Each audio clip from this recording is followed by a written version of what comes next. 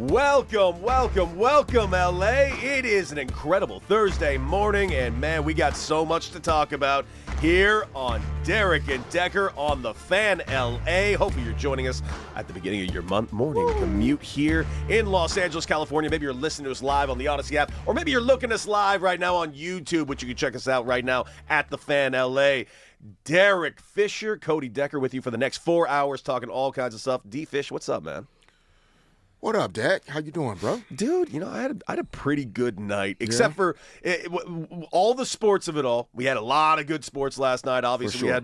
we had another Western Conference Finals matchup. We'll get into that plenty, of course. Dodgers. Oh, Padres. How's it feel? Padres? Feel bad? Should feel real bad. I'm sorry. It's a Pedro Martinez thing. You gotta sit there. You gotta go to the press, and you just gotta say, I guess I just got to call him daddy. That's what you got to call the Dodgers. They're your daddy. They are just daddy. It's no longer little brother syndrome because our guy Ohtani did his thing. Their guy Tatis ground into a inning-ending double play with bases loaded. Sorry. Yeah, it's just not the same. It's tough. It is. Know, when you want it to be a rivalry. I really want it to be a rivalry, but you know what? Apparently those cats in San Diego just ain't feeling it. Dodgers need someone to play against this season. Who's it going to be? It may not be the Padres as much as we thought it could be. We'll see later in the season, but we still. I mean, you know, Raj made a great point yesterday. We talked to Tony Gwynn Jr. a little bit, and you know, we asked him about just Tatis Jr. and kind of when can he turn that corner and get that bat going. And it better be soon. You know, it's still it's May, like he said. But you know, for the Padres' sake, at least he's got to get it rolling. But I mean, Ohtani to lead off the game, right? First pitch of the game, just no problem. By the way, I've been saying this all along. Ohtani doesn't care about his offensive stats, and I still firmly believe he doesn't care extremely about his offensive stats because at the end of the day, his offensive stats are going to be there. They're just going to be. He's Shohei Ohtani. He's got 4 MVPs. The guy can hit in his sleep. But like a week ago, everyone was freaking out. He's like, oh, God, he's hitting 250. What are we going to do? He's hitting 245. Yeah, he's hitting 275 now, and he's doing just fine. Yeah, you said it. He'll be okay. He will be fine. It's May, like we've been talking about all these guys. But, yeah, he's looking like the two-way guy that he's always been. Dude, and also pitches 5 scoreless innings. Let's hear the first pitch of the game yesterday so we can hear the San Diego hearts just break in the first pitch. In that fashion. And now in the finale, off we go with a towering drive on the first pitch. Did he get enough? Merrill can't get there. It's gone. First pitch of the game. The pitcher hits it out. Yep. Just imagine showing up in San Diego. You get to Petco Park. You just had a couple of drinks and a little meal at the Gas Lamp District, which, by the way, is awesome. You're just hanging out, having the bars. All right, let's get into Petco Park. And first pitch, you just probably turn to your friend and be like, why did we even come? Why did we show up? We show up every time to watch this story happen. We show up to watch the Dodgers come down to town, bringing roughly 10,000 of their fans into our house, which... Great job, Dodger fans. And, beat that ass. No, and then there are some people that were, you know, still parking, still walking into the stadium, running to the restroom, thinking, you know, probably not going to miss much in the first couple bats. And boom, home run. No problem. Not an issue. Got the game started off the right way for the boys in blue, man.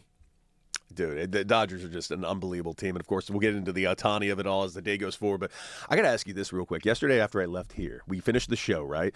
And I go home and I pour myself coffee. But I'm like, you know what? I'm going to be kind of stuck inside all day. I don't want to be stuck inside all day. So I go to like a little diner around the corner.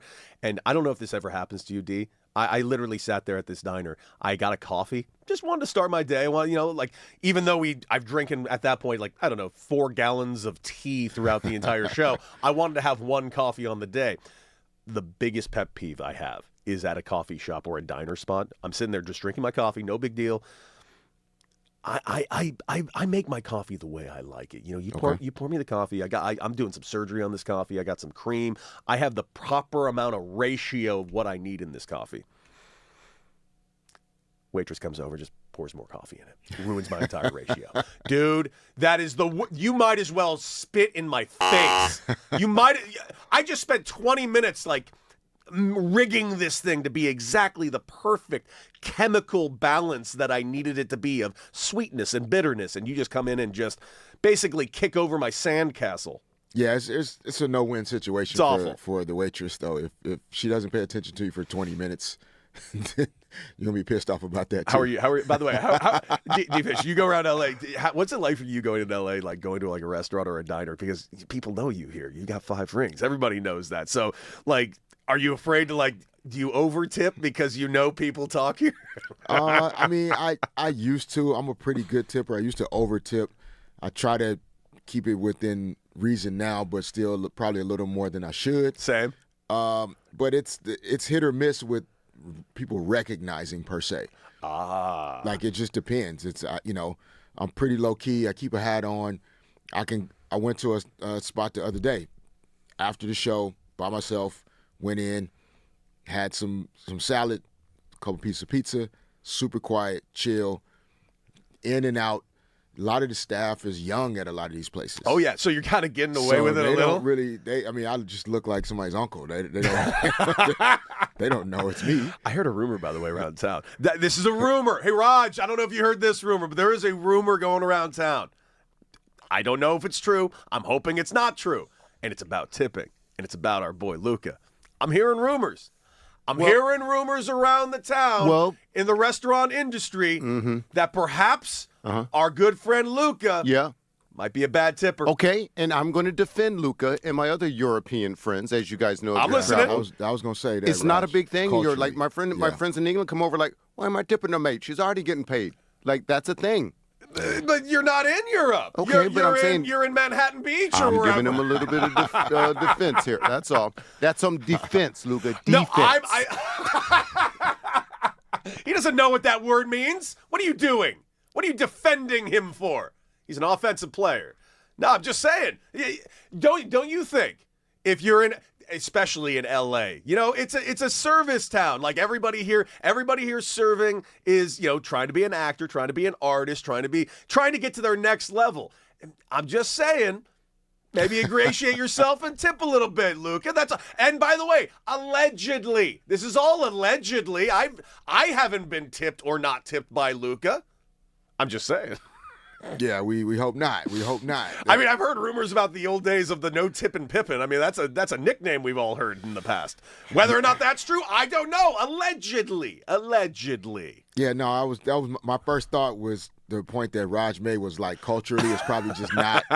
It's not even on his radar to do something like that. Assuming that you're already getting paid, not necessarily understanding in the States. It's a very different ecosystem around restaurants and service and tipping, et cetera. If he's here in L.A. long enough, it'll shift because somebody's going to write about it or post about it if he doesn't shift. Yeah. So he'll want to do it just so that, when he's around town, he's getting taken care of the right way for sure. Absolutely. Well, guys, we want to hear from you today. 855-97-LA-FAN. That is 855-975-2326. And, of course, we're with you for the next 4 hours right here. We got so much to talk today. We got Danny Green coming on later on in the show. Of course, we got to talk about the Western Conference Final Game 2 that took place last night. Obviously, talking about two-way Ohtani homering the first pitch of the game. And I'm looking really forward to talking about my take on him later on because, listen, this cat is going for one thing and one thing only, and it ain't even the MVP. He might get it anyways, but it ain't the MVP he's after, man. Yeah, but he's, he is an MVP, so it's like they don't really have to go after it necessarily. Like guys that are that good, they can just go out there and be themselves, which is what allows them to produce and have the impact that they have. But, in football, you've almost never seen it. I mean, prime time, Coach Prime. Oh, yeah. We've seen offensive and defensive guys, and, very rare. Travis Hunter is a more recent example who played for Coach Prime. But they did announce that he's no longer going to be that two-way guy. Because, how can you? It's tough. There's too many meetings to go to. There's too much to understand. And I don't want to say too much as though guys aren't capable, but it's a lot of pressure to be able to perform at the highest level on each side of the football. But, in baseball, maybe we've seen a DH and a guy that's really good, catching fly balls, but we haven't seen a guy pitching at a Cy Young level along with having the power of an MVP, offensive type player on that end. So, yeah, man, just as long as the Dodgers also bring the wins, it's going to be hard. It's going to be difficult to keep him off of the top of both lists. You're not lying. And also on top of that, this team's going to sleepwalk to 100 wins. That's the other thing. That's why I kind of scoffed and giggled at Dodger fans last week having a little bit of panic. Are there things to worry about? Worry's not the right word. How about this? Freddie Freeman hitting 250 is not a Freddie Freeman thing. Is he going to hit 250 all season long? No. He's already back up to 270 because he got 2 hits last night, 2 doubles, 2 homers the night before. He's waking up. Mookie Betts. I have not been quiet about how much I love Mookie Betts. Mookie Betts might be my favorite baseball player on and off the field. I love how he carries himself. I love how he gives interviews. I give a lot of crap to current athletes that have podcasts, yet somehow I give him a complete pass because there's something about his little podcast that's just kind of good vibes and I like Draymond, but Draymond's always got something to say that's he's got a little dagger for somebody here and there. that ain't the Mookie Betts show. Mookie Betts is he's wearing sunglasses, he's just chilling. They're not smoking cigars, but it feels like they're smoking cigars and just sitting around at the coffee table. I dig it. I dig everything this guy does, but he's hitting 150 right now. Mookie Betts doesn't hit 150. Mookie Betts bowls 300 bowling games. You think he hits 150? No, he won't stay there on the season. He's banged up with injury a little earlier, and then again coming off of the back-to-back World Series runs where, again, your offseason is shortened. You really didn't get the opportunity to kind of work on some things and focus on improving your game. Yep. And so it's very early for a veteran guy like Mookie that's seen everything, been there, done it all. It's a matter of time before those averages start to slide up and he's able to perform at a level that we are accustomed to seeing him at. But, the pod, I got to check it out. I didn't even know he really had that rolling. Yeah, he doesn't do it much. It's once a week, once every 2 weeks, once a month. Depends on who he's with. Yeah, I like that pace. And it's good. It's honest to God. It's a good fireside conversation. And I absolutely dig it. And I love how he carries himself. And I think he is I remember when he got to the Dodgers, when Mookie Betts first got to the Dodgers, I think he had a closed door meeting. And I was like, whoa, this is a bit early for the guy that they just got traded over here. But apparently that out the gate, completely kind of not necessarily undressed the team, but woke them all up to the point where, hey man, let's go. And the Dodgers have been a juggernaut ever since. That was 2019? 3 World Series already in that time? They've played in 4 World Series in that time. What this team is it's stupid. It's not just that they have the talented guys. They also have the right guys. Yeah, that's the key, really. Those things align with who Dave Roberts is as well. Leadership doesn't have to be loud, right? Leadership can be understated. It can be you can be selective in when you do it, how you do it. And so for guys like Mookie, Freddie Freeman, even Shohei Ohtani, as you see leadership qualities even in how he does things. Mm-hmm. I saw a video of Ohtani just filling up the water cups for his teammates and putting them on top of the cooler. It's just different, right? That's leadership without saying one word. And so they have a roster full of guys that are wired that way, and that's kind of what makes them, not different. It's not as though other teams aren't doing some of this, but they have a combination of the talent, right? All-star Hall of Fame level talent with super high character, passion for the game, will to win, but also just be a great teammate. That's what allows you to, over the course of a long season, stay in there together, because it gets hard during the season sometimes. You want to fight each other. Oh, completely. But, no, completely. Like, there are teams I played on that absolutely hated each other. But your ability to kind of hang in there with each other comes from having enough guys that are, high character, enough guys, and guys that are, like, intentional about being a great teammate that just kind of help balance things and kind of soften those edges a little bit, just so the egos and the bravado doesn't just take over the entire space. But, Mookie is one of those guys that there's a cool factor. There's an it factor. There's the talent is there. He's skilled at golf, bowling, baseball, everything. Have you seen him run? How about this, Raj? Have you ever seen Mookie Betts run a wide receiver route? No, can he? Dude, Google Mookie Betts wide receiver, and it's gonna blow your mind. Can you get low and like dig and get go low, in and out dude? of the cut? I want him on the Raiders now.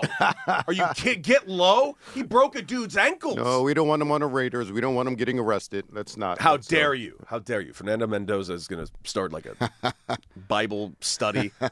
Whatever it is. Hey, by the way, how is the YouTube chat going so far, Raj? Well, right now, what's hot on the YouTube chat is tipping. Yep. That's right. We talked about Luka's reputation, perhaps, of not tipping. And Joanna, Arizona, says, in Europe, they earn a living wage without tips. I know the key word is in Europe. And let's see, we got King Colonels. He says, but the tipping culture is ridiculous. They want tips to do their job. Talking about us. And there's another comment they go on to say, they still charge you the same when you get bad service.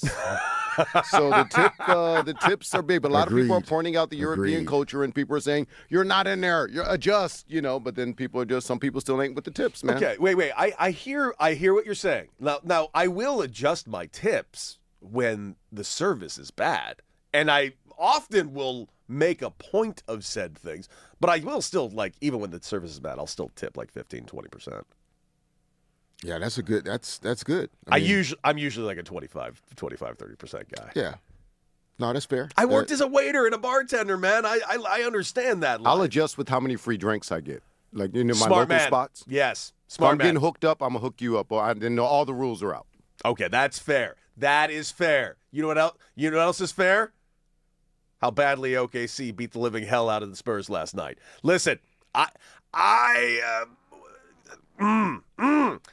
was wondering, I'm like, oh, okay, can they make an adjustment on Wemby? Maybe they can make an adjustment. And I didn't think there really was one to make.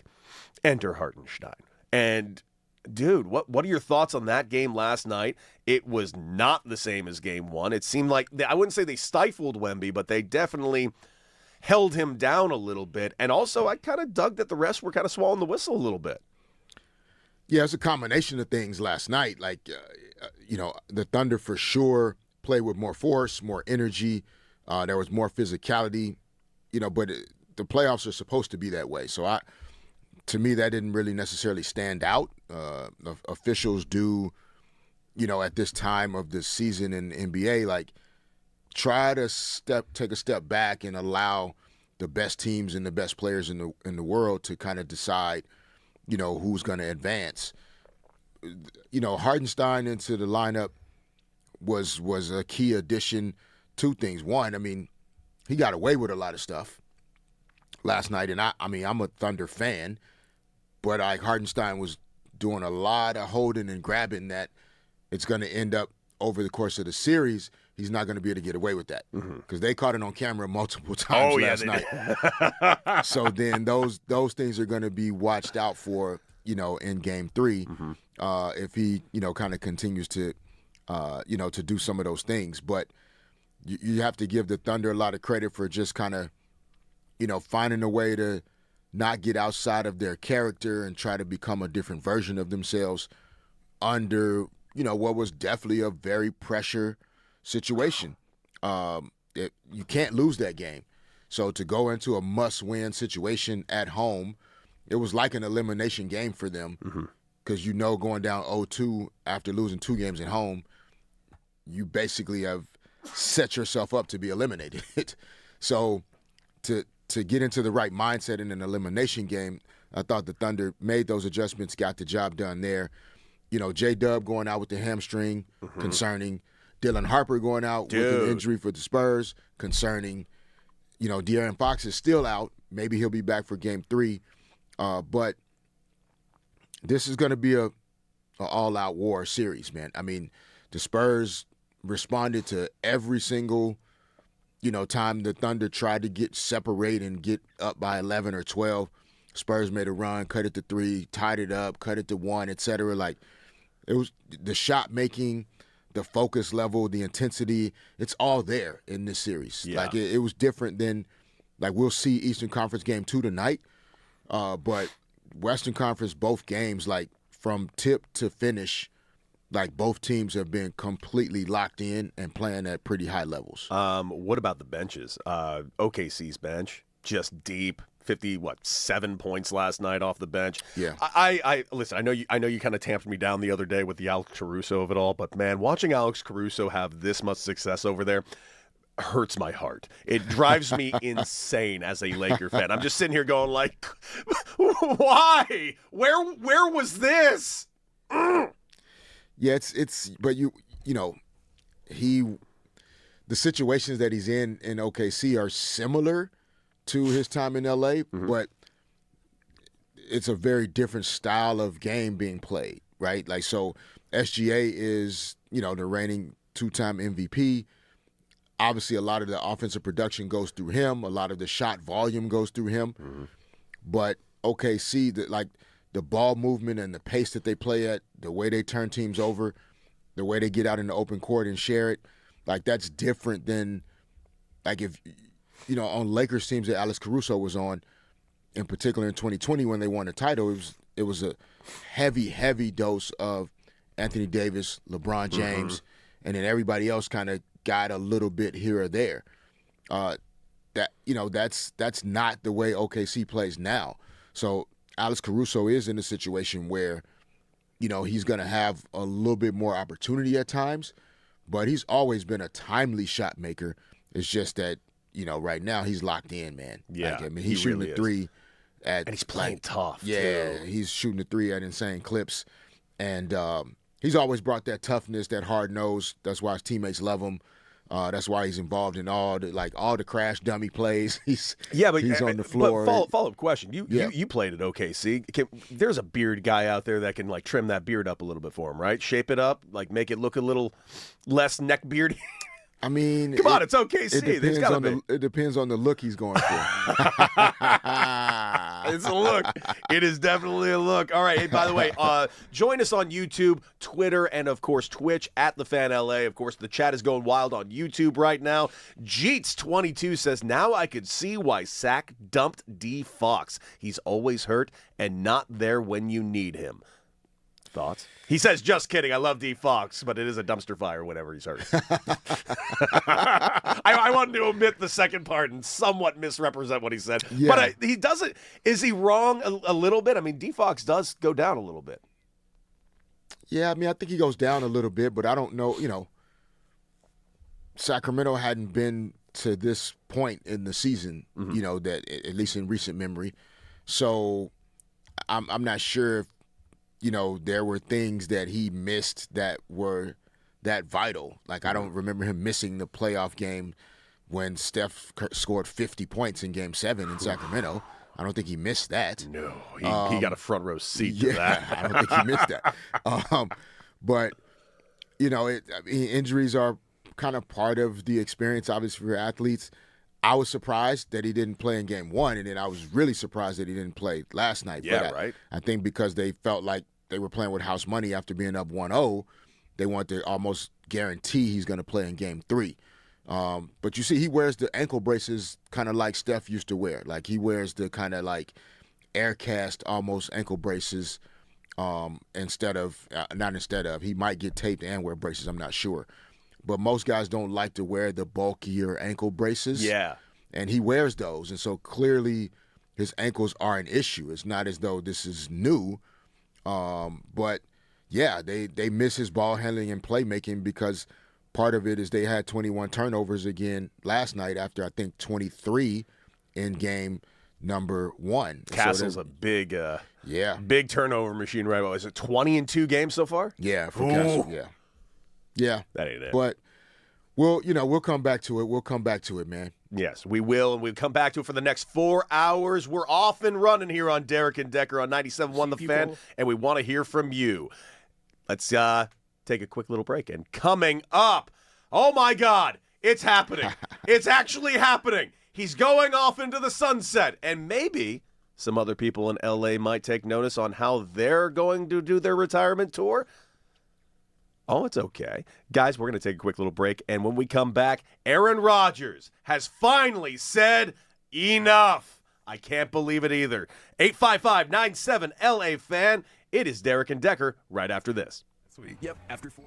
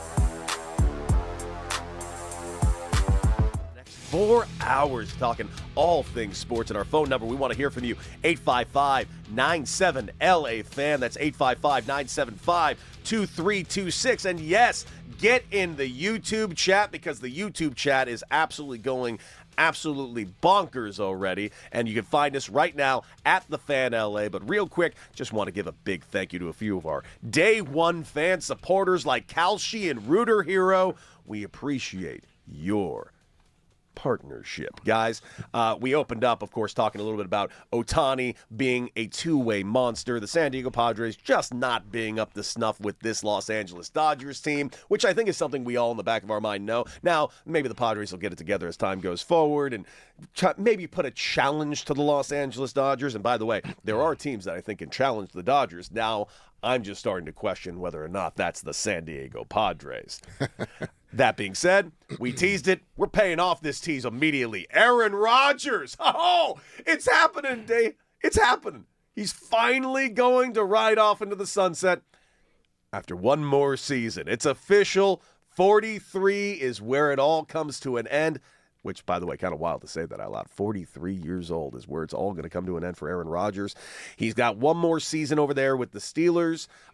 He did an interview yesterday. He was talking about how he wasn't sure if he was going to come back, but after a long deliberation, he determined it's going to be one more go-around, and he was asked the question, and here is Aaron Rodgers himself. Aaron, do you believe this could be your last year? Do you even think of that right now? Yes. As in your last year? This is it, yeah. Definitive. No questions, just right at it. And you know what? To Aaron Rodgers' credit, because he's gotten a lot of flack for a lot of years, for a lot of reasons that I do think are deserved, but also for a lot of reasons that I think are completely unjustified. One of which is he's gotten a lot of flack for years, which is something that I don't see, you don't see, and the media doesn't see. And it really always bothered me that he got flack for this one thing. Well, he's not a good teammate and he doesn't mentor young quarterbacks. Are you in the clubhouse? How do you know that? You don't know that. And you know how I know you don't know that? Because I have talked to a former Green Bay coach that worked very close with Aaron, and he told me the exact opposite. And I mean, to the detail. He's like, no, he works with everybody. He's an incredible clubhouse guy. These narratives, I don't know where they come from because they're not coming from players. I sat on a TV show next to Greg Jennings, and all he ever talked about was, he was the greatest every single time.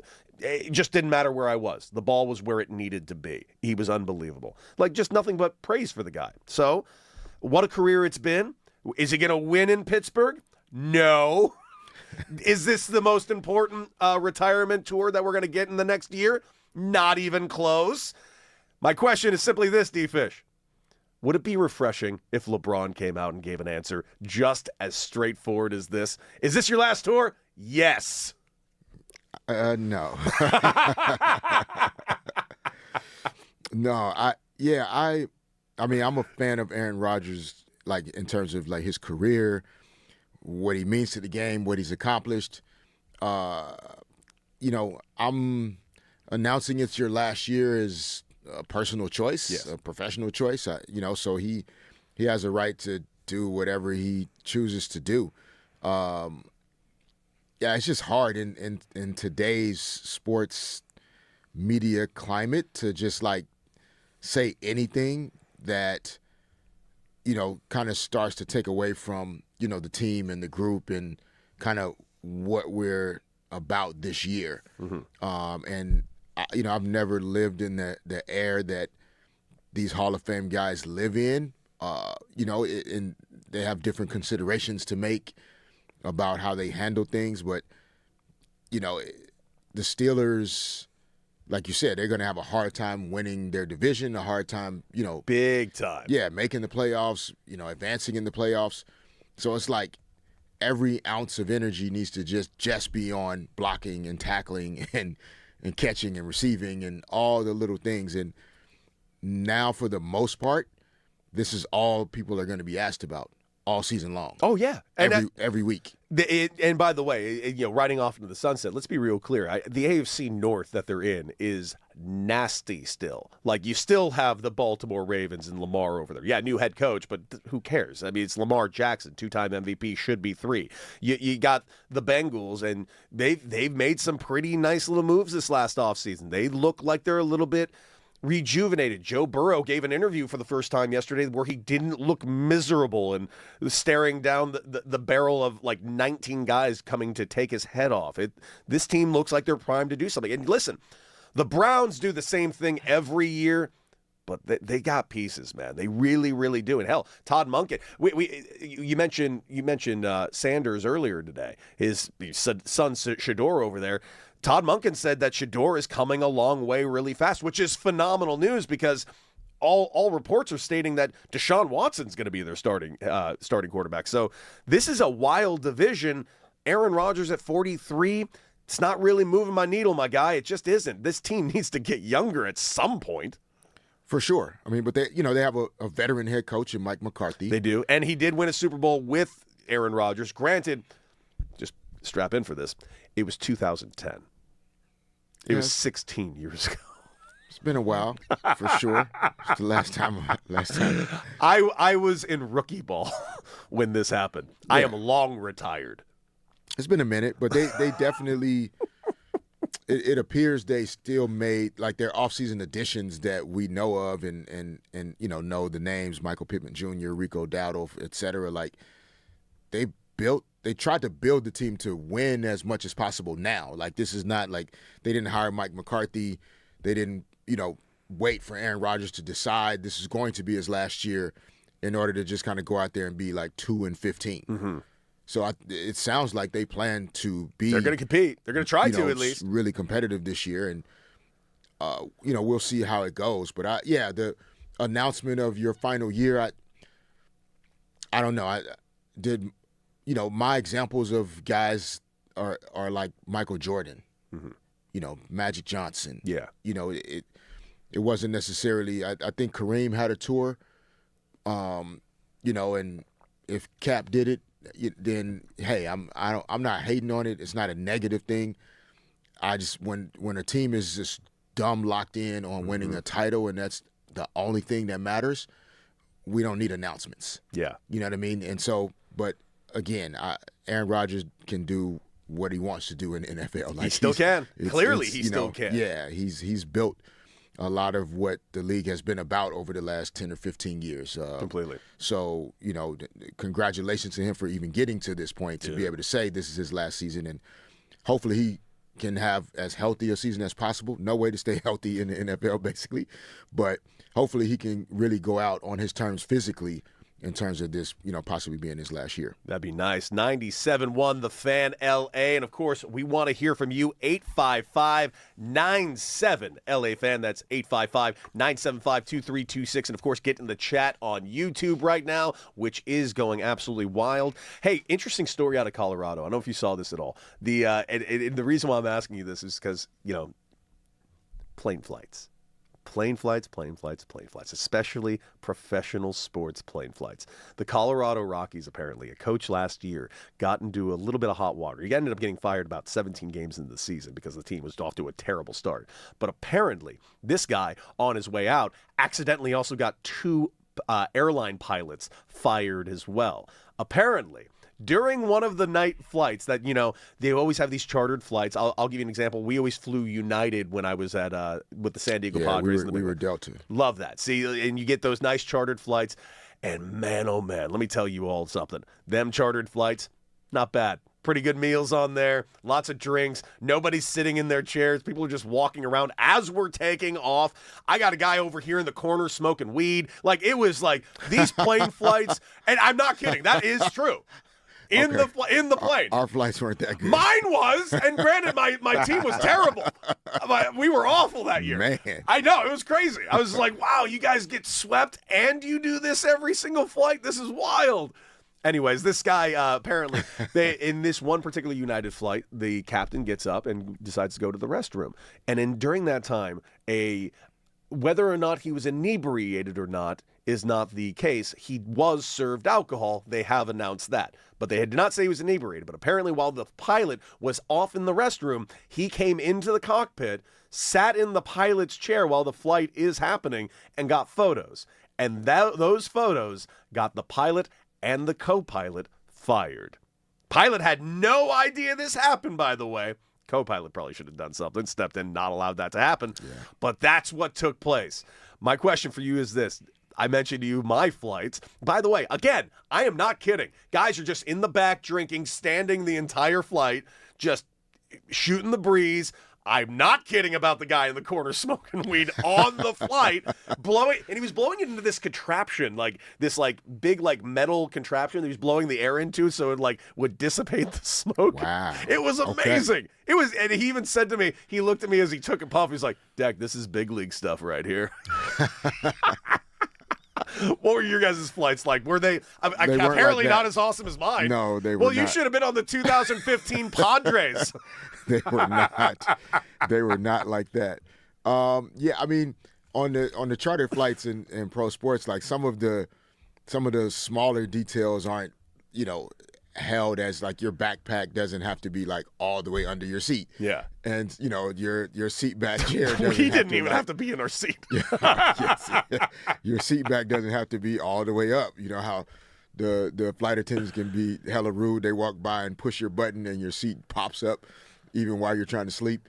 Like that kind of stuff doesn't happen on these charter flights. What were your meals like? What did you guys get? The meals were crazy. Yeah, no, the meals were pretty good. I mean, it was still from the airline, but it was, it was good. You could also, have some food that was catered to the arena or brought to the arena and then bring it on the plane.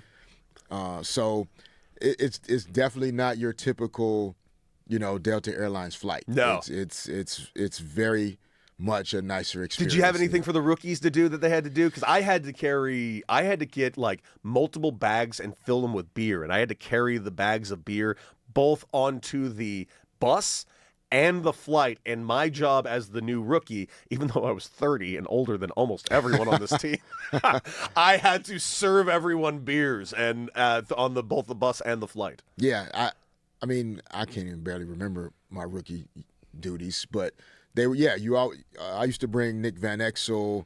Nick Van Exel, yeah, God, I love Nick Van Exel. Yeah, a cup of coffee and a newspaper. Back then, there were newspapers. Was he a Wall Street Journal guy? No, I don't think he was a Wall Street Journal guy. But yeah, basic stuff. You got to bring the donuts, man. Hey, stop by and pick this up for me from the store before you come to the flight. And as a rookie, you're panicking because you can't be late to the flight. Of course. So that was the rookie. Oh, I was panicked. I didn't get that beer there in time. Guys, we're going to take a quick little break. 97.1 here on the Fan LA. When we come back, coming up, Top 5 right after this.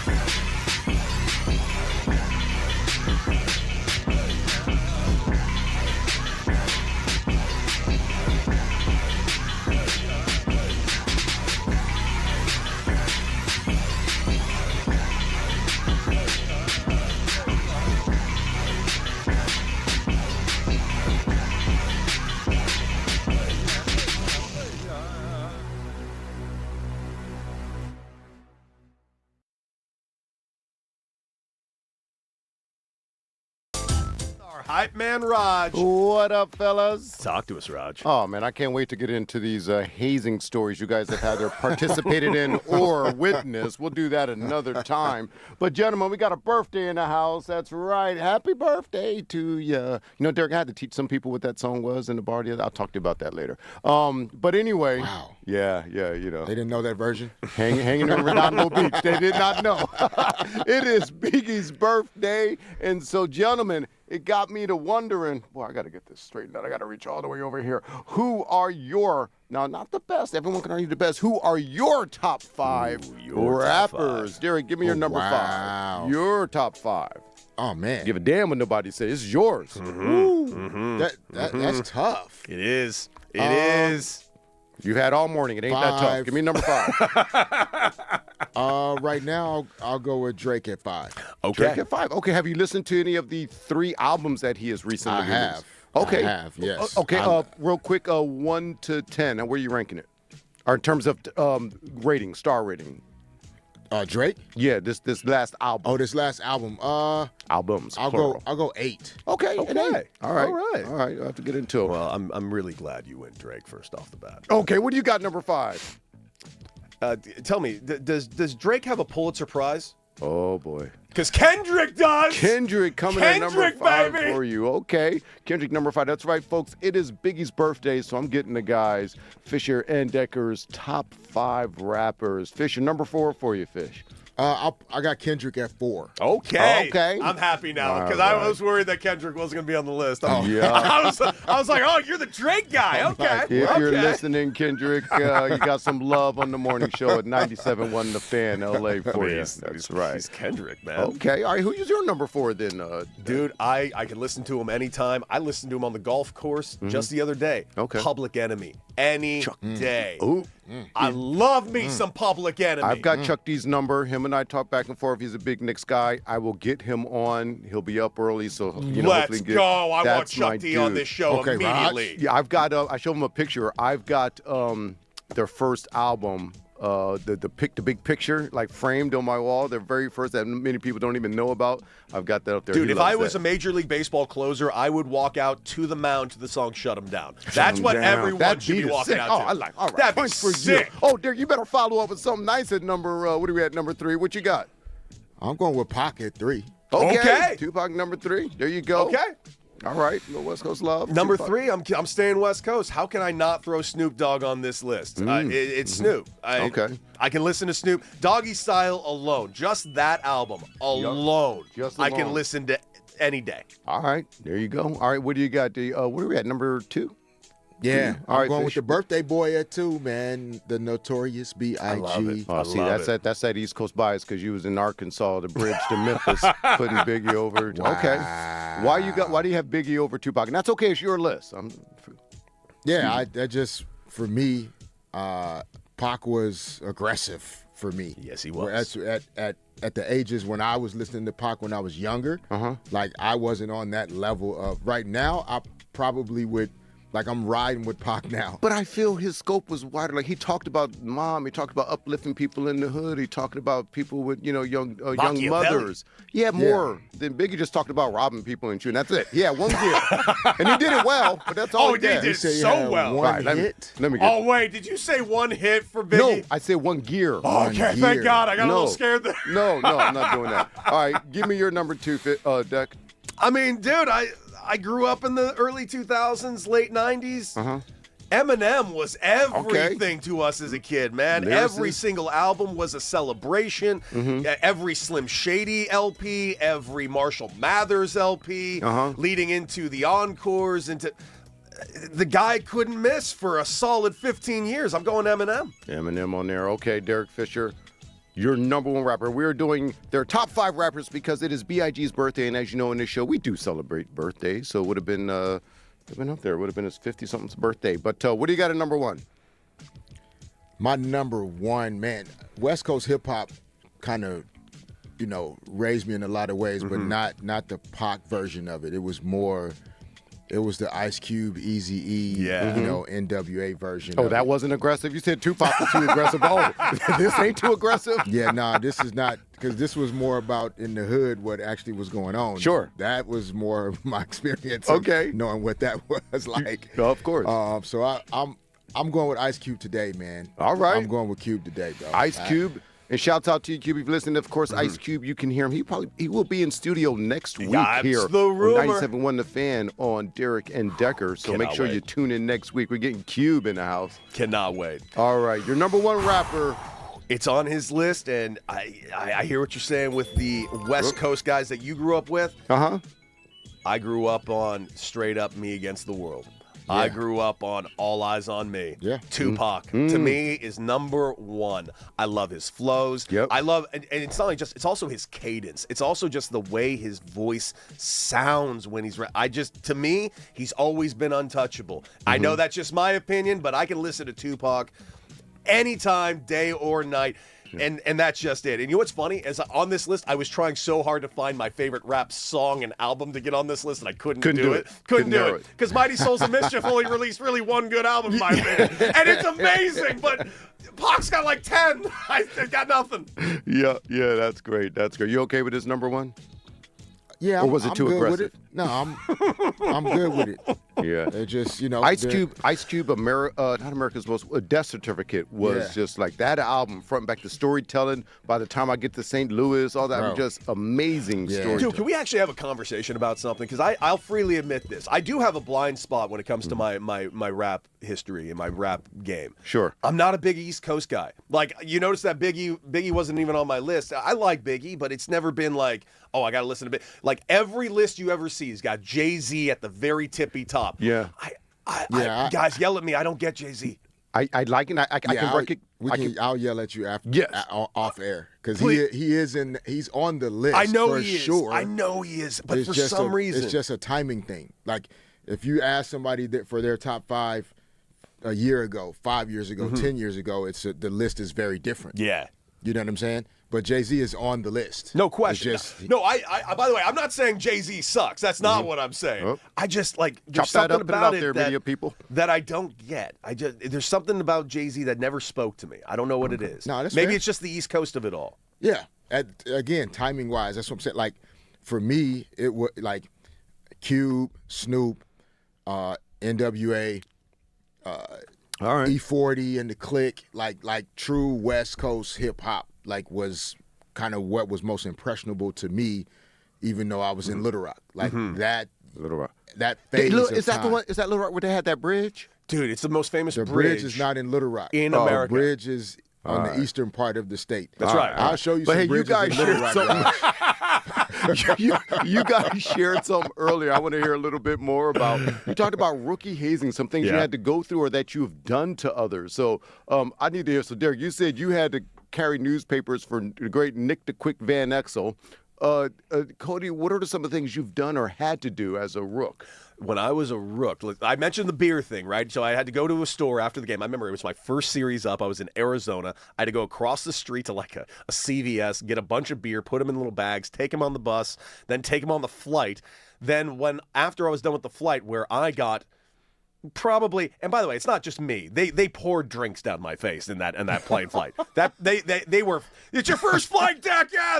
It was like I just won the World Series, and they were like having a champagne party, and I drank. I might have been the drunkest I've ever been in my entire life. And then of course we get on the bus ride to go to the hotel when we get to Colorado. And they put a microphone in my hand and they made me sing for the next 20 minutes. And I just sang song after song after song. And I dominated. Wow. I feel good about it. You can sing? I can. Okay. Occasionally. Right. It depends on the song. Like I used to be in. All right, I'll give you this. I used to be in musical theater growing up my entire life. So, I would like that. Yeah, no. Okay. I starred in a lot of plays, starred in a couple of musicals. We like the arts. No, I'm a big art guy.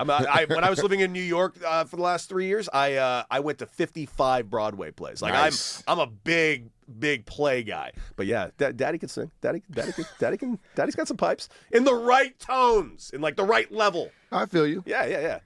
Raj, what's your go-to karaoke jam? Well, so I play bass, and so when you play bass, you don't necessarily sing a lot. It's a weird instrument to sing with. Like, you see most lead singers Gene Simmons don't play bass. But if I had to go to, it'd be like the Jim Morrison Doors type voice. Jimi Hendrix, who isn't really a great singer but can sing. Bob Marley, I can get down on. You know what I mean? That's my wheelhouse.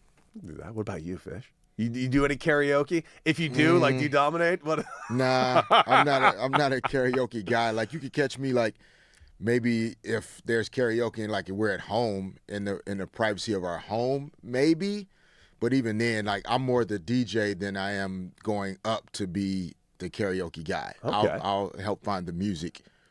I dig that. That's more so me. I'm just picturing in my head this world. Like, we just did our top 5 rappers, right? Yeah. I'm picturing this world where you actually get a microphone in your hand. You just turn into like Al Green. You're just going straight Marvin Gaye. No.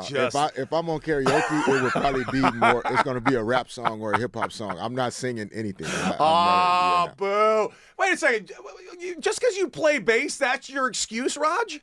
Yeah, I was more into that part of it, not singing. I like music. Like, I like to, like, Chili, Fleetwood, Bootsy Collins. I like that type of stuff. That's fair. By the way, those of you listening right now, 97.1 The Fan, Derek and Decker, if you don't know what Raj looks like, you have to understand. Raj will not go out to a restaurant or bar unless he's wearing 4 to 6 scarves.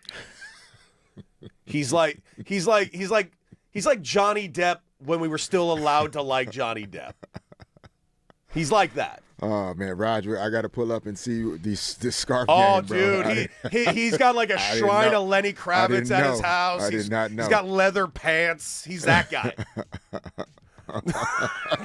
Guys, we're going to take a quick little break. We are going to be coming back right with you, and coming up when we are back, Cy Young Ohtani. Dear God, Raj hated that tease so much. It's Derek and Decker, 97.1 The Fan, right after this.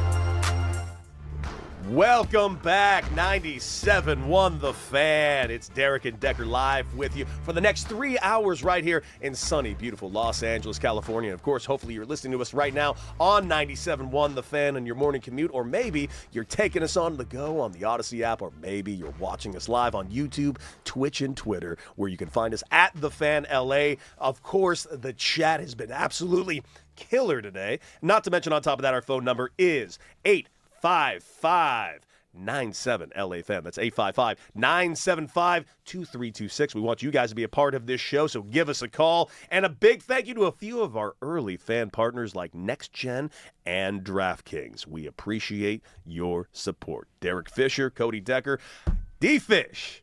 Man, oh man. I'm starting to really realize something, and I think you might be too, and maybe all the other people in Los Angeles are as well. Is it a Dodger town or a Laker town? Whew, I guess it just depends on the year, huh, D-Fish?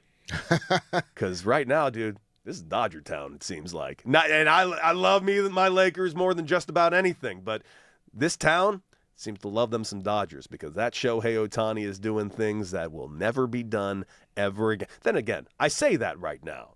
Maybe he is going to be the start of a new type of baseball player that can do absolutely everything.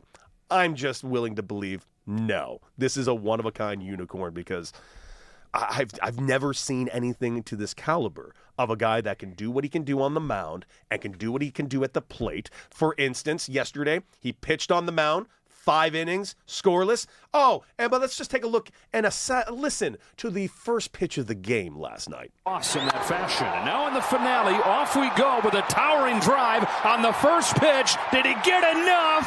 Merrill can't get there.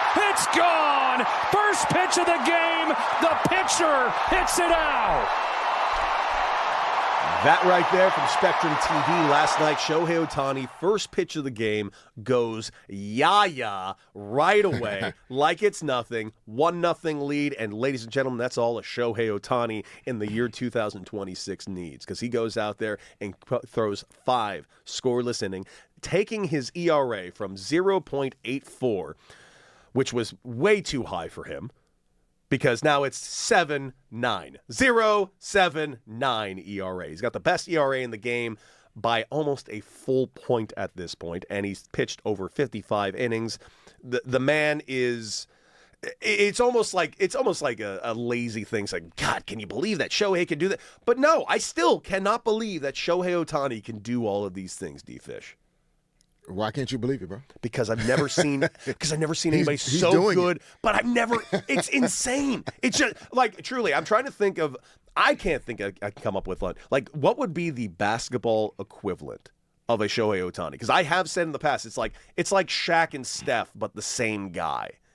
But I don't even think that's doing this justice. Yeah, I mean, I don't know. I mean, in basketball, I think there have been those guys that we felt like we'll never see this again, or he's one of one. But then there comes another one because of how it compounds, right? Like there are young kids watching him now that in 10 years, are going to come along, and he's creating that mold of baseball players that are going to want to do both. Mm-hmm. So eventually maybe you will have one more that can do all of these things, but I believe it. He's showing it to us. He has consistently done it. Is this the first time? Not the first time. We've obviously seen him pitch before, but like, this is not new for him. Mm-hmm. This is not an accident. This is not coincidental. This is who the guy is. Yeah. And it comes from the hard work and the training and the belief in himself, etc. To the question you asked to start it about whose town it is. Mm-hmm. The town goes to the winners. Fair. It does. Like, so, I mean, the Dodgers have won back-to-back titles. Yeah, it's a Lakers town, but the Dodgers are first now. Like, yeah, it's a Laker town, but it's a Dodger city. Yeah, I mean, that's just what it is. Like, mm-hmm. And you have to respect that. And I don't think anybody, even the guys on the Lakers, would disagree necessarily. Like, yeah, man, if we're pulling up to a restaurant, Mookie Betts and mm-hmm. Shohei and Freddie Friedman they should get a table before us. And they're probably tipping better. Of course, I'm mentioning that because there's rumors that Luka's not a great tipper. But listen, that's allegedly. Listen, I'm looking at this team and Shohei specifically. Last night, Shohei gets out of the fifth inning. He gets in a bit of a jam. Bases loaded. This is like one of those moments like things are made for, right? Bases loaded jam, 1 out, and then he's facing Fernando Tatis Jr. And you mentioned in the first hour, we were talking with Tony Gwynn Jr. yesterday, Fernando Tatis Jr. has not been getting it together at the plate yet. Still 0 home runs.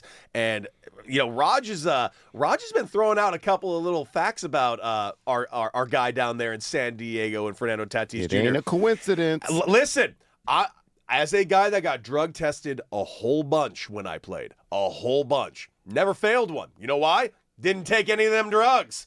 I'm not saying that, Tatis Jr. full-on took those PEDs. He seemingly somewhat denied it, if I remembered it correctly.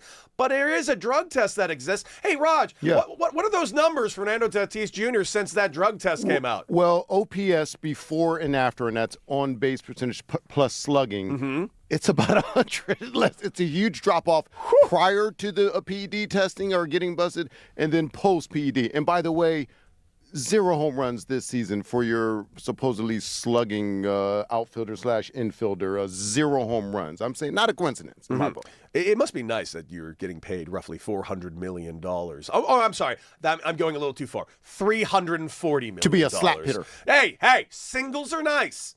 Singles are nice. Some people like singles.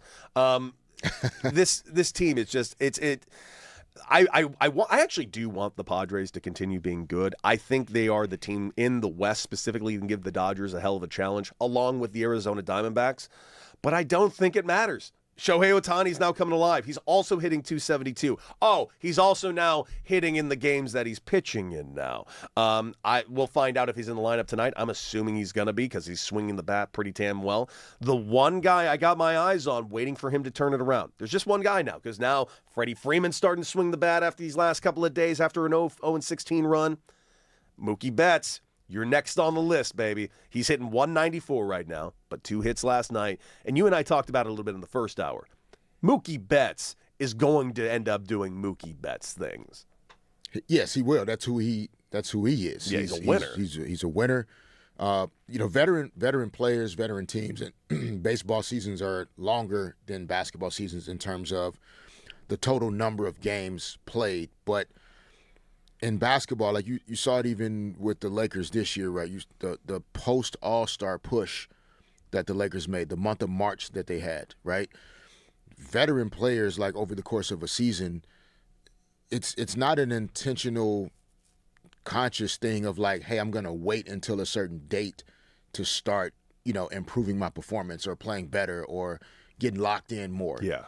But it's almost like a body clock thing because you have been in the league for 7 years, 8 years, 10 years, etc., and your body clock as an athlete starts to turn on in different ways as the season goes on, assuming that you're healthy enough for this to happen. And so when you see like veteran teams in other sports, like they start to play better at certain times. They start out great, then maybe they kind of fall off some, but then that pilot light turns back on the last quarter of the season.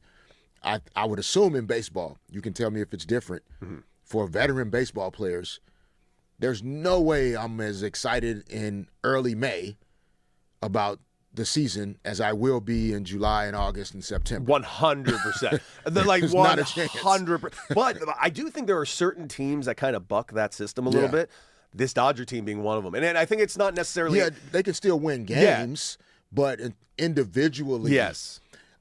Mookie Betts batting 200 in May is different than like August, September, October. No question. It's just different. Like the focus level, the attention to detail is just slightly higher because the circumstances are different, right? Now the division crown is on the line, and like every rep does kind of matter differently than it may in April and May. So I feel like the Dodgers are in a good position because they're still capable of winning games even when they're not playing the way they would need to win World Series Game 7 on the road. Like you can't play at that level 162 times. Yeah. No, you cannot. You flat out, even a guy like Mookie Betts, who's had some injury issues these last couple of years that have finally started to catch up with him. I'm hoping he can stay healthy. But getting back over to Ohtani, who is starting to get it all together. Now, I mentioned earlier and throughout the week, I don't think Ohtani is quote unquote going for the MVP this year. I think his sights on as far as hardware is going is on a different award, and that would be the Cy Young Award. However, because of his, let's just say, unique set of skills, Shohei Ohtani will be at the top of the award list of both of these things. And it has happened before where pitchers have won the MVP. Let's go through a quick list. Like former Dodger Don Newcomb and Sandy Koufax have both won the MVP as a pitcher. Clayton Kershaw won the MVP in 2014 as a pitcher. Justin Verlander won the MVP as a pitcher. Dennis Eckersley, Roger Clemens, Willie Hernandez, Raleigh Fingers, Vida Blue, Danny McClain, and Bob Gibson. These are all pitchers that have won the MVP. Here's the difference. They won the MVP for that, being a pitcher. And I've never really thought that was a proper thing to happen. I never thought a pitcher should win an MVP, most valuable player, simply because a pitcher, a player that's only affecting 1 in every 5 games, is kind of a tough pill for me to swallow. He's got to do something kind of ridiculous. And I always felt the same way about the DH position. You're only playing on one side of the ball. You're going to have to do something that's never been done before. Like what Shohei Ohtani did 2 years ago when he went 50-50. First player ever to go 50-50, you get the award. Shohei Ohtani might be, this season, the only player in baseball history to win the MVP as being that offensive guy and win the Cy Young being the pitcher. That has never happened ever. Ever. I mean, it may never happen again either. I don't think it will. I'm not even sold it's going to happen this year. I think, and I would love your take on this because we deal with this a lot in the NBA. We deal with this with the NFL. At the end of the day, these awards are being voted on by people. They're being voted on by writers. And voter fatigue does happen. It just does. When we get a guy an award a couple of times, we sometimes look the other direction. And I'll think in the NBA style, not that Joel Embiid didn't deserve that MVP, but every time I think of that Joel MVP award, I keep thinking, shouldn't that have been Joker's third in a row? I don't know, man. I get it, but also little voter fatigue there? Probably. Yeah. If our memory serves us correctly, yeah, you're right. That does happen. I mean, we thought it might happen this year in the NBA with SGA, even though it was only one. It was only one. The point on Ohtani though is valid. Like it may not happen this year, but even having these conversations may not ever happen again. Yes. You're right. It's to your point, right? Like you like winning. It's what Victor Wembanyama wants to do, actually. Mm-hmm. Now that I'm thinking about it, these are the types of conversations he's having with the Spurs. Like he wants to win Defensive Player of the Year and MVP in the same season. Which, by the way, if there's a guy that can do it, his name's Victor Wembanyama. Right. And then, but what happens though is, like, the reason why sports are, why there's freaking a whole channel now to talk sports. You bet. Right here on 97.1 The Fan. Also, watch us on YouTube at The Fan LA. Nailed it. Good job, Cody. Oh, we're also Derek and Decker. I'm Cody Decker. That's Derek Fisher. He's very famous. It's so like many rings. It like inspires and motivates. It's aspirational. It's like you see people going through really difficult things to do and finding a way to kind of figure it out and battle through it and solve the problems. Wemby is 7'4". Not many people on earth are ever going to be that tall. Sure, we get it. Ohtani, not many people on earth are going to have the size, the power, the strength. But like, there are young people, adults, still watching these guys make a decision that they want to be the greatest in the world at something, and then go out and do it. And Ohtani being intentional about wanting to win a Cy Young Award and like literally going out and on his way to being in the conversation to do it is an amazing thing. And it's why people turn on sports to watch and see these amazing things happen. Like, so I don't know if again, I don't know enough of the formula around, is he going to pitch enough games, enough innings? I don't know if they count pitches. I think it's all going to come down to if he's healthy. If he's healthy, he's going to be pitching. He's going to be pitching one every 5-6 days, and he'll be out there. I firmly believe as long as health is permitted, he will hit every single number he needs to hit to be eligible. With the Cy Young Award, though, your win-loss record, how many strikeouts? What are the metrics? So it's kind of all of the above. Like, it could be everything. Now, win-losses is a little lofty. That's something that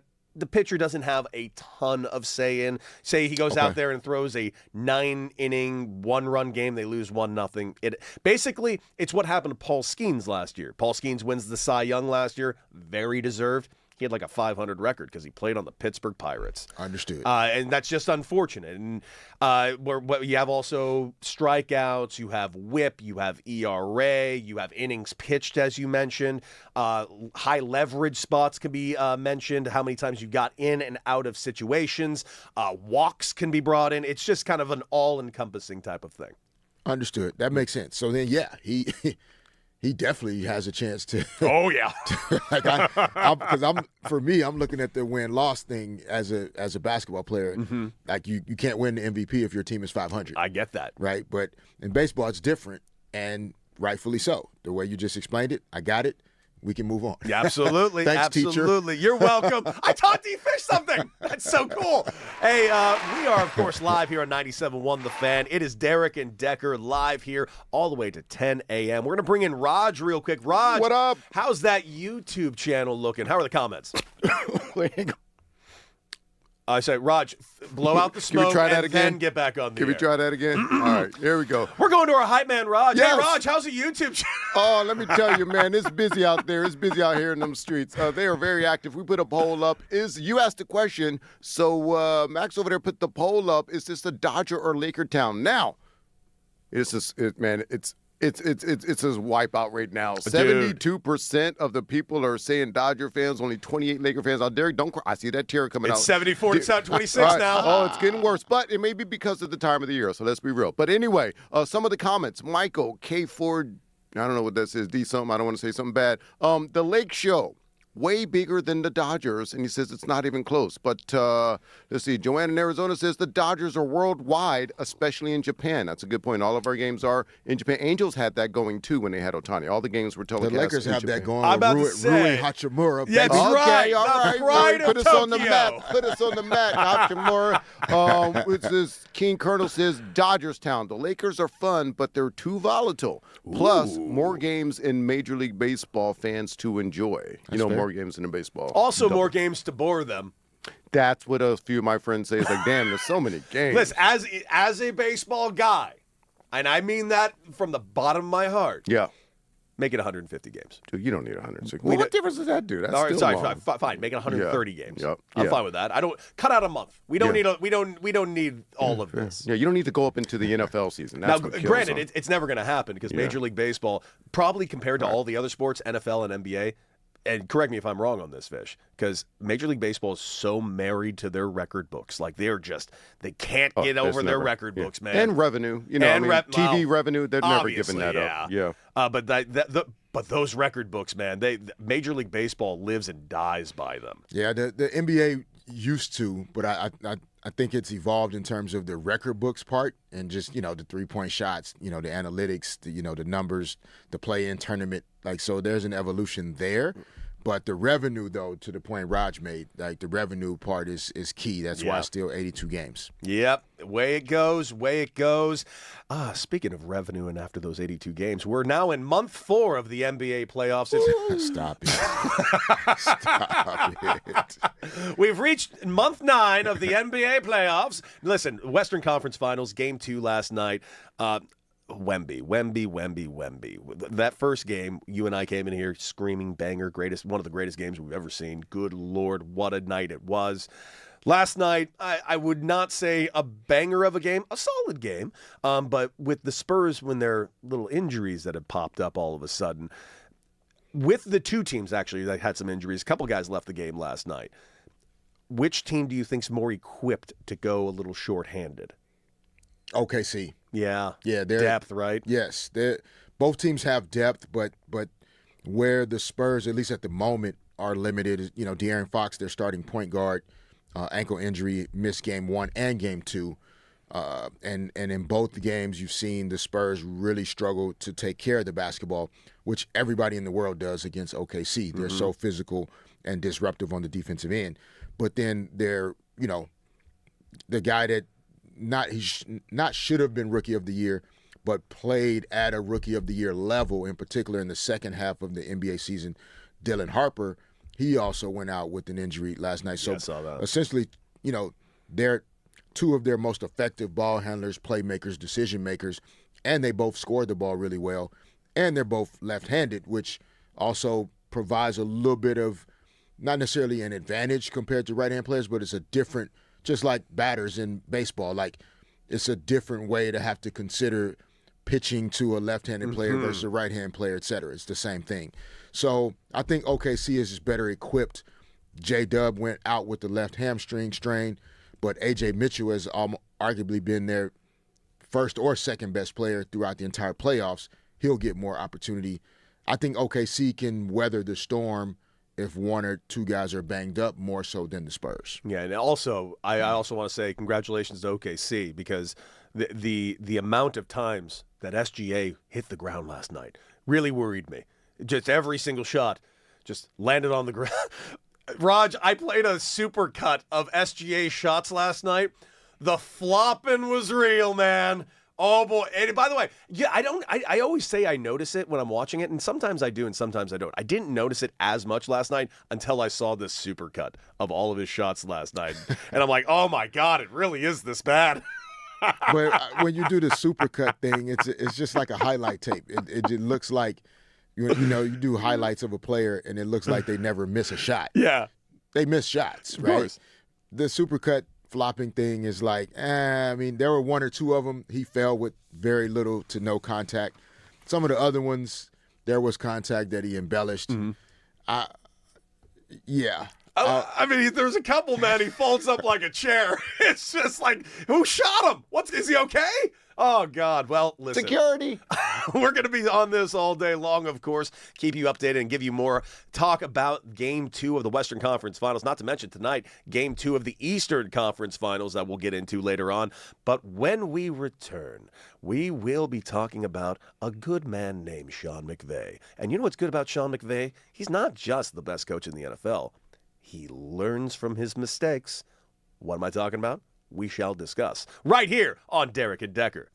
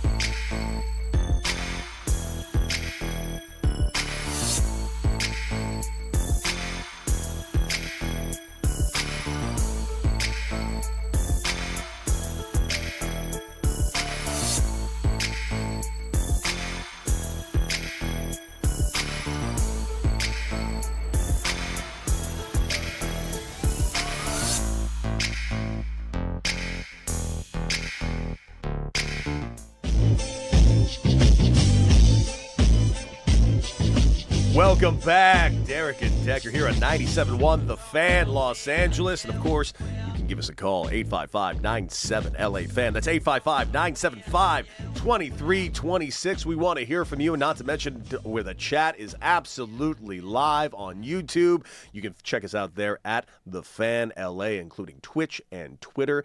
Derek Fisher, Cody Decker coming at you. And listen, Sean McVay comes out with a very, very... I got to say, D-Fish, you were a head coach in the NBA, man. Like, and you played for, if you were to take a guess in the NBA, how many head coaches did you play for? Five? Now, I've had the fortune and misfortune of playing for some great managers and some very fairly subpar managers in my time. Yeah. And I kind of, I don't know about you, I've always kind of learned just as much and at times even more from my bad managers than I did my good ones. Mainly so I can kind of learn how things can go wrong so fast with sometimes the wrong guy at the helm, or just messaging is not going for me or the team. Sean McVay is a guy that seemingly has his messaging down pat, and really his players really respect him. They respond to him. His game management is second to none when it comes to the NFL, but he has held himself to a very specific standard, and I really appreciate something that he did the other day when he went on a podcast, and he did some very detailed self-reflection on his own past mistakes. And the only mistake, and the main mistake he really focused on, was his treatment of Jared Goff, specifically when the trade happened between the Detroit Lions and the Los Angeles Rams. And I'm giving this quote right here of Sean McVay revealed his regrets of how he handled trading away Jared Goff. "I'm super sensitive to what an amateur I was with the Goff situation. You want to talk about lack of courage, lack of clarity, lack of ability to be able to look somebody in the eye that you've had a lot of really cool experiences with and tell them, hey, not easy to say this, but we might explore an opportunity to acquire Matthew Stafford, and you'll be a part of that trade there." I really, as a player that played in my respected field, hearing this, even though it's after the fact, and I'm sure that wound might even still be there for Jared Goff, that's phenomenal stuff to hear from a head coach, kind of because most head coaches, they'll double down and be like, no, right decision, I did everything right, I'm the man. This is gold. If I'm a player, this is what I want to hear from my head coaches. Yeah, it's, for Sean McVay, like the way he shows up as like the most authentic version of himself on a daily basis is why his players respond to him the way they do. It's why they play so hard. It's why they've been so successful. Not why, their talent is also why. But, I'm not sure how in the NFL, in terms of trade scenarios, if it was in the offseason when it happened. It was right? in the offseason. Like whereas like on the NBA side, a lot of trades happen during the season. Mm-hmm. So you may not be able to have that conversation as an NBA head coach because the trade is happening during the season. You can't go sit down and talk to your superstar guy and say, hey, we might be exploring a trade with you, man, but go out here and score 40 for us tonight, okay? It's not happening. So are you insinuating that Jason Kidd didn't know what was coming the next day? Yeah, I was not there. I do not know what Jason Kidd did or did not know. I'll get to say it. We'll talk about, we talked about Jason Kidd a little bit yesterday. I'm not a fan of any coaches ever. I don't like people losing their gigs. But yeah, it's tough. But Sean McVay, like, even whether you're right or wrong in certain situations, the ability to stop and pause and reflect on how and where you just could have handled the situation better or differently, or in a way that maybe was, more positively impactful for the other person or people involved, that's all you can ask for from another human being. We're not going to all get it right in any situation, in particular in professional sports there's so much involved in terms of, like you said, there's ego, there's money, there are people's jobs on the line. So there's a lot of things that are going wrong because of what all is at stake and how you're trying to balance it all. But Sean McVay appears to just continue to be one of those guys he's always reflecting. He always has a growth and kind of learning mindset, always focused on getting better himself, which I think then allows him to be able to coach his football teams, in a more impactful way. So a lot of courage by him, just great authenticity, from a leader of a pro sports organization. And yeah, man, as a player, that's all you can ask for, from your coach, even when things, go wrong. Yeah, he even went on to say, it was more really about me than it was ever him. I didn't handle that the right way. Did I ever have the courage to really sit him down after the season in 2020 and really tell him, hey, there's a possibility that we'll explore some of the avenues that might lead to you not being our quarterback moving forward? No. And you know what? Another reason why I love this, these types of self-reflections is probably not the reason, but a reason why he's even grown into the coach that he is today. Like you being a former NBA head coach, do you ever look back at former mistakes going like, if I did this differently, or is it kind of a blessing in disguise going like, I did that wrong. Now I know this. Yeah, we all have that, almost like natural fear of failure or things going wrong. Like we do so much to try and avoid those scenarios, when in reality, just running face first towards the hard stuff, the failures is really, that's where you learn the most about yourself, which is most importantly, and then that allows you to then be better or more impactful in a situation the next time you're in a similar scenario. And so, yes, as a coach at the NBA level, in the WNBA, also in high school, yes, there are all types of situations where you feel like, man, I could have handled that differently. I could have done that better, and there are things you can't avoid that even after the fact, you still feel bad about it. There was a scenario where, I go to have lunch with a current player. I have no idea the team is going to cut the player in 48 hours. I have lunch with the player. Our families have lunch together with his family. We're interacting in a normal fashion. Yeah. And then a day and a half later, he's cut and released from the team entirely. There's no way he's sitting there at lunch a day and a half earlier thinking that he's going to be cut. And then once he's cut, how can he not think that I already knew about this? Mm-hmm. Yeah, no, you're right. How can he now not, you're the bad guy now right out I'm the the gate. bad guy, even though I didn't know. Mm-hmm. There are other scenarios where, yes, you're not sure how to call a player in, sit him down, and say, yeah, man, we're going to need to go in a different direction. I have to cut your minutes some. We're going to have to think about playing a different way. It's not going to involve, you as much offensively as you would like to, but learning those things as a young coach, like Sean McVay's still a young NFL head coach, you're going to make a ton of mistakes. Yeah. Thankfully, the ownership group with the Rams, the Kroenke family is who they are. And so that also is a blessing in disguise when you end up with the right ownership group and the right type of front office leaders. So as an NFL head coach, you get to learn through those mistakes, and you get to learn through some of the failures and coming up a little short in a couple seasons, and then being able to come back as a better version of yourself and lead the team to more success in the future. If the ownership group and the front office know that they have their guy and they know what he's made of, then you don't make changes as quickly. Yeah. And Sean McVay is one of those guys that they know they picked the right guy. They did. And so then they get really to ride did. through the ups and downs of what the experience is going to be like. Yeah, and it's also it's the word I want to use for McVay, especially with this reflection that he's given.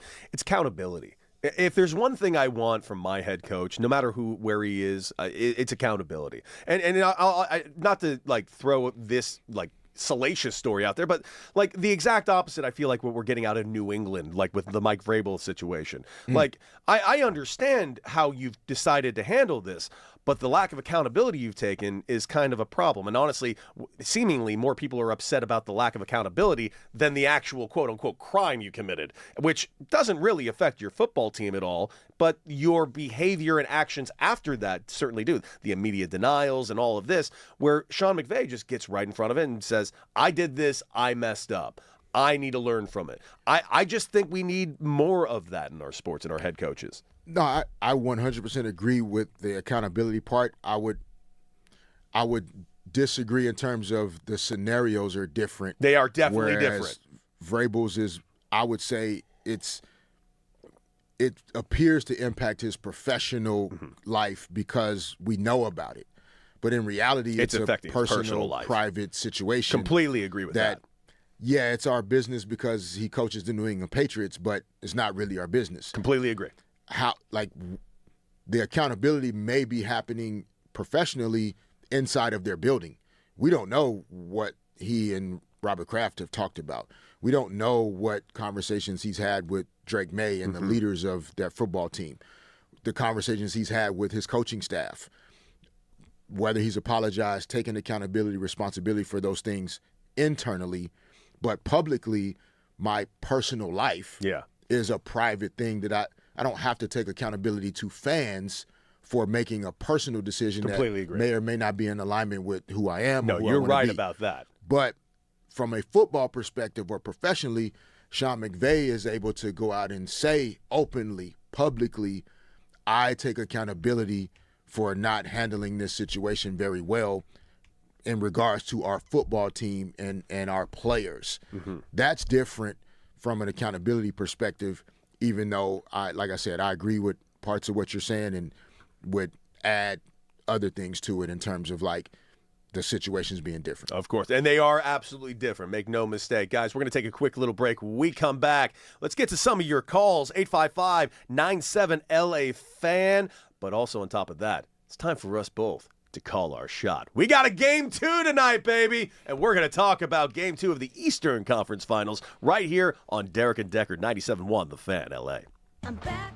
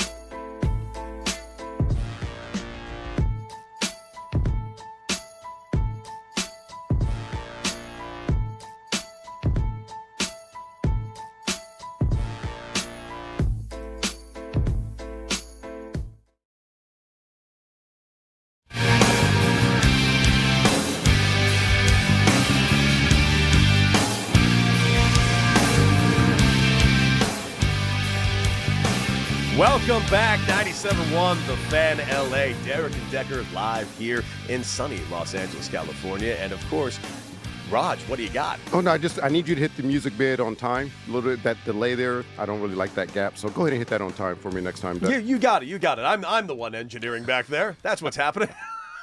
We got Raj on the ones and twos back there, right? Raj back there. Cooking in the kitchen. Boy, he got about 8 pots going. Dude, he's doing like 17 people's jobs right now. He's trying to answer phones. He's engineering. He's handling the podcast. Look at this guy. He does it all, Raj. Gotta love me some Raj Grubbs. All right, it's time for us to call our shot, D-Fish. And we got ourselves a game 2 tonight. We saw a game 1 went. Not the greatest game of all time, probably the second greatest game of all time, right after the greatest game of all time, which was the night before. Dear God, this Knicks team looked amazing in that fourth quarter. It was the greatest comeback or the greatest collapse, depending on what city you're in. What are your thoughts on Game 2 tonight, Cleveland Cavaliers versus the New York Knicks in the Garden? I feel the Cavs, like, literally allowed the best opportunity they were going to have, I think, to flip home court advantage and give themselves a legit chance to win the series. Mm-hmm. I don't see the Knicks playing worse than they played in the first 3 quarters in Game 1. Yeah, because your direct quote, that rust was real. Rust was real, and they've oiled the machine a little bit. I think the Knicks will play better, and the way they play is more repeatable than a lot of other teams play. Like the Knicks style of game, they're not relying on, 45 or 50 3-point attempts. They're not relying on, they don't have to turn you over 25 times in order to score points. Like they've been good offensively, they've been good defensively in the playoffs. Other than OKC, they've been the most consistent, I think, team in the NBA playoffs. I'm going with the Knicks tonight, man, to win Game 2. I want this series to be competitive. I really do. But I think the Knicks will win tonight. The Cavs will have to go back home and figure out a way to get on the board in this series. I'm with you, man. I'm calling my shot as well. I'm going Knicks in Game 2. And I am also going to echo what you said. I'll actually go a little further. You blew it. You blew it, Cleveland. It was right there. 22 points. You blew it. You could have come out 1 game up at the Garden. Sorry, man. You're going back to Cleveland down 0-2. I don't see a world where this team lets up. And by the way that team, you know what it was? It wasn't even the 22 points that really kind of surprised me in that fourth quarter for the Knicks. It was that defense they were playing. You mentioned it yesterday. That clampdown defense they were playing on Cleveland for the second half of that game. It was wild to watch. And yeah, I think Cleveland's going to go down tonight. And I'd like to go ahead and quote Jeets over here on our YouTube page right now. Jeets says Harden is the best player on the Knicks. Harden? Yes. Is the best player on the Knicks? Yes. You got Raj on it. Come on, man. Fish didn't like that joke, Jeets. No. That's not funny. How dare you? That's not true. It's not true, Jeets. I get it, but it's not true. By the way, 97.1, The Fan LA, Derek and Decker. And, of course, we got a new poll up right now you should go check out. Call your shot on YouTube. Who you got tonight in Game 2, New York Knicks versus the Cavs? Well, speaking of Harden, can we just get Harden to put up a hand in defense? Just to show me that you're half-ass trying. Can you half-ass try? D-Fish, can he?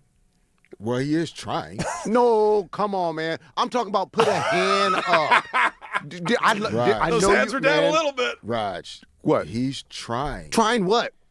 To wear play sweet defense. shoes. It's the same thing as, like, imagine somebody coming back there trying to help you with the board. Uh-huh. They have all kind of experience with the board, but they don't know that board. They don't understand. Then what damn defense does he know then if they don't know this one?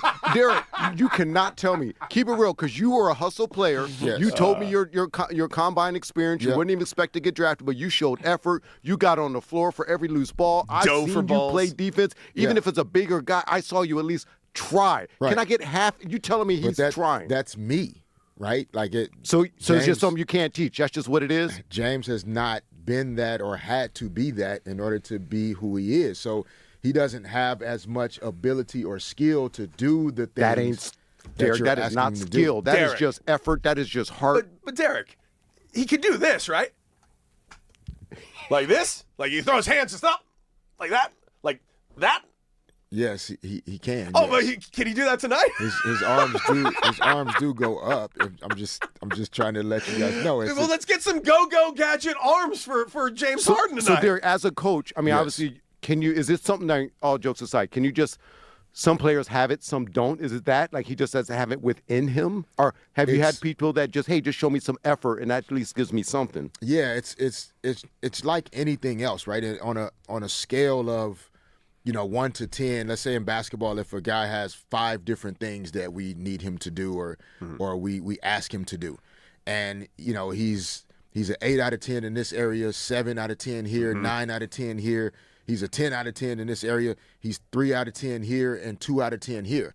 Like there's gonna be, it's like asking Shaq to make 85% from the free throw line when that's not like, yeah, he's trying to make free throws, absolutely, but that's the one area that he's weakest in. But he's as dominant as hell as anybody else to ever play the game in everything else. Agreed. So defense is James Harden's kryptonite. So why are we keep acting surprised as though he's not doing something or he's not trying to do it? It's like Superman with the kryptonite right on his face and asking him to still be Superman. Well, what are we talking about? Then I'm even angrier at Kenny Atkinson then. That's what you're telling me. Kenny, get a guy that can put his arms up. But no, it's not that. That's the question that we asked the other night. Or the surprise of you can't leave James Harden or anybody trying to guard Jalen Brunson one-on-one. That's all it is. So when a pro athlete looks uncomfortable in a situation, it's because he's uncomfortable in the situation. So then you recognize and understand that, and you don't leave him on an island. I remember having conversations with Phil Jackson about guys in Chicago that weren't good individual defenders. Larry Bird wasn't a good individual defender in Boston. But he tried. Magic Johnson wasn't a good individual defender here in L.A. It's the team defense around guys that aren't as good individually. So it's the Cavs' ability next to James Harden to play defense that will make the difference. James Harden is not going to become an all-NBA defensive player in the middle of the Eastern Conference Finals. Let's just stop that conversation. No, I agree. The Cavs defensively as a team need to figure out how we're going to negatively impact Jalen Brunson's ability to win games for the Knicks. So follow-up question. Is it possible that answer is not James Harden? It is no, yeah. We got something. But you're not taking James Harden out of the game. No, you're not. And you're not going to ask him to become an elite defensive player. Of course. He's trying to the best of his ability defensively, but you have to do things next to him and around him so that he isn't one-on-one by himself. But Max Strus is not guarding Jalen Brunson one-on-one by himself the whole game and preventing him from scoring 35 points. You have to send a second guy. You have to double team him. You have to trap him and sometimes be willing to live with the results. Absolutely. Guys, we're going to have so much more to discuss about this game today. Of course, Game 2 Eastern Conference Finals taking place today. And when we come back, ladies and gentlemen, two-way Ohtani is just untouchable. And we're going to talk about it. It's Derek and Decker, the Fan LA.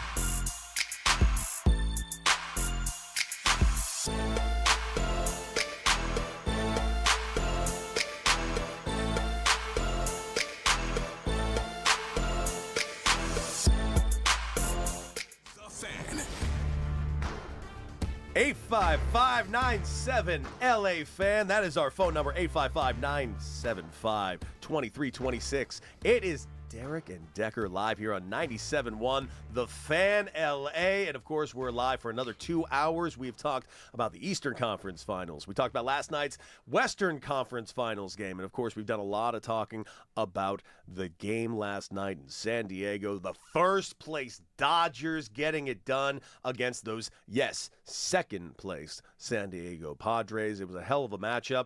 But right out the gate, we were talking about it all day yesterday. All day. We were saying Ohtani pitching, and I've been very, very loud and harping on D-Fish about Ohtani is going after the Cy Young Award this year. That is his goal. That is his real destination that he's going for this year. It's been said to us by Dave Roberts before the season started. So we've even seen starts from Shohei where he is not even hitting, so he can really focus on the pitching side. And boy, oh boy, has that really led to incredible numbers from this cat this year. He's throwing a 0.74 ERA, and yeah, he threw 5 scoreless innings last night, but that's not even what the most impressive thing was. Right out the gate, the game starts, and of course, Shohei Ohtani, before he even takes the mound, decided to break the back of everybody in San Diego. Awesome in that fashion. And now in the finale, off we go with a towering drive on the first pitch. Did he get enough? Merrill can't get there. It's gone. First pitch of the game. The pitcher hits it out.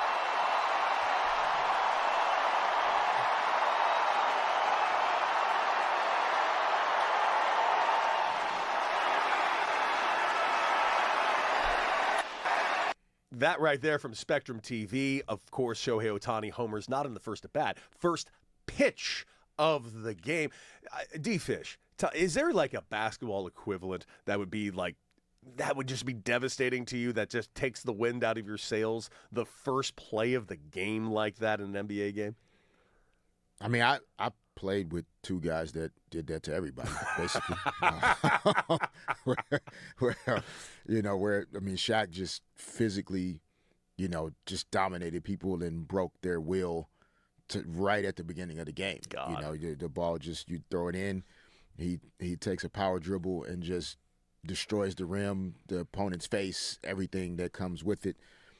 Kobe obviously, as well, like just right away wanted to take people's heart out, right? And I think in baseball it's a little, I don't want to say a little different. The guys are obviously just as competitive, have that killer mindset. But the pace is different, the tone's different. I don't know how many guys like go up to the plate like, I want to hit a home run right at his face. Mm-hmm.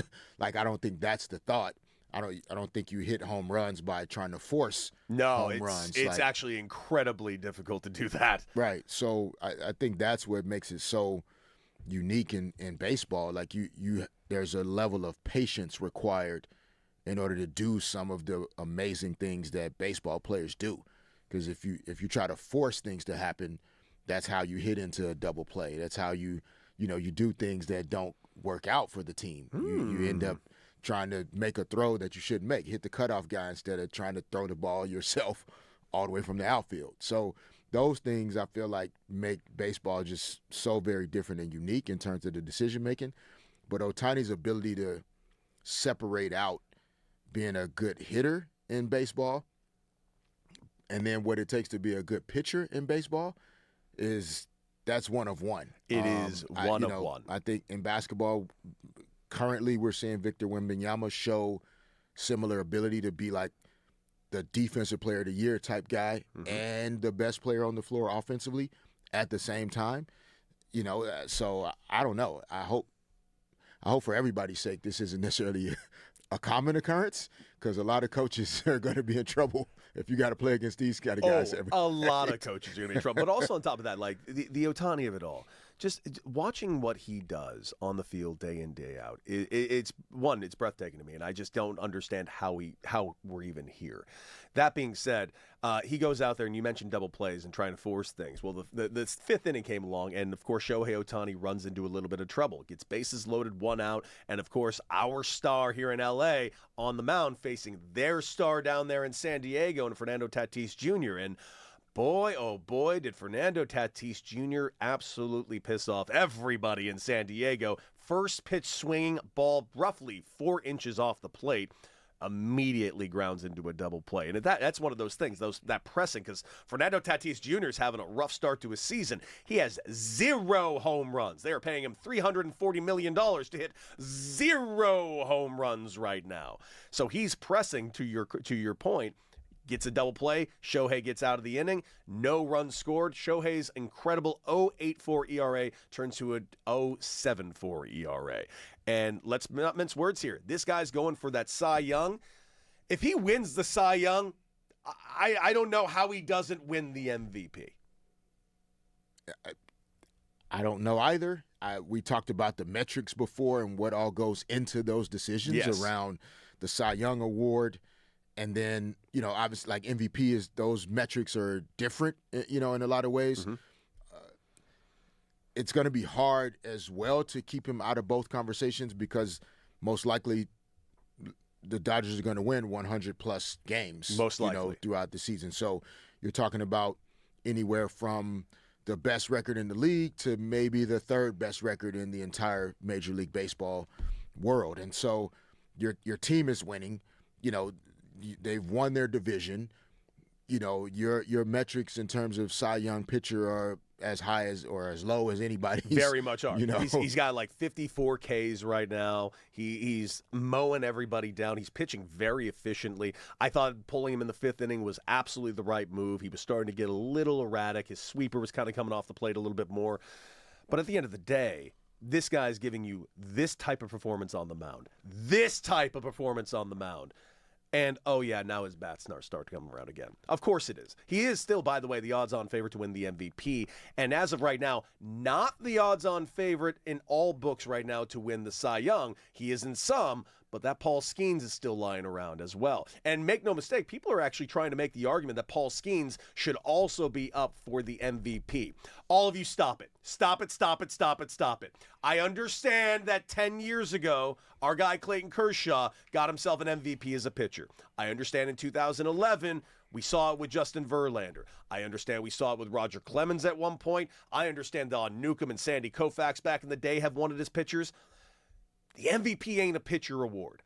I don't think that award is for guys that play once every 5 games. That being said, Shohei don't play once every 5 games. Shohei plays every day. Oh, and he gives you Cy Young caliber once every 5 days. Forget the MVP and Cy Young award. Invent a new award. Invent a brand new Shohei Ohtani award and just give it to him. And stop giving everyone else awards because none of your awards matter anymore. This man exists. Yeah, I don't agree with that. That take around. No, not around what you just said. Around Paul Skeens necessarily being in the MVP conversation, although he's obviously a phenomenal player and one of the best players in the league. But when you break it down, it's different. Like most valuable player has to encompass that you're having more impact than in just one area, right? And yes, it has happened before, but with Ohtani, it's going to be. I understand why some people may not want to vote for him in terms of the Cy Young Award. If you're a writer or a journalist or the people that have votes, if you're a purist of the game, if you feel like a Cy Young pitcher should, pitch a certain amount of games or, have a certain 1-loss record, whatever that your pet peeve thing is as a voter. But it's going to be difficult to keep him out of both conversations. It really is. And I know you might be thinking, it's way too early to talk about MVP. No, it isn't. Not when we're talking about Shohei Ohtani and guys of this type of ilk, because that's what they're going for. Like Shohei's going for something that's never really been done before, and that is just kind of wild to me to actually see it take place in real-life fruition. Guys, 97.1, The Fan, L.A., 855-97-LA-FAN. That's 855-975-2326. And, of course, we want you in the chat. You can be watching us live right now on YouTube, Twitter, and Twitch. And, of course, the chat has been going absolutely crazy. Fish, earlier we were talking about head coaches. I want to bring this up real quick before we get over and talk about the Western Conference Finals matchup last night. We talked about head coaches that we, people that have learned, people that have not learned, and, your experience as a former head coach. The question was asked to us that we didn't get the chance to get to is, who is the head coach that we wish we could have played for?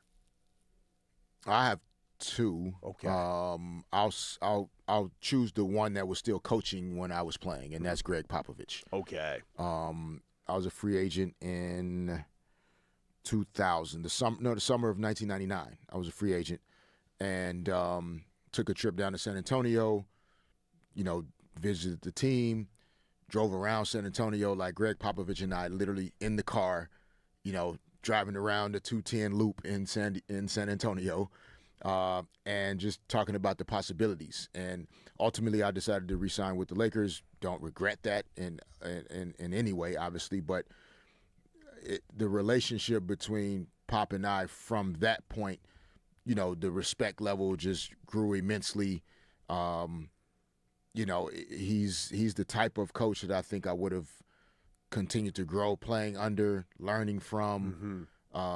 You talk about accountability, but also relatability. And you see that team now. You see not just the team, but the culture around that team. Like, I grew up not liking the Spurs very much, especially those couple year runs that they had against the Lakers. But you can't deny, you turn on a Spurs game and, hey, there's the Admiral. Yeah. Hey, there's Tim Duncan with his sweet hair. There's they're all still there. Manu Ginobili, they're all there. Yeah, and that's all not because of him, but just due to how he's led, all these years. I was the type of guy that I figured a lot of things out on my own. I didn't necessarily need my coaches to tell me things as much or motivate me to do things.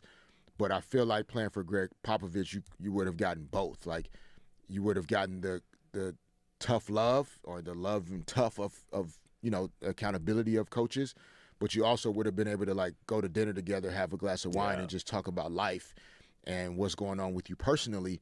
And I'd never had that type of relationship with a head coach. You mentioned yesterday. You snuck it in yesterday. We didn't get any details from it. D. Fish, how close was Miami? How close was heat culture to D. Fish's resume? Yeah, that was pretty close. And that ties to the had I played during Pat Riley's era, I would have loved to play for Pat Riley. He's Pat Riley, right? so that's a big reason why when I was a free agent in 2010, went down to Miami, took the visit. It was everything that you would expect from an organization led by Pat Riley, the intentionality around the conversations and things that were discussed. I didn't know LeBron personally at that time, had played against him a few years, but he was very generous during that time, considering what all he was experiencing and how people felt about him making the choice to go to Miami. I thought he was just very generous with making himself available to help me understand what the vision was going to be. That's moving pretty forward. Cool. Yeah, he didn't have to do what he did, and he did it. And so he's always good in my book, because of how that was handled. But ultimately for me, my relationship with Kobe and the city of L.A. Was, those things were too hard to turn away from at that time. Oh, I absolutely agree. By the way, real quick, I was very close to signing with the Dodgers in 2016. It would have been Dave Roberts' first year. Yeah. Biggest regret of my career. I went to the Kansas City Royals, and I should have signed with the Dodgers, man. I really should have signed with the Dodgers. Oh, man. I regretted it every day, because at the time, this is honestly why I didn't sign with them. They didn't hire Doc yet. They didn't have a manager yet. So I didn't really know what my plan was going to be. Right. And I knew who the finalists for the jobs were. And I played for Doc in San Diego. He was my bench coach. And I've known Doc forever because he played at UCLA, and I'm a UCLA guy. Yeah, if I had a time machine, I would go right back to me in 2015. It's like, no, you're signing that paper. You signed that paper right now. You signed that paper and you go home in L.A.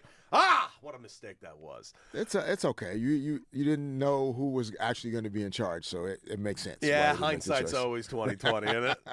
97.1 The Fan LA, Derek and Decker live here in Los Angeles. Maybe you're listening to us right now on 97.1 FM. Maybe you're taking us on the go on the Odyssey app, or you're watching us live on YouTube, Twitch, and Twitter. And of course, you can check us out on all of those apps right now at The Fan LA. Get in the chat. And of course, our phone number, 855-97 LA Fan. Whoo!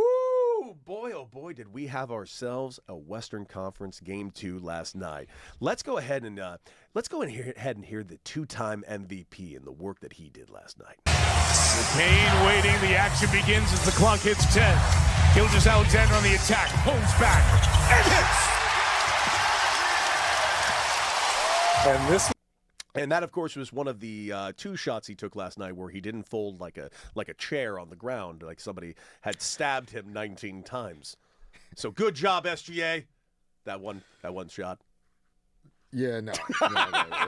It's he definitely embellishes things at certain points, but people would be surprised at how much contact happens on plays that don't look like there's contact. That makes sense. Some of the plays from Hartenstein last night, there was contact. Oh boy, that was physical. It makes me wonder though. I got to ask you this, D-Fish. Last night, watching how they kind of went after Wemby, and watching Hartenstein really go after Wemby, especially in the paint.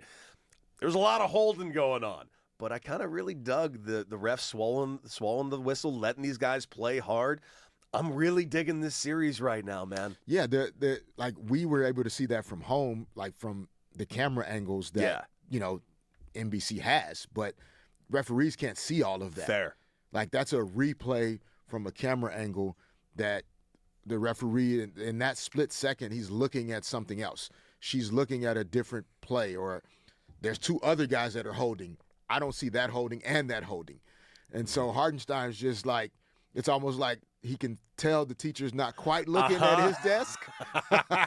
And so he's going to quickly do something. And then by the time the teacher turns back, I'm not doing anything. Well, I'm glad you're saying that. Is it like the NFL? Because like in the NFL, we always talk about it like it almost seems like every holding call is up for interpretation at some points because there's holding on every single play. There's a semblance of holding on every single play. If the refs really wanted to, they can blow a whistle 5 times probably on every play called.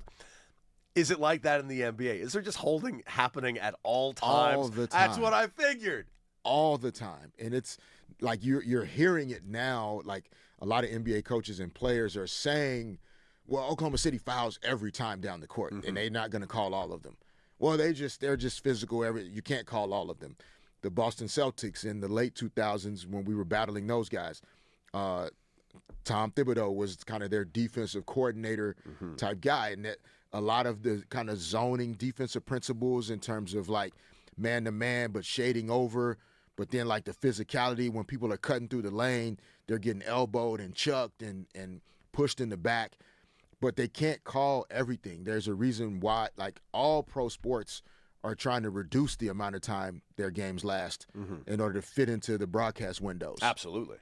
And so that all goes into how the games are navigated, officiated, and managed. So an NBA game cannot be 3.5 hours. So therefore, you can't call every single foul, hold, etc. You have to have some type of boundaries or rules in terms of like, unless it's really extreme or egregious, or it's knocking him off of his path, or it's impacting his ability to finish the shot, then we can't call every single thing. And Hartenstein clearly was not seen doing some of the stuff he was doing last night to Wemby. Dude, it was wild. It was wild seeing some of the replays of it. But here, also on top of that, like you're telling me there's like a lot of contact and we're seeing a lot of physical play going on right now. Why is it that like people from your generation and the generation before, I'm talking about NBA we always hear, and it's not everybody obviously, it's always just certain voices like, well, we were tougher in my day, they're kind of soft now, like, and we hear it in every single sport. You know, we hear it in baseball, it's like, yeah, they're just not tough anymore. We hear it in football, somehow football players aren't tough anymore according to the old school football guys. Like, is there a validity to that, or is the game just different now?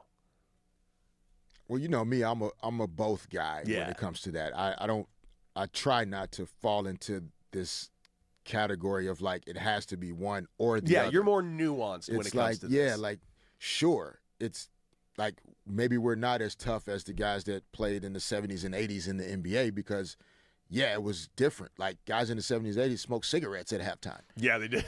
Like, Dude, you used to see guys smoking heaters in the dugout in baseball games like it was nothing. Guys in the 70s and 80s, yeah, they're tougher because they actually had to go work at a car dealership in the offseason in order to pay the bills. Yeah. That's tougher. He's like, oh, I cut myself. Give me some gunpowder and throw it on the wound and light it on fire. Sure. So, yeah, you can be tougher without necessarily saying you're not tough right now. It's just a different version of it is all it is. It's not a who's tougher or harder, kind of thing. And from my perspective, I think in other sports, I don't know how you say like in football, for example, how it is that the guys aren't tough. Yeah, it's like, insane to me. The rule changes have taken some things out, but we've protected quarterbacks a lot more. Yeah, we're limiting headshots. All of that is fair, but there's still like crash course, automobile collision type hits going on out there still all the time, for sure. And yeah, the current players aren't in charge of the rule changes necessarily. Again, it's more about the business of football, the business of basketball in terms of the freedom of movement. And yeah, fans want to see some physicality and some competitiveness, et cetera, but they don't want to see guys getting knocked out and punched in the face, and now a guy's ejected from a game, suspended, and then you're not seeing the best two teams or the best players even playing the game because it got out of hand with all of the tough guy stuff. Yeah, you don't want what we got with the Knicks and the Heat back in like 2000, where the whole Knicks team got suspended. Right. You don't want that. That's not good for business. It's not good for the game. So, it's okay. As far as storytelling, and everybody's going to hype up their experience and their lens. So that's fine. Let's keep the debate going. Absolutely. Let's keep it going, guys. We're going to take a quick little break, and coming up, we're going to play our favorite little thing. We're going to bring in our hype man, Raj, and we're going to find out if D. Fish wants to hit it or quit it later in the show. How did this turn into whether How did it not? It was always that, D. Fish. We love finding out if D. Fish wants to hit it or quit it. It's not even That's what the game people want in L.A., dude. That's what they want.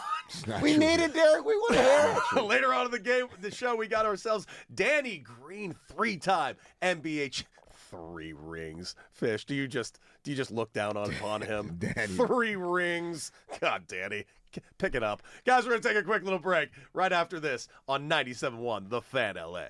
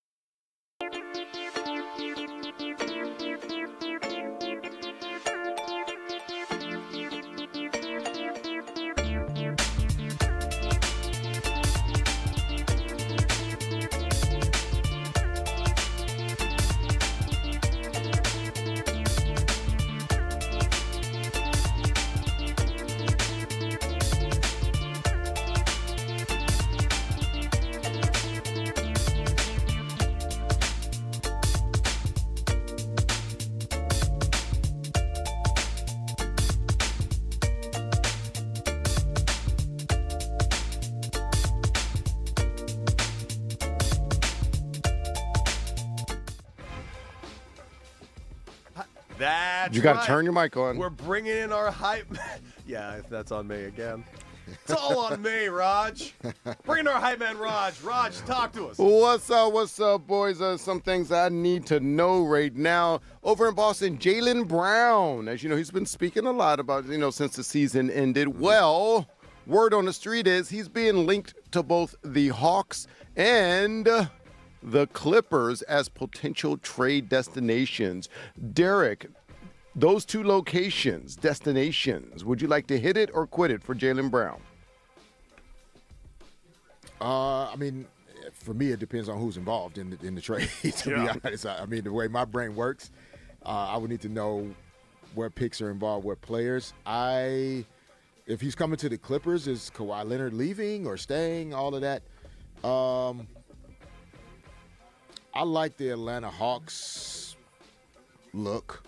I think the Hawks have enough young pieces and players to go back to Boston for it to make sense for the Celtics. Yeah. So I hit it to Atlanta. Okay. That makes sense. All right.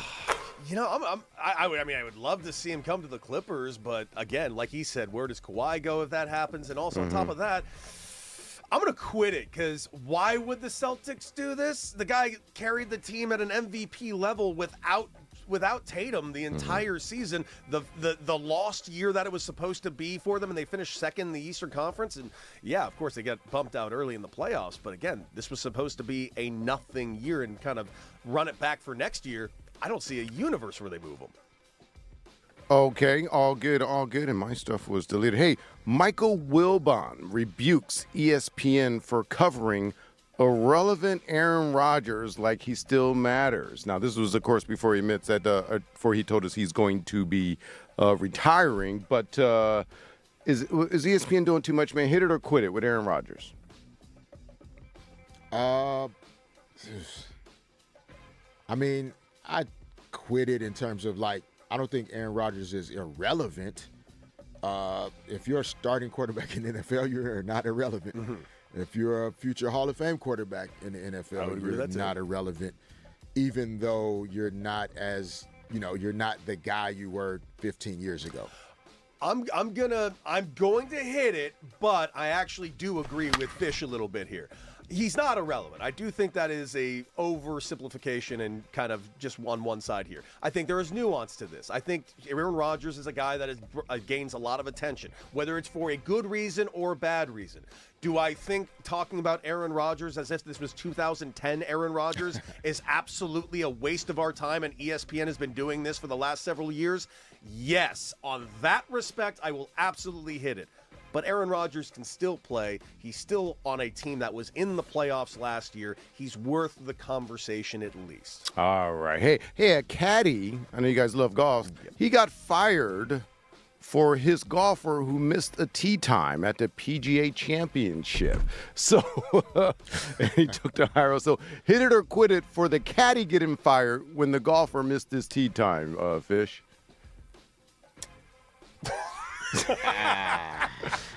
Come on. No, I hit it. Okay. The golfer doesn't wear a watch during his practice round. So it's part of the caddy's responsibilities to make sure he has everything that he needs in order to be ready to start on time. So if my tee time's at 9:10, it's your job to make sure I am at that tee box by 9:05 or whatever the rules say I'm supposed to be. Now, we don't know if the caddy tried to do that and the golfer told him to kick rocks, and then that's on him at that point. But so it's kind of like the defensive coordinator getting fired before the head coach, even though we know the head coach is responsible for the team. So I hit it. I'm rolling. What say you, Deck? I was going to quit it, and I was going to go after this player for not holding himself accountable for showing up on time, but D-Fish just convinced me. I'll hit it. Fire his ass. You got one job to do. Hand me my clubs and make sure I show up on time, as sober as possible. Okay, all right. Hey, now we all know about the Jake Paul MVP Productions big record-setting card they put on this weekend. Well, now Jake Paul is interested in signing Conor McGregor after his UFC deal expires. Hit it or quit it on Conor McGregor still fighting on Jake Paul's production, Fish? I quit it. I'm not interested in any of this part. Yep. Okay. I quit it, bro. Is it Connor himself or no, just UFC? it's just all the like fighting, but it's not really fighting, and you're a boxer, but not really a boxer, and like I don't. You don't like the mixed martial arts, I MMA? I mean, it's not. No, I don't. It's not that I dislike MMA. I don't like. I don't like celebrity. Yeah. Like over the top type of stuff. Yeah. That's just me. Like if you're a fighter, like then it's more about the fighting and not so much of like the hype type stuff. That's just me. Yeah, I'll quit it. This is all pro wrestling. This is all pro wrestling wrapped up in an MMA package. I don't think any of this is legitimate. I hate it. I really dislike it. I don't like what's happened to the world of combat sports in the last couple of years. The Paul family is obviously partially responsible for this. Yeah. The deals done by TKO, which owns UFC, is very much responsible for this. Right. And if you want me in 2026 to be really excited about Conor McGregor, which I haven't cared about in a decade, then bro, what are you doing? I truly don't care. All right, here's something I know you guys care about. Nick Lachey, he claims his ex, Jessica Simpson, that she flew in first class while her 3 kids sat in economy during a 6-hour flight. Fish, hit it or quit it with you up in first class, but the kids are in economy. There were some flights that. Oh, he hit it. This happens. Okay. All right. No, it's fine. I'm not judging. Yeah, I don't have that option, so I'm not judging. I'm asking y'all. Yeah, no. I mean, depending on how many people in the family are traveling, like you're not buying out all of first class. That's expensive, dude. So yeah, right. So he didn't say where he sat. I don't think in this, but yeah, like if she sat up front, did he sit in the back with the kids, or he's saying this is about the kids? It was Derek. just the 4 of them. She was in first. The 3 kids were in economy. Like, I don't know. If you're, how old were the kids? If she's 14, 12, and 7. Yeah, exactly. So you're good. Hit it. Yes. All right. We're good on that. Hit it. Keep them kids out of first class, Nick Lachey. No one cares about your kids, Nick Lachey. Stop it. Stop it, Nick Lachey. Don't try and throw shade at your ex-wife because she's trying to enjoy herself a flight. If I'm in first class, which, by the way, I'm rarely in first class, but if I'm in first class and I got to hear some kids yapping away, I ain't in first class then, am I? No. Send them down to economy, let them learn. And last I checked, Jessica Simpson's kids didn't buy them seats. No. Humble them kids. Let them get on your paper route the way D. Fish and I did and buy your own first class seats. All right. There we go. Hey, another one I got to get your thoughts on. Casey Plum, of course, of the Sparks. Shouts out to you, Sparks. Kelsey Plum. Yeah. Kelsey, excuse me, I'm reading this wrong. Kelsey Plum is dating her ex-trainer. Guys, bad idea to date someone you work with. Hit it or quit it. I mean, you can date whoever you want. You can definitely date whoever you want, but someone you work with, though. Like, you got to go in, you got to punch in the clock and go work with them every day. It says ex-trainer. That is true. Then how about AZ? All right, then how about AZ Fudd over there and her playing with her girlfriend? Which, by the way, is not a problem. I'm just interested. Would you want to work with your significant other? Yes. Really? Is she listening now? No. Hey, Derek, blink twice. Are you being held hostage, Derek? Yes. That was the most calculated yes. That was an uncomfortable yes. I didn't know the word yes had 4 syllables. Yeah, he's saying yes and shaking his head no.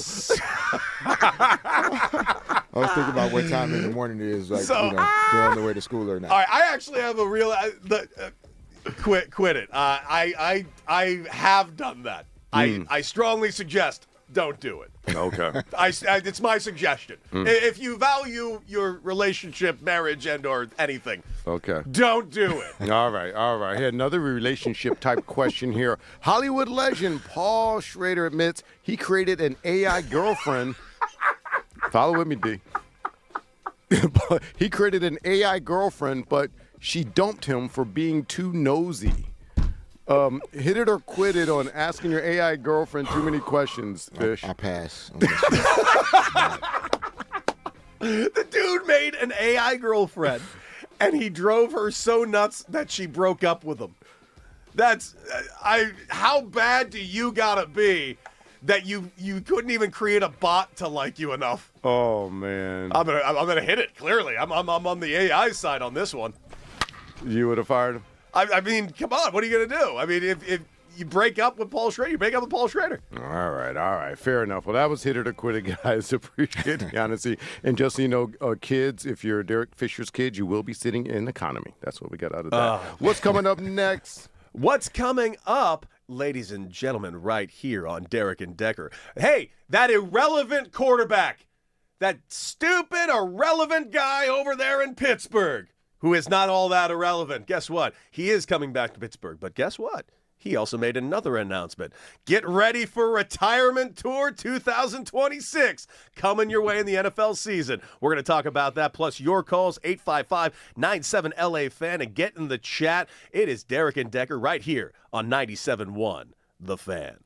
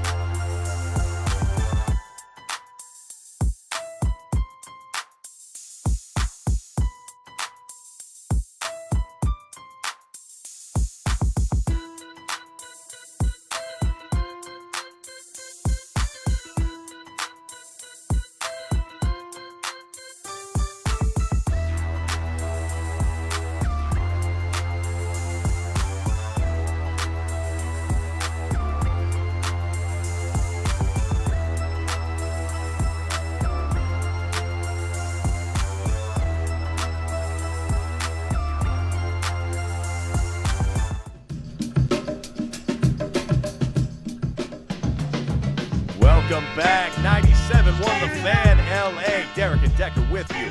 And, of course, getting ready for our 9 o'clock Power Hour. And, of course, coming up in the following segment and hours, we got Danny Green coming in, 3-time NBA champion. Looking forward to cutting it up with him. And D-Fish, before we get over and pay off the tease about Aaron Rodgers and him coming back to the Steelers and the big announcement yesterday, there's a little video that's kind of going viral from last night's game, and it's not even on the court. Carter Bryant, player, got 10 minutes last night in the game, had 2 assists, had 1 turnover. There is a video of him in the bathroom at the concourse of the Paycom Center, which, of course, is in Oklahoma City.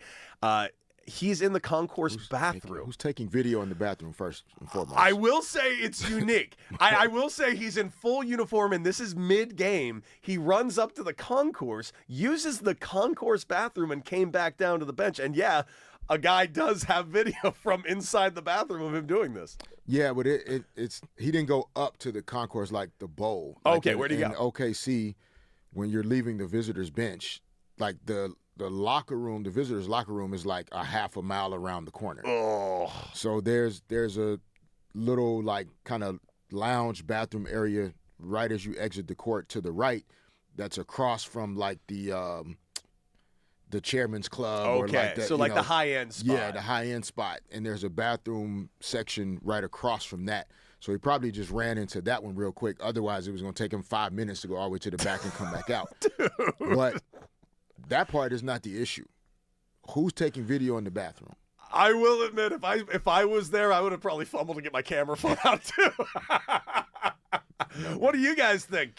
Say it in the chat. Would you guys get out your camera phone in case a player came into the bathroom mid-game? I mean, I probably would try to do it too.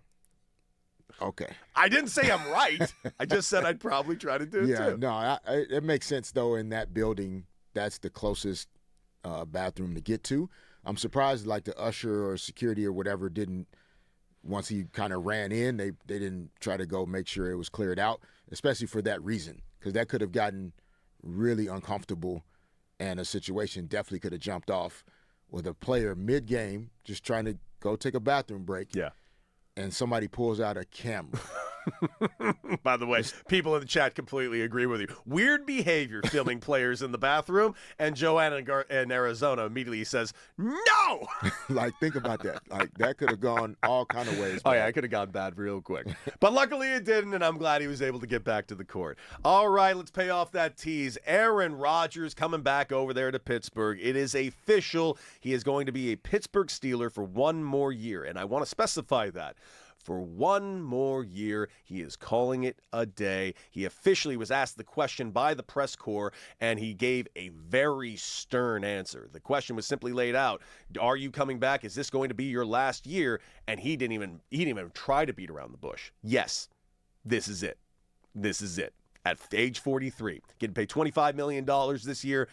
We'll see what kind of quote-unquote retirement tour it's going to be. I don't know if it's going to be that semblance of a tour like we've kind of thought we would get out of like a LeBron James type of thing. But what say you? I mean, it's kind of the end of an era of a career. 1 Super Bowl so far in his career, which was in 2010. He is reunited with his former head coach that he won a Super Bowl with. But again, 2010. I mean, I'm not really expecting much out of this Steelers team or this season from him. I'm actually borderline more interested in the retirement tour. Yeah, I mean, he deserves, I mean, obviously at 43, he's had a career that, 99% of, NFL players have never experienced. I mean, to play this long in the NFL is remarkable. Mm-hmm. So, it's not about whether or not this should be his last year, et cetera. I think, we're not surprised that, okay, yeah, it's probably time to think about what's next in life. He's good off the field as well. He's done some smart investment funds and things that he's involved in, so he'll be fine from that perspective. It's hard in pro sports to, like, when other players on the team, staff, et cetera, like when people feel like they're working under the shadow of someone that's so large that looms over everything. It is really, because it's so hard to win and be successful in sports at the highest level, there can't be too many other things to think about or talk about or worry about. Mm-hmm. So that's my only kind of question around it is the whole season is now about this is Aaron Rodgers' last season. Yes. Everything in Pittsburgh, pregame interviews, postgame interviews, interviews during your bye week. Every question is going to be about what was it like to play with Aaron? Yeah. What was it? Okay. Which can be a bit frustrating because this is a proud franchise and organization in the Pittsburgh Steelers. Many championships, a team that hasn't been under 500 in like 20 years, constantly in the playoffs. So granted, last 10 years knocked out in like the first round. I definitely understand that. What do you think about the players? Like, say you were a part of like the Kobe retirement tour type thing, and you know how everybody was asking of all the players the retirement. Just as you're saying, does it get frustrating for other players? Is my question when they're kind of along for the ride of said retirement tour, which is not really their decision. I mean, it's yes, it is frustrating, and for younger players, they revere the person. Right? Like if you're a 21-year-old NFL player, you grew up on Aaron Rodgers. So it's not a disrespect frustration. Sometimes it's more of a frustration of, man, I'm trying to barely make it into the league. Mm-hmm. I don't have the bandwidth to like answer questions about his last year when I don't even know if I'm going to be here after this season. Yeah. Like, so think about that paradox there, right? Like, I'm a young defensive back that I'm just trying to get snaps. I'm playing special teams. I'm on the practice team. But every week I get 3 questions about my teammate who deservedly is going to the Hall of Fame, one of the greatest to ever do it. But every question is about what his experience or my experience with him when I'm trying to figure out how to pay the bills for my family. Absolutely. So that's sometimes I think where the frustration comes in particular if the team is not having as much success on the field or on the court, right? So if the Steelers lose 2 or 3 games in a row and then a reporter that's trying to write an article about Aaron Rodgers' final season and what it's like, and somebody's definitely going to say something that's like, I don't care about that right now. We just got smacked up 3 weeks in a row. We need a win. That's all I want to talk about is winning football games. Mm-hmm. So sometimes I think that energy gets brought into the kind of retirement tour final season thing. Mm-hmm. But yeah, I mean, the team Kobe was on his final year, it was a bunch of young players. The team wasn't expected to do a lot.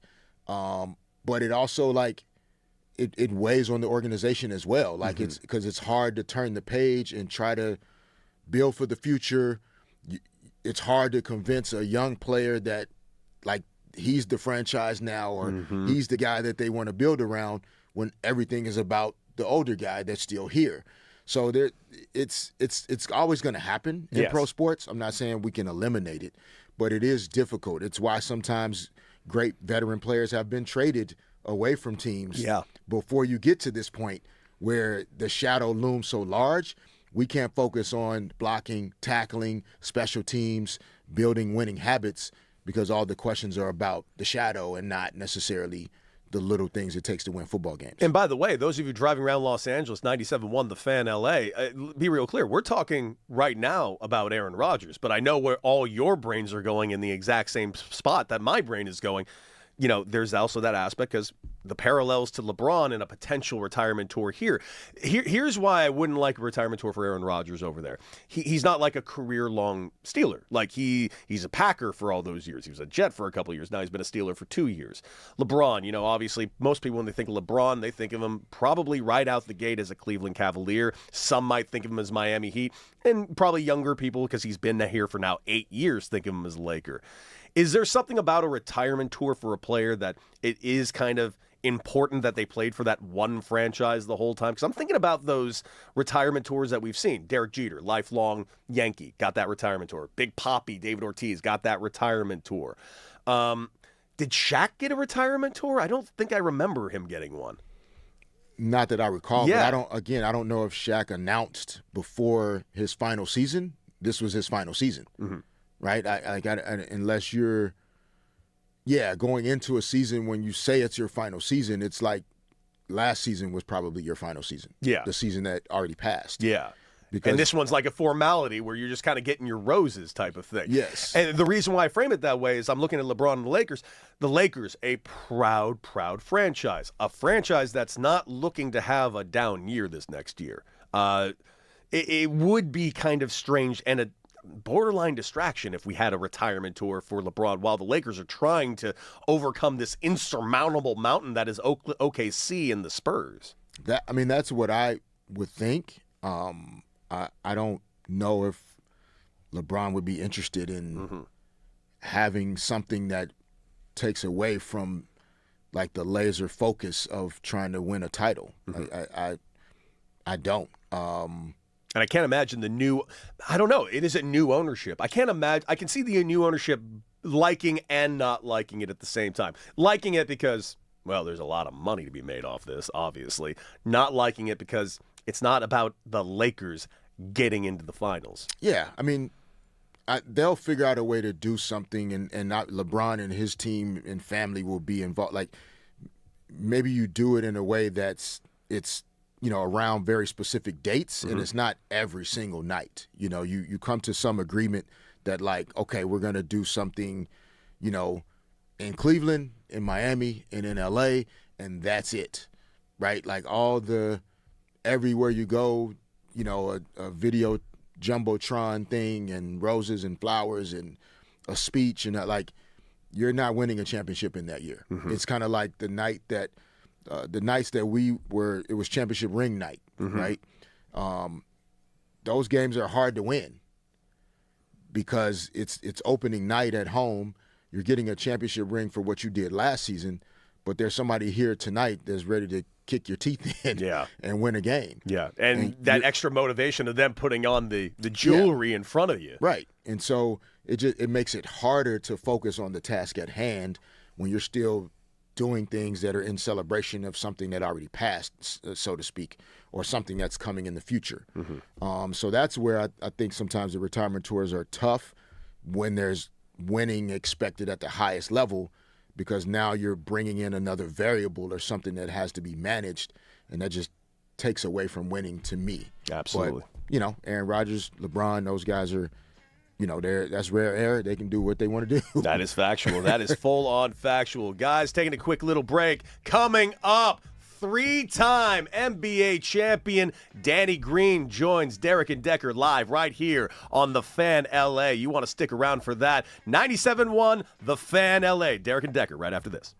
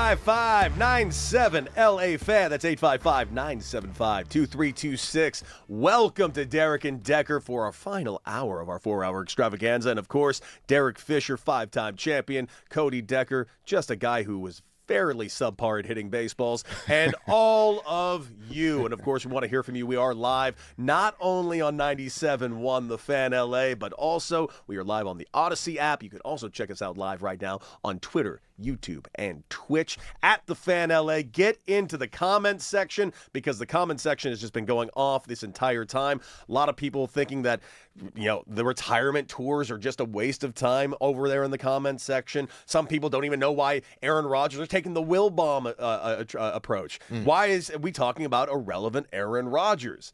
Good question. It makes you wonder where his relevance really is in pro football these days. And, of course, Major League Baseball. Man, the Dodgers getting a huge win last night, 4-0. Shohei Ohtani doing Shohei Ohtani things. We, of course, will talk about that. But right now, we got to get over to the phone lines because when you got a 5-time champion on the show, and you got a 3-time champion calling in. Man, you just got to hear the fireworks between them all. Ladies and gentlemen, welcoming to the show, he is an NBA analyst. He is a 3-time champion. He is the one and only Danny Green. Danny, welcome to Derek and Decker, my guy. Thank you, man. Appreciate the intro. Nice little fan noise in the background, making me feel special. It's a pleasure to be on. DG. Dude, what's up, B-Fish? How you doing, brother? I'm good, man. Good, man. Appreciate you hopping on. Dude, of course. I gotta ask right out the gate, Danny. Just how are you digging these playoffs? Both Fish and I have been going back and forth. Like some years we had like lackluster years. Dude, this playoff run so far has just been banger after banger after banger, man. Yeah, I'm loving the playoffs. It's unfortunate last night there were a couple of injuries. Hopefully nothing major. We'll find out today. I'm sure Shams is going to put it out. But it said it'd been nothing short of amazing. Right? Some nail biters, some overtime games, both sides, some dull moments, to start. But ultimately, overall, like the playoffs have been great. So I'm looking forward to even tonight's game to see what Cleveland does in New York. But the OKC San Antonio series is a good one, and like I said, hopefully nobody's injured and everybody can be healthy and play. Danny, take us through what team you were on that this Spurs team reminds you of the most, bro. So it's hard to compare because Wemby is just so unique, right? He's one of a kind. There's nobody. This guy's putting up shots to put back his own shot. Like he's throwing it up on one side to dunk it on the other side, and it's like what he's doing doesn't look real. Then you got Stephon Castle, who had probably the nastiest dunk I've ever seen in the playoffs last night. Like you don't see many guards have that type of explosion. Like Ja Morant, Russell Westbrook, Derrick Rose, those the ones in the conversation that come to mind. So I've never got a chance to play with Ja or have an explosive guard like that. But the depth of this team, it reminds me probably more of our Lakers team, I guess, because we had so many bigs though. Like Wemby is equivalent to like 3 of our bigs. We have AD, JaVale, Dwight coming off the bench. Like we had guys that could protect the rim like that. And then we had on the wings, Alex Caruso, KCP, myself, Avery Bradley. Like the list goes on. Rondo, Kuz, Braun. Like the list goes on. Just how much depth they were. But when it comes to personality and comes to system and how they move the ball and play together, it was definitely a San Antonio team. Like it and I was thinking the other day, somebody asked me, like, if it was a 7-game series between you, this young San Antonio team and your old San Antonio team, what would you think would happen? And I'm like, well, we have more experience. We probably very, well-oiled machine, but I think they have more depth than we had. Like off our bench, Manu came off the bench, but he really was a starter. And then you had, I think at the time that we run, it was like Bellinelli mostly. And then maybe like Boris, like Thiago, I think started with Timmy. And then I think it was Boris and Manu mostly. And then like Bellinelli on the wing. We didn't have like a bunch of depth. When you have a guy like Dylan Harper come off the bench who can finish at the rim the way he does with both hands and control the tempo and be a point guard. Then you got, guys that very like a super vet. Harrison Barnes could give you great minutes. Cornette off the bench, and also Keldon Johnson, who's 6th man of the year. It's hard to compete with that type of depth of a team. But they have similarities to both the groups that I played on championships, the Lakers and San Antonio. We are, of course, talking with Danny Green, 3-time NBA champion with the Lakers, Spurs, and Raptors. Of course, he's the host of Inside the Green Room with Harrison Sanford. Danny, those 3 rings you got. I mean, I know we're in L.A., but honestly, of those 3 rings, L.A., Spurs, and Raptors, which one of those was the one that meant the most to you? Man, people ask this all the time, and the analogy I give them. Did you have kids? I luckily do not, but that's because I'd be a terrible father. Okay. It's the same question, same thing, Danny. This is the same thing. I respond this way exactly. Go ahead. It's like, which one do you think is the more meaningful birth? You know what I'm saying? Like, which kid is the more, like, they're all different experiences, but the birth process of having them and raising them, they're different, but you love them all the same. So like it's hard to say, oh, I have a favorite this or favorite that. And I would say, well, the bubble was the hardest. The most fun I had was in Toronto. And, of course, the first one is the Swedish. You'll never forget that. So, like, we had lost in Miami and got a chance to come back, with a little bit of a vengeance and redeem ourselves in 2014. So they all had different routes, different ways. I love them all the same, but they all were special in their own kind of category way. DG, what was the transition like for you, man? I'm getting into this radio thing and more into broadcasting. What was that transition like for you? Was it a struggle? How did you turn that page from playing to what was next in life? Yeah, I was actually going to try to talk about this because, man, I've been watching you and, you look at the media so different now when you become a part of it. Obviously, I always respected it. I went to school for it. I went 4 years of school at Carolina. I was a communications major just in case basketball didn't work out because I was good, but I was a late bloomer. I wasn't one of those guys that was for sure going to go to the NBA.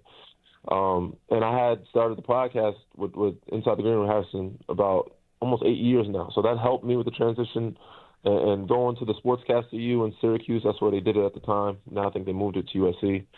So I've been preparing for it. But even with that, it's not easy. It wasn't easy, and it's not easy for most guys when they stop playing to go into the next field of life, the next chapter of the job. But, man, that made it easier. It was intimidating. Like when I'm ESPN with Malika and Shanae and Perk, like my first year, it was like, damn, I got to keep up with these great. Like they're really good. They're articulate. They're good with their energy. They know how to get their takes in a certain time. I'm like, they're in my ear. I'm like, damn, I'm trying not to be distracted, make sure I get my 20 seconds in. And then also now that I'm calling games, I'm watching D-Fish, and I'm like, this guy's fucking amazing. Excuse my language. I'm like, this guy's really good, man. I'm like, damn, I got to keep up with this. Now I'm like, all right, I got to watch and listen, to all the guys calling the game. I'm like, D-Fish is, he's good with his work. Make sure I change my vocabulary a little bit, try not to do the same thing. But I'm like, him breaking down the game and how he talks the game, like I'm learning from each person. So it's becoming easier, but at first it's challenging. But it's just like any other thing you do, just like sports. You love the competitive nature and you love the challenge, so you're gonna be great at it. So I'm picking in everybody's brain and choosing who to follow and watch and like who I like to see from, like how they break things down. It's like, man, I like that. I'm trying to take pieces of it, just like you would do in basketball. Yeah. And it's getting easier for me, but it's still a challenge, man. And I'm learning. But the more reps, the better you are at it. I'm trying to get more minutes on the road. It's kind of like driving, so you get more comfortable behind the wheel. But yeah, I've been learning a lot. But it was not an easy transition to start, even though that I had some background in it. So I can imagine how it was for guys that didn't study it or like take any classes for it. 97.1 The Fan, Los Angeles. You're listening to Derek and Decker right now, and on the line we have Danny Green, three-time NBA champion, Lakers, Spurs, Raptors, of course, host of Inside the Green Room with Harrison Sanford. Danny, I got to ask you, man. We're going into this offseason, a lot of questions with the Lakers specifically, one of which is really surrounding Austin Reeves. What are your thoughts of what this team can and should do with Austin Reeves to hopefully get over the hump that is OKC or the Spurs?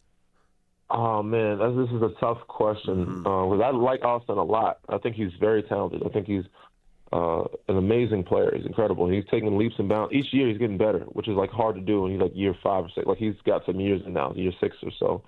And to keep getting better at this time in your life, in your career, is like an incredible feat. I think he's great. I think him and Luka together are really good. I don't know. I think you have to make a decision on Bron first, right, before you figure that out. But I don't think you can lose an asset like that for nothing. Like, you have to keep him, and he's definitely a max player. But is he a max player that you can trust to be number 2 and win you a championship with Luka? Like, I think they're great, but pairing them together when Bron is gone, it'll be tough unless you can surround them with a lot of really good pieces, right? I think Austin, realistically, or best case scenario for him, is a good third option for a championship team, And with Bron there and them two, kind of gives them a good balance. They still have to find some bigs that can, help them or relate with Luka, be a lob threat. I think Jackson Hayes is good. He's just young and still learning. And DeAndre Ayton had a solid season, just certain playoff moments that people were not happy with. But with those two, you got to surround them with the right pieces. And again, I think you have to kind of solve or figure out what you want to do with Bron. And if he's able to come back at a fair deal, then you have some room to wiggle to keep some other guys. And it seems like all the good free agents are on the Lakers. The Lakers route, like Rui, Austin, Marcus Smart. Like, these are guys that are really good pieces that had good years that people are going to go after, that you kind of want to retain. But I'd like Austin's game. He's definitely worth a max. It's just, is he going to fit with Luka, just them two when Bron is gone, to win a championship, if you have enough money or space to get guys around them to help them win? But I think Austin is really good. He's a really good player, and I think he's best bet like in a third option space. Absolutely. You brought up LeBron James right there. We have some great sound LeBron James coming up. We cannot wait to play for you guys in just a moment. DG, tell us about how you feel about the Knicks, man. You're from New York. You know what I mean? Yeah. You never played for the Knicks, but I know. Are you rocking with the Knicks? How you feeling? I try to be an unbiased guy. Yeah. And I don't remember this D-Fish, but some years ago when I was almost a free agent, it was very brief. You were coaching there, and I didn't get a chance to actually go through the recruiting process. And because San Antonio they were on top of it. Yeah, you were on the list, though, buddy. I can tell you that. So I was on the list, but I grew up in New York, but I didn't grow up a Knicks fan. My dad was a fan of certain players, and he was also a fan of like the good teams. I don't want to call him a bandwagoner, but he was a Michael Jordan fan. He liked the Pittsburgh Steelers. Like, the only team that we liked in New York was the Yankees. So I grew up liking the Yankees. He likes more New York sports now, like the Mets and other teams. But we didn't grow up a Knicks fan because, we watched Mike. Mike used to kill the Knicks, and, he talked trash to all his friends about being a Knicks fan. So I want to see the city thrive. The city needs it. I'm rocking with the Knicks, but I didn't grow up a Knicks fan. But they're playing really good basketball right now. Game 1 was ugly, a little rusty. But prior to that, they've been playing really good basketball, and I'm actually rooting for them because a lot of my friends here, they've been dying to see a championship. They've been dying to see they've seen a finals in '99. But, I'm rocking with the Knicks. This is the year. If they're going to get it done, this is the year to do it because after this year, OKC is only getting better. Mm-hmm. Wemby he's here. Like, he's not coming. He's here. So, like, next year, the West, I think the championship or Larry O'Brien is going to live in the West for the next decade, like the next 7 to 8, maybe 10 years with those two teams and other teams in the West getting better. So the next time is right now, and I would love to see them, get to the finals and possibly get it done because it's been, 53 years? Mm-hmm. Oh, yeah, 1973 was the last title. Danny, I'd be remiss if I didn't ask you because I asked you about Austin Reeves, and you did mention they got to talk about Bron first. What do you think on both sides? Do you think it's best for the Lakers to get back Bron? And more importantly, is it best for Bron to get back with the Lakers? Well, Bron, it's a home for him. He lives there. His family's there. I think he wants to ultimately stay there. But I think he wants to be respected and have the best farewell, which, again, he could probably play 2 or 3 more years. But I don't know how his mindset is at. I'm assuming it's his last year. Because as we get older, it's like hard for us to believe that older guys can still do that or want to do that when they have nothing left to prove. So I'm like, there's no way he has more years. It's like he's retiring after this year, and he keeps proving me wrong every year, making me look stupid, just like the rest of the media. But I'm like, all right, next year's got to be his last year. So, and he's just a player that's so good, and I think there's not many other guys available that can give you what Bron gives you. Even though he's 41 years old, he's still a top player, and he's worth, $40, $50 million. Now, if you can get him at less than that, great. But, it's hard for him as a player that's been your most reliable and available guy in the playoffs for you and your best player in the playoffs to be like, hey, I'm going to take a super discount. And, he's not known to do that. But I think it's imperative for them to try to either, keep him or if you can find somebody better, which I doubt you can do, to replace him. So I think they should bring him back and Austin and give him, the farewell that he deserves. If that's what he wants. If he wants to be in LA, it's like, all right, let's do this last year. This is Bron's last year. We're going to try to still make a push and still be good because those 3 guys together are good. But, yeah, I think you ask him, give him that respect because he deserves it. I mean, he's one of the best players to lace him up. And we had a debate the other day. Everybody's like, oh, he doesn't deserve a statue in L.A. And I'm like, I think he deserves a statue everywhere he's played. And people forget, like, he's been there for 8 years and gotten, 7, 8 All-Stars as a Laker, won a championship, and people want to discredit it. But it's like, he's done some incredible things, broke a lot of records as a Laker. So Yeah, he deserves respect in the city of Los Angeles. Completely agree. He is Danny Green. He's a 3-time NBA champion, and he's the host of Inside the Green Room with Harrison Sanford. Danny, I cannot thank you enough for joining us here on Derek and Decker. One of our first ever interviews on the show, my guy. Honor, man. I'm glad that I'm one of the first guys you asked. So thank you. Thanks for having me. Appreciate it, DG, Absolutely. man. Enjoy the rest of your day, man. Yes, sir. You too, Fish. Thank you. Next year, Spectrum. Yes, indeed, baby. We're going to get it. Yeah. Let's go. Danny Green, ladies and gentlemen. If you have not checked out his podcast, you are wasting your time. Go over there and check out that podcast. And, of course, the podcast is Inside the Green Room with Harrison Sanford. We did tease it, and I'm going to see if Raj is ready for this because, listen, apparently we got some great LeBron sound. He was on a podcast with Steve Nash called The Mind Game Pod. Let's go ahead and hear that LeBron sound. Are you thinking about it every day? Are you getting close to feeling a direction, or are you just like, I need some time still? Yeah, I'm still in the moment of like just taking my time and saying I haven't even really thought about it too much. Obviously, I understand that I'm a free agent and I can control my own destiny. If being here with this franchise for the foreseeable future, or if it's going somewhere else. But like I haven't even really got to that point. I haven't even taken my family vacation yet, which is going to happen after Memorial Day. That's kind of the thing at the forefront of my mind. But, I think at some point, up until, up in June, late June, as July roll around, free agency starts to, gets going, and July rolling, and maybe into August, we start to kind of like get a feel of, what my future may look like. If it's continuing to play the game that I love, which I know I can still give so much to the game and play at a high level, or if it's not. So, but I have not got to that point yet. And when I get there, it'd be fun to kind of see what the future could hold. Probably only want to go in a positive environment where you can win. Year 24 is not a starting at the bottom. Yeah. No, there's no way. There's no way. Just, winning is most important because you want to be excited about going to work every day. You want to be excited about, like I said earlier, winning the day, and being around a group of guys that, feel the same way and trying not to take steps backwards. I understand the season is a long marathon and whatever the case may be. But those building blocks throughout the course of the season is what matters to when you get to the marathon, and when you get to the sprint, which is now. I mean, listen, as much as I will push back on, the only thing I'll push back on what he said was, I haven't really thought about it. Yeah, you have. Come on, stop it. You have thought about it. But everything else, tell him what come he thought on, about. He's absolutely thought about it. Come on. I think about it 90 times a day. I'm not LeBron James. I know he's thought about it. But everything else, absolutely. And you know what? The thing that actually stood out to me, and you kind of even nodded your head, I haven't even gone on vacation with my family yet. Yeah, I kind of do understand that he's going to get to it. Yeah, there's a process, to get to those type of decisions. I mean, the season just ended like 2 weeks ago. Well, for him, the season's still going on. We still got an Eastern and Western Conference Finals and a Finals to get to. We still have a year of playoffs to go, buddy. All right, we're going to have to talk about this disdain for the NBA playoffs. I love the NBA playoffs. I just don't like how long they are. That's all. Yeah. So no, there's. The season literally just ended. You have exit meetings.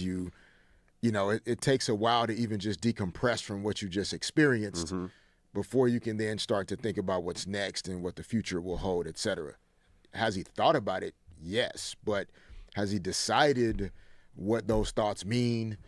Where he wants things to go? It's like, no, not yet. I take him, at his word. But the winning part, I appreciate Steve Nash bringing it back to, like, he's not going somewhere to just, to start back at, trying to help somebody rebuild. Absolutely. And go be around some young guys that aren't ready to win, kind of thing. So he's watching the rest of these playoffs closely. He's watching the Cleveland Cavaliers. And, is that a team that could be a good fit in terms of having a chance to win every night? But he also enjoys being here in L.A. and what he's built, I think, on and off the court.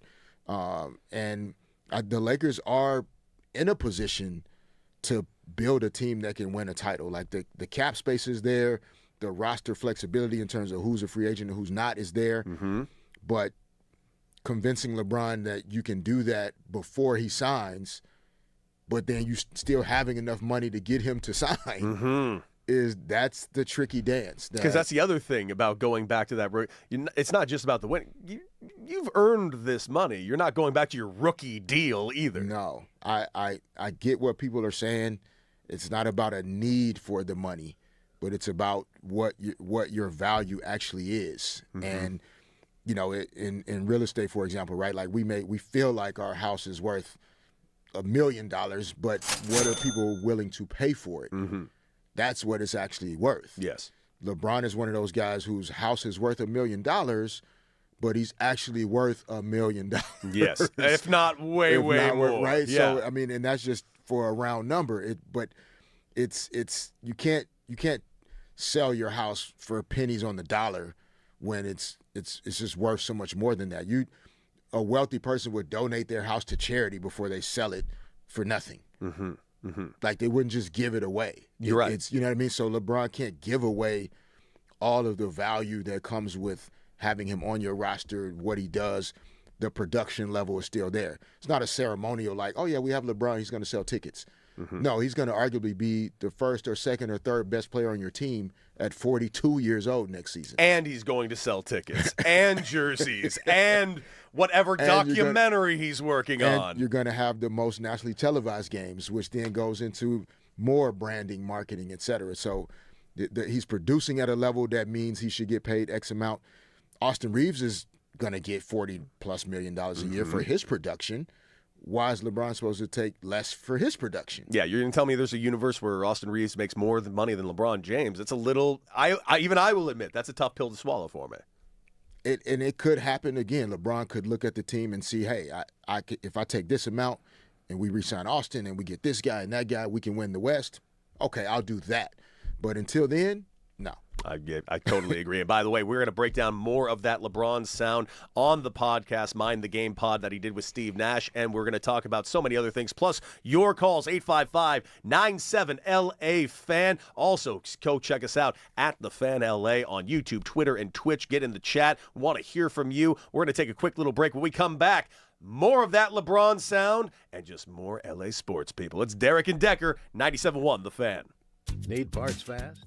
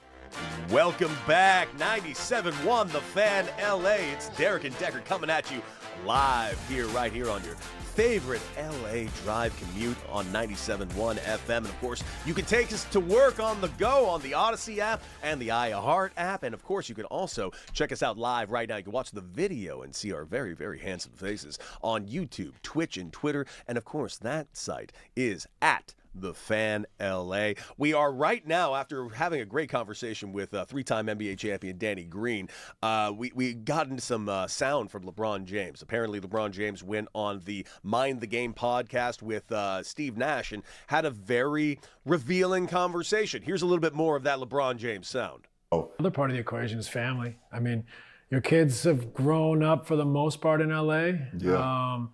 You know, you got to consider that. At the same time, like, you're not going to go sign a 6-year deal somewhere. So, right. it's, you know. It's very important. And it's up there. I mean, 1A and 1B is like where do I feel comfortable with doing with my career, but also with my family. You know, how do they feel about whatever decision that I'm able to come up with and make? And that's a joint decision as well. I give them the insight, both my boys, my daughter, and my wife. You know, so. You know, it's 1A and 1B. You know, I don't think one is higher than the other, whatever the case may be. So, yeah, that's very important, you know, obviously. Yeah. I mean, he says it all right there. Obviously, family is a big part of that. And there's also the idea, like, the L.A. of it all. He's been here for 8 years. His family, that's the other thing. His family has grown up here for the most part. And at the end of the day, it's L.A. I mean, I know that's such like a blanket statement that you could say about places you can go to, but it is Los Angeles. This is not a destination in the United States. It's like the destination in the United States. You can really just point at like 3 major cities in the United States are like the main city destinations. You got L.A., you got New York, you got Chicago. Other cities are great as well, but I mean, this is the Mecca, man. It's the Lakers at the end of the day. All of that can be true for sure. I just, you know, you heard the sound, the career part, like players and people like him, like the legacy of like their impact on the game and where they stand on the Mount Rushmore and like the big picture things, that matters big time. And so stand in LA to like keep coming in 3rd and 4th place. Yeah. That matters. Of course. Right? So it's all of the LA things are present. He feels, I think, all of those things and doesn't necessarily want to. But what's best for his career on the court, which is how we're going to best and most remember him by, will matter. It'll be at the top of the list. How much he's supposed to get paid for that will be right next to that. And then, of course, the family part is it doesn't mean less to him, but what he does professionally is such a big part of why the James family is who they are. So that's why it kind of ranks at the top, you know, and then they talk about it as a family. They discuss it, the pros and cons of each situation and scenario.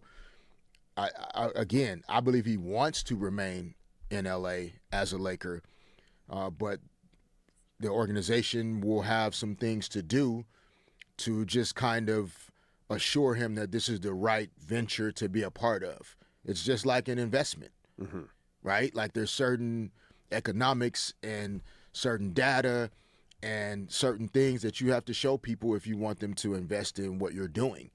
And LeBron is one of those guys where he can kind of decide what he wants to invest in. And so if you show him the right things, then yes, I'll invest. If not, I'm going to invest somewhere else because they showed me a better presentation, a better package. They have a better founder. They have better economics or metrics, and I'm going to go put my money there as opposed to investing it with you. That's his right at this point, and he's going to preserve the space to do that as long as he possibly can. Absolutely. And here's the other thing. The Cleveland of it all has kind of bothered me a little bit. When people keep saying, like, well, he could go back to Cleveland, you know, I understand the homecoming aspect of it. But I still keep having trouble, especially if the rumors are true that they're looking to maybe lock up Harden for a couple more years. In any way, is that really a fit for him in Cleveland, especially if they do bring back Harden?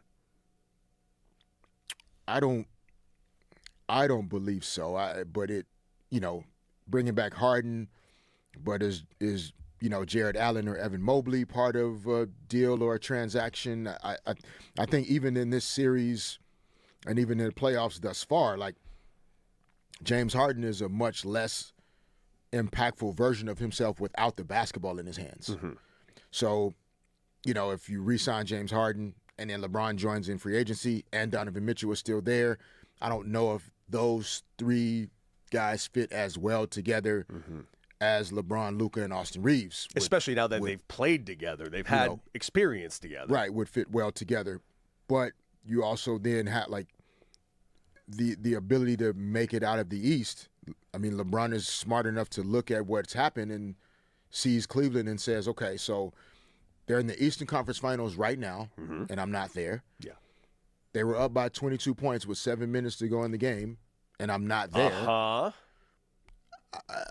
might be able to help this team make it to the NBA Finals and come out of the East, which is a more attainable goal or objective than what it would take to possibly come out of the West when you're facing Oklahoma City and San Antonio for the next couple years. Absolutely. And we've used the word insurmountable a couple of times, and it does feel that way with those two teams. If you guys missed the last segment, here is a little bit more of that LeBron James conversation with Steve Nash.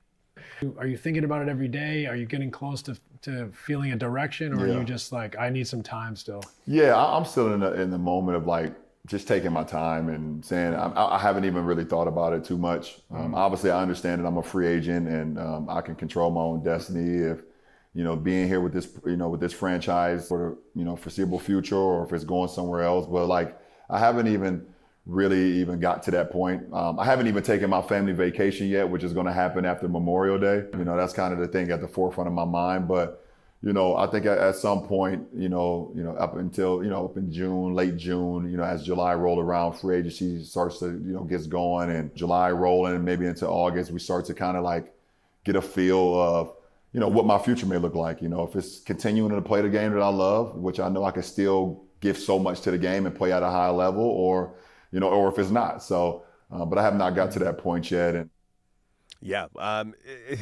it makes me really. What was your favorite place to vacation after the season, man? Where'd you immediately go? Where'd you take the family? What was it?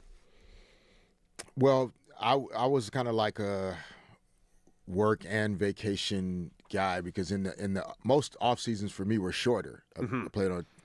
Yeah, what'd you end up playing? An extra 7 seasons of playoff basketball? What was it? 265 games we found out yesterday? Know your partner. You're supposed to know. 259, Raj. 259. Sorry, I was off by 6. I appreciate you adding the 6, though. Pretty impressive. LeBron surpassed me a couple of years ago and is not looking back. He's headed towards 366. Good Lord. I was heavily involved in the Players Association as well during my career. So every year there's an annual, conference for the Players Association.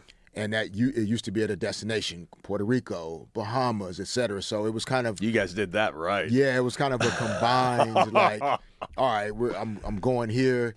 I have some meetings and things throughout the day, but, we're bringing the kids, we're bringing the in-laws, we're bringing the babysitter. We're all going down to the Bahamas for a week.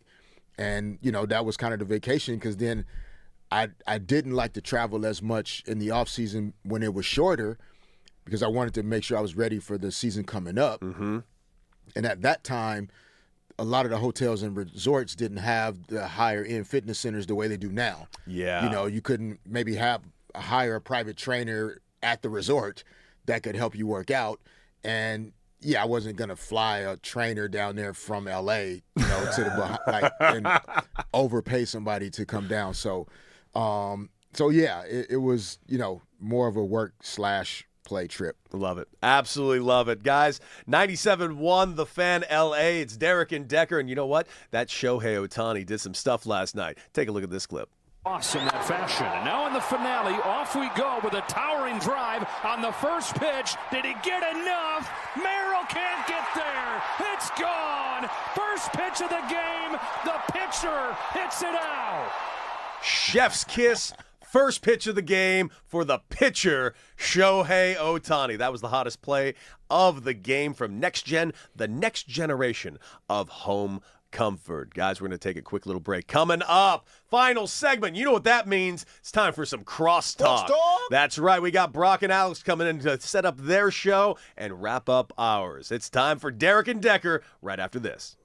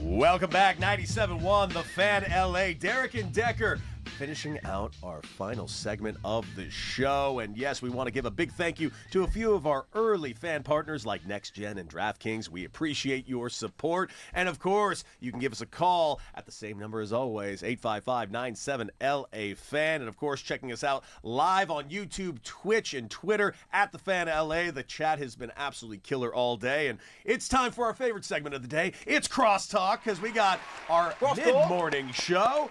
What up, squad? What up, Brock and Alex? How we doing? What up, squad? Oh, what up? How you guys Squad, doing? great. Do you know we might have a fun new name for our fan base? I'm listening. The Fanny Pack. Interesting. Interesting. Everybody loves them, a fanny pack. I love, dude. I have fancy fannies. We are always aligned, man. We are. You guys, they're making a comeback. I actually brought a prop. I brought my fancy fanny pack. Like, it's totally a thing, you guys. It's so back. Wait, D-Fish, what do you got against fanny packs? I didn't say I have anything against them. I'm just saying I don't rock them personally. I mean, but have you rocked one? No. Oh, dude, I'm telling you, once you rock that fanny pack that first you're a time, fanny pack guy. Dude, there's no going back after rocking that fanny pack. Also a fanny pack. If you can get it in colors. You can bedazzle it, D-Fish. So we need to go out on the golf course, bro, and I brought my fancy fanny. Like, this is a fancy fanny pack. We got to continue to lock in. Bro. I'm just saying. Oh, by the way, D-Fish, you guys are going to all be mad at me. D-Fish can be really mad at me. I was really excited to go golfing yesterday. And? Someone might have missed their tee time. Oh. Who? I noticed that earlier when you were like, ended up at a bar. I was not happy. I thought he was going golfing. That was drinking my sorrows away for being 10 minutes late to my tee time. LA traffic got me. Okay, what is the biggest thing holding back your golf game right now? Let's get into it. Oh, no question. It's putting. The answer is always putting. Okay. Putting. Okay. I'm phenomenal with my irons. If my driver's good, my driver's really good. Okay. But I can 3-putt with the best of them, baby. Oh, baby, can I 3-putt with the best? And by the way, it's not like I'm off by a lot. We're talking about like I'm not calibrated by a 1/4 inch. I'm rimming in and out and all over and over again. Putting, baby. Okay. It's what gets me every time. It's what's keeping me at a 10. Fish? Can I tell you short about? game. Yeah, go okay. ahead. No, just about putting. Yeah. Like, it's this weird mental thing because golf's all a mental game, right? Like, you can have like the best hole of your life and then turn around and be like, "What just happened? Yes. Who is this person swinging the club right now?" I swear, when I say, "Curry, you're gonna make this putt," I don't even do a practice swing. I just put my foot right. I line up the line on the putter just right. I was like, deep breath. Make it every time. You just like tell yourself, "Yeah, I'm gonna make this," and then you make it. Nice. Must be real. Why? Wow, just wheeling in Good for putts. you. That's sweet. So when are you joining the tour? That's awesome. It's not all I will admit there are times though, like when I have no reason to feel this way, but there are times where I'm set up for a putt that I have no business making, and for some reason in the back of my head, I know I am going to make it. I think and this is going to go in. You just say it. You and it can even happens on create that chips every on my time. short game every once in a while. But and there's I'm like, also the reverse of it too, right? Like you just jacked a bogey putt. You're pissed. You're like, all right, I'm not even gonna do anything. I'm gonna just hit the ball and then it goes in. Yeah. You didn't line anything So the up. whoopsies. Yeah, you just yeah. kind of. oh yeah, I put my Okay. marker down. I realigned everything set up. No. I took a protractor out. It's like I got it all set up. My best golf holes are when I have 3 bad holes back to back to back, and I say, you know what? Screw this. I'm checked out. I will go out and birdie every single time. There is something about mentally giving up and releasing and just focusing on having fun that if I could tap into that for 18 holes, I'd be a fantastic golfer. Yeah. Well, how about this? Around the room, who can drink and actually play golf well? Come on. Nobody's hand went up. No one said a word? No one even convinces themselves they're better at golf when they're drinking? No, absolutely not. I used to try to convince myself of that, especially when you're at the age where your friends are getting married and there's bachelor parties. Like, I'm so much better when I have a couple beers than me. I'm better when I'm drunk. No, not at all. I'm dehydrated. I'm tired. I don't want to be here anymore. I have a headache. The sun's killing me. Yeah, No. I stopped drinking golfing years ago. Yeah. It doesn't work. Yeah, no. Doesn't work at all. Have you guys heard any of the LeBron sound that we played on the show today? Oh, yeah. Oh, yeah. What are your thoughts? What do you guys got? Is this a bit part of your show? No. Oh, save it for their show. No thoughts. Okay, just all They'll right. be able to hear it on their show. Sorry, we have to save it for your show. I thought you were going to I go with just lied LeBron for and you. golfing, you guys. No, because we've we seen were talking about LeBron golfing. golf. Well, no, because I cut off D-Fish when I was giving my thoughts on your putting, so we never got to go to D-Fish about him sharing, what was it, the best and worst part of your game? Oh, what is the best part, worst part of your game? Yeah. Yeah, no, I think right now, the short game, it's like 115 and in. Okay. Like I'm just not as dialed in as I want to be from there. Like I'm driving the ball more consistently. Mid irons have always been pretty solid. Okay. But it's just like 115 and in, I need to be within the flag stick or not far from there. Okay. So I can just make more pars. I That's love what's my hurting me. 7. Like, Yeah. my 7 iron is my best friend. Like, I love my 7. I will default to 7 I every have time. an interesting confession to make about What? this. My best club, and I know I'm in a rare world in this one, is my 60 degree. I love chipping with my 60 because degree. it's like a baseball That's a good swing. tool to have. I am. It's an insane answer. I but can't. It makes no sense to me How either. can you hit it? I can usually hit my 60. If I really want to ramp it up, Yeah, I'll yeah. hit my 60 like 100 yards. But usually, I only use my 60 That's from impressive. I only use it from 60 in, Right. and like I use it around the green at all times. Yeah. And for some reason, dude, I am lights out with my 60. That's a Dude, so and that's me then with my I 7. 3-putt. See, So that's my 7. my 60, if I if I hit it nice and soft, I can get a nice little 12-yard chip in it, land perfectly soft. I could also blade it 150 yards, which is why it terrifies me. Oh, I've done that plenty of times. How's everybody in the sand these days? I'm great in the sand, actually. Really? Great Do you in flop? the sand. Are you a flop sand guy? So here's a trick that I learned, and I doubt it'll work for many people, but if you are struggling in the sand, try this. I don't use a sand wedge. I use a 60. That way I can swing as hard as I want, and I don't have to fear. So if you're holding a sand wedge and you don't hit it cleanly, that ball is going to go 150 yards. But with a 60, it's only going to go so far. So I would rather not have to think about tempo and just hack at the sand and have it land out nice and soft within 20 yards on a terrible shot, within 5 on a good shot, than worry about the sandwich. I'm trying to get everybody on board with one thing when it comes to golf, and I mean this. Okay. Walking golf courses. Yeah. I'm telling you, it's all about, and I mean, I've invested in my push cart. This thing is my baby. It is the Cadillac. I'm a push cart guy. I'm Let's a push go. cart guy. See, Yeah. now Brock and I Yeah. are finally Yeah, on the yeah. same page. Yes. Now we're talking. Man, Fish is riding in luxury. He's got he's got a his Rolls- drinks to he's got a go. Rolls He's got Royce the golf Rolls cart. Royce golf yeah, it's cart. pretty sweet. I'm on the cart, bro. What's the ding dong for? What do you got, Raj? Oh, the ding dong is when the hype man's coming in. Oh, let's go. So the Fanny Pack, as you mentioned, as you know, everyone can watch the show. Where? Yeah. Where can they watch? Oh, they can watch at the Fan LA on Twitter, Twitch, and YouTube. Thank you. I didn't have You're it written welcome. down in front of me. But we have a new poll up. Do you like the name the Fanny Pack on the YouTube? Okay. So they are voting. And do you want results now, or you want to do it within your show? Baby, reveal them so far. We'll keep them going. But Okay, the Fanny Pack for life is one response. Or wait, no way. A resounding 78% like the Fanny Pack for Oh life. my gosh, They are You in. might want to look that up again. No. Oh. I'm looking at real-time results. It's Uh-oh. 54%. What? No way. Oh, boy, Come it was back. great. 36%. Wait a minute, it's made a comeback. Don't We call got it a comeback. My information is Nah. dated. Yeah, It's dude. going game 7, Okay, baby. okay. It's like well- election night all over again. We're gonna keep this poll going through our show. It came from a fan. It I did. love it. We're It the did. fan, and like the Fanny Pack. I think it's sick. And like branding. Think about branding. Yeah, it's all about branding. It's all about We branding. got Come to on, it's sell sick. it, bro. That's what it's all Fanny about. Pack is so sick. We got to get sponsors Be a for the part of our Fanny Pack. pack. Derek, this is getting legs, man. I don't know if we're gonna win this one. Yeah, I don't know either. Listen, either. I love a fanny pack. Yes, Referring yes, to yes. someone else as a fanny pack is not what I said I was into. That could go a different direction. I'm just saying. That's not what I said. Oh. But I'm on board. But it's too late. Sorry to go legs. By the way, Okay. Alex did text me last night. Cody, can you please tell me what an upper decker is? I finally had to explain it to her. I was like, am I allowed to text this to her, or is this an HR issue? Definitely the latter. Well, you told me not to look it up, so I didn't. Look I it said up. don't look it up on your work computer. My work computer is my personal computer. It's everything. By the way, Sports Wag ER1 just said, Cody nailed it. Can't call someone a fanny pack. Just saying. Think about it. Okay, so Accurate.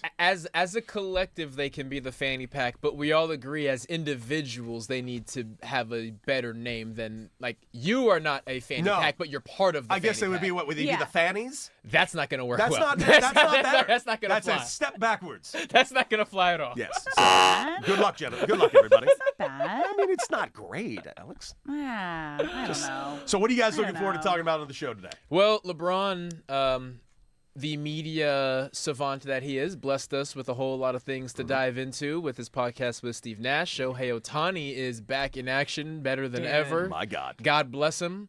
And Sean McVay. I think we overlook how long he has been the Rams coach, and I'm pretty sure he is closer to the end of his career than he is at the beginning of being a head coach, and I'm excited to dive into that with Alex's. Not only what is the legacy of Sean McVay, but what is Sean McVay going to look like, say, 5 years from now? Will he still be the Rams coach? Yeah, he kind of pulled back the curtain a bit. Yeah. Like, not many coaches do. About the conversation about the trading Jared Goff? No. Oh. This is more of like when there was rumors that maybe he was going to retire. Yes. And why he was thinking After the of Super Bowl win. Oh, yeah. retiring. I mean, there was a lot of talk about him going Yeah. to media because he would be great at media. Yeah? Yeah, so, Nah, I like it. So stick around to find out what it really was. Okay, I love that. Also, if you guys can do me a favor, can Yes. you guys get into the thing that's sweeping the nation What? that I told D-Fish about yesterday? goodness. What? Tarps off. Have you guys heard about Tarps off yet? What? Oh, it's all over yeah, baseball. Yes. How I great is saw it at Tarps Angel off? Stadium. Everyone goes in the left field. They take off their shirts. They wave them around. yeah. And they were chanting at Angel Stadium, "Sell the team. Sell the team. Sell I the- did. And they I did. should sell the team. I didn't know it was labeled tarps yeah, I was off. like- And it's everywhere. It's not just Oh, Angels. my It's God. At Tampa. first, I was like, "Are you talking about the beach umbrellas? Is this the like shirts off no, the you- beach? the Is reason this why tarps I'm off? br- This shirts off." But Got the it, reason yeah. I'm bringing it up, it hasn't happened at Dodger Stadium yet. I'm just saying, guys. Oh. Let's go to a Dodger game and do some tarps some off. Come on, Brock. I'll I'll meet leave you that there. for you My guys. man, I'll my leave man. that for you guys. All right, guys, that is it for us today. We'll be back tomorrow bright and early at 6 a.m. for Derek and Decker. Stick around because Brock and Alex are next. That is it. Enjoy yourself some more 97.1 The Fan. Kick rocks. We'll see you tomorrow.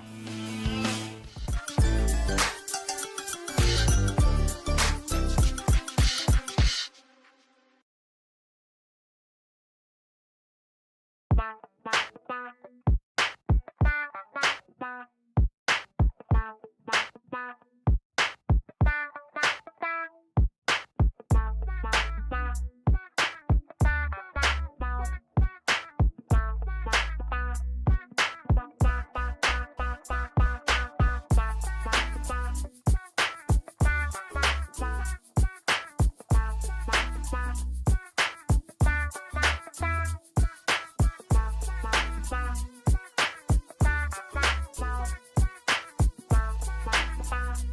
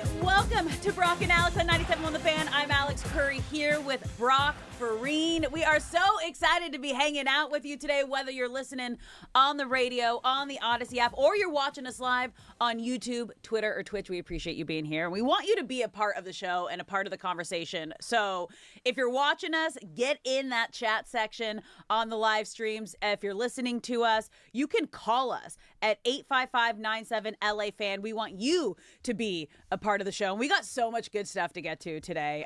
We finally heard from LeBron James. We're going to dive into that in just a moment. Kind of gave us a glimpse into what his off-season plans are going to be, when he's going to decide or make his decision of what he's going to do this next season.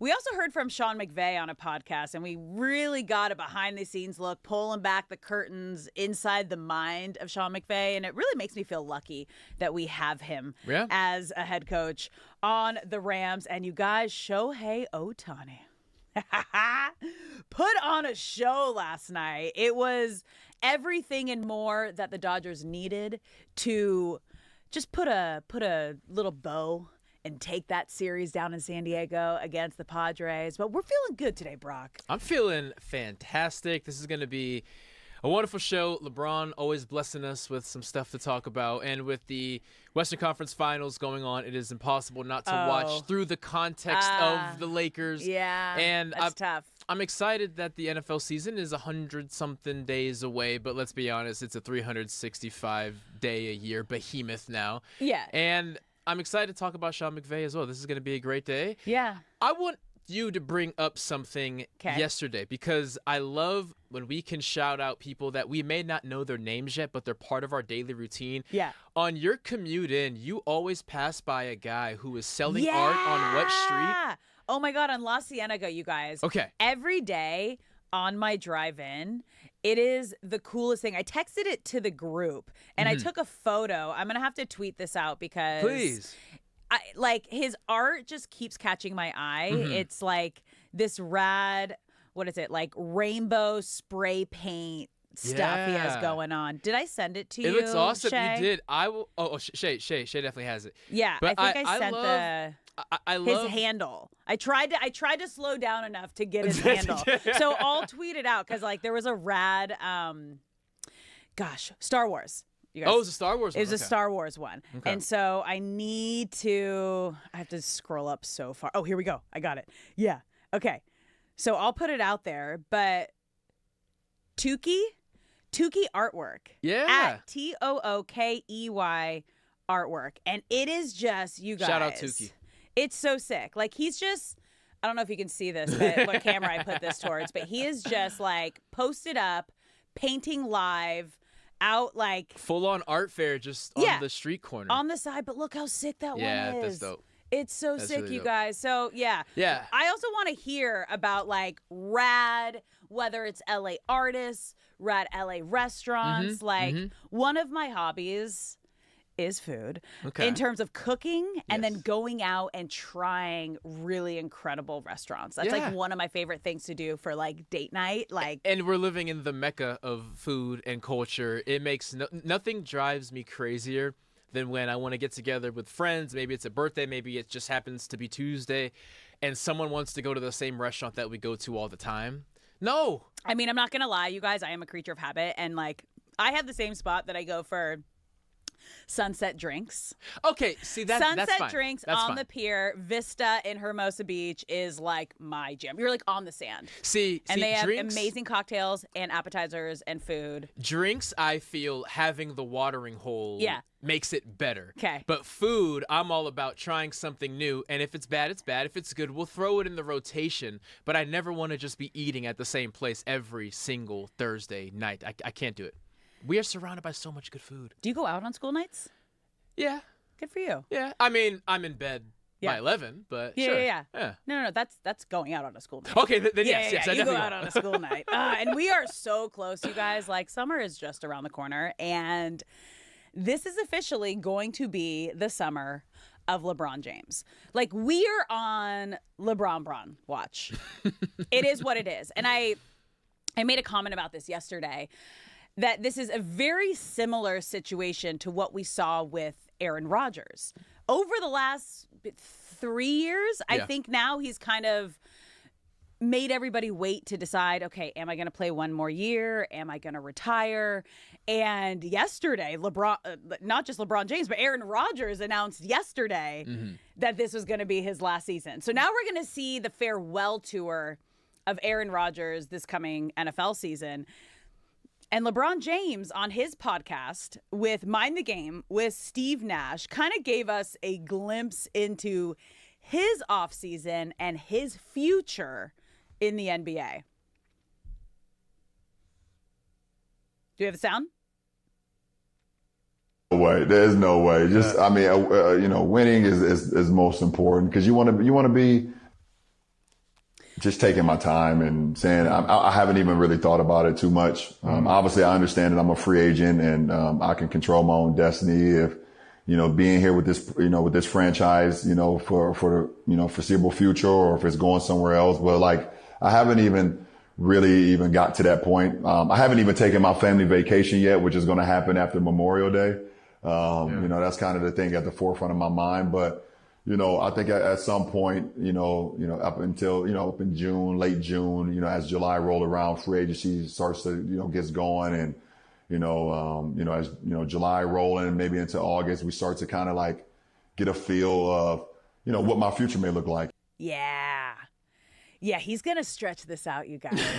So the first thing he's thinking about, it's Memorial Weekend this weekend. He's going on a family vacation. Well deserved. After Memorial. Oh, yeah, take your time, King. Like, he is King James for a reason. He deserves that. And then it's not soon after. It's, like a month? Like end of June, beginning of July, the start of free agency. Ideally, you would want to at least let the league know, let the Lakers know, who have made it clear. I mean, made it clear. When I say made it clear, Rob Pelinka, when he was talking in his end of season presser, would say any team would be so lucky to have LeBron James. And it's been an honor for him to be here and play with the Lakers and the way he has honored the league. But they know that he is going to take time and go take some time vacationing with his family before he makes a decision. But to wait, if he were to wait to make a decision until August, you're kind of putting the Lakers in a really tough situation here because they need to figure out what kind of money they have to go after some big names in free agency. Because as we've been talking about all week, they need a big guy. And they need to go out and they need to spend some money on a big guy. So where does LeBron James fit in this future of the Lakers? And does it hurt his chances of really coming back with the Lakers if he decides to not make a decision until August? Because we know if the Lakers are going to make a move for a big free agent, they're going to have to make money moves. Like right out of the gates in July. The free agency period technically starts June 30th, and I think you can technically start signing people July 6th. But we know in the NBA that from 12:01 a.m. or whenever it's officially legal to sign people, there's 10 people that are signed. So obviously free agency doesn't start June 30th. It starts when your season is over. Probably it starts in the middle of the season if you're on an expiring contract, right? So I feel LeBron, who would be entering his 24th season, he is as well aware of anyone that's how it works. So him making it known that he will take his time and take a vacation, and he said, I may not decide as late as August, et cetera, et cetera. I feel it's him saying, hey, the Lakers aren't going to wait on me. I want them to know I'm not going to wait on them either. And on the flip side of that, though, it also means if I sign somewhere, I am not going to be asking for the salary that I got recently, because teams have to figure things out now. Say you want Giannis. Every team in the NBA is calling about Giannis. So say the Lakers want to make a move, say the Knicks or whoever else, we have to go now. We need to clear up space now. We need to find a way to pay him right now. And for LeBron to wait this long, he knows the longer I wait, the less money that whichever team I sign with will have available, the less moves they're able to make. So I'm thrilled by this comment, and until we hear more, all we can do is kind of pick at the subtext, but I'm seeing subtext that says, I understand that I'm not going to make anything near $50 million next year. It was also interesting because he was talking about like I need to make sure that like I want to wake up every day and I'm having fun and I still want to play this game. Or was that in the next sound? I'm like, I already know what we're talking about. Let's hear there. it. Let's hear it. So yeah, he's not just this next bit is interesting, right? So if he comes back for his 24th year, this is kind of the mindset that he's coming into. There's no way. There's no way. Just, I mean, winning is most important because you want to be excited about going to work every day. You want to be excited about, like I said earlier, winning the day, and being around a group of guys that, feel the same way and trying not to take steps backwards.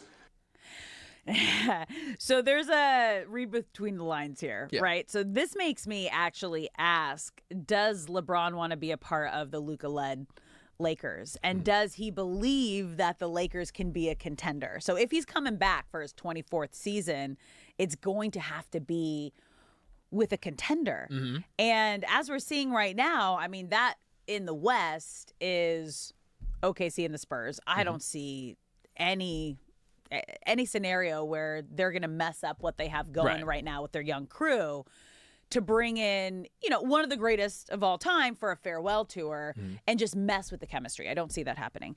And then when you look at the East, we've talked about, like, obviously, like it would mean a lot to go back and kind of have a farewell tour with the Cavs. It's his hometown. Right. There's a lot of history there. They drafted him. They came back and he won I'm assuming a championship Bronny was born with, there probably when he was in Cleveland. How old was Bronny? Yeah. I don't know. He probably had a lot of houses okay, at that time, so a lot of places.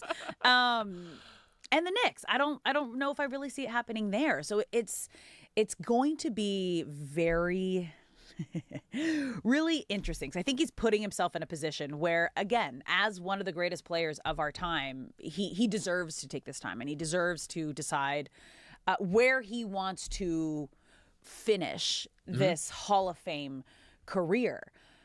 But if you're waiting that long, like, what are the pros and cons in terms of where you're going to end up and what you're going to get? The pros are, I want to compete for a championship. Yeah. I am not coming back to do anything less than make the playoffs and hopefully find myself still playing basketball well into June. Well, that automatically limits the number of teams that you can enter, right? Yeah. So what the pro I'm seeing is he gets to sit back and let the initial chaos of free agency and trade, like Giannis will be on the move, Kyrie Irving is expected to be on the move, Anthony Davis is expected to be on the move, and those are just the names that we know of.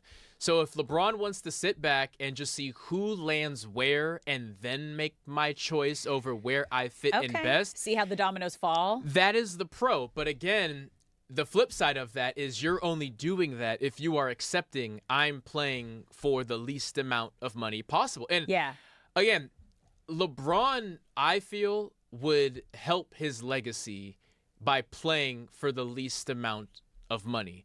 I feel people look at that as, yes, obviously at first people are going to make their memes and their jokes of, what do they call him? Lay bum or whatever, whenever he has a bad game and all that stuff. Oh, he's playing for the vet minimum, all of that.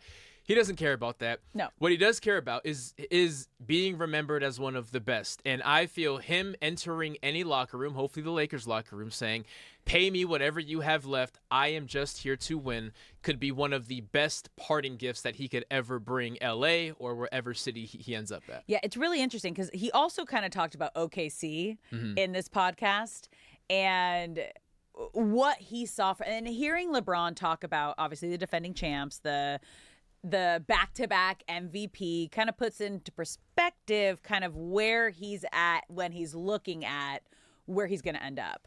If we're being completely honest, we were out-talented. We were not outworked. We were not, they didn't out-physical us. They didn't outsmart us. I feel like we were just out-talent. But at the end of the day, we failed in talent. OKC just possessed so much more talent than us. And, you could tip your cap to them, obviously. What word did you hear there over and over again? Talent. Yeah. Talent. They out-talented us. They had talent. They had better talent than we did. So and we just want to honor LeBron James. Yeah. So and LeBron made it very clear. He had a viral clip during the season where he said this Lakers team is not a championship roster. And that was before they went on that winning streak and that in run. March. Yeah, that just like jumped them to the top 3 in the West.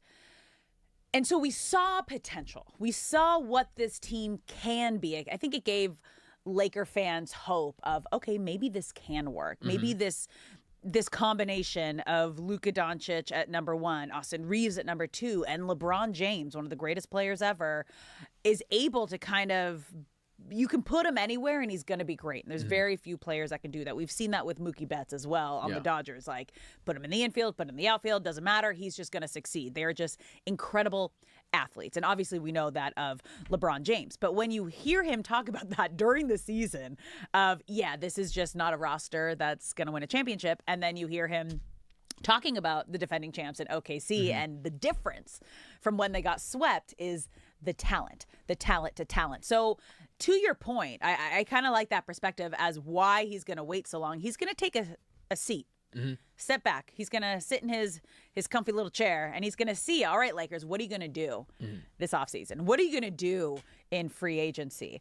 And is that going to be enough for me to come back and spend my 24th season, quite possibly his last season, his farewell tour, where I feel... Because you have to believe, like, in order to be a championship team, one of the biggest things that you see from every single person in that locker room, because I've covered a lot of different championship teams, whether it was baseball, whether it was hockey, whether it was basketball or football, everybody had that same mentality. Everyone bought in and believed, like, there was no doubt in their mind they were going to win a championship. Yeah. So you have to come into that locker room, and he needs to come into whatever locker room he's coming into, if that's the Lakers, and he needs to believe that this group that they have assembled and they have put together can win a title. And that's how it's going to work. Yeah. And from a LeBron aspect, it's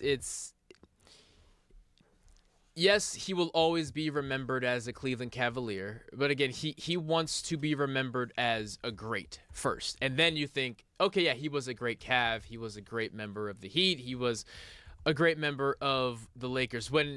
When I hear him say OKC was so much more talented than us, at first it's bitter to hear because you want your players on the court or the field or the diamond or the pitch to go out there believing that they are the best and that they are going to dominate whoever is across from them. So initially there is that bitter feeling, but it's factual. And it's factual because you look at Oklahoma City's 8th man, and it's Jared McCain, who comes off the bench, fresh legs for about 15 to 25 minutes a game and just hits 3 after 3 after 3. You look at the Lakers' 8th man, and it was Jake LaRavia. Try as he might, he gave it a heck of an effort, but he's not giving the same production as Jared McCain. It is about depth. It is about fresh legs. It is about health. I also feel he's also saying, yeah, Luka wasn't healthy. Austin Reeves was a shell of himself for a couple of those games. And I hear it as a reminder that, hey, me, Reeves, and Doncic over the course of the past 2 seasons haven't even played 60 games together. Wild when you put that into perspective, which is insane. too. So we still don't know how solid that trio can be. We're still learning each other, and that's why that March run, that 15-2 run, was so fantastic, because they had finally gotten enough games under their belt to know who's going to be where, who was thinking what.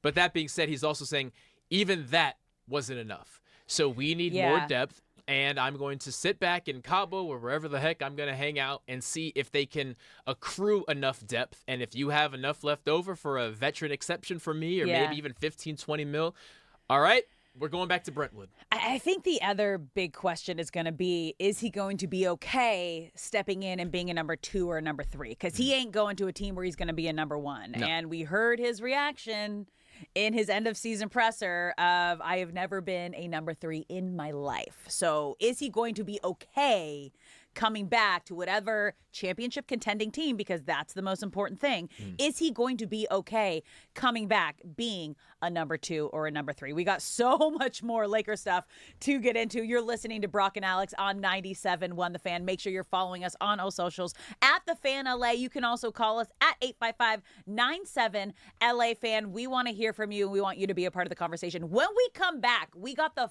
full Shohei Ohtani experience last night. Is this now what we're going to see moving forward? That's next. LeBron James. Hi, I'm Chuck McDowell.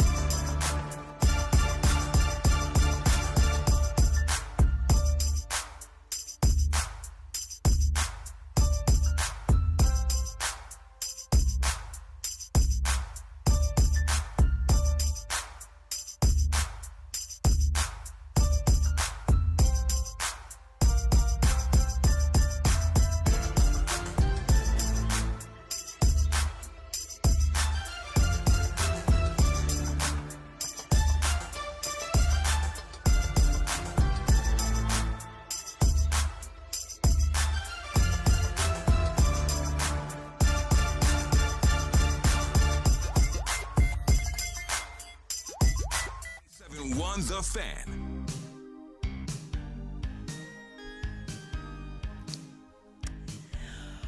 What's up, LA? Welcome back to Brock and Alex on 97.1 The Fan. I'm Alex Curry here with Brock Vereen. Thank you for spending your middays in LA with us, whether you're listening on the radio, on the Odyssey app, or watching us live on YouTube, Twitter, or Twitch. We appreciate you being here, and make sure you're following us on all socials at The Fan LA. We want you to be a part of the conversation. Get in and if here. you're watching us, get in the chats, okay?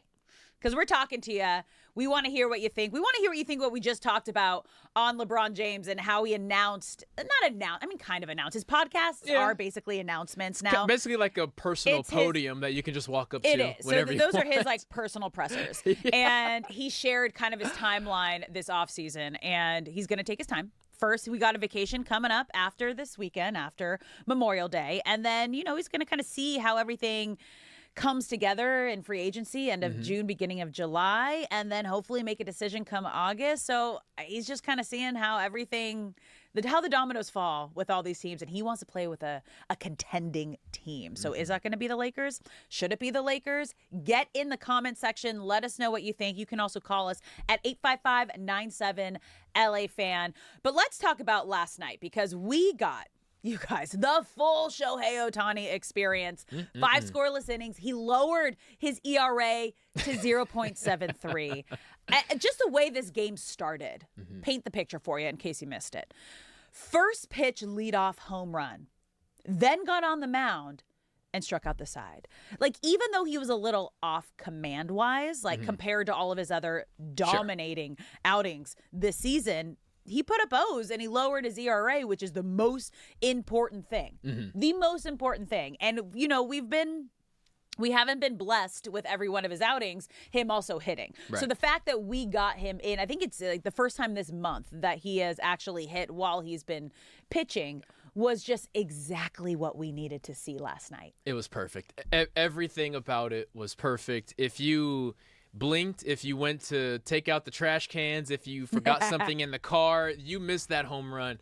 And from that moment, what I love about Shohei this season, and the only silver lining from that stressful late April, early May that he had, is he's showing his emotions a lot more. Yeah.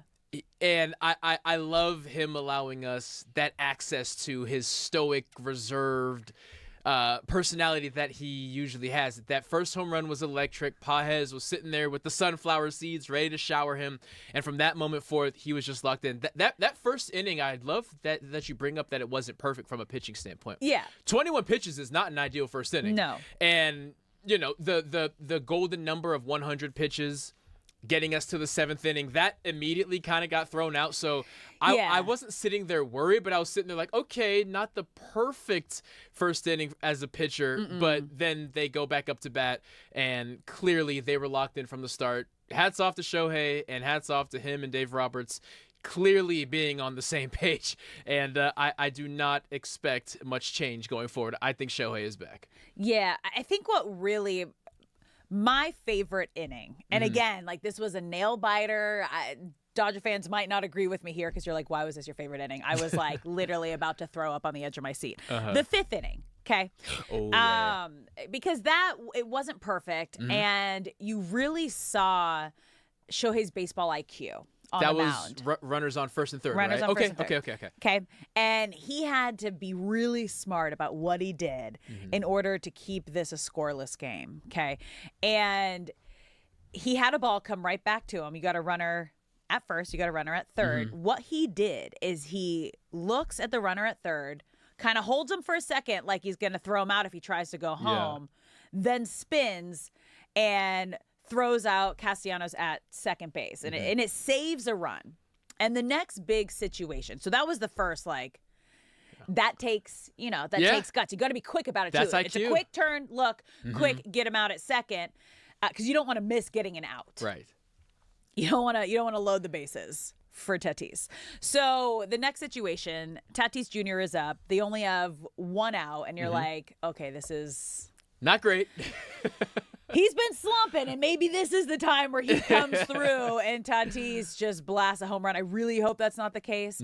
But you're kind of looking at Ohtani, and I'm watching, because like you mentioned, Shohei wears his emotions on his face, okay? You know exactly how he's feeling. You know if he's excited, you know if he's frustrated. It's almost like a cartoon how, like, over-exaggerated he shows his emotions. I love it so much. I wish more athletes were like that because, again, this is a game, you guys. It's their job. They're getting paid millions of dollars to do this, but it's entertainment. Yeah. It is entertainment for all the fans, and it's so much fun when you see and you feel the emotion. And Tatis, first pitch, got him to hit into a double play.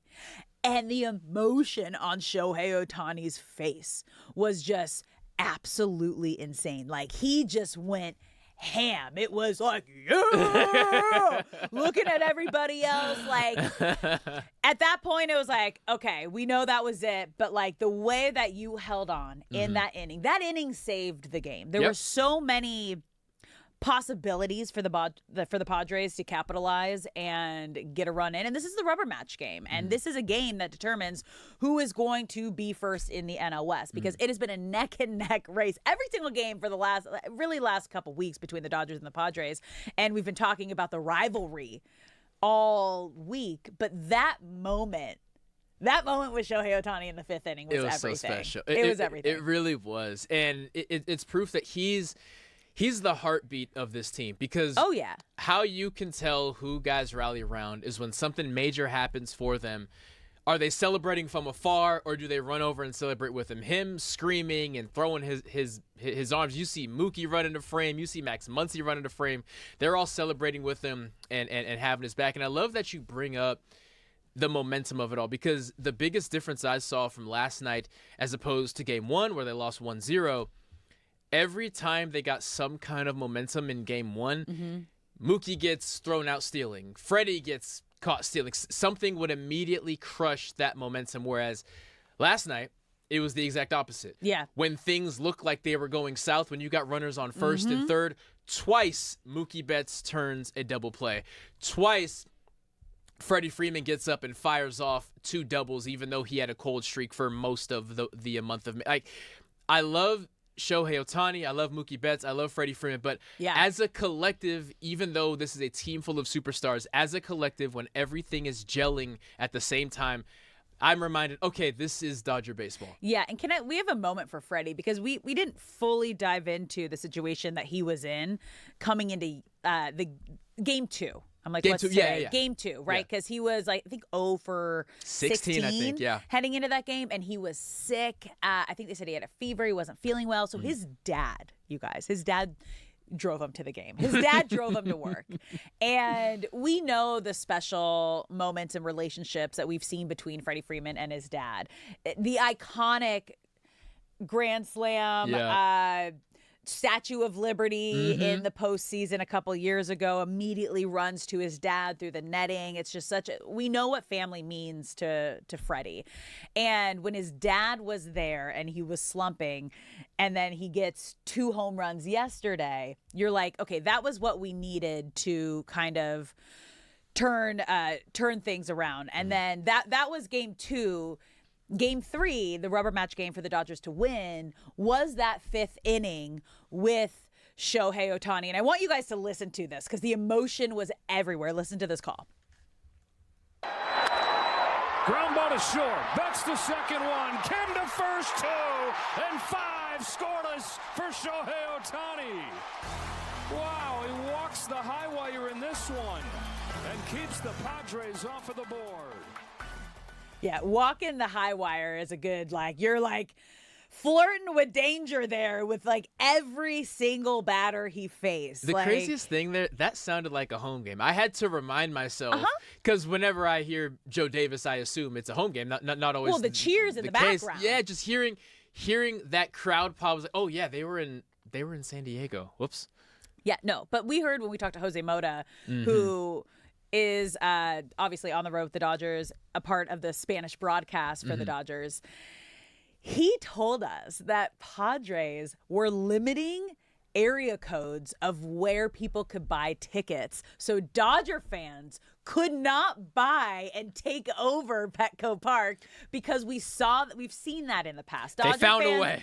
Dodger fans run deep. They travel well. And obviously, a lot of LA people and Dodger fans live down in San Diego. I went to San Diego State. There's a lot of LA people down there. And so they take over Petco Park. Yes. And so the Padres, to avoid that, limited where fans could buy tickets from based on their area code. They're petty, but not petty enough. You know what? Not mad about it because even though they did that, Jose said it still felt kind of like a 50-50 split between Padres fans and Dodgers fans. So that was a fun little gift of a series that we got from the Dodgers and the Padres. And my biggest takeaway from that, because when we were talking about the Freeway Series and what we saw with the Dodgers and Angels was, okay, the Dodgers are back. But then it was like, yeah, but can they keep this going against a real competitive team? And the real competitive team and the real test are their division rivals. And one of their biggest rivals right now in the National League, which are the Padres. Game 1, tough. Tough. Bats just, once again, could not take advantage of runners in scoring position. Right. Game 2, Bats woke up. Again, wasn't a pretty win, but kind of did. Long day for Sheehan, but the bullpen held their own. Yeah. Well, and then also, like, taking advantage of opportunities. Offensively, absolutely. Yeah. And then Game 3 last night, Ohtani just absolutely, once again, back to being that two-way player that we all know and love, that is changing the game of baseball, like that is just creating his own legacy and his own history within Major League Baseball. Yeah. So I guess now that we've seen, this is the first game this month that he's back to being like the two-way on days that he is pitching, does this need to happen moving forward? Does he need to be hitting every time he's pitching now moving forward from what we saw yesterday? I say yes. I look ahead at the schedule. You have a mean Brewers team who the Dodgers, due to timing, won't face their ace or their second best pitcher. So you're looking at that series saying, we may not be facing their best, but if we don't bring it, the Brewers are going to get they're going to get the best of you. Yeah.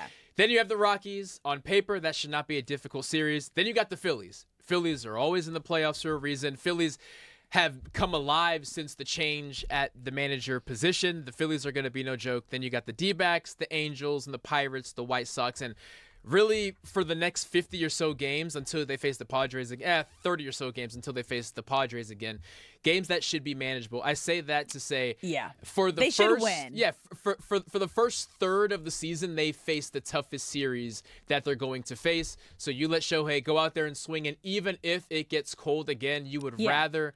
You would rather have him work through it. I feel like Dave Roberts had to make a decision because he knew the tough series that were lying ahead. Whereas when you have 30 games of teams that on a bad day you should be able to get through, Shohei, you're cold. It doesn't matter. This is what we're doing. Let's see what we got for the next 30 games, and this is what the schedule is going to be for the next month and a half. Yeah, I think it's really great that they have an off day. You travel right after the game, so they should be in Milwaukee. The last series of this road trip before they're home to play the Rockies and the Phillies, as you mentioned.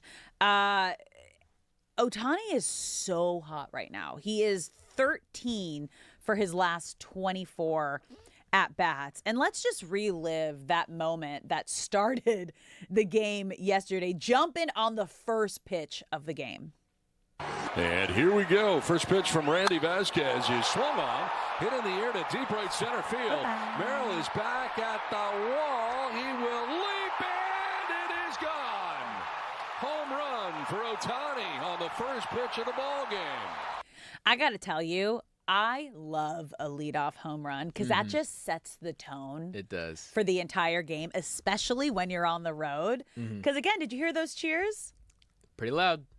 That sounded pretty close to being a game at Dodger Stadium. Not as loud, but it's close. I will say this. Of all the sports, if you were to measure what percentage of fans are in their seats by the time the game starts, the NBA is probably last place, but baseball is kind of second to last place because they play during the week, and that's a huge part of it. So whenever there's a leadoff home run, I always do feel for that dad who's dragging his kids because that was my dad. Soccer practice took too long. That was my dad. And he's like, Timmy, I told you we need to be on the road by 3:45, and they weren't, and they missed a Shohei home run because I'm telling you, we would listen to the first 2 innings in the car. We'd listen to Vin.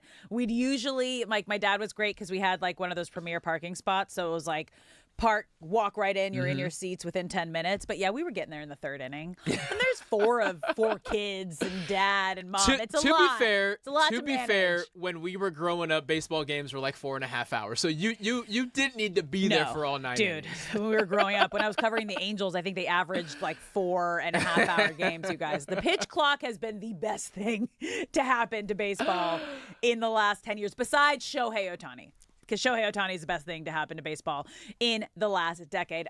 We have so much to get to, you guys. We've dove into the Lakers and LeBron's plans this offseason. Will it include the Lakers next season? Shohei Ohtani is so hot at the plate right now, and we just got the full 2-way experience. We want to hear from you. Make sure that you're following us at The Fan LA. If you're watching us on YouTube, Twitch, or Twitter, get in that comment section. We want to know what you think. We're going to take a quick break here. You're listening to Brock and Alex on 97.1 The Fan. When we come back, LA, do you care?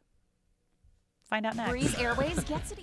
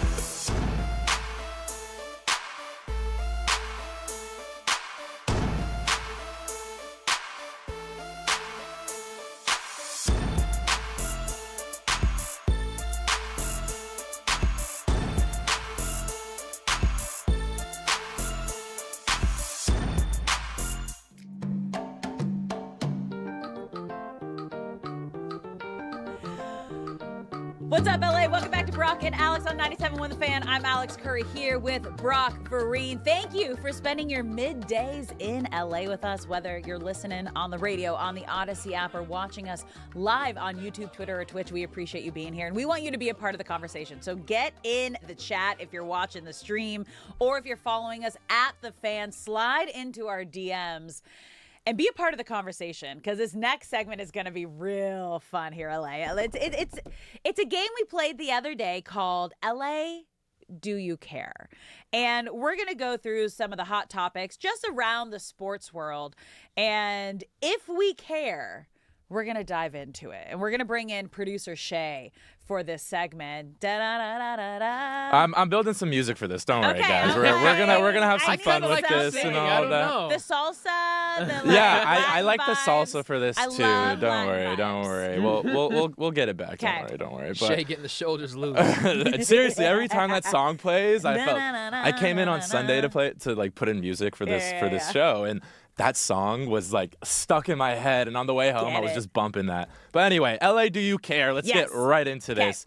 The Angels could be forced to drop Los Angeles from their name. A new California bill could force the Angels to go back to using Anaheim Angels in official documents and marketing if the city gives the team special legal treatment tied to Angel Stadium or surrounding land.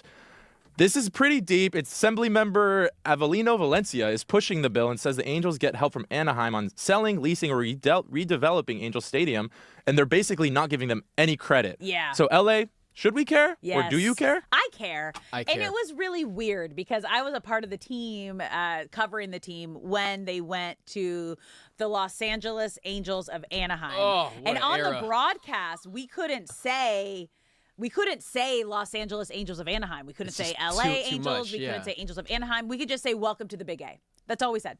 Welcome to the Big A. Because it was such a weird topic, even when it was happening. They're not in LA. They're not even in LA County. They are in Orange County. They are right down the street from Disneyland. And that's not a bad thing.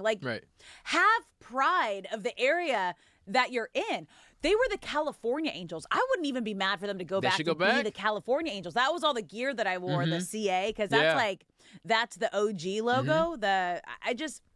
It never really sat right with me. That I was like, why? I mean, I know why. It was like a money thing, and you get more money from brands and sponsors when you're attached to the LA brand. But they're not in LA County, so it didn't make sense. You can benefit from the LA brand if people associate you with LA, right? Yeah. Like the Los Angeles Lakers came from Minnesota. They were the Minneapolis Lakers. Okay. But they completely moved and rebranded, and they changed the colors. They changed everything. Wait. What? Is that why it's Lakers? That's literally why they're Lakers, because it was the 10,000 lakes. Yeah. But what they did that was so great. I was today years old, you guys. I was today years old. I was like, that clicked as you were saying that. But what they did was they changed the colors. They changed the aesthetic. They changed everything. You can't just change your name and not change a single other thing and expect people to adopt the new name. You can't wear the same hat, the same jersey. No, they tried to halfway do it, and you got to be all in on the rebrand, which is why it never worked. California Angels, Shay, from this moment forward. I care, and I'm not mad if they have to drop it. I care because I don't want them to have anything to do with LA or the Dodgers. So go back to Anaheim. They are in Anaheim, babe.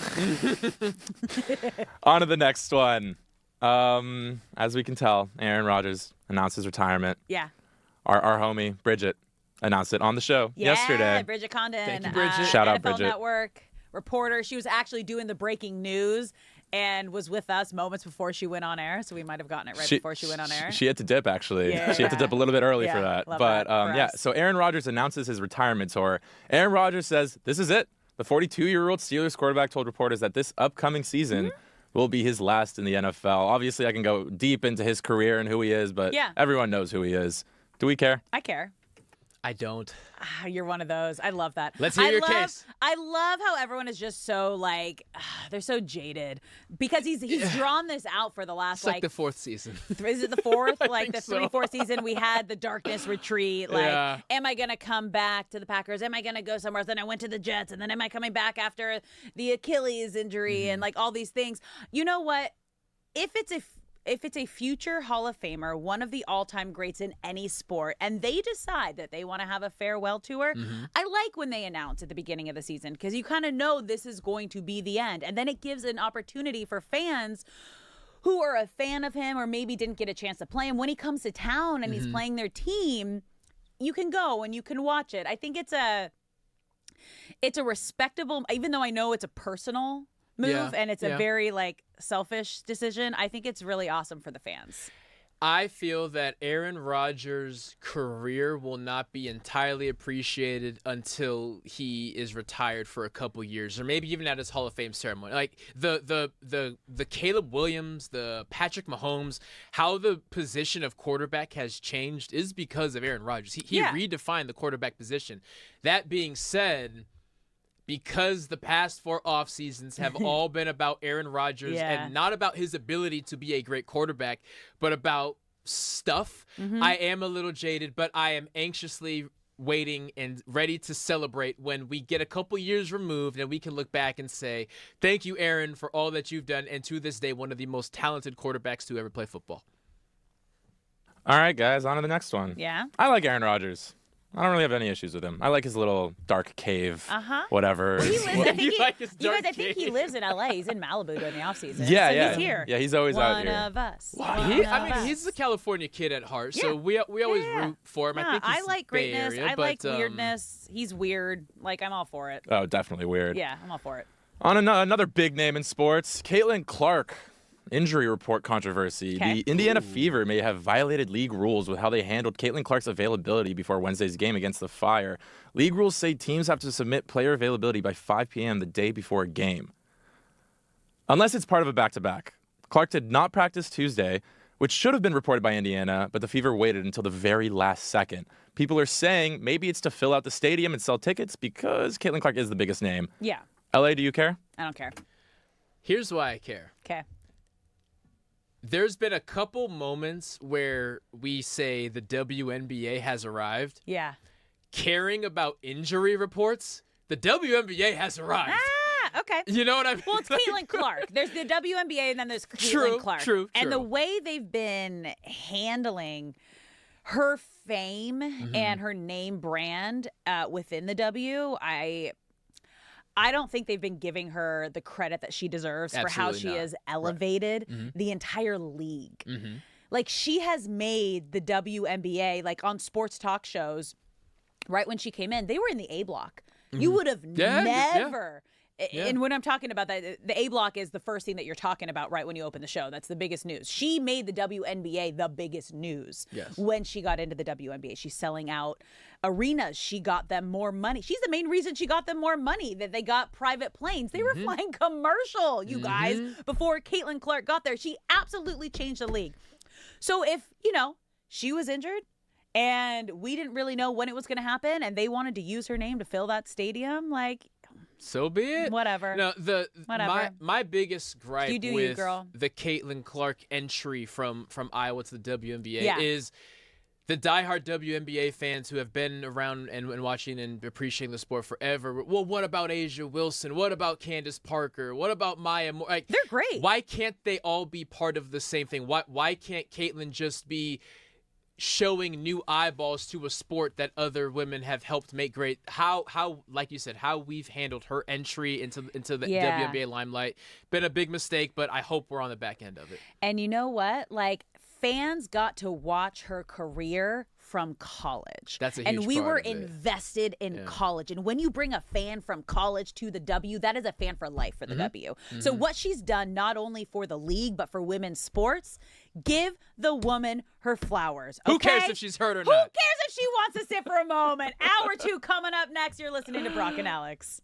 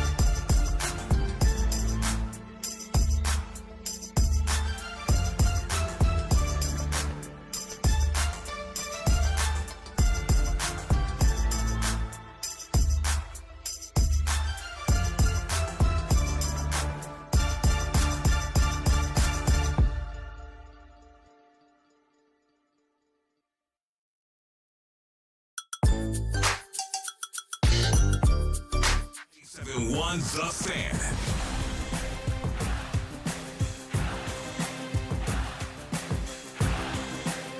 What's up, LA? Welcome to Brock and Alex on 97.1 The Fan. I'm Alex Curry here with Brock Farine. Thank you for spending your middays in LA with us. Hour 2.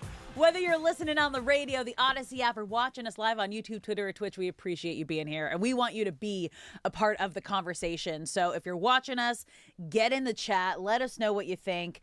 If you're following us on socials at The Fan LA, slide into our DMs. And you can also call us at 855-97-LA-FAN if you want to talk to us. We've had some funny call-ins. LA, you are passionate, and we love it, and we want you to be a part of it. Yeah, we've had a fun time. Dude, did I tell you, I think we've talked about this, that I'm a clumsy person? I've respectfully noticed. Okay, I am very athletic, very competitive, but if there's a bump, crack, anything, I will find it. I find it.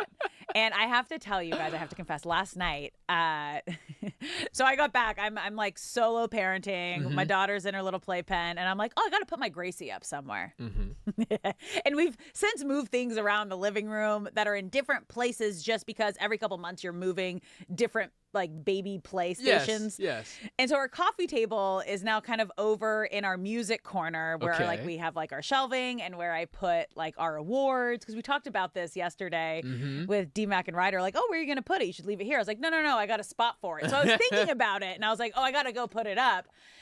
And I went to go step on our coffee table, and I forgot that it only has 3 legs and not 4.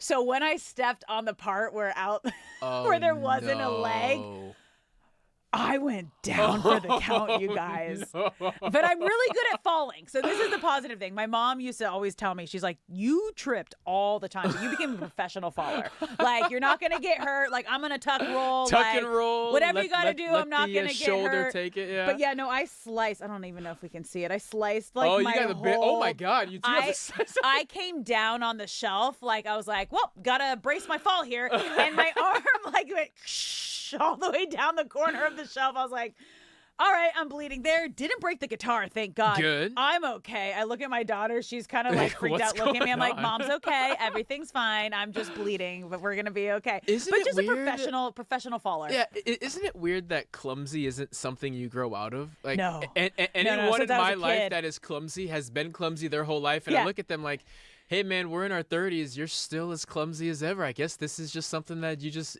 Dude, is it in your DNA? My 2 front teeth are fake because here's a fun story. In 8th grade, I was an athlete and I did theater. And when I was in theater, we had to perform in like the Christmas showcase. And it was like the half day we got out for Christmas break. And I'm walking out of the theater and I'm so excited. I thought I hear someone call my name. I look back. I keep walking. I smile. I turn right around and I walk right into a giant cement pole and there go my 2 front teeth. So my 2 front teeth have been fake since 8th grade, and they fell out the half day we got up for Christmas break. So everyone's saying to me, all I want for Christmas is my 2 front teeth. So I'm just like, this is me. This is who I am. I do a great job of like playing it off. Like, we're going to be okay. Like, I embrace the chaos. We're totally fine. I'm very lucky in that the teeth that I chipped are kind of tucked back. So when I broke them, it wasn't incredibly obvious, but my brother broke his 2 front teeth. We were indoor rollerblading, which used to be a thing in the 90s. Dude, I grew up in a cul-de-sac. There you go. And we would rollerblade, roller skate, like and it was, everything. The thing here, Alex, it was neon night. Oh. So it was super dark, and there were like lasers and stuff going, and my brother's racing and just doesn't see the end of the rink and just full speed smacks into a brick wall. And thankfully, our dentist is a family friend. So at 9 o'clock at night, we go to the dentist, and he's getting his teeth fixed at like 10 o'clock. I still, like, it is, like, burned in my brain as he's fixing my teeth. He's like, you're never not going to be able to bite into an apple again. I was like, thank you. You think I did this on purpose? Did I want to do this? No. And this is your Super Bowl winning brother? Yes, it is. Yeah. He would have been probably 9 or 10 years old. So thankfully, his life got on a much better path once his teeth got fixed. We all did, It's a part of life, and if you can laugh about it and you can embrace it and just embrace the beautiful chaos, you're gonna be okay. Speaking of Super Bowls, Dude, hold on. We're going to get there in just a second. First, I got to give a big thank you to a few of our day one fan supporters like Kalshi and Roto Hero. We appreciate your partnership. And if you were listening to our stories, our clumsy stories, and you want to see what it's all about, I was showing off my scar, my scratch, our fake front teeth. You can watch us live on YouTube, Twitter, and Twitch at The Fan LA. Get in the chat. Do you guys have any crazy, clumsy, funny stories, sports stories?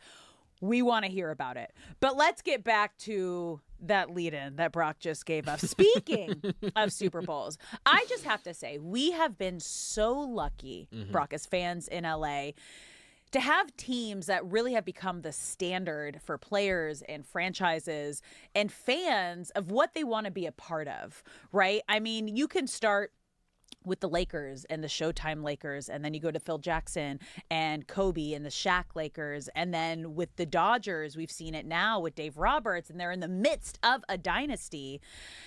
And we are in a window, not a dynasty window, but just a window of greatness with the Rams and Sean McVay. And the one thing that all these coaches have in common is they're not only all champions, okay? All of these coaches are champions.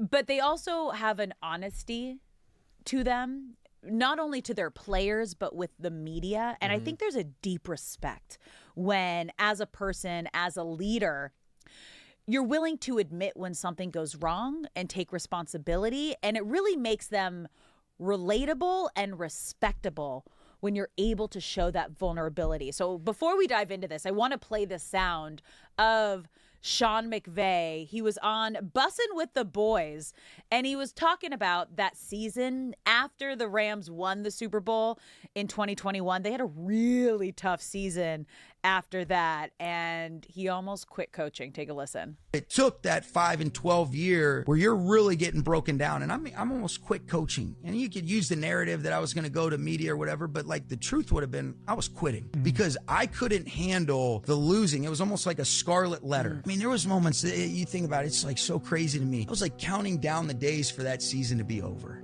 What a fraud. And then I'll never forget, though, I remember explaining the situation to my wife, Veronica. You know, maybe I'll step away. It's going to be a really tough upcoming season. You know, maybe so even the situation you're explaining to is like here are my options on the table. Here are my options. Massive media deal. Had some media stuff. And if I had done that, I would have conveniently hid behind that. But the reality is I would have been quitting. Basically, I was trying to rationalize and justify why I should do it. And it's like, okay, let's step away, maybe even come back to coaching.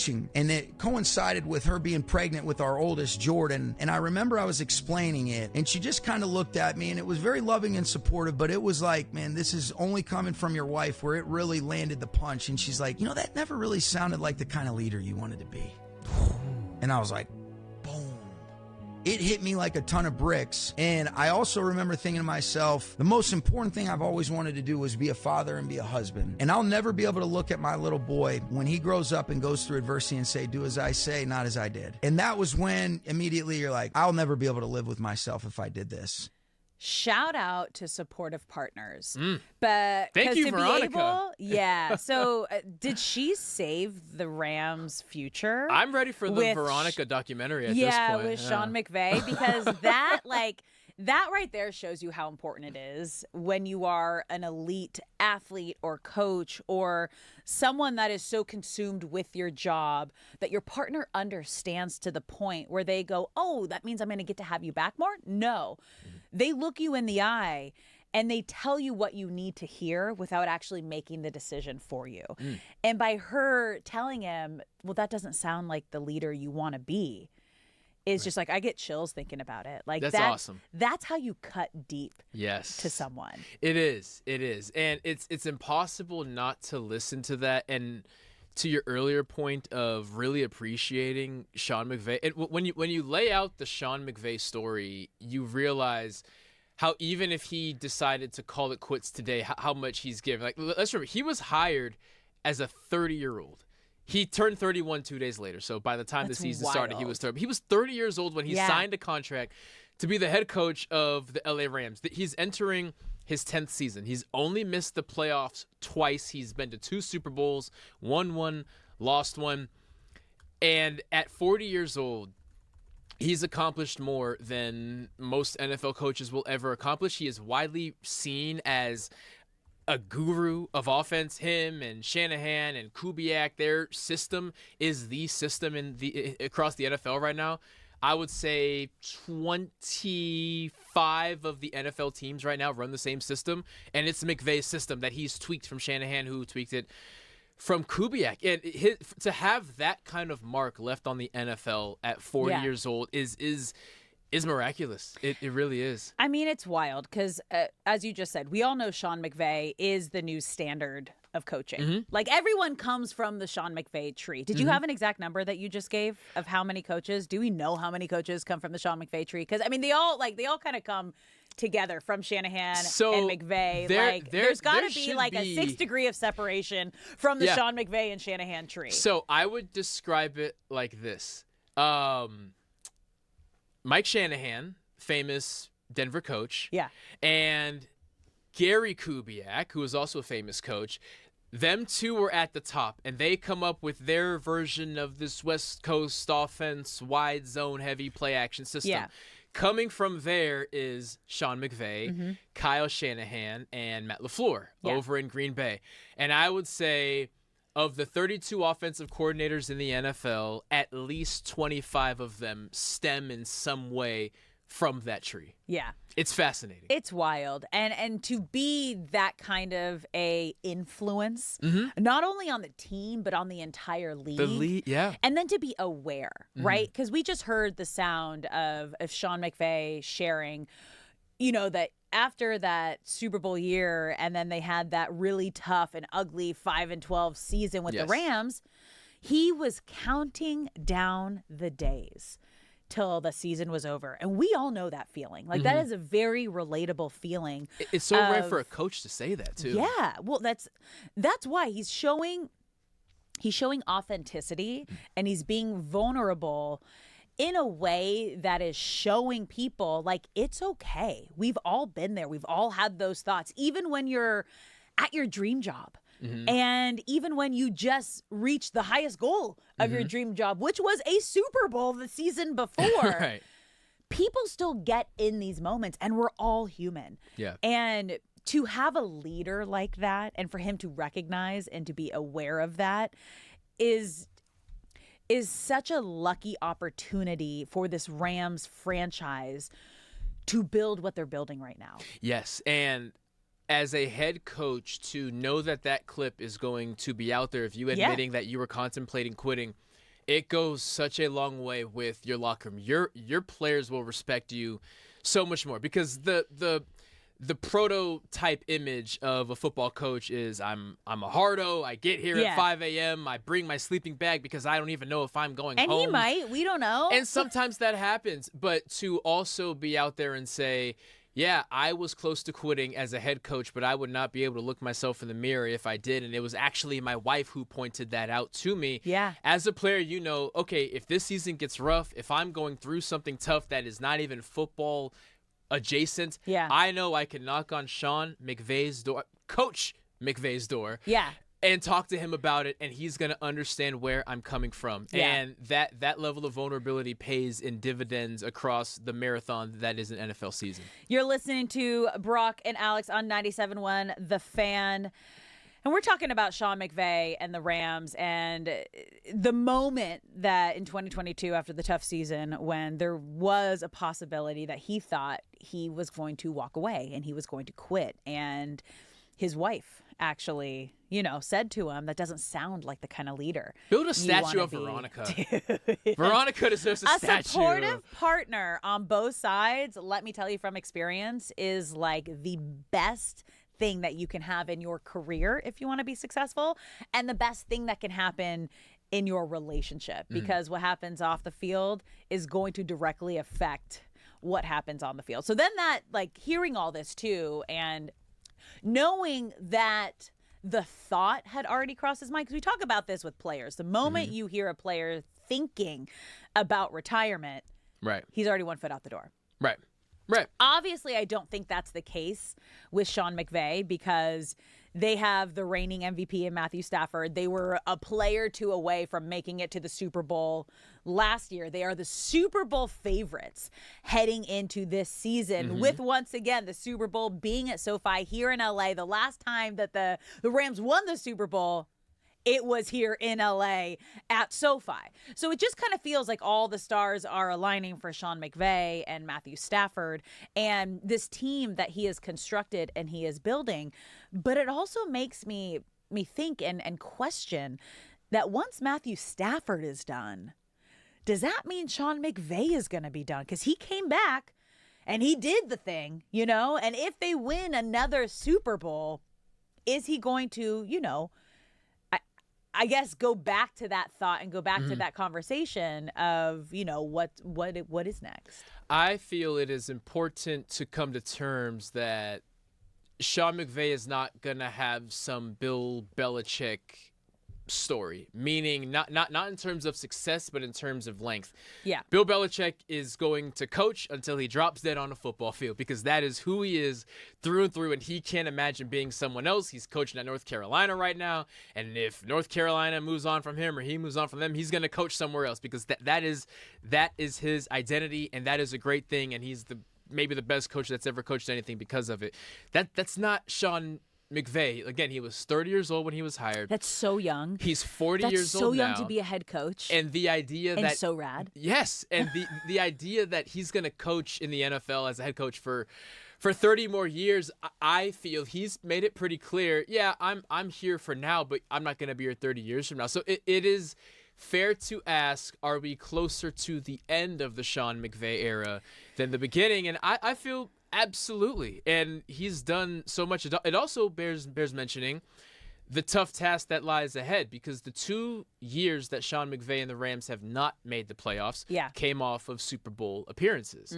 And I don't think that it's a coincidence that these feelings are coming up in him because he knows both of my worst seasons as the head coach came after Super Bowl spots, and we didn't make the Super Bowl last year, but we were so close, and it was stressful, and those See, I think the opposite. I think emotions they're going, start boiling back up. I think this year's going to be all in, like all chips in the middle, right? Like you're getting Matthew Stafford coming off his MVP season. They are the most complete team in the NFL, which is why they are the Super Bowl faves. We want to hear from you, LA. What are your thoughts on this whole Sean McVay situation? Let's bring in producer Shay. What's the chat saying on YouTube right now? Yeah, we're opening up the calls too. So if you have any opinions about this too, definitely call in. I'd love to take your calls and hear your beautiful voices. But no, a lot of the people are kind of just saying, I hope not. You know what I mean? Like people are really happy with Sean McVay. Like for instance, Wayne Mulholland literally said, I hope not. Yeah. And it's just but honestly, can I say something real quick? Go for it. This is producer Shay talking. Get it off your chest. Sean McVay is the type of guy that if he stopped doing anything football related for like 2 days, he's going to freak out. Exactly. Yeah. And I don't think he really is the type of guy to be like, oh, I'm going to go straight to TV and I'm going to love TV because it's going to be the same thing over and over again. It's going to be trying to pull headlines. He does not have that in him. This man is going to be a coach for at least 10 more years. 100%. I will put money down on this. Okay, so let's do a poll. Tweet at me. Let's do a poll. Do we think Sean McVay is going to continue to be the Rams head coach post Matthew Stafford, or is he going to kind of take a little break after Matthew Stafford? So, like, how long? Like, do we think it's going to be plus 10 years, another 2 to 3 years? I'm on the side of when Matthew Stafford calls it quits, Sean McVay sees that as an opportunity to usher in a new era. I feel he will be a head coach at some point again in the future, but when Matthew Stafford leaves, I feel Sean McVay at least heavily considers maybe I need to step aside just for a little bit and enter a new chapter of life before I come back and coach again. That's wild. Yeah. That's wild to think about. I hope not again, like, just like the fans in the comment sections, just how we went through. Like, we've been so lucky here in LA with I love being spoiled. Yeah, and we are. And like the people who hate us, it's because they haven't had the experience that we've had with every different franchise here in LA, with the Showtime Lakers and that whole dynasty, Phil Jackson, everything he did for LA, the current dynasty that we're in right now with the Dodgers and Dave Roberts, and then how quickly the Rams, once they came back to LA, brought a Super Bowl here to LA. Right. And 2021, we're coming up on. I always get so confused with when the seasons have 2 years. This is going to be like 5 years ago. We say it's 5 years ago. We're coming up. This will be the sixth season since the Super Bowl win. Okay. Yes. Yeah. I mean, we're in the window. Like, this is the Rams right now are in a win now window with Matthew Stafford on the back end of his career. Devontae Adams, we got for another year, the older. Obviously, we don't know what the future is going to hold with Puka Nacua because Puka's got to act right. He's got to do some me time. Yeah. He's got to do some me time this offseason, and it's sounding like he's going in that right direction. Yeah, which is all you can hope for. The right steps, but it is important to acknowledge. Yes, it's not only Matthew Stafford. Obviously, the quarterback's the most important position on the field, but Devontae Adams has fewer games remaining than he has played, and him riding off to the sunset with a Super Bowl, I don't think would surprise a lot of people. And I hope Sean McVay is the coach here for 1,000 years, but I also think when you hear a guy speak so existentially about things bigger than football, it is also very difficult to ignore that one day he wins the Super Bowl, he looks to his left, looks to his right, Stafford's out of here, Devontae's out of here. It's time for a new chapter. Yeah. Yeah. Well, most importantly, I hope this is Super Bowl year That's for the LA Rams. We're taking your calls, so you can call us at 855-97-LA-FAN. You're listening to Brock and Alex on 97.1 The Fan. Coming up next, are the Lakers finally getting the Dodgers treatment? We'll be right back.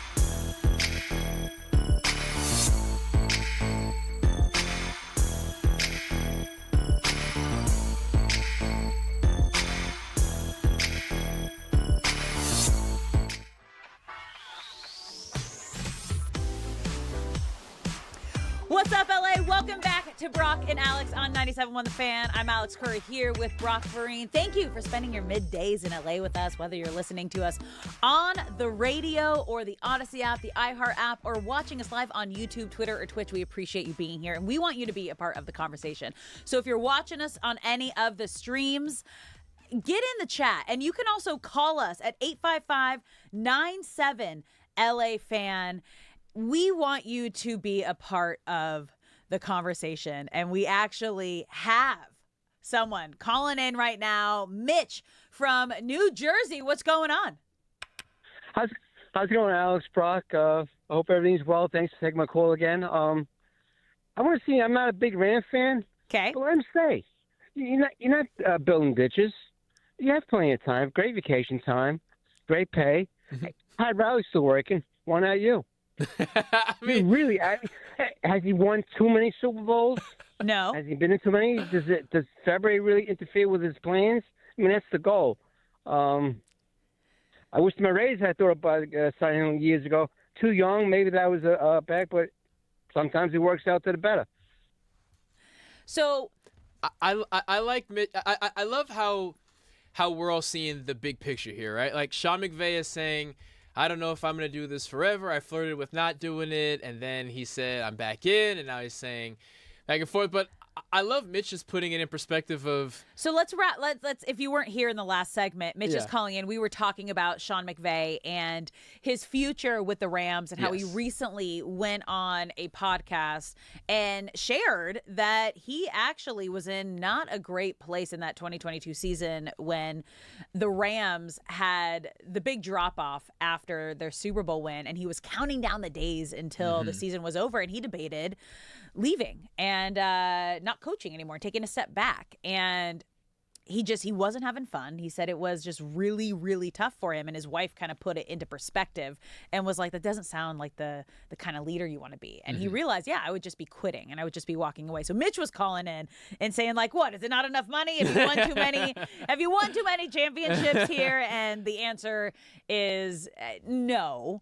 Like, he needs to be here for an extended period of time. But it's hard from the outside looking in to any perspective when you are not the one in it. Because, like, from the outside, you can be like, oh, it's amazing. Like, look at this. They have a dream job. They have all the money that's, like, you could have more money than majority of people in the world make. But it also comes down to happiness. And, like, if it's a good fit. And he very quickly was like, oh, yeah, no. I love what I do, and I want to be a good leader, and I want to be a good example, not only for my players, but my kids. The money aspect is great. The success aspect is great. I also feel, though, Sean McVay is sitting there thinking, I've accomplished so much, and I just turned 40 years old.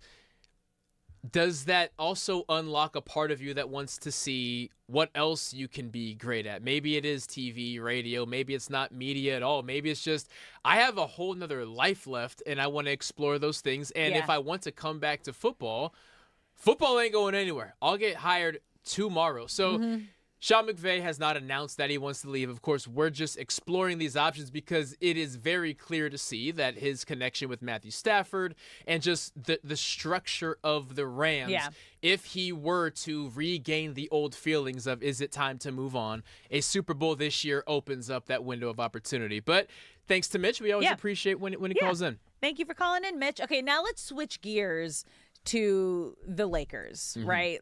This is a really big offseason for the Lakers. And my question is, are they finally getting the Dodgers treatment? And the reason we ask that, obviously, is because they're in a completely new era, not because of what they have to do this offseason, but because they are now majority owner of the Dodgers ownership group. You have Mark Walters, who is bringing over that Dodgers way of business and that winning and championship mentality. Like, the Dodgers are in the midst of a dynasty right now.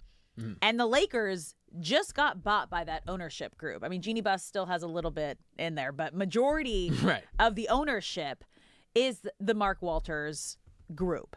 And he's bringing over Andrew Friedman, Dodgers GM, and kind of how they constructed and put that entire Dodgers front office and team together to help reshape the Lakers front office, the analytics, the medical, the performance system. And that's why I think this offseason is going to be very telling for the Lakers' future, especially you guys, for Rob Pelinka under this new ownership, because he's a core piece of the Lakers' Bus and Kobe era, right? Because he was Kobe's agent. And then before being the GM of the Lakers, he was hired by the Bus family. He got an extension by the Bus family, which when you think about like, oh, they can't get rid of him, he has an extension, like, no, that was just a homie deal from the Bus family. Because no matter what happens, that means they're either going to have to buy him out, he's going to get paid, or if they decide to keep him, they kind of have to decide like, even though, I mean, this ownership group has so much money, I don't think buying out is ever going to be an issue. But I think this is them looking at him, and they announced they're going to be hiring 2 assistant GMs under Rob Pelinka. I think this is almost like their safety net. Like, okay, we're giving you the tools and everything that we know it takes to become a dynasty and win a championship. Now we're giving them to you. This is the offseason where you got a lot of work to do. Like, you are going to have to earn that contract, earn that money, show us what you got. And I believe in him. Like, he definitely has the experience, but is it going to be enough for this Dodgers way of winning? Completely fair question. And change is always difficult. A new owner in any business is always a confusing time. Yeah. So from a Lakers perspective, we kind of get caught up in the glitz and glamour of the Lakers and what the Bus family did, not just to the Lakers, but to sports and entertainment as a whole. It has majority been a mom and pop organization. Like, the Bus family ran this like you would run a deli on the corner that your grandma passed down to your mom, that passed down to you.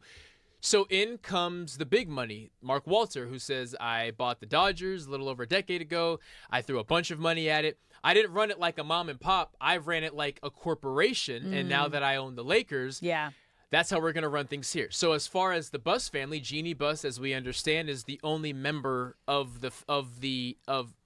her line, the Bus line, that is still has a desk and has input and has things. So they were getting phased out. Now Mark Walter says, hey, Rob Pelinka, I don't know you. You were already here when I bought this team.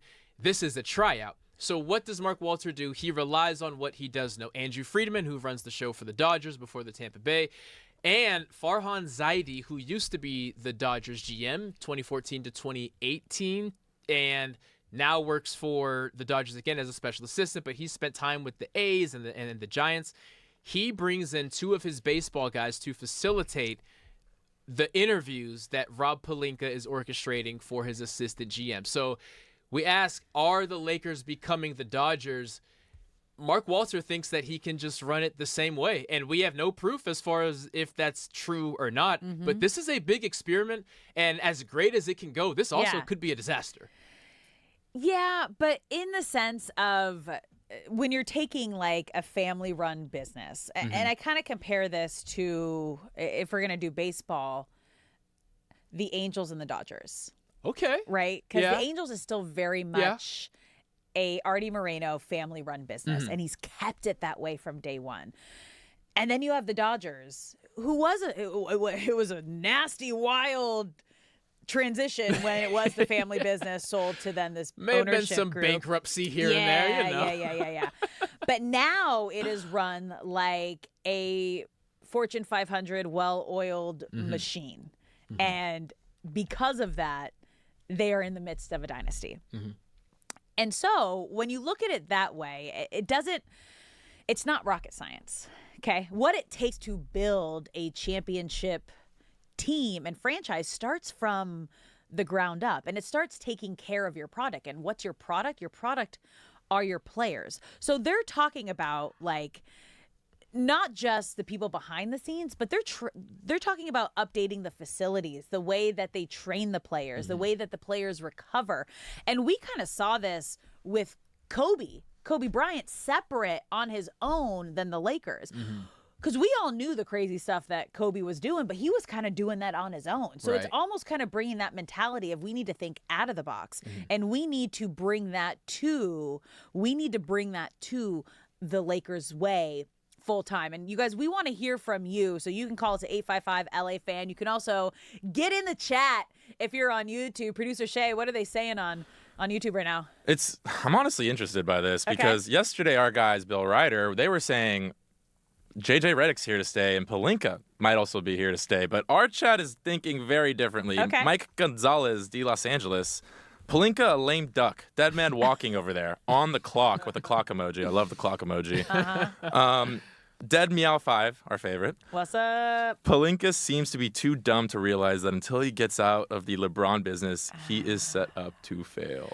Well, so as we kind of talked earlier, they're not necessarily in the LeBron business right now. They're in the waiting game. And LeBron made it very clear that he is going to wait and see kind of how free agency comes together with all the teams. And he is only going to be coming back and playing for a team in his 24th season that's going to be a contender. Well said. Well said. I know we have to step aside here for a minute, but better believe we are circling back on this down the road. Yeah, and we got a lot more to get to. You're listening to Brock and Alex on 97.1 The Fan. We have a fun Rams insider, Aaron Coscarelli, coming up next. Don't go anywhere. For you.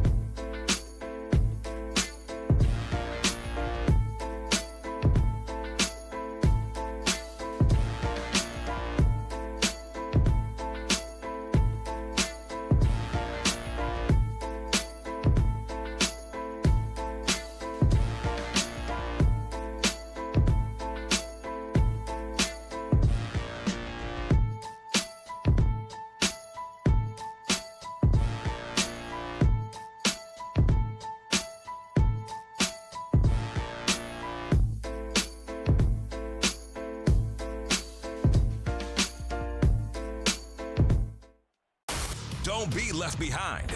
Listen to Brock and Alex anytime on the go. On the always free Odyssey app. Or listen and subscribe at Apple, Spotify, or wherever you get your podcasts.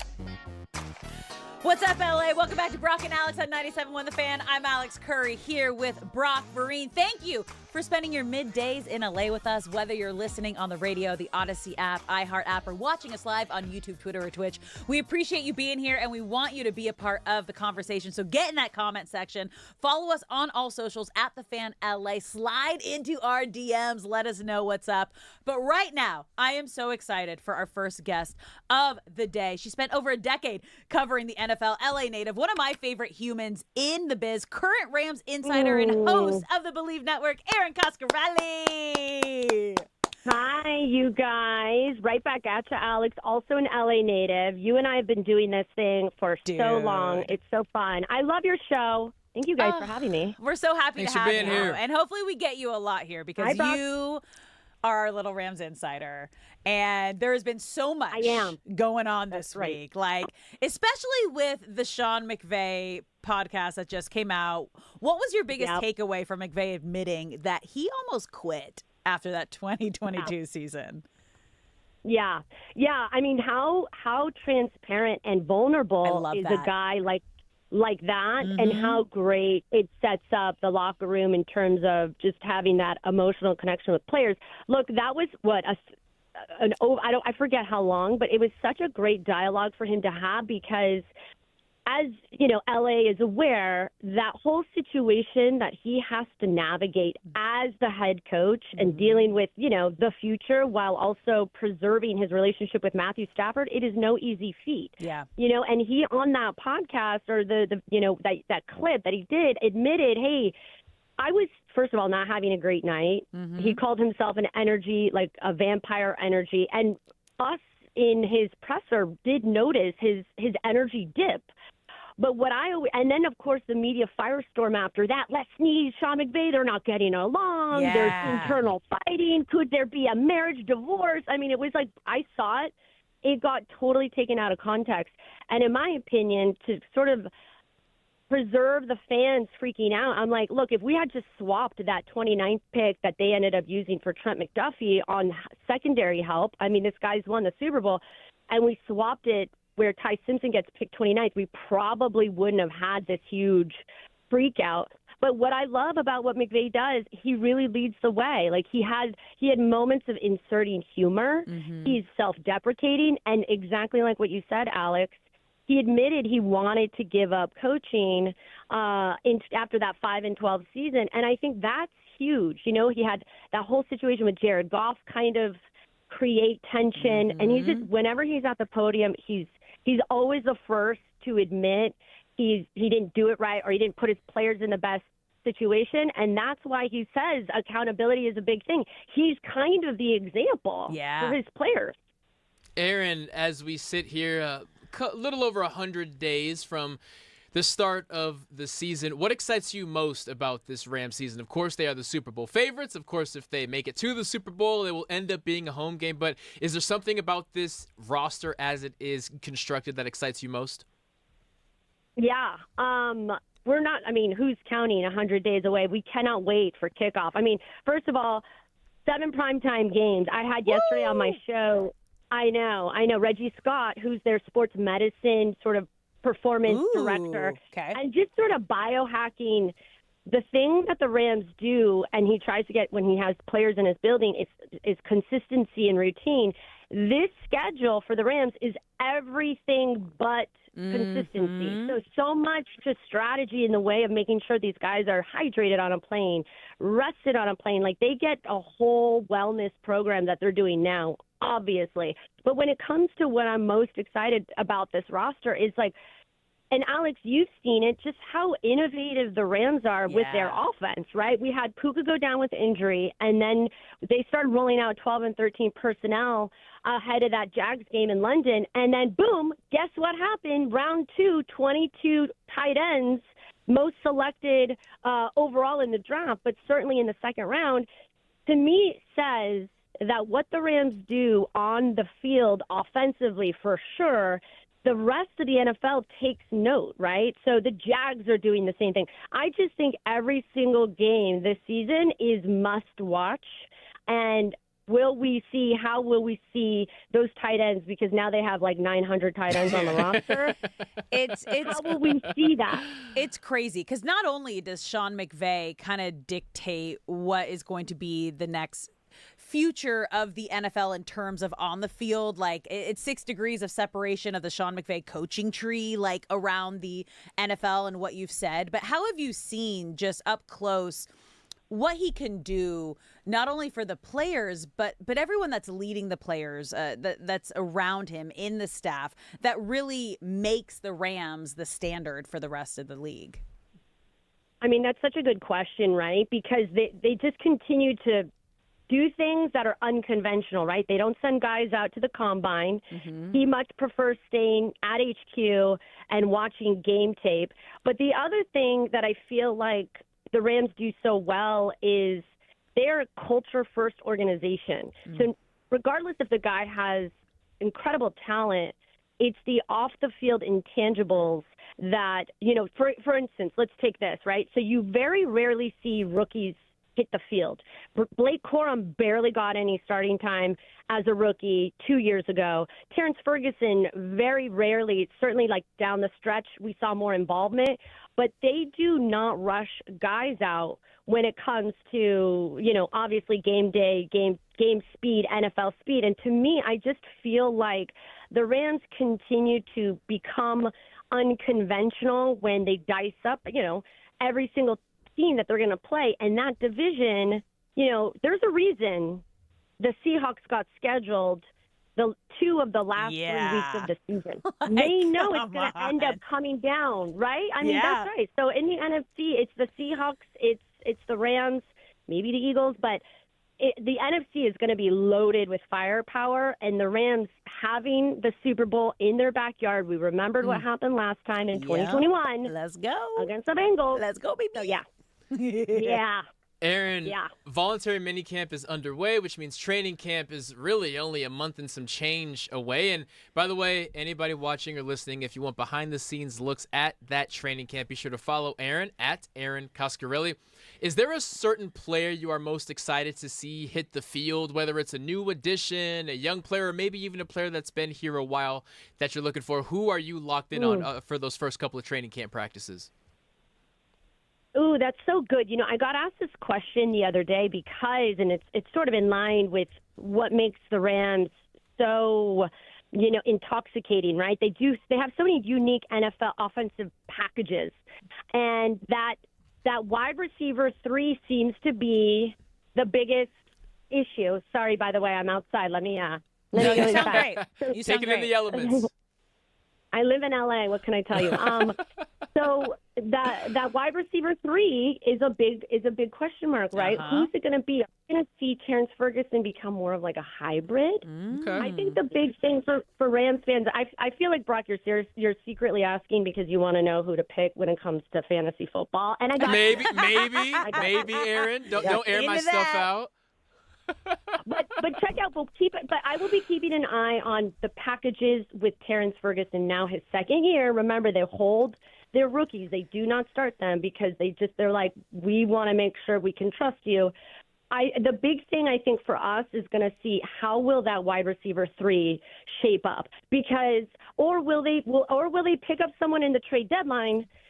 The biggest question mark I have, I think we feel good about the defense. I think it's what's that third wide receiver going to look like? Will it be a hybrid between a wideout and a tight end? And Aaron, I think this is interesting because most fans were expecting the Rams to take a wide receiver with that first round pick. Obviously, the biggest surprise in the draft, them going with Ty Simpson, a backup quarterback, when you're in the midst of Matthew Stafford coming off his MVP season, and it's not a win now pick. It's a looking ahead to the future. I know you were there. I know you are so embedded within this team. What has been the vibe now that everyone's had some time to digest it and understand the reasoning behind the pick, and with Ty Simpson now being with the Rams?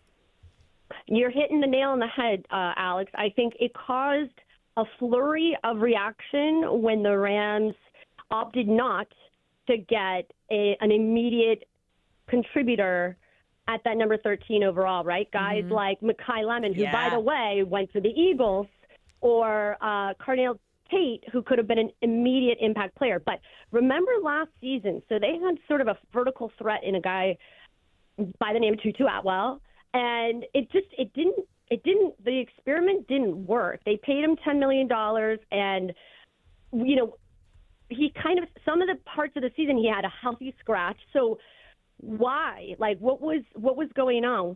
And I think here's the other part. Remember, Stafford, can he repeat such an efficient season, like an MVP? Potentially, but also they might want to get bigger guys up front, protect him, run the ball.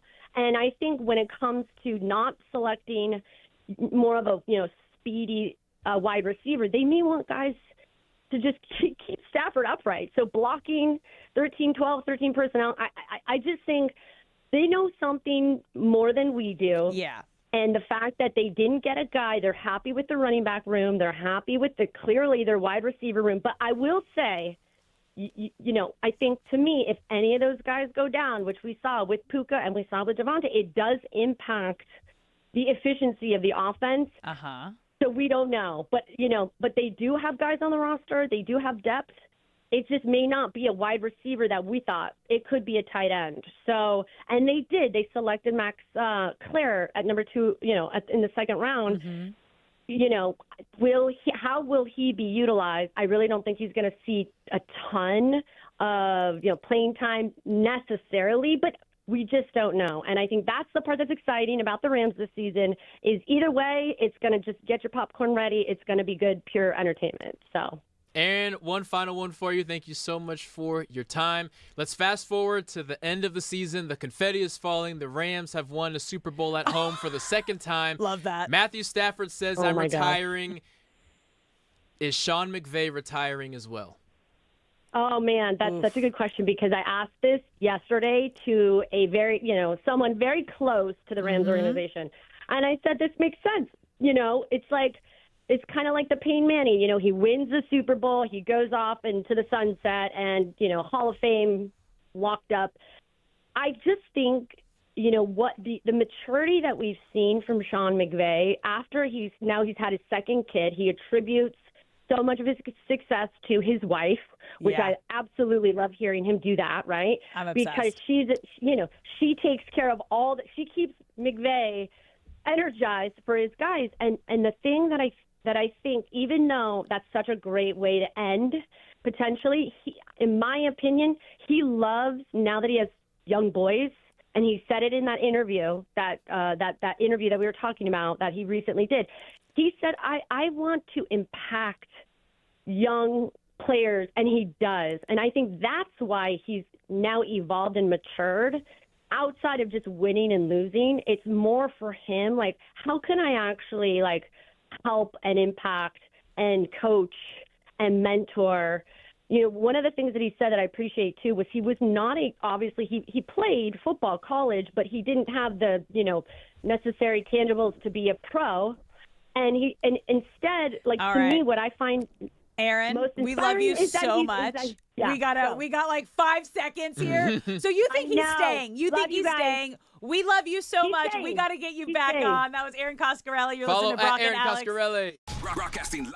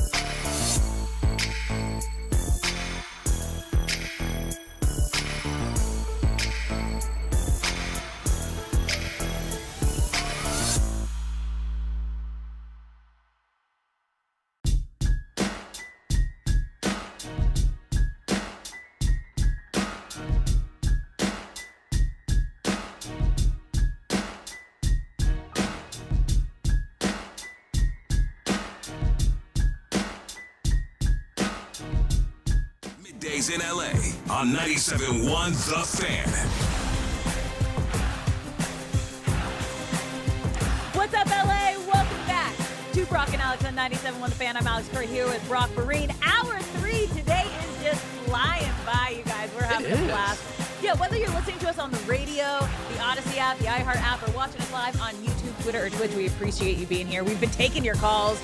We are listening to you in the chat if you're watching the live stream. We want you to be a part of this conversation. And you can call us at 855-97 LA Fan. Let us know how you're feeling, LA. We've been kind of hitting it all today. We just talked to Rams insider Aaron Coscarelli, who we could have talked to for an hour. I feel so bad we had to cut her off there at the end because at the end of the hour, you guys, we have a hard out. So if it sounded a little like, wait, what happened? Where did she go? We just, we had to get out of there, but we love her so much. We appreciate her coming on. We've already been texting, and she's like, oh, my God, please just tell me to stop talking next time. I was like, I don't like doing that. But truly, everyone go follow her. She has insight and access to behind-the-scenes Ram stuff, training camps, OTAs. She is in the locker room. She's walking around there. She's talking to all your favorite players. Yeah. She's the go-to spot for all that. No, and this woman has been covering the league for over a decade. At least. She was the host of NFL AM, which is now Good Morning Football, when it was here in LA. And I remember her getting up at like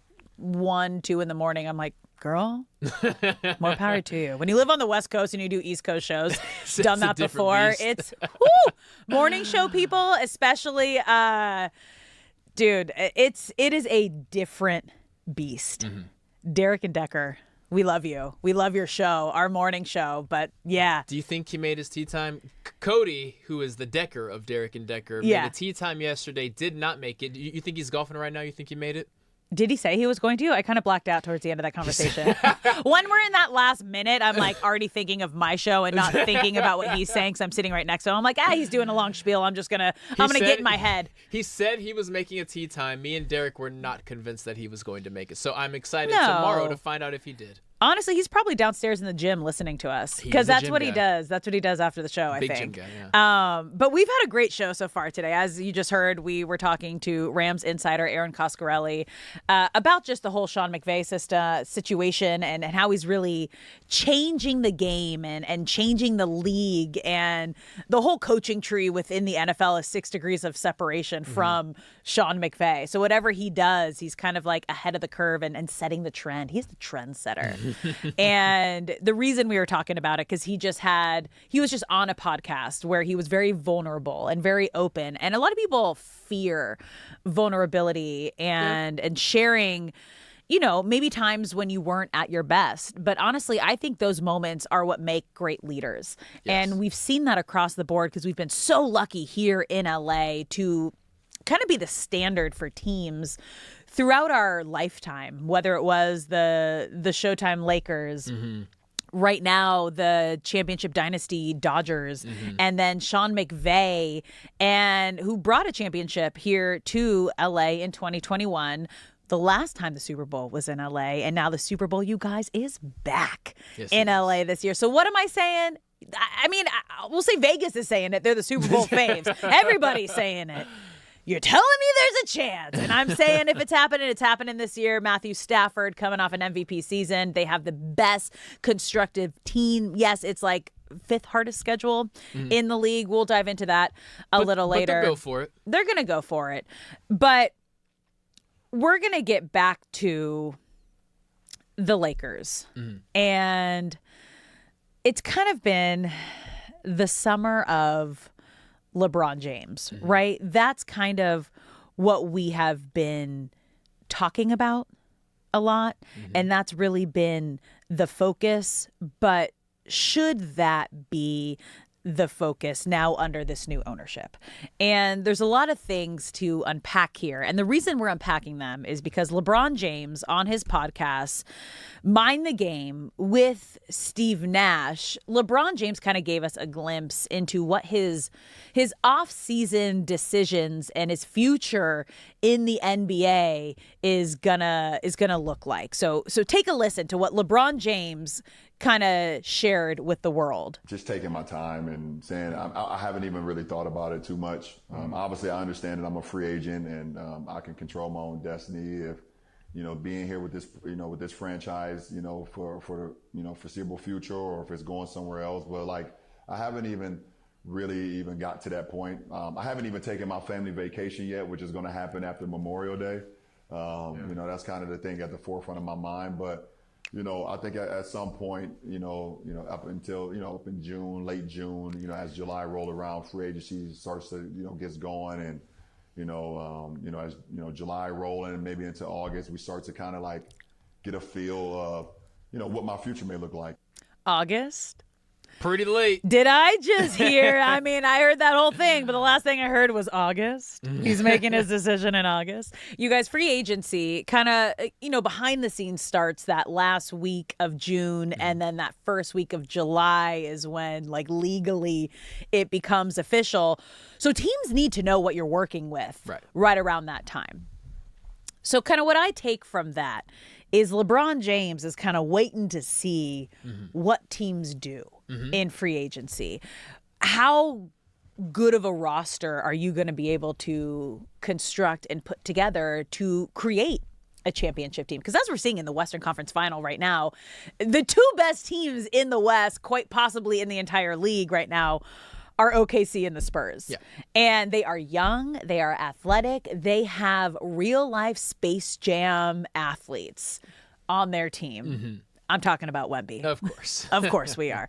And that is the standard. That is what you're going to have to try to construct a roster around. And right now, the Lakers, they have a lot of question marks. The only question mark they don't have is Luka Doncic. They are building a team around Luka Doncic. They made that very clear. So when you hear this, it's kind of like, does LeBron want to be a part of a Luka-led team? Does he want to be that number 3? Because we also know that Lakers are most likely going to give Austin Reeves that max contract. Also because Luka Doncic made it very clear to the front office that he wants Austin to be there. He doesn't want him to be a part of a trade. He wants his number 2 there. So does this team that's going to be put together kind of look and feel like a place that LeBron wants to spend his 24th season? LeBron has to decide, first and foremost, what is the least amount of money I'm willing to play for? Because, as you mentioned, NBA free agency is the first week of July. But when that legal free agency window opens up at 12:01 a.m., there's a reason there's 7 or 8 deals that are announced right away, because these things have been they've been negotiated far before the legal tampering window opened. There's negotiations happening mid-season, happening year-round. Do you know what we called that? So I was in a sorority. I was an athlete. I was in a sorority. Basically anything that you could do in college, I did. They called it dirty rushing. So you're not allowed to, when you like join like a fraternity or sorority, it's called rushing. Right. And you're not supposed to talk to people before rush starts. But you do, and you're kind of like, oh, let me kind of show you. Let me show you a good time. Let me show you why. Like, you create a friendship. So it's not like you're not talking about the sorority. It's like, oh, you become friends with people, and then you realize, like, oh, you're in a sorority. Like, oh, should I join a sorority? And it's called dirty rushing. So it's almost like dirty rushing. This NBA dirty rushing period. Yeah. LeBron is used to being at the forefront of those conversations. He just finished his 23rd year in the NBA. And for all 23 years, whatever team he is a part of or going to be a part of, the structure of the roster begins with LeBron James. It is LeBron is here. Now we build everything out and around it. And I wonder how unique of a feeling it must be for him for the first time and only time in his career, in his life, where everything else needs to take place and then your input is asked. But the fact of the matter is, he makes it clear he wants to win a championship. He cares about legacy, and the only teams that will be in championship contending shape entering this offseason, they don't have space because they have their guys, they have their core, and they don't have a bunch tens of millions of dollars lying around for LeBron James. So he's going to go to Mexico or Europe or wherever the heck he wants to go. He's going to sit back, and Rich Paul's going to give him updates every day over who signed where, and he's going to have a big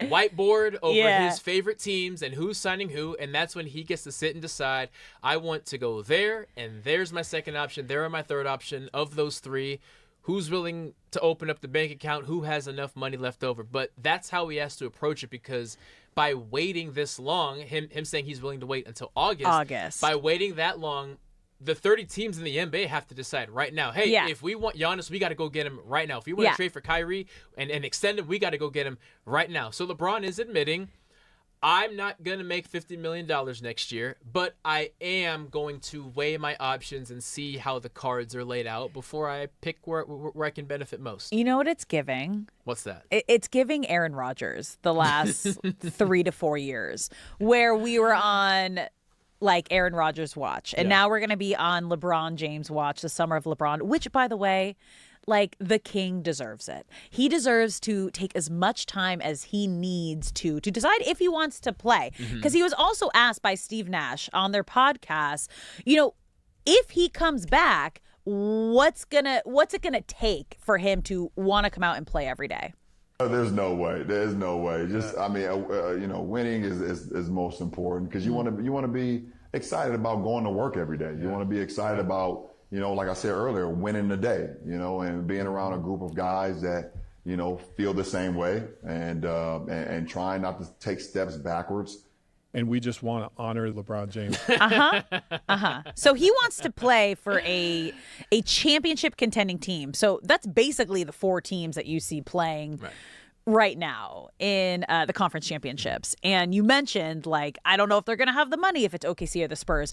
My argument is, like, why would you mess with what's working right now? I don't think any of those teams are going to want to mess with that. Also, it would be weird to kind of go to one of those teams that you have no connections with for a farewell tour. I mean, he's not announcing his retirement by any means. He's also like saying, like, if there is a good spot for me to go do this, I don't see LeBron James walking away and having this be it. No. The way he's talking about it, he is going to come back for another year. It just, what's the right fit?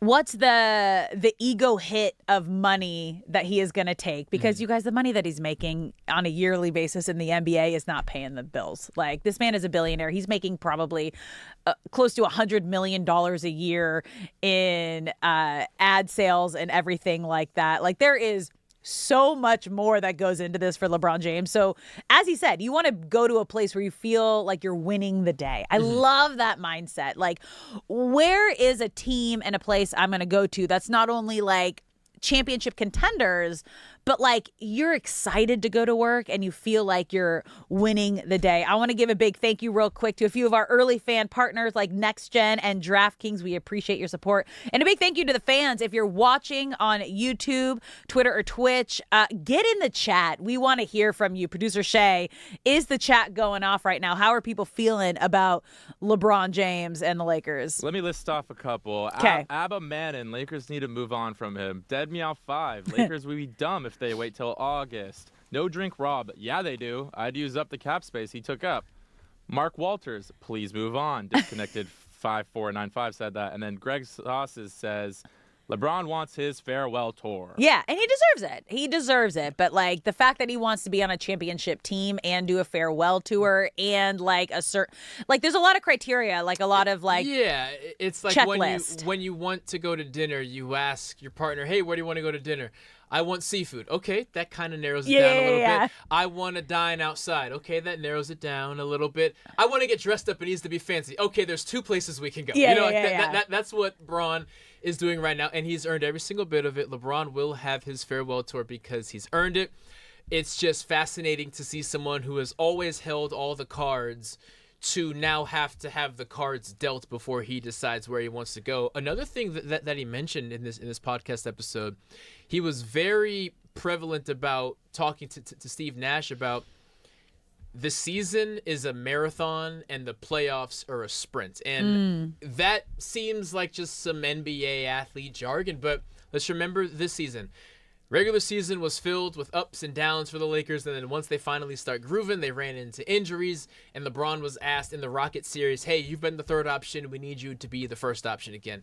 What I hear when he talks about marathon versus a sprint is, one, I need to be on a team that is younger than the Lakers were this most recent season, that has more fresh legs. And I hear him essentially saying, hey, what I did for Houston in that Houston series, I'm not trying to do that for 82 games.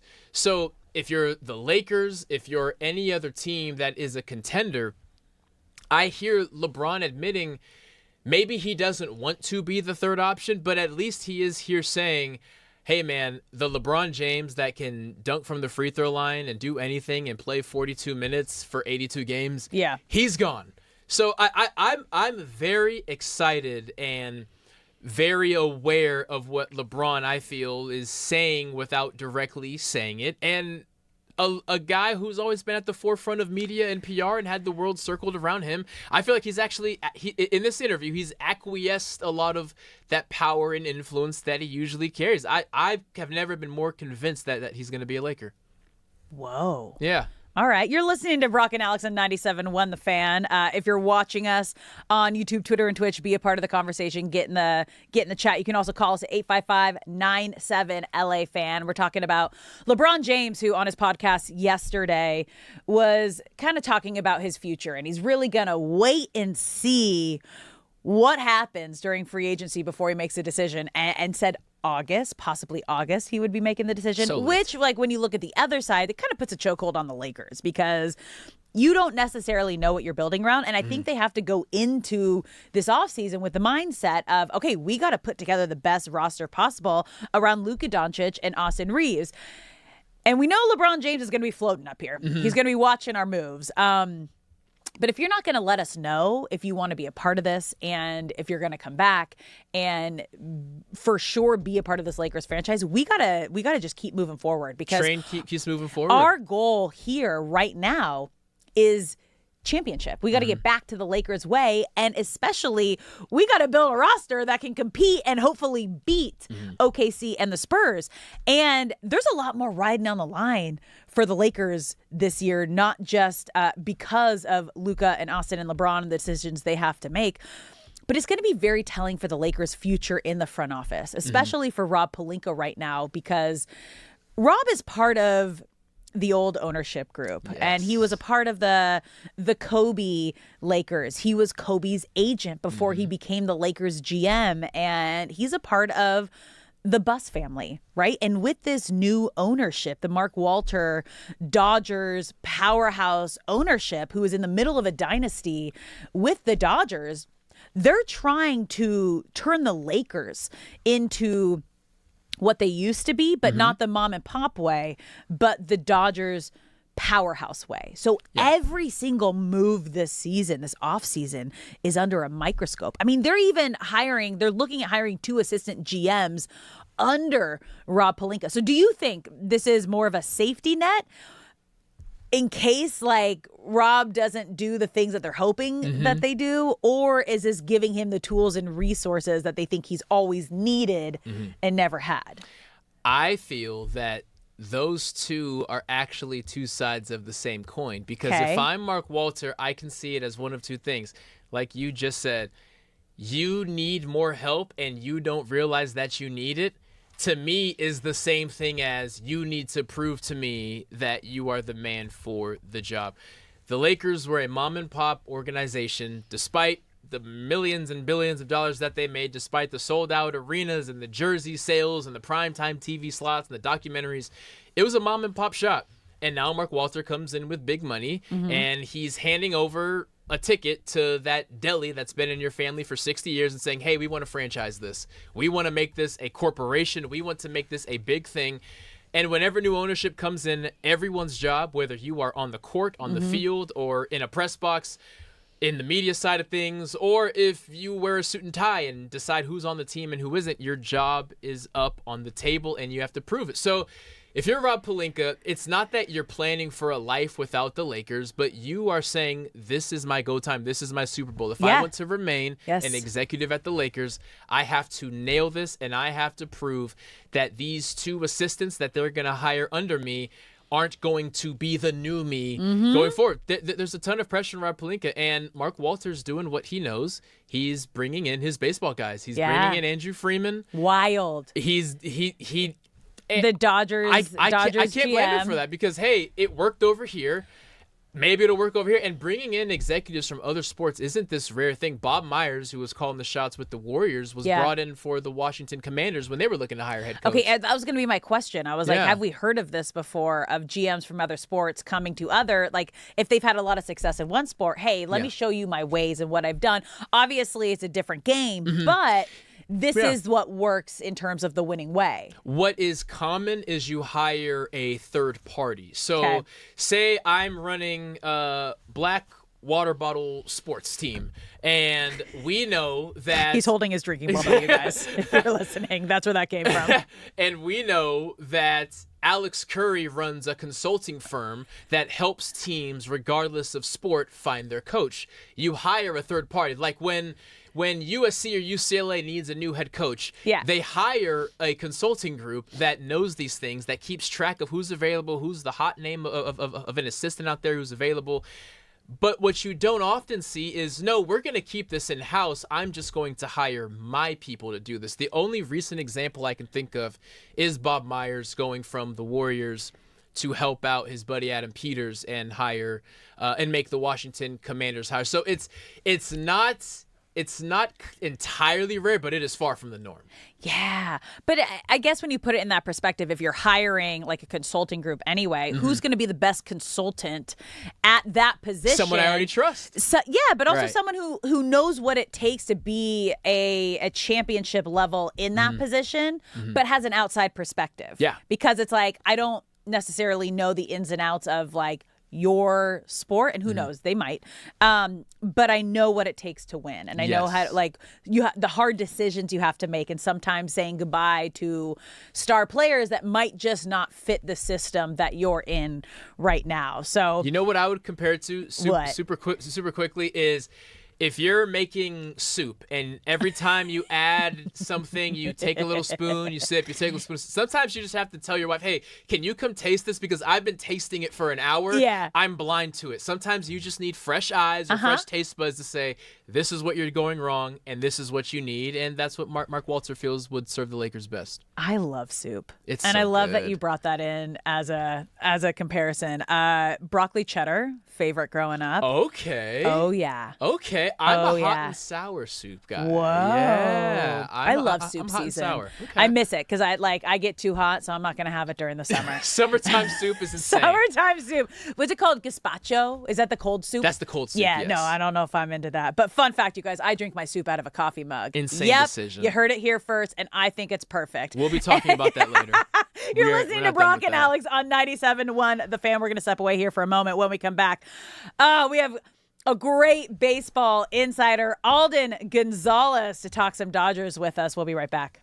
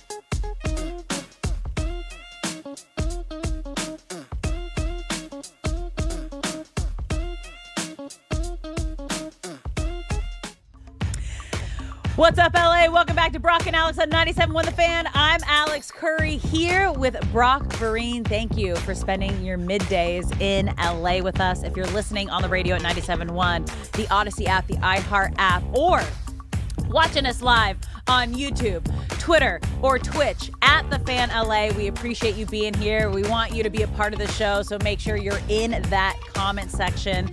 And make sure you're following us on all socials at The Fan LA. Slide into our DMs. You can also call us at 855-97-LA-FAN. We've been having a fun day, and we have a guest that's coming up right now who I actually started my career with the Angels. He is now the head baseball reporter at ESPN. Alden Gonzalez is joining the show. Alden, how are we doing? I'm doing great, Alex. How are you? I'm doing awesome. There we go. I was like, where's the music? There it is.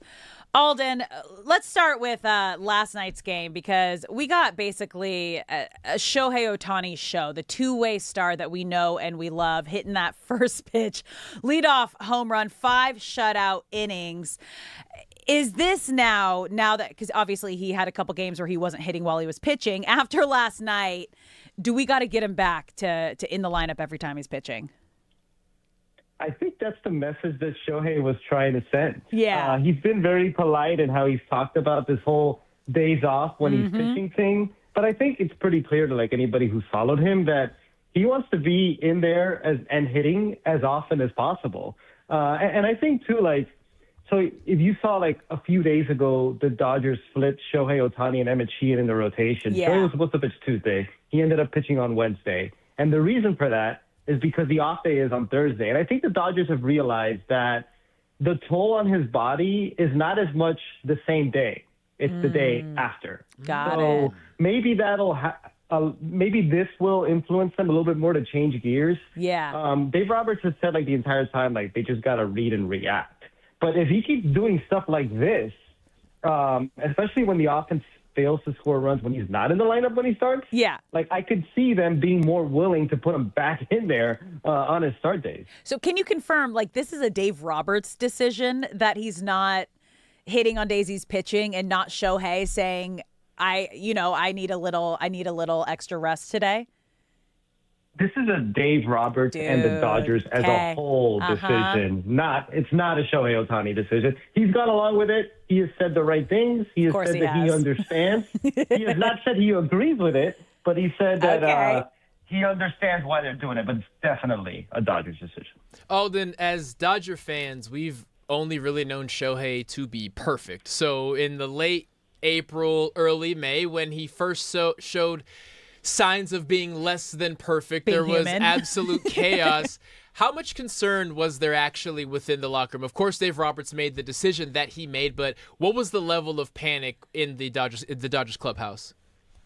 I don't think it was panic. I think there was a belief that he was going to get on track. Like, even if he didn't finish with the offensive numbers from 2024 or 2025, like, he's too good a hitter. He has never, outside of like that COVID season where everything was a disaster for him, he has never not hit. Like, there was a belief that he was going to hit. The concern with the Dodgers and Shohei Ohtani has been more macro. It's been about like the reality of like, look, he's 31 going on 32, doing this two-way thing. It's harder on the body now than it was 3 years ago. And they need him in October. Like, the Dodgers play an extra month of baseball. Yeah. And they're going to need him for that extra month, and they got to preserve his body. I'll say this, so, like, my takeaway from that, and it's something I had felt before, but it felt more drastic in that moment, is, like, the pressure that Shohei Ohtani must feel to maintain the pitching and the hitting at these elite levels. Because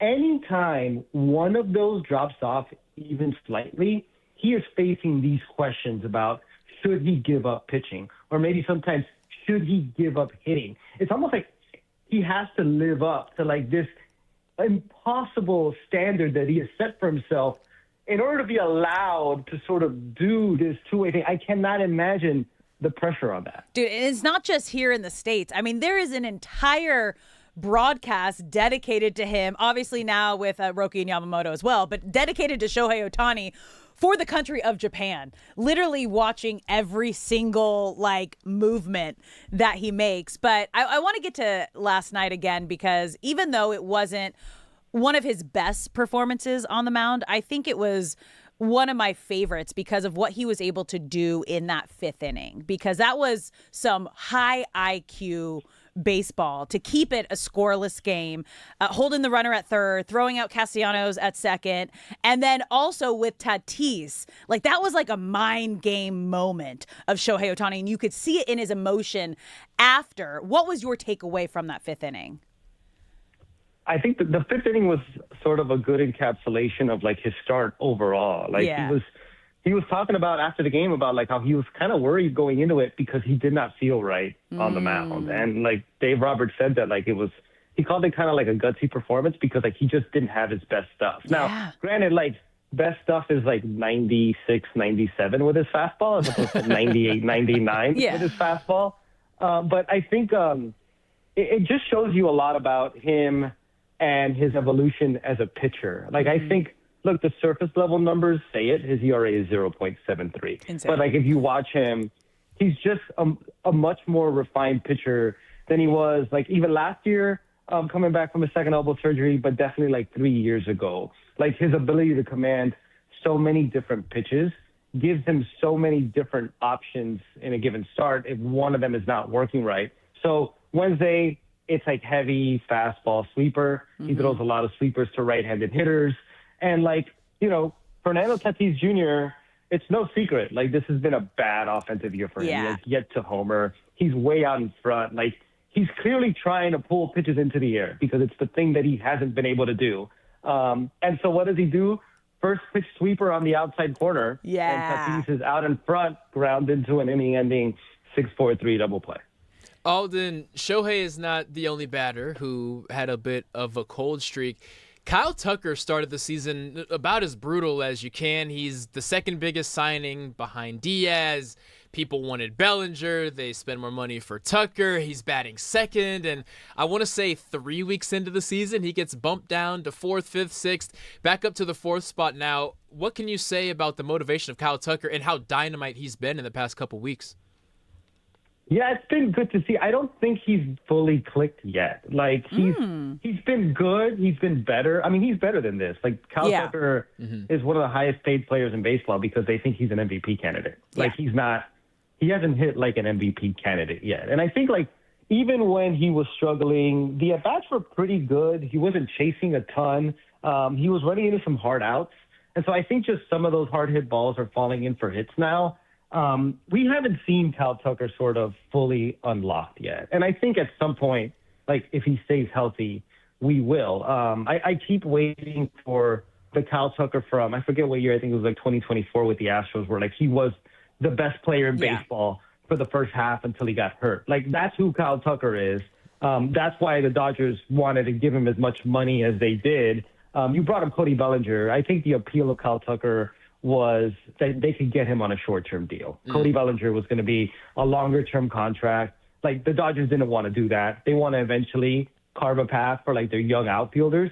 But they wanted and expected Kyle Tucker to perform like an MVP, especially with their roster getting older. And I think there's another gear there. I think eventually we're going to see it.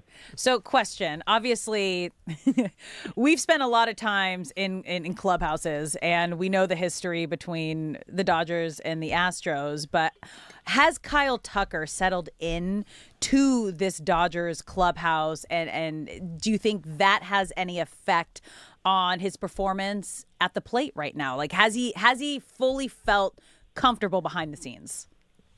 I think it takes time. I don't know that he's – I think it's Kyle Tucker's got a reserved personality. Okay. So, I don't know that he needs to, feel like he's fully, embedded into the culture of a group. He kind of keeps to himself. He's sort of, soft-spoken. But, yeah, this stuff takes time. Yeah. And, Freddie Freeman has talked about this. You remember – and it's completely different personalities, but you remember when – Freddie Freeman came over from the Braves, and that was a different situation because he had been with the Braves his entire career. But he admitted that it took him several months to feel acclimated to this scenario. And it happens with a lot of players. I don't know if that has as much to do with it. I think this is a good fit for Kyle Tucker because he doesn't have to be the face of this franchise. Not even close. He doesn't have to. Yeah, he doesn't. He's like the eighth most famous person on the Dodgers. That's what I'm saying. I don't know. You got he's mid list there. Yeah, but that's good for him. What I've heard about him a lot is that's kind of akin to his personality. With the Cubs, that wasn't the case. He needed to anchor a lineup. With the Mets, it would have been him and Juan Soto. In Toronto, him and Vlad. Here, he could just sort of mix in. So in a way, I'm kind of surprised that he hasn't taken off yet. I thought it would happen sooner, but I keep thinking that it's gonna. Alden, I don't have many regrets in life, but one is that I was part of the Dodgers contingency who was turning on Andy Pages toward the end of last year. Of course, he had the World Series heroics, but coming into spring ball, I was sitting here thinking, I don't know if we can't find a better center fielder. Now he sits probably as the MVP of the team. How much better can Andy Pages get? Because there is a feeling that he's just getting started. He's incredibly talented, and I give him a ton of credit. This is a guy who completely remade his body, who came back from major surgery, who became a better defensive center fielder, and has worked to clean up a lot of the plate discipline issues that have plagued him before. Look, his offensive profile is a guy who is going to strike out a lot, is not going to draw a ton of walks. So he's going to have some highs and lows. There's going to be a stretch, and this is not a knock on Andy Pages. This just happens with a lot of guys, even really good players, where he's in a really bad rut, and people are wondering why he's in the lineup. And then he's going to have stretches, and I think they're going to come more and more frequently, where he looks like one of the best center fielders in baseball. Yeah. And that's what we've seen. Now, I was talking to Andy for a while the other day about last season and just the toll of last year, playing a full season as an everyday player. His lower half was and people don't realize the injuries that guys deal with throughout the course of the year, but his lower half was shot. He had a bad hamstring injury going into October. And it's not an excuse, and he wouldn't use it as an excuse, but it's hard to perform. But it's facts. When you don't really have your lower half. But I think he has taken another step as a hitter. He has more of an idea what he wants to do at the plate. And look, that at bat against Mason Miller. It was, at the end of the day, it was just a shallow fly ball. Mm-hmm. But that's all you can hope for against the most dominant pitcher in baseball. Yeah. To foul off that many 101+ mile-an-hour fastballs, that many nasty sliders in that spot, and just sort of do what you need to do. I think that was instructive of the evolution of Andy Pages. Yeah, you could see the swag and you could see the confidence in that moment. It. And you could see it in the post-game interview too. So that's the other thing with this Dodgers team. We've seen moments of greatness from different players, but we haven't kind of seen it all put together yet this season. I mean, they're still sitting first in the NL West, now winning that series against the Padres, a game and a half ahead of them in the NL West. But what is it going to take for this Dodgers team? And with the good amount of injuries that we've already acquired this season, are they going to be able to get back to, I guess, the expectation and the standard that they need to be a three-peat team? I think the only thing that matters to them, I don't think I know this, is that they are that team when October starts. Okay. And these first 6 months are basically just position yourself the best way possible to do what you need to do in October.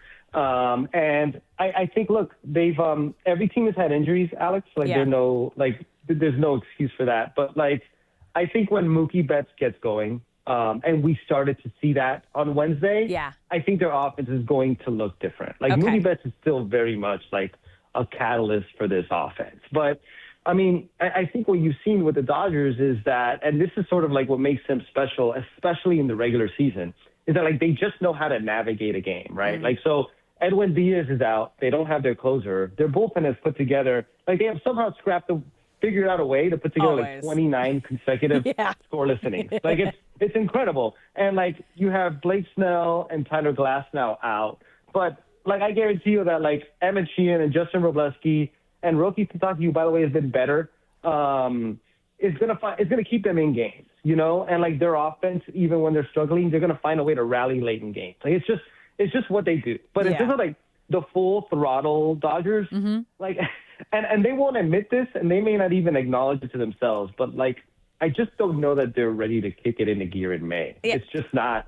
When They you're don't a team need that to. goes through it every October, they don't need to. Exactly. Yeah, and it's hilarious because everyone was freaking out over the last 2 weeks when they were slumping. You guys are still first in the NOS. Like, they're doing just Right. fine. Everything's going to be fine.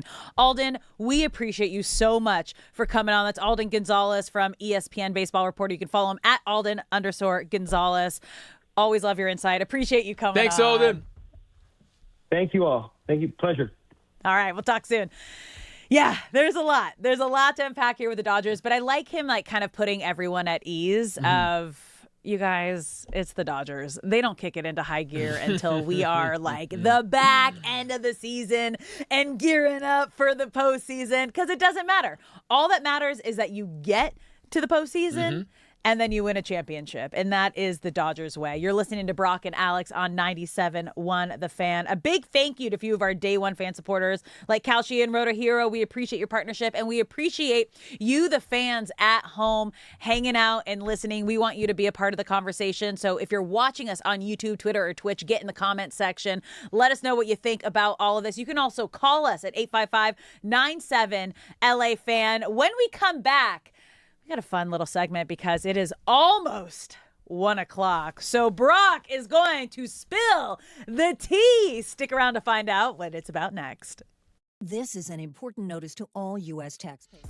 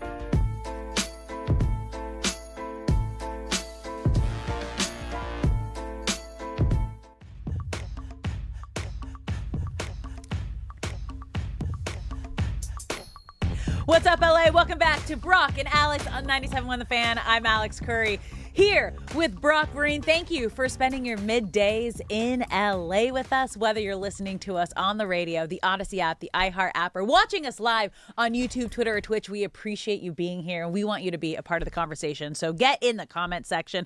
Make sure you're following us at The Fan LA on all socials. Slide into our DMs. Let us know what's up and what you're thinking. You can also call us at 855-97-LA-FAN. Be a part of the conversation. But right now, you guys, because we are about 10 minutes away from the part of the day that Brock's life just changes. He kicks it into high gear. Let me explain if you are unfamiliar. Brock does not have his first cup of coffee until 1 p.m. on the dot. So we decided to create this segment because he's drinking tea in the morning. He refuses to have coffee. So right now, we are going to spill the tea because we are done with the tea and we are about to move on to coffee. So we created this segment called Spill the Tea where Brock, he gets to take this in any direction he wants to go, and he is going to give us the tea. And if you are unfamiliar with the tea is kind of like the inside scoop. Give us your thoughts. Like that's what spilling the tea is. So Brock, what's the tea today? Alex, thank you for that lovely introduction. You're This welcome. really is your segment after all. Thank you to your creative brain.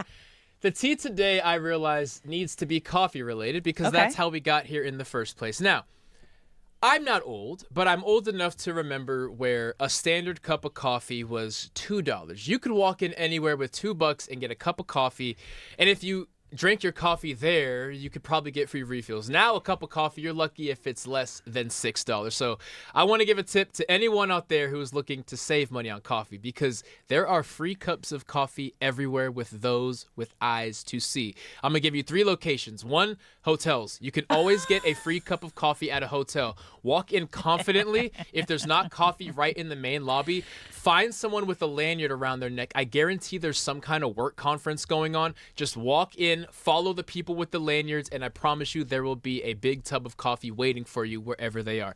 Second, car dealerships. A lot of times I show up too early to things, and if I'm too early to a movie or meeting a friend for lunch, if I see a car dealership, I just walk in there. No. Just walk in there and That's get a cup so of coffee. weird. Just walk in there. At the absolute worst, you have to deal with like a 10-second conversation regarding, hey man, you're looking for a new whatever. No, I'm good. I'm just out here talking to someone else. He's, oh, okay, do your thing.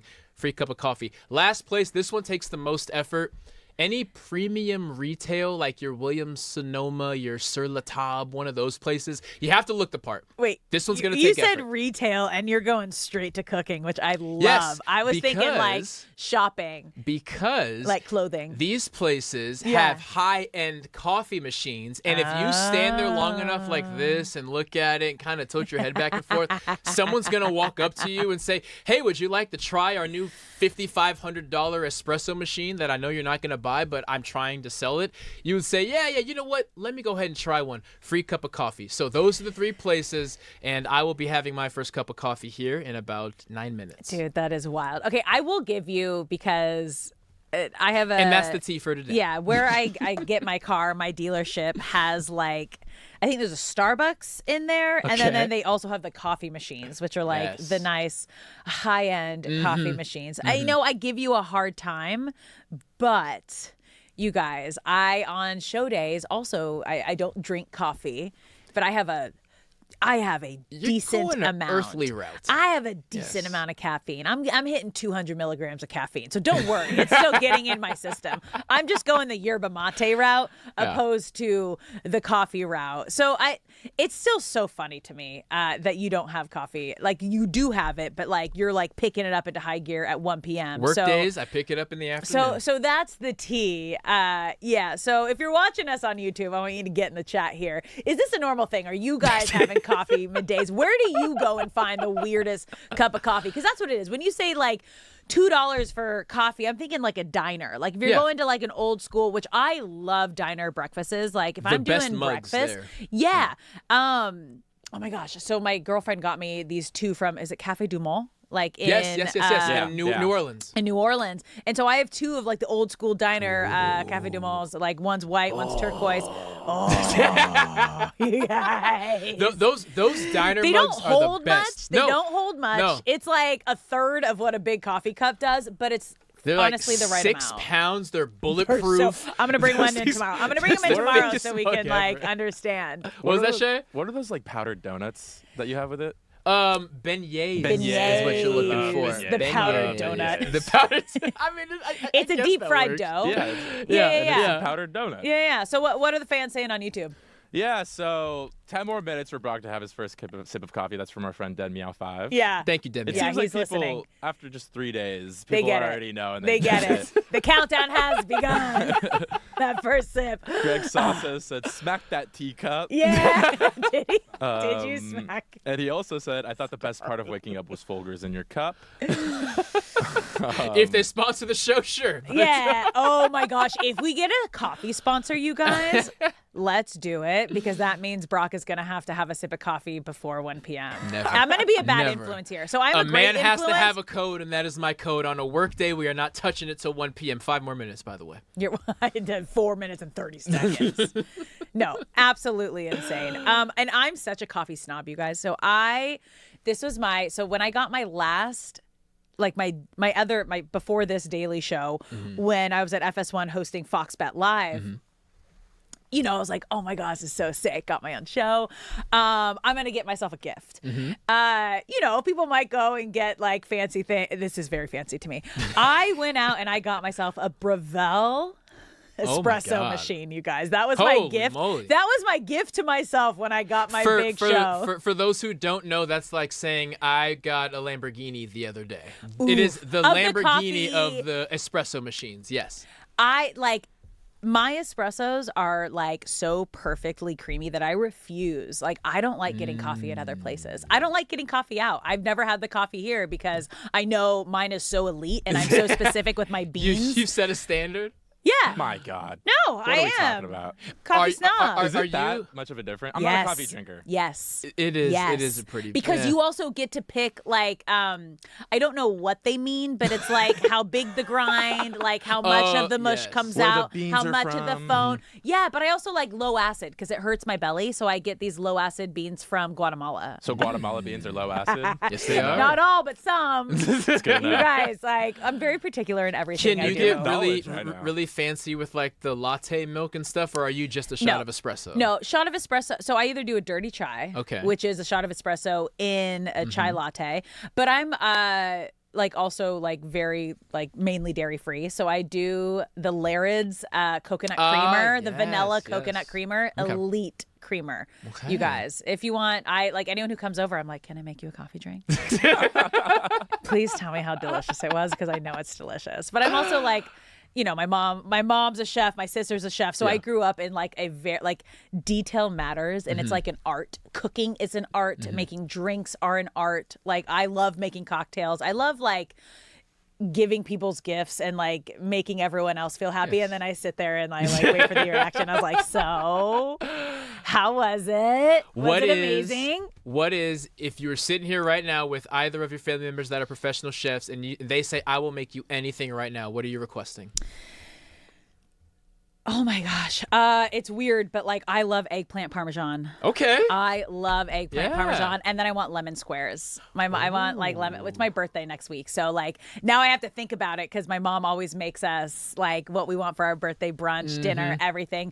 Yeah, Mom, I'm gonna remind you. I want lemon squares for next week. All right, you're listening to Brock and Alex on 97.1 The Fan. Hour 4 coming up next. Don't go anywhere.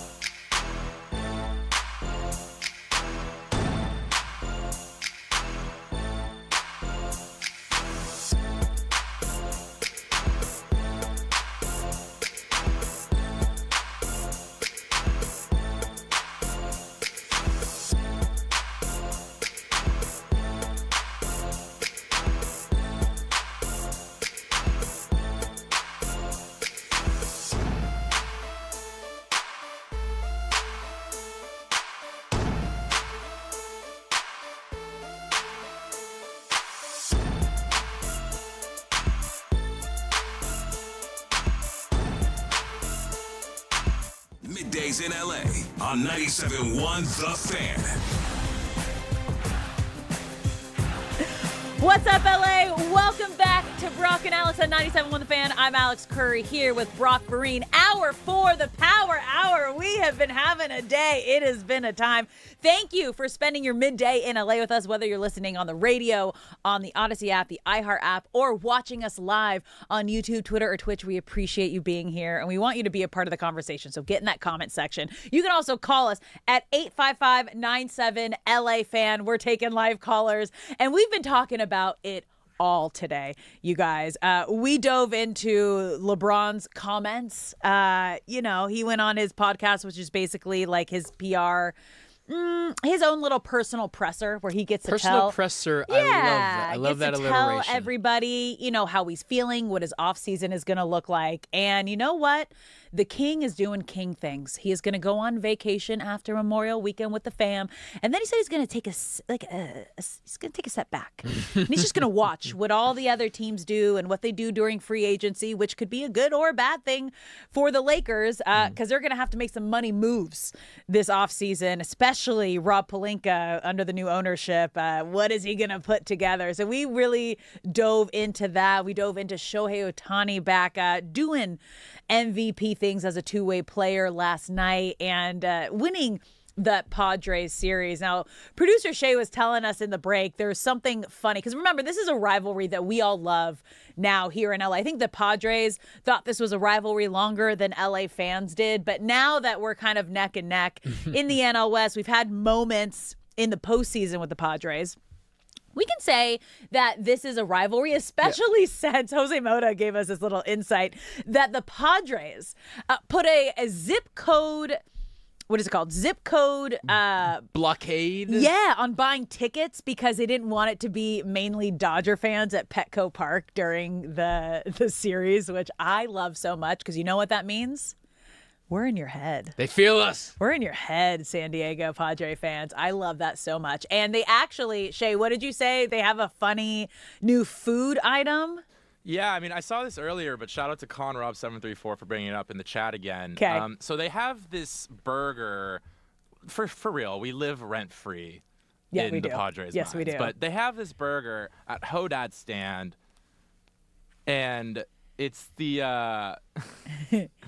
It's the FTD burger at Petco Park. Oh, FV Dodgers? Yes. Got it. It's 3 onion rings, mayo, barbecue. Yeah. A burger, cheese if you want it. All right. Pickles. Okay. Can I say everything that's wrong with that burger? Wait. Say it again. I kind of like... Cheeseburger. Yeah. Onion rings. Yeah. Barbecue sauce and mayo with pickles. I mean, it sounds bomb. Okay. I don't eat onion rings though because I'm gluten free. But first off, sounds 3 bomb. onion rings. Well, they just won 3 rings. I understand that.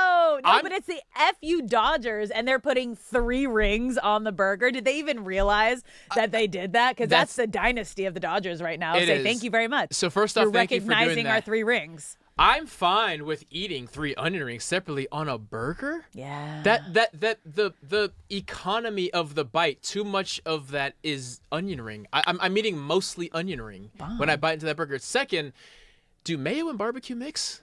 I don't know. I don't think those things go together. I'm going to say, though, mayo on a burger, because I don't like mayo by itself. I can't eat mayonnaise. The Habit puts mayo on their burger, but it's like within other sauces. On their teriyaki burger, they put mayo, but it makes it like creamy. No, I get the double char. Oh, it's on there too? I think so. I love the double char. I love the double char with cheese. Like the toasted sourdough bread. Yeah, I think it's on there. Am I crazy for thinking mayo and barbecue do not ever I have mix? no idea. Okay, mayo and I don't think they go I'm together. a big mayo guy. Yeah. I'll stand there. I'm a mayo and But everything. On a barbecue burger. On a barbecue, no. I mean, special sauce is mayo and ketchup. Yes. That's special sauce. Yeah. Right. But it's not barbecue. Barbecue is I don't know. Give it a try. I don't knock it until you try it. So now I'm going to try it at home. I'll knock it because of the name of the burger, which upsets me. Okay. But like you and Shay said, rent-free. I would do it on like a Philly cheesesteak. I wouldn't do it on like a burger. What? I would do it on like a sandwich. Oh, okay. Like a roll of some sort. Okay, you know what I okay, mean? okay. I don't think I would do it on a burger. Yes. Okay. Sorry. All right. Well, we're on you guys, we're on the food topic here. If you were with us Last segment. That's yours. We have this segment called Spill the Tea because Brock doesn't drink coffee until 1 p.m. and we have hit 1:08. So when we go to the break, I was going to the restroom. I was like, oh, you got to go too? He's like, no, coffee's right here. I was like, you know what? I was knocking it. I haven't tried it yet. I said I haven't tried the studio coffee. So Brock got me a little sipper. Let's see. Welcome. I don't know. We're getting live updates right now. I know. We're getting I'm play-by-play. I'm gonna do like a little. I'm gonna do a little tester. Here we go. For the sip. Oh, the sip. That was a big sip. Oh, she's looking at it. We have a shrug. We have a smile. You know what? Like, if it needed to get the job done, and I like needed caffeine, it would get the job done. But again, nothing compares. It's not bad. Boo this woman. I'll give it a 7. Oh, 7's good. Yeah, okay. It's not bad. Yeah. It's like a 7. Like it's good flavor and it's drinkable, but it's not my like 10 plus. So you are like my wife in that you guys are coffee snobs, which you openly admit. Yeah, I said like, that. If we're on vacation somewhere or somewhere where our go-to places aren't close by, we're in a new area, and I say, hey, you want me to grab you a cup of coffee right there? If she says no, it's never that she doesn't want a cup of coffee. Yeah. It's that that place I'm going to isn't fancy enough for her. So No, that's her it's polite way of saying fancy. It's the quality, okay? It's the quality. And since we're talking about quality, you guys, let's get to the quality of sports here in LA because we have been so lucky. We have been blessed, #blessed, if you will, as fans in LA to have teams that have basically become the standard across players, franchises, fans of what you want to be in a franchise and a team. I mean, we can go back to the Showtime Lakers and Pat Riley and everything that we had there. And then you have Phil Jackson and Kobe and Shaq's Lakers. And right now we're in the midst of a Dodgers dynasty with Dave Roberts and the ownership group that then just bought the Lakers. So hopefully we're getting the Lakers back to that level of that championship dynasty level. And we're in a window right now with the Rams and Sean McVay.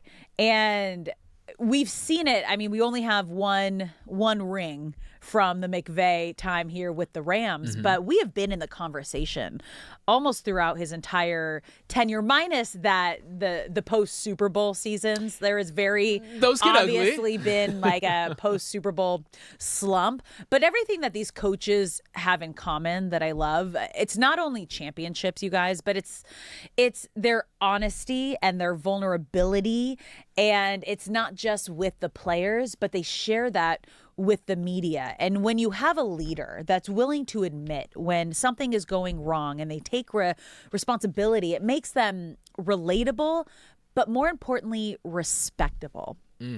And it trickles down within the organization because players feel comfortable being themselves and going to these coaches. His coaching staff around him feel motivated, and like it humanizes these leaders and people in charge. And Sean McVay was recently on the Bussin' with the Boys podcast, and he talked about that ugly 5-12 season that the Rams had in 2022 and really the mindset that he was in that moment. It took that 5-12 year where you're really getting broken down, and I'm almost quit coaching. And you could use the narrative that I was going to go to media or whatever, but like the truth would have been I was quitting because I couldn't handle the losing. It was almost like a scarlet letter. I mean, there was moments that you think about it, it's like so crazy to me. I was like counting down the days for that season to be over. What a fraud. And then I'll never forget, though, I remember explaining the situation to my wife, Veronica. You know, maybe I'll step away. It's going to be a really tough upcoming season. You know, maybe so the situation you're explaining to her is like here are my options on the table. Here are my options. Massive media deal. Had some media stuff. And if I had done that, I would have conveniently hid behind that. But the reality is I would have been quitting. Basically, I was trying to rationalize and justify why I should do it. And it's like, okay, let's step away, maybe even come back to coaching.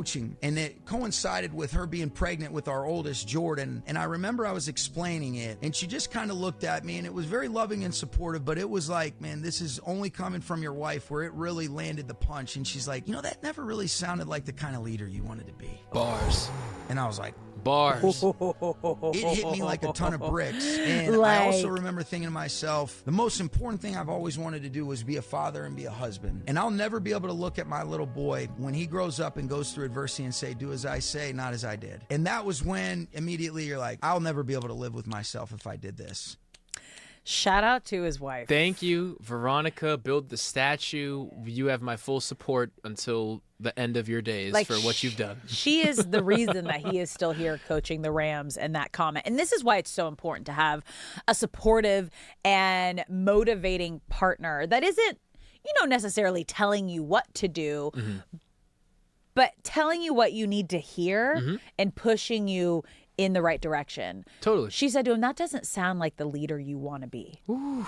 Like, if that doesn't cut you to your core, not only as a coach, but she's pregnant with your son. Right. Like, that is absolutely insane. And he said, he's like, I don't want to be the one to look him in the eye, my son in the eye, and like tell him, like, don't quit if I was a quitter. Right. No, It is one, like you mentioned, the vulnerability for a head coach to share that with the world on a popular podcast, knowing that his players are going to see it is what means the most to me. As a player, you want a leader who doesn't necessarily feel that they have to put on this facade of tough guy all the time. That's kind of the old school way of coaching. That's not the way anymore, especially with Gen Z and like how everyone's so open about their feelings and conversations and therapy, and it's okay to talk about hard times. With this new wave of coaches, and McVay still being one of the youngest coaches in the NFL, but of course taking over when he was just 30 years old. That is why players love him. That is why you are hard-pressed to find any player who has spent a single day on the Rams roster that does not have glowing things to say about Sean McVay, because there's clearly that level of vulnerability of my door is open, whether you want to talk about football, about some pass that you dropped, some concept you don't understand, or something that is going on outside of this locker room, outside of this team. Yeah. And it just sets a precedent of why this organization has had so much success, because the man at the top is this way. And it's also why they've kind of been the rehab center. Like, the Rams are kind of like the rehab center for players to come in and rebrand themselves. Baker Mayfield has about $100 million because Sean McVay said, hey, you want to come over here and lead a, 90-yard drive or something like that off of one day of learning? And look at what Baker Mayfield's done. No, you nailed it. It turned him into a franchise quarterback. Baker Mayfield was kind of that floater of potential. It was like you kind of saw it was there. Could it be there? It didn't work out in other places he was at. Obviously, he comes to the Rams mid-season and then gets his big franchise deal after that. And obviously, face of the Bucs. I'm a big fan of Baker Mayfield. He spends his off seasons, he has in the South Bay when he was rehabbing, and just like really kind guy. But it just shows you what a good and healthy place can do, because he explained this feeling, and we all know this feeling, and it's very relatable no matter what you do in life. But counting down the days until something is done, we can all relate to that, and that's a tough feeling, especially when, as like Sean McVay, you're in a dream job scenario. You just won the Super Bowl the season before. And to admit something like that, it shows we're not all perfect and we're not all as happy as we seem all the time. And this shouldn't come as a surprise, because there were so many rumors during that time and during that season, like Sean McVay, like he might retire. He might, go to broadcasting. And we always kind of heard that and knew that, but to hear him talk about it and to feel that in his voice and to feel like he's not afraid to face whatever man is in the mirror at that time. And that time he was struggling and wasn't being, as his wife said, the leader that he wanted to be. But since then, look at how they've turned things around, and the Rams are now back just after a couple years to getting to championship form. I mean, they were one play away last season from being in the Super Bowl. And this year they're coming in as a Super Bowl favorite. They are the most complete team in the NFL. They have Matthew Stafford, who is coming off his MVP season and, probably has 1 to 2 years left in the tank at this elite MVP level to help bring the Rams back to Super Bowl champions. Yeah. And I love that you bring up the 2021 post-Super Bowl news that McVay was considering retirement, because it was such a bang, bang, bang situation. It was right before kickoff of the Super Bowl, it was like, hey, guys, I think Aaron Donald's retiring after this game. That article came out like 30 minutes before kickoff. Then the Rams win the Super Bowl. Then 30 minutes after the game, it's, hey, guys, I think Sean McVay is going to retire. It's like, what is going on? The world is falling apart. But I do feel that's where it starts. And we look at Sean McVay, and it's easy to sit here and say, you're only 40 years old. You're making millions of dollars. You're on top of the world. You have your fingerprints across the entire NFL landscape. Of course, you're going to do this for 30 more years. You got to remember, he was hired as a 30-year-old and has been doing, he's going into his 10th season. I don't care how young you are, how old you are. Doing something for 10 years is a long time. And maybe there is a world where he just wants to take a step back, reevaluate some things, and then start coaching at a later point in his life. Sean McVay will coach for a very long time, but I'm mentally preparing myself for a Rams Super Bowl win and an announcement that him and Stafford are going to ride off into the sunset. Not that I want it to happen, but if it does happen, I don't want it to be the gut punch that post-2021 Super Bowl was, where he was considering it, and I was like, oh my God, what's going on? It's crazy because I didn't think about that 10-year window. And That's a long time. Well, I can relate to that because I was with Fox Sports West and was with the Angels organization for 10 years. And right around that 10-year window, you're like, hey, I've been doing the same thing for 10 years. I am ready for whatever is next. What's that next challenging move for me? Like, how am I going to grow within this industry? Obviously, it's different being a head coach, but a lot of people would look at being the sideline reporter for a team and be like, what are you doing? Like, what do you mean you want to move on and go do something else? It was like, everyone's journey is so different, and everyone's wants and needs and growth and what you've done. And he's done such an incredible job for this Rams organization coming to LA, which is not an easy place to come. Obviously, they were here before, but to come back. Right. In a town that expects championships if you want the fans to show up. There's so much to do here in LA in terms of being outside, entertainment, sports. We have two teams in every major like sports league here in LA. And I know like the hardcore ones are like, no, there's only one. And then there's like the B+. And I get that, but you got to give respect to all the teams that are here in LA. And what Sean McVay did with the Rams and winning that Super Bowl in 2021 in SoFi, and now they are back. The Super Bowl is coming back to SoFi this year, and they are the Super Bowl favorites. I mean, it would be a beautiful bow. I'm picking the Rams to win the Super Bowl. I don't care. Come at me. I did that in 2021, and we've talked about superstitions.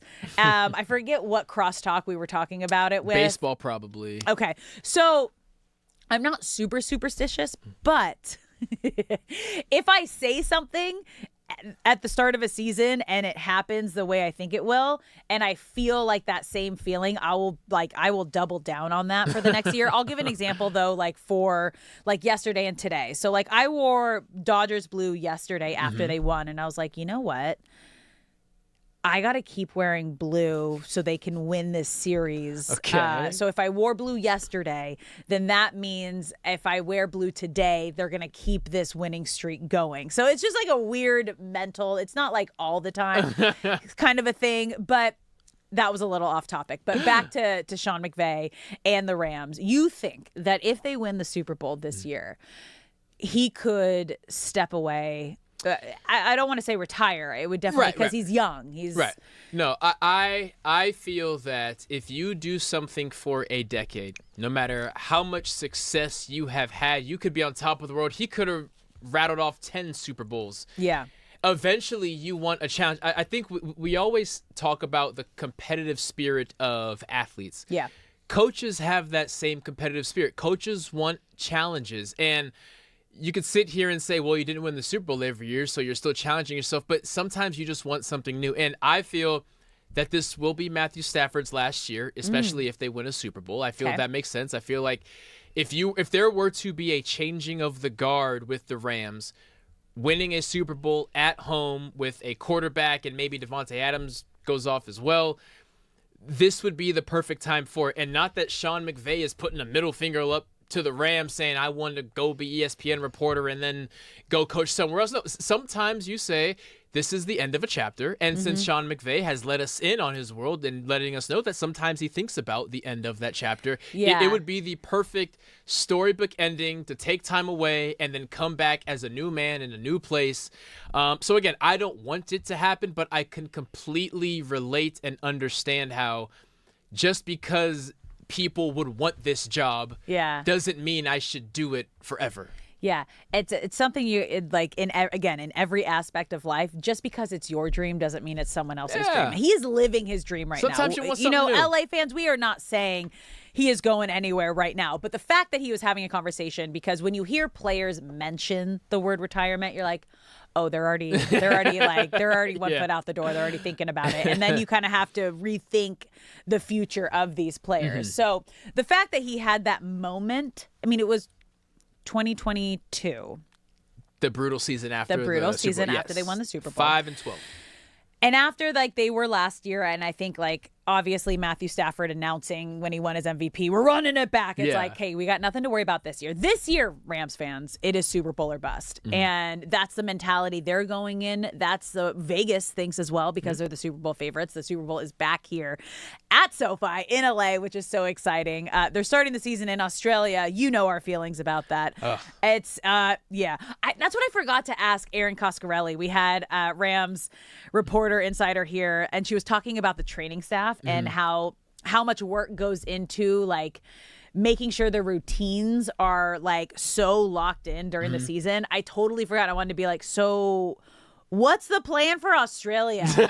Because you're starting the season on the other side of the world. So that's something when we have her on next time, I got to remember to ask her. You're listening to Brock and Alex on 97.1 The Fan. I want to give a big thank you to a few of our Day One fan supporters like Kalshi and Rotohero. We appreciate your partnership, and a big thank you to all you fans tuning in. Remember, we want to make you a part of this show and a part of the conversation. You can call us at 855-97-LA-FAN. If you're watching the live stream, you can get in the chat. We're talking to you, okay? If you're following us on social at The Fan LA, slide into our DMs. We've had a fun day. We got a lot more to get to. Was yesterday, you guys, hopefully what we're going to see moving forward when Shohei Ohtani is on the mound. You're listening to Brock and Alex. That's next. Well, hello.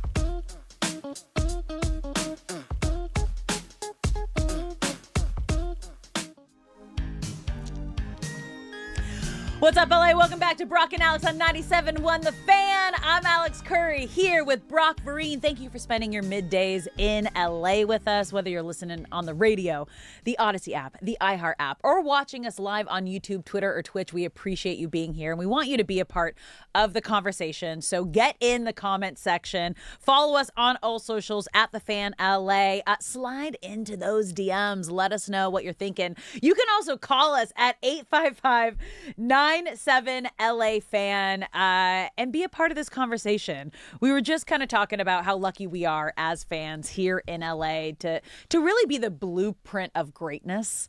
If you're not in LA, you're going to hate that statement. I was going to say. You're going to hate that statement because if you're not from LA and an LA fan, you basically hate every team here in LA. That doesn't make it not true. But you know why? It's because we've been great for so long, from the Showtime Lakers to now the Dodgers being in a dynasty. But we were talking about Sean McVay and the Rams and, winning that championship. And can they get back there now as the Super Bowl favorites? And then even the Lakers, now that they have the Dodgers ownership, the majority part of their ownership. And we dove into all those different aspects today. But to get to the Dodgers and what we saw last night, we got the full Shohei Ohtani experience. Yes. 5 scoreless innings. He lowered his ERA to 0.73. I mean, this man is on fire. He started the game with a first pitch leadoff home run and then got down and struck out the side. But what I love even more about this outing is that, he was a little off command-wise. It wasn't his best stuff, but he got the job done. Right. And this is the first time this month that we've seen him, when he's pitching, also be in the lineup and lead off. And it was interesting. We had ESPN baseball reporter Alden Gonzalez on earlier today, and we talked to him about that.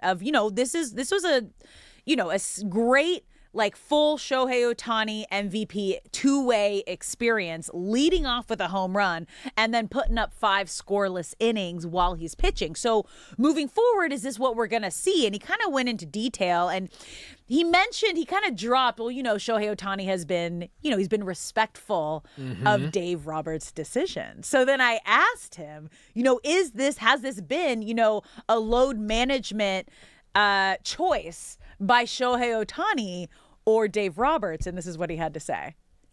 This is a Dave Roberts and the Dodgers as a whole decision. It's not a Shohei Ohtani decision. He's gone along with it. He has said the right things. He has said that he understands. He has not said he agrees with it, but he said that he understands why they're doing it. But it's definitely a Dodgers decision. Alden, as Dodgers. Okay, and we have been talking about this kind of throughout the week. Yeah. We were curious. I was like, if this is a Shohei decision, all for it, right? Whatever Shohei wants to do it. Yeah. Well, we don't have a blueprint of what to do. There is no two-way player, MVP caliber, Cy Young on his way, hopefully this season, of what Shohei Ohtani is and what he has done. Since he's come in this league, Shohei Ohtani has dictated what his training is going to look like, what his day-to-day activity is going to look like. If he needs a day's rest, which is not very often, he will do that. And so when this started to happen, when he was, slumping a little bit at the plate, but still absolutely dominating on the mound, I had the question, is this a Shohei decision to not have him hit on days that he's pitching? And if it was his decision, I'm okay with it. If it was Dave Roberts' decision, he's probably just being respectful because that's who he is and we're never going to know. But now we know. And you know what? I think last night, as Alden mentioned this, he's like, I think that was Shohei Ohtani showing everybody, especially the Dodgers coaching staff, keep me in the lineup on days that I'm pitching. A first pitch leadoff home run sends a message. It puts everything that happened last night into even better context. Of course, we see Shohei more celebratory and emotional than normal because we're assuming, he's coming out of a slump. He finally gets to hit again. Getting out of a 2-out jam. He's screaming. He's going crazy. This is an emotional Shohei. I like it. But now with the context of it was not his decision to take a step back, it's, Oh, okay. Not that he has anything against Dave Roberts, but like he's looking over at his manager like, I told you I could do this. Thank you for the rest. It worked, but I told you I can do this, and now I'm doing it. I love one of my favorite eras of LeBron. My favorite era of LeBron was when he accepted the villain role in Miami. For the first year, he kept trying to be liked. When he accepted being the villain, he won championships. I compare it to this because this is the first time we are getting insight on the perfect, crystal clear image of Shohei wouldn't hurt a fly. Not that he would, but this is the first time we're seeing like, okay, a little bit of spite, a little bit of motivation, a little bit of I told you so. It looks good on him. Well, I think it's actions speak louder than words. He doesn't need to say anything. He's just going to go out there and he's going to show you why he deserves to be in the lineup and why he should be in the lineup on days that he's pitching. My whole perspective and take on this has changed now that I have that information. But the other point that Alden made was that they have a day off today. And it's not day of where Shohei Ohtani is feeling the fatigue. It's the day after.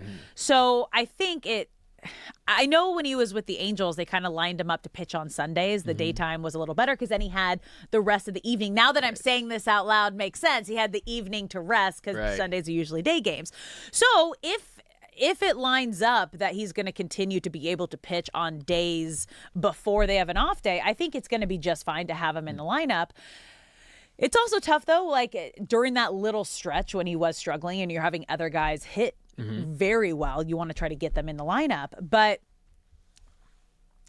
Ohtani, like, he was going to make sure he did everything in his power last night to make sure that the Dodgers won that game and won that series. And it really was that fifth inning that in that moment, that was my favorite inning of the game. And Dodger fans might be like, Alex, why? Like, that was on the edge of my seat, like, no, what's going to happen?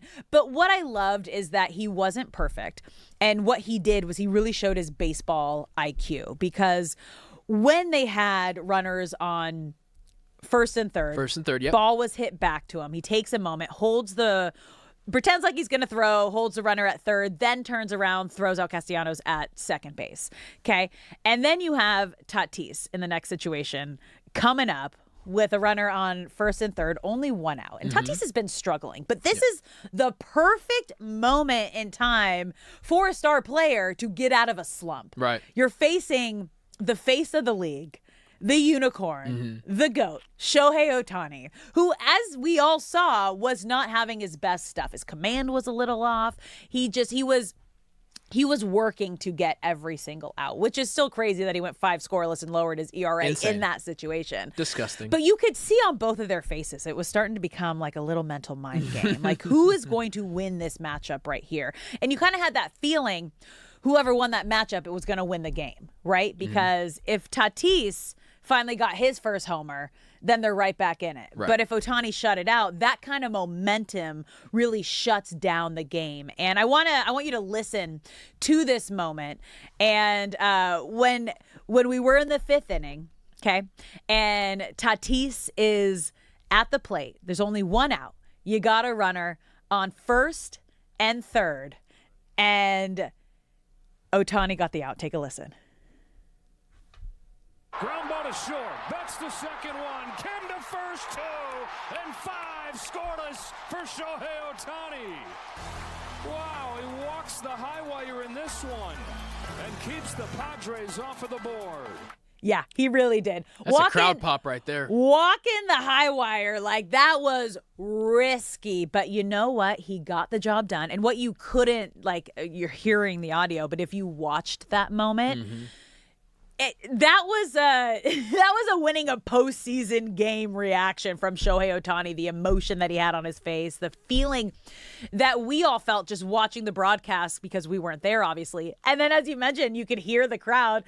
Sounded like a Dodger crowd in the background. It felt like a World Series game, not even third of the way through the season, 5th inning game that only kind of matters. It was awesome. And what I love about that moment and similar moments is if you go to game 1, where they lost to the Padres 1-0, every time the Dodgers got momentum, they squandered it. They would get a guy on base, they would get caught stealing. Mookie got caught stealing, Freddie Freeman got caught stealing, and every time something would start to snowball, start to domino, they would wipe it all out. And last night, there were opportunities for that to happen again. Like you mentioned, in the 5th inning, runners on first and third, they get out of there with no runs. In the 8th inning, there's a runner on first. Max Muncy tries to barehand the ball, throw it to first. It's a disaster. Now we got runners on first and third, and it was Hurt, I believe. Yeah, Hurt was pitching, and he gets out of that inning. And just the complete 180 of 48 hours ago, when things were going wrong, we couldn't stop the spiral, to now, when things are going wrong, we remind ourselves we're the Dodgers. Yeah. Calm down. Everything's going to be okay. Big moments like that with the heartbeat of your team, which Shohei is, being able to get out of those moments, being able to set the tone, it just relaxes everything. And instead of leading to disaster, we don't worry about that. We're on to the next inning, and we're going to remember who we are. And it starts with 17. It always does. Yeah, we're the back-to-back champs. And we're on our quest for a three-peat. And we also talked to Alden Gonzalez about this, ESPN baseball reporter, about, is there a sense of concern with the slumps that we've seen through the Dodgers? Different, they were all kind of slumping at the plate at the same time. He goes, no. The only thing the Dodgers are worried about is the postseason. And once they get to the postseason, they're going to be just fine. Because as long as you get there and you're in a good position, I mean, they're still first in the NL West, especially after, obviously, winning that series against the Padres, who they were neck and neck with and bouncing back and forth into that first and second place spot with every game that they won or lost over the last week. But the Dodgers are going to be just fine.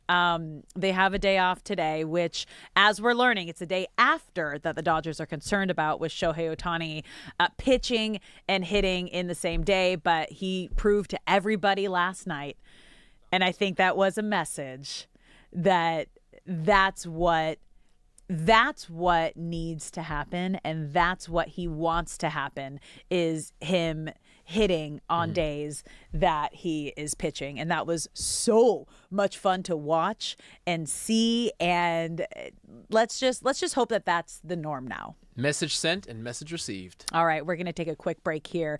When we come back, you guys, we got D-Mac and Ryder coming up right after the break. They're going to join us for Crosstalk. You're listening to Brock and Alex on 97.1 The Fan. I want to give a big thank you to a few of our early fan partners, Next Gen and DraftKings. We appreciate your support, and we appreciate all you fans tuning in. If you're watching the live stream on YouTube, Twitter, or Twitch, we love how much that you are in the chat. We haven't fully landed on a fan name yet. Still workshopping.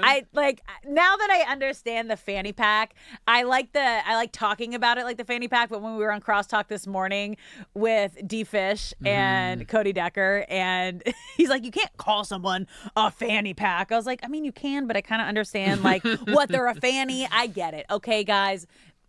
Sure. We're workshopping here. We're going to get there. Okay. So if you have an opinion, get in the chat. Let us know what you think. Follow us at The Fan LA. Slide into our DMs. Give us some good options. Okay. This is for you. We are here for you. At 97.1 The Fan, you're listening to Brock and Alex. We'll be right back with D-Mac and Ryder.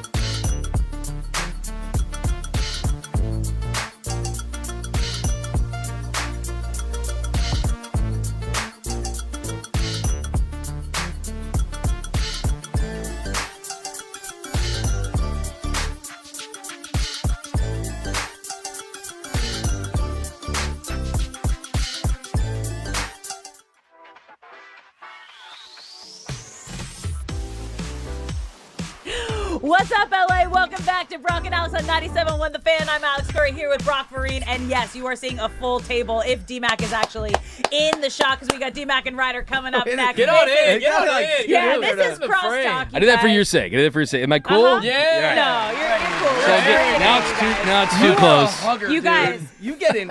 I do get in time. I am a hugger. I'm a hugger too. I'm a hugger, yeah. And I kind of have to remind myself in like work environments, I'm like, Curry, not everybody is a hugger. Okay, but I got to tell you, so we were talking about this on Crosstalk yesterday, and I felt so bad that I couldn't name anybody that you guys were asking. Okay. Because I am like, this is why I didn't get into entertainment reporting. I also don't really care. I love watching movies and all that, but like they're just people doing their job, which is like my entertainment is sports. So I actually brought the book from the Gracies of like the people that were there and the famous people that I was supposed to know. Oh, I know. I mean, yeah. Right? I'm like, That's really fancy. Check it out. I know. But also I have to like also tell you, so you were like, you should leave your trophy here. Oh, you know what? You have a second award, apparently. What? That was that was my idea. Is that right? What are you talking about? It's a fanny pack. No! Interesting. You guys, wait! A fanny pack. Can I present this to you? I also brought my fanny pack today. I brought props because I was showing you what a fancy fanny is. One for you. Here you go. You for guys, both of you. we love Revolution. My husband's toured with Revolution. They just played. We grew up. Yeah. Let's like, go. Yeah, my husband's band is Pepper, and they're in that same like reggae rock genre. And we grew up like because they used to play at UC Santa Barbara like every weekend when I was there. It's a nice fanny. Which is, by the way, where my daughter wants to go. Yeah, she's my a husband junior in high went. school. It's Yeah, great. yeah, like she's it's a fun. My sister went there. See, that's how you wear the fanny pack. Oh, When that we say looks fancy good. fanny, You you look like a guys, champion. it's a crossbody. That's the swaggy way to wear it these days. Yeah. It's a crossbody Well, like fanny this. packs So this have is how you rebranded wear. as crossbody. So it's a crossbody. Like that. Yeah. So it's a fancy. Okay. And the How do I reason do we're that? talking about this, you guys, is Yeah. because we're looking for a good name for our fan base, and one of the fans in the chat said the fanny pack. So that fanny pack. So that was Yeah. where the fanny pack conversation came from, and everyone's like, D Fish was like, you guys, a fanny pack? I'm like, no, dude, like I'm with D-Fish. fancy fannies are in. Like this is a fancy fanny. Like it's a leather, nice, like fanny pack. Her and Decker are pro. Me and D-Fish are anti. Yeah, so no. Yeah. we're at a stalemate right now. Okay. You're fashionable. Maybe you can pull off the fanny pack that's not the fanny pack. Everyone can. I can't. That's what men do too. I'm wearing a 97.1 The Fan hoodie. I mean, that's go. my move. You're So the literally fanny just pack just for wearing- fans of the show. Fans of the okay. show, Yeah, because yeah. Fanatics is already taken. Okay. No, yeah. So that's not going to So work. it's like the trademark. fanny That's pack. No, Yeah, in it's general, totally to that. describe For an the entire lawyers out there, fan it's base. DMAC_LA.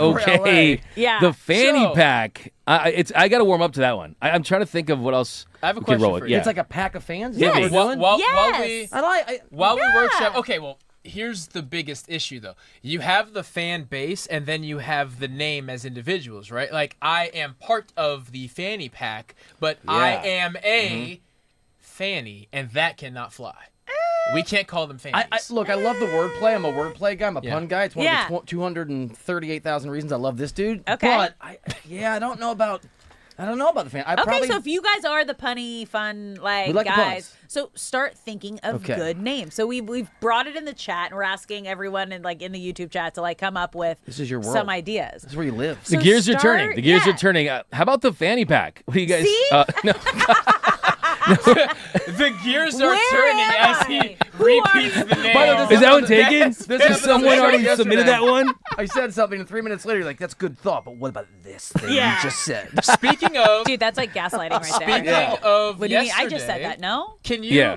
can you lay out, because you will be able to word it much better than I can. I started listening to you guys, as I always do, and I heard you mention you think Matt Stafford has 3 to 5 more years or something. Can you lay us in on that? I do think that there's a world where Matthew Stafford could play at least 4 years. I mean, you look at Aaron Rodgers yesterday. That Steelers team had all those quarterbacks on the roster, Drew Aller, Will Howard, you had Justin Fields, all these quarterbacks, and they still say, we want 43-year-old Aaron Rodgers. Right. Matthew Stafford's 31. He's showing no signs of slowing down. He's the reigning MVP, and also he's an owner, right? He's already in the Angel City FC, and he's made over $400 million in his career. You get out there $200 million, maybe you can go the Tom Brady route. I mean, Okay. I heard that he might want to get in some football ownership, be the Tom Brady. 38. Sorry, of the Knicks. You meant 38. He's 38. Yes, What'd you say? I said Aaron Rodgers 43. Oh, I thought it was 31. Yeah, Rodgers is 43. He loves. He thinks Aaron Rodgers is the greatest athlete in the history of American sports. What? So I think he's a top 5 quarterback though. So I think it's Aaron Rodgers is.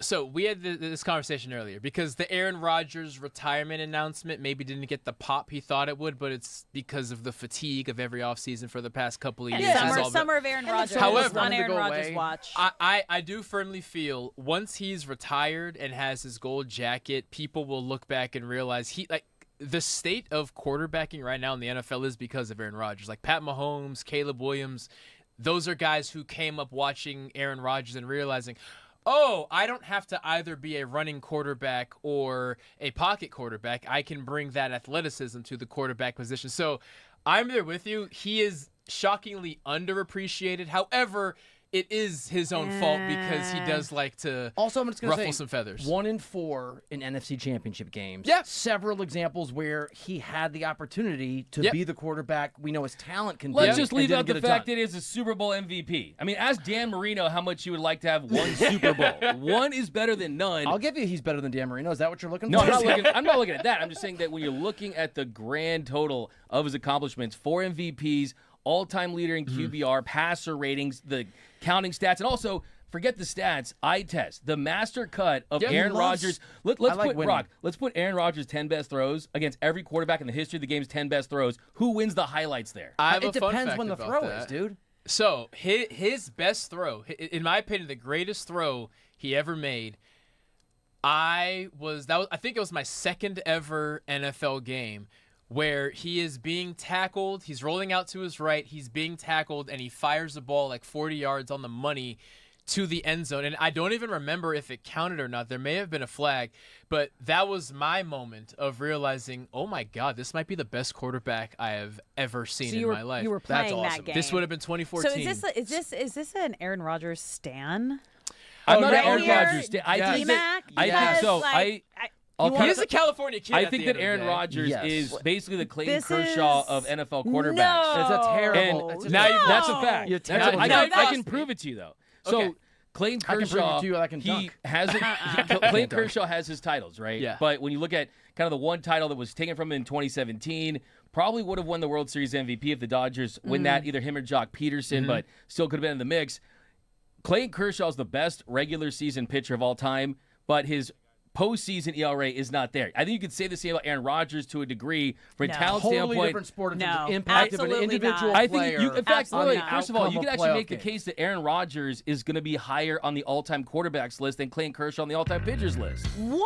They're 100%. Are you mad? Different sport, different time. We continue this tomorrow. Yeah, we will continue this tomorrow. Also, get in the chat. Let us know what you think about all this if you're watching the Fan LA on YouTube. I believe in the Church gosh. of Christianity. Twitter and Twitch.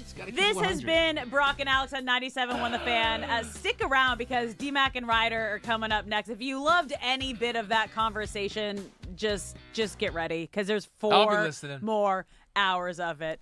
We'll see you tomorrow. Hey, man.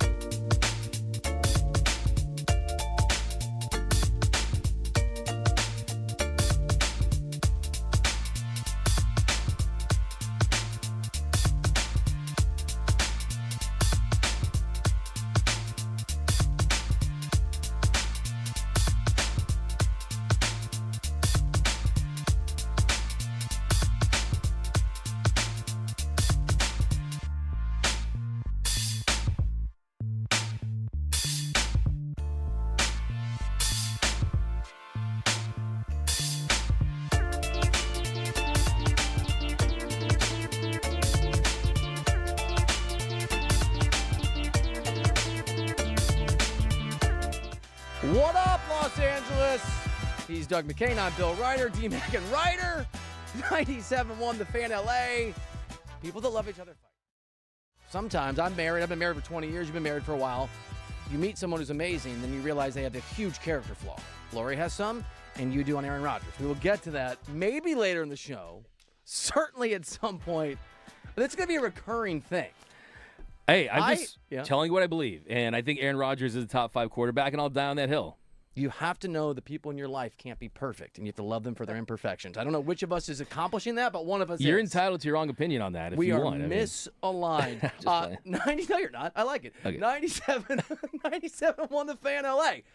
Call us, text us. The call line is working. We'd love to hear from you. 855-97-LA-FAN, 855-97-LA-FAN. You can also stream us live, so if you're at work, if you're away from the car, please watch us. I'm in a free, I love free stuff, 97.1 The Fan hoodie. You're in a Dodgers uniform, but you have the 97.1 The Fan hats. We're both sporting the sort of merch. If it's free, it's for me. If it's free, give me 3. So I took, 10 hoodies so far? I've had 4. 12 shirts. I lied and said they were for my wife. They're not for my wife. Oh, yeah, I know, right? I'm wearing them all over Manhattan Beach. The logo's incredible. It's perfect. It looks so good.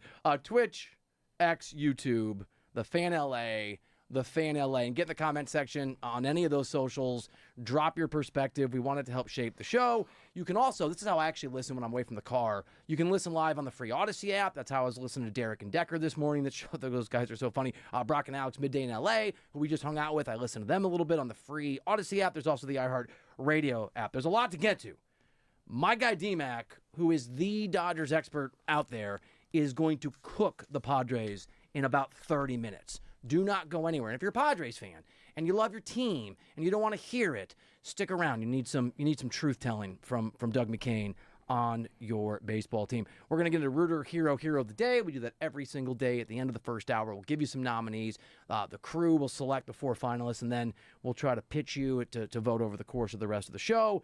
Yaron Weitzman wrote a really interesting story on one of my pet subjects I keep bringing up, the Dodgers-ification, which I can't even say, of the Lakers. And he has real insight on Andrew Friedman, on Farhan Zaidi, on Daryl Morey and his relationship with Friedman, and the ways in which the Dodgers ownership group are already utilizing the brain trust for the Dodgers to shape in serious, impactful, I think really good ways, the Lakers going forward. So we're going to dive into that in an hour, and then we're going to have Yaron on the show a couple hours after that to kind of break down his reporting, what he got to. We've got an NFL report. Man, we're going after all the teams that aren't the Dodgers. We're going to get into the deterioration of the Angels, and if you said, hey, man, that's not a new story, it's a continuing story, and it's accelerated in a couple interesting ways in the last 24 hours. We've got hardwood headlines, and I wrote down, you want to do a public apology for defending Aaron Rodgers? Did I write down? Oh, no, sorry, that's Chargers prediction bet. Great game from the Dodgers yesterday. They win that third one against the Padres. Go away, haven't won the series. They win 4-0. Ohtani pitches. I don't know. Can you pitch a gem in 5 innings? He was really good over the course of 5 innings. Bullpen was awesome. And the game began, and we were on the air, but just to sort of recap this for you, the game began with a stark reminder of Shohei Ohtani being pretty good at this baseball thing. In that fashion. And now in the finale, off we go with a towering drive on the first pitch. Did he get enough? Merrill can't get there. It's gone. First pitch of the game. The pitcher hits it out. Courtesy of our friends at Spectrum Sportsnet LA. Ohtani has not gotten a lot of run support this year, so just go get it yourself. Got on base twice, scored a couple runs. His on-base percentage climbs to almost 400, second on that team against Alex Call, who doesn't play a lot, so you could sort of say he's the best on-base percentage guy if you get, for the amount of bats that he has. Had the 5 innings pitched. ERA's down to .73. Bullpen came in and was great for 4 innings. Pretty good day to be a Dodgers fan. Great day to be a Dodgers fan. Mission accomplished. You went down there, you take 2 of 3 from the Padres, and I think yesterday Shohei Ohtani really made it very clear that he heard what everyone was saying about him. People like myself, people saying, hey, maybe you shouldn't hit when you pitch and you may probably want to slow things down, but he really showed what makes him so special, and that is that he understands winning baseball. And winning baseball is scoring runs early. He gets a home run on the very first pitch of the game. If you score first in baseball at the major league level, you're winning at a 70+% clip.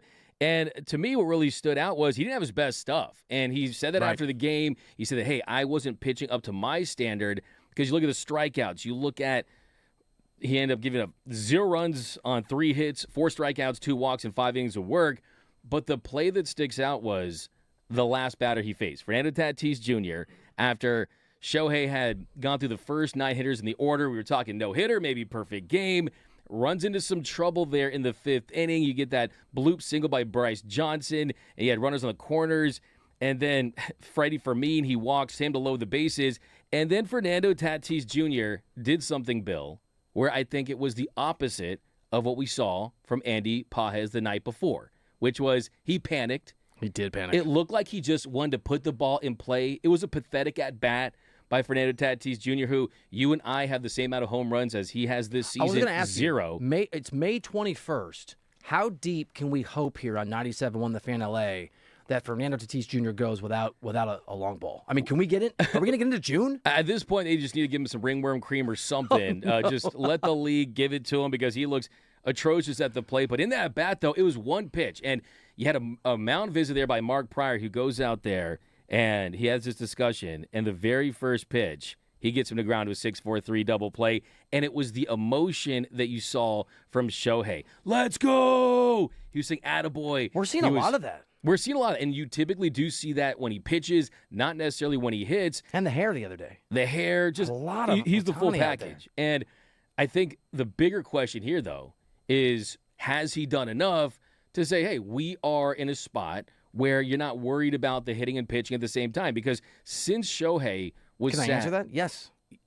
Yeah. He big-time Dave Roberts with polite words. He got what he wanted. He got put back into the lineup, and he hit a home run in his first opportunity to show his skipper, who is beloved, amazing, great. Yeah, man, I can do both these things.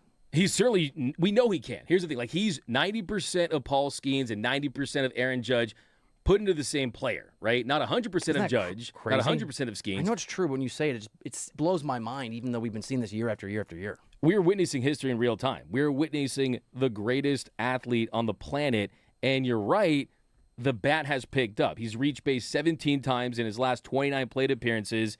He had that no-show day, the spa day. After that, 11 of 23 from the plate, 4 doubles, a triple, hit the home run on Wednesday. He's drove in 9 runs and scored 6. So, yeah, he has made a statement. He wants to play. He wants to be in there.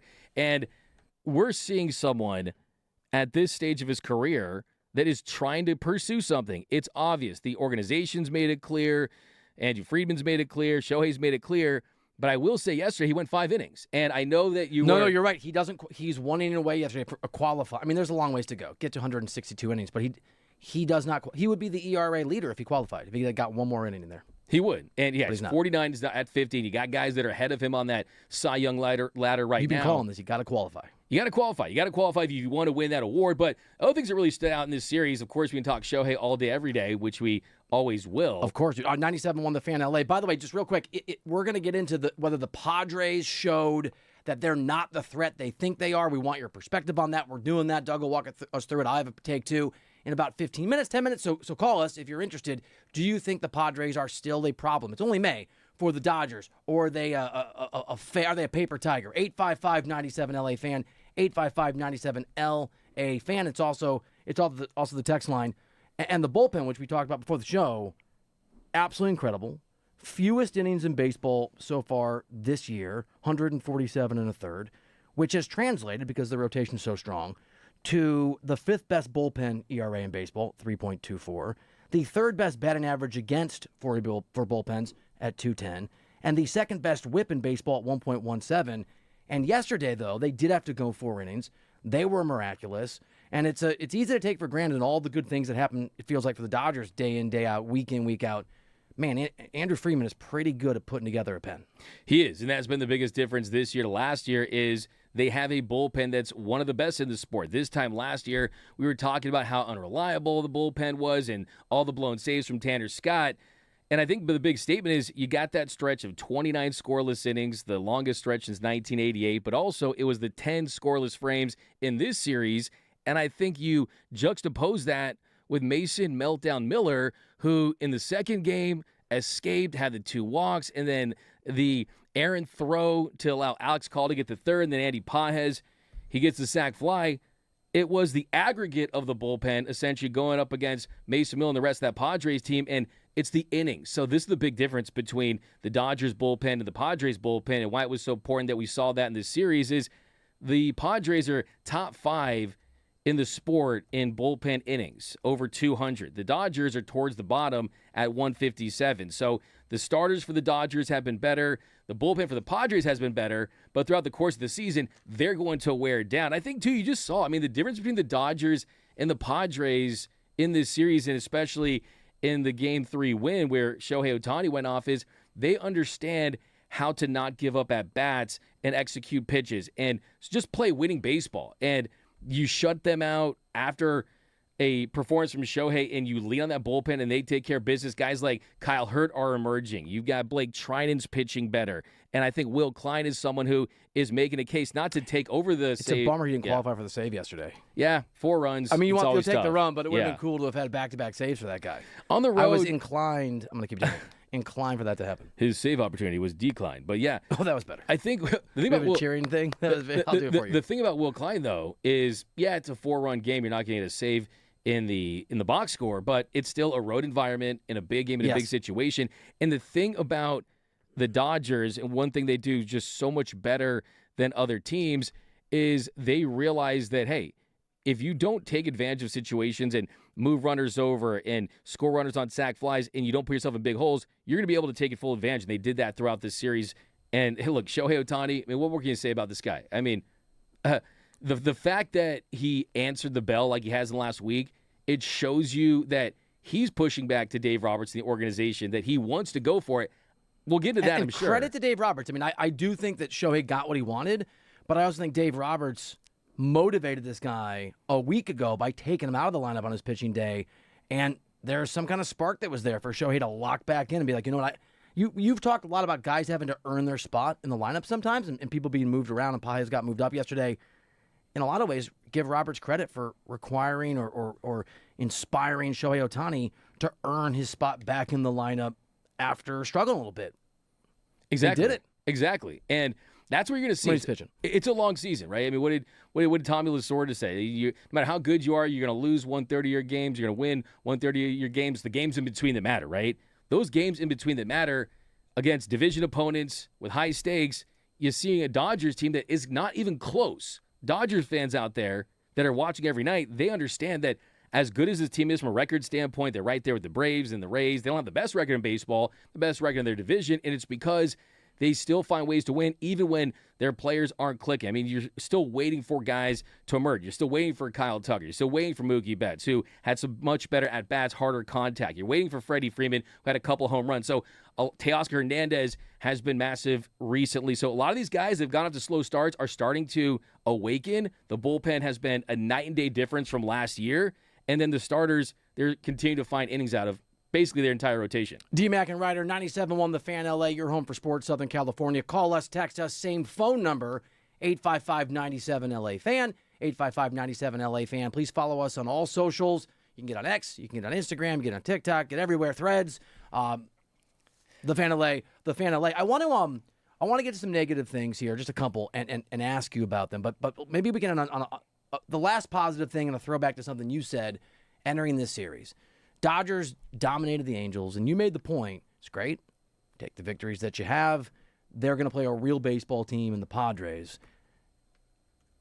That 2 out of 3, does it tell you anything about the Dodgers you feel like you didn't know or you were worried about entering the series going into San Diego?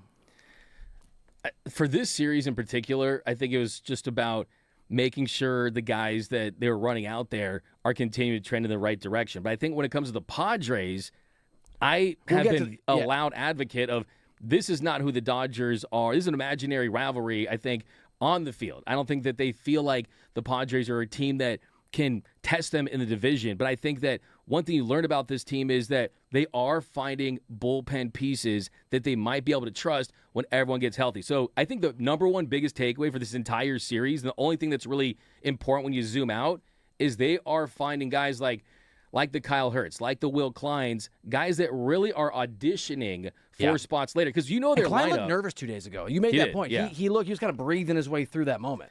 But that was an actual save. That was a tough save opportunity. It was. And it was a tough save opportunity. And this is a guy that has got it done in the World Series on the biggest stage, like we saw him going 4 scoreless last year in Game 3 of the World Series. But the big question is, are they going to change their offense? As far as the personnel, probably not, right? Because there's so many stars. You might move guys up and down the lineup like they did with Will Smith, who went down to the 7th spot, and you're going to tinker with guys like Teoscar Hernandez, who really has answered. He ended up going 1 for 2 yesterday, had 2 RBIs, had that big insurance nice home to see run Mookie late. Betts get a couple hits. Mookie Betts got a couple hits, and he's hitting the ball hard, too. Yeah. And the thing about Betts is this. So just talking to people about the lineup construction and kind of what it means for them is one thing that was pointed out to me was, like, there's just not a lot of right-handed hitters in this lineup. It's a very lefty-heavy lineup with Ohtani and Freddie and Tucker and Muncy. So you need your right-handed hitters like Mookie Betts to not only slug occasionally and get the ball in play, but it's the bat to ball of Mookie. So I'm very, very focused on what that looks like because he's still hitting 194. Like I said, I want Mookie to live his Betts life and be an MVP caliber player again. Right now, he's not that, and typically a guy with this many stars batting in the 2-hole you're not going to see.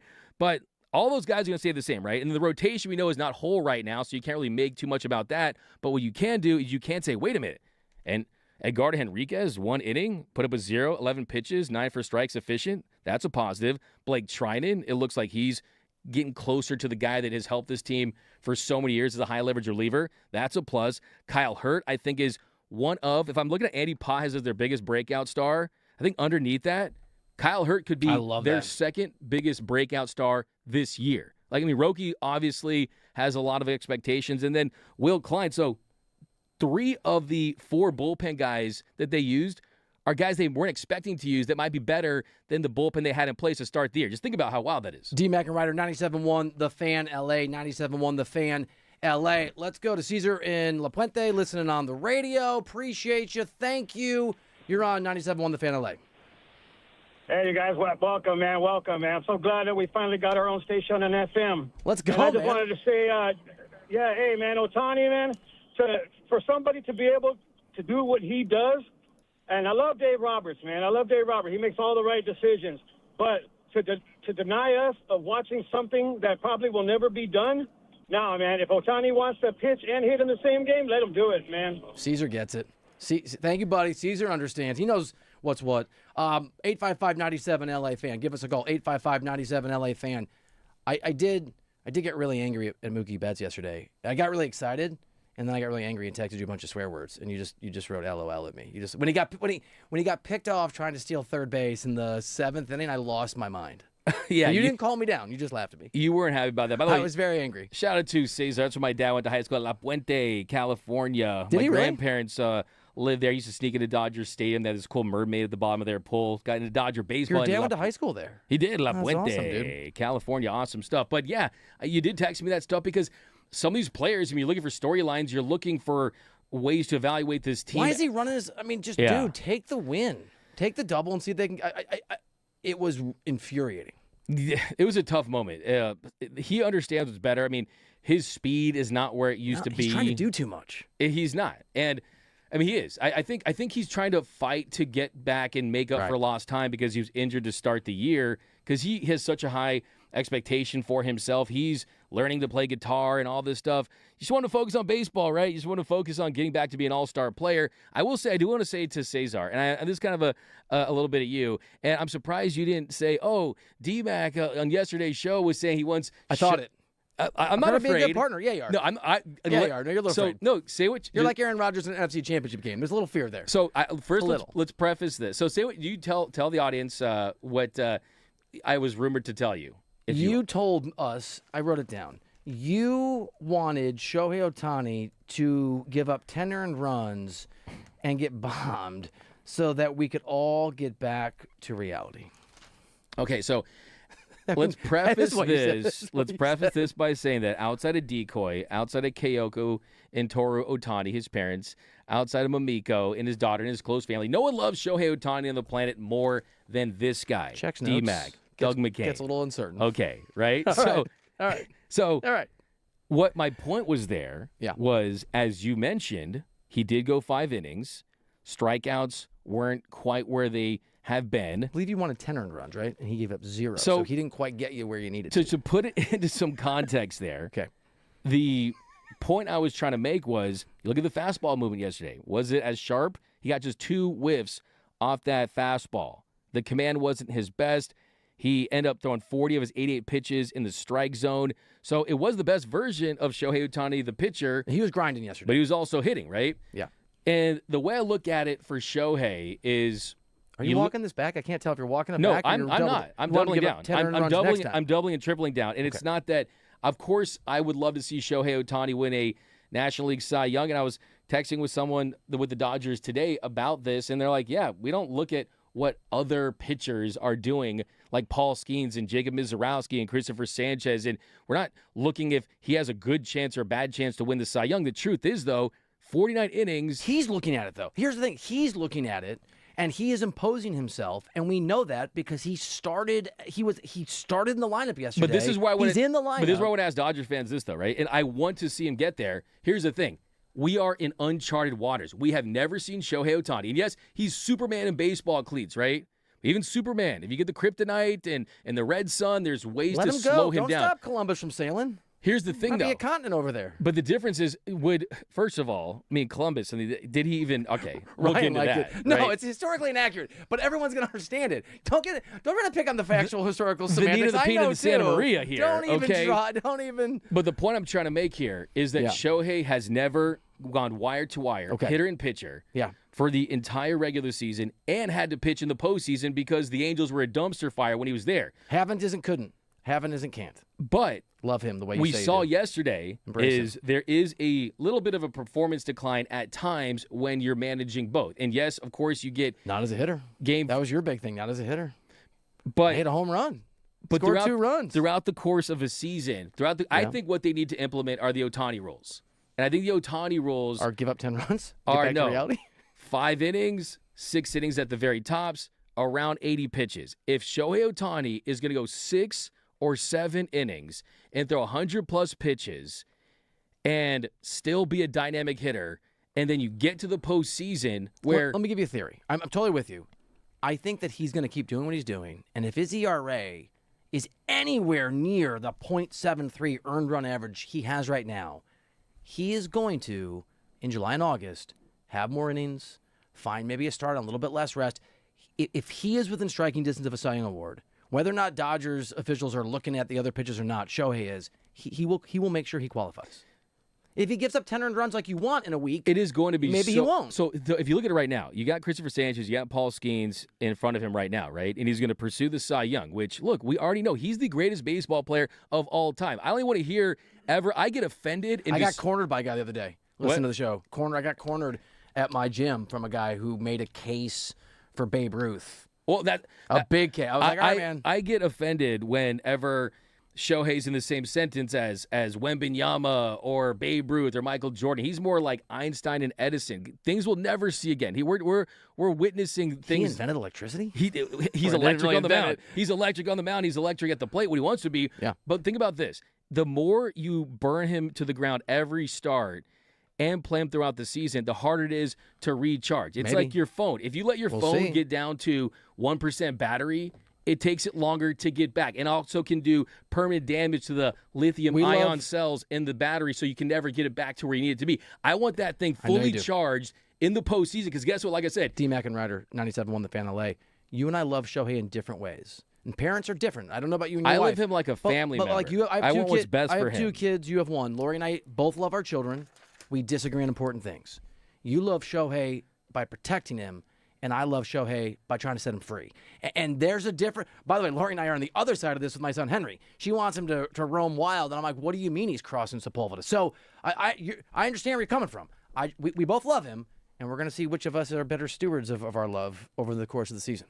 I want him to do what you want, and I agree. Look, no, it's love, man. Parenting's hard. Yeah, Love's hard. It is, but I know that what's best for him is October, and I want to see him win the World Series MVP, get another title. I want to see him get a Cy Young, but I just don't want him to burn himself into the ground doing it, because he's the most important player of any sport, and he's on the Dodgers right now. So, hey, look, it's great stuff. 97.1 The Fan LA, D-Mac and Ryder. We both love Ohtani in different ways. We don't love the Padres in any way, and we're going to get into whether or not that team showcased they are not a real threat. And if you have a take, a perspective, if you're a Padres fan, what are you doing here? That's okay. You want to defend your team, whatever. But Dodgers fans, call in and let's talk some smack about the Padres. 855-97 LA Fan. We could be running next year on D-Mac and Ryder.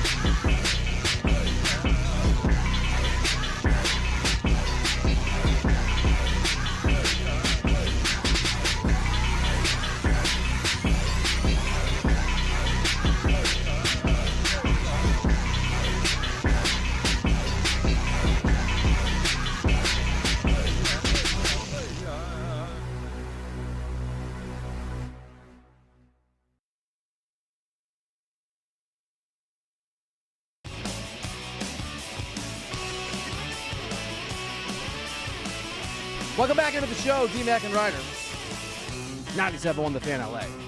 Not only can you not keep us separated, you cannot keep us dressed differently because D-Mac just went and got his own 97-1 The Fan hoodie. So now we matched. Do we just become best friends for the 7th time in the 2 weeks we've known each other? This is fire. This is fire. This hoodie's You look good, dude. clean. If you are listening and watching on YouTube, thank you. And please, at the Fan LA, push that like button, push that little bell button where we will alert you to what is what. Now Bersh has it. By the way, thank you to Ryan Bershinger for being an incredible executive producer and stewarding the show all 4 hours every single day. He is now in the same. We're all dressed exactly the same. And thank you to Sam Medina, our social media person, who's also crushing it and who I need to shout out more. And a big thank you to a few of our day one fan supporters like Kalshi and Rooter Hero. We appreciate your partnership, and we will be doing the Rooter Hero of the Day in just a few minutes. I'm going to say who wears it better. I'm going to say that Bersh wears it the best, you wear it the second best, and I come in last with the you're going the hoodie on. Yeah, I'm trying to switch it up. I like the way Bursch has it, though. Okay, I look like Isn't I'm on. It's hot though, right? This thing's warm. I look like I'm like at a beach house. I'm like cold or something, like cold on the beach. I just look like I'm just frigid. Yeah, this looks weird. Looks weird. I'm not a hood good. guy. I hate wearing hoods. That's not how I get down. See, I'll wear the hood if I'm traveling and it's cold out, but or maybe in the winter time here, if I'm, Lori wants to go for a walk down in the water somewhere, I'm like, oh my God, it's 61 degrees. I can't take it. 855-97 LA Fan is the phone number here on the show. The Padres played us tough. Some good baseball games. I have a take on this, but do you think, so you want Ohtani to fail. You don't want the Padres, oh, you look so mad. You want Ohtani to succeed. I understand. I know. I'm just giving you a hard time. Do you think the Padres showcased that they are a threat or a non-threat? Is there any takeaway that you have, or that just got reconfirmed by that series? Like I said yesterday, the Padres are like your friend that buys a new gym membership on January 1st and posts, "New year, new me." Who's that person? But by the end of the year, they're working out exclusively on the couch, right? I mean, they're that. I mean, I'm that person, but honestly, that's what they are. They are that. We got the gym membership. It's going to be a different year. Things are different with the roster. We got a new manager. We got a new culture. And then it's the same thing. It's thank you, fans, in early October or late September, and they're not contending for a World Series. And I think the biggest reason why is you can't win a championship when your best player is Manny Machado. I think that's the key. You can't win a championship when your best player is Fernando Tatis Jr. I said it yesterday that this Padres team, they're a house of cards, and the bullpens overperformed early. Mason Miller, who was the brightest spot of their team, well, guess what? He pissed down his leg in the second game, and he choked. You can say that on the radio. I mean, yeah, barely. But he did, right? And so it happens. And the way that, and the reason I think that the Padres season, like we've always seen, maybe they might win a wild card, but I think the Padres contending for the division, it's over. They won't contend with the division. The Dodgers will. They're not. Absolutely. So I can't. I am with you on the Padres. I mean, Manny Machado is a career, 209 hitter in the playoffs. I will say this. I'm with you on Tatis. I'm with you on Machado. Players, and I would imagine that if Derek Fisher's driving around, he might disagree because, and Cody Decker might disagree because athletes sometimes take exception to this. The difference being Derek Fisher's one of the most clutch players and winners in the history of the, right? Like that guy wasn't an issue. When you're friends with people who suck at something important in their life, it's hard to talk about it publicly. Some athletes are bad in high leverage, important moments. The reason the Cavs are down today is because James Harden is an absolute bum when it comes to big moments. But I will say, people can change that. It doesn't happen very often. This is way back machine, but John Elway was a guy who was an absolute failure in the playoffs until he won 2 in a row at the very end of his career. I was a person who wrote about LeBron being bad in the playoffs that first year in Miami, and he was. I don't think Machado and Tatis Jr. are going to figure it out, but I do think if they do, the Padres become a threat, and I'm not going to discount them because of the series. If we go by the belief the Dodgers are the best team in baseball, which we do, right? If we go by the belief that things are starting to come to a little bit better place, Ohtani hit a home run, some of these guys, including finally Mookie Betts yesterday, are swinging a better bat. If we come to the place that the Dodgers have the least taxed bullpen in baseball and one of the better bullpens in baseball and the best rotation in baseball, the fact the Padres lost the two games they lost, one was on a Mason Miller freak error, And credit to Padres for then having the opportunity to battle and get that runner in. And then you barely, you lose yesterday. I mean, it's 4-0, but like you go up against Ohtani, who's amazing. I still think the Padres can be dangerous, and you don't want to look past them. If Machado and Tatis figure out how to swing a bat when it's October, and that cold and that freezing feeling of pressure starts to set in. What would be any different than what we saw a couple years ago? They're basically the same team. I'm with you. But if Machado becomes Derek Jeter, I know it probably won't happen, but I'm always going to give athletes the grace for the possibility they can figure it out while criticizing them until they do. I'll tell you why it won't happen. And you mentioned James Harden, right? Manny Machado is the James Harden of Major League Baseball. Manny Machado, as your best player, early in series, we see him hit big, dramatic home runs, right? Throwing the bat, getting his team together in the dugout, doing this performative leadership stuff, and then guess what happens? Well, look at that series against the Dodgers, 2024 NLDS.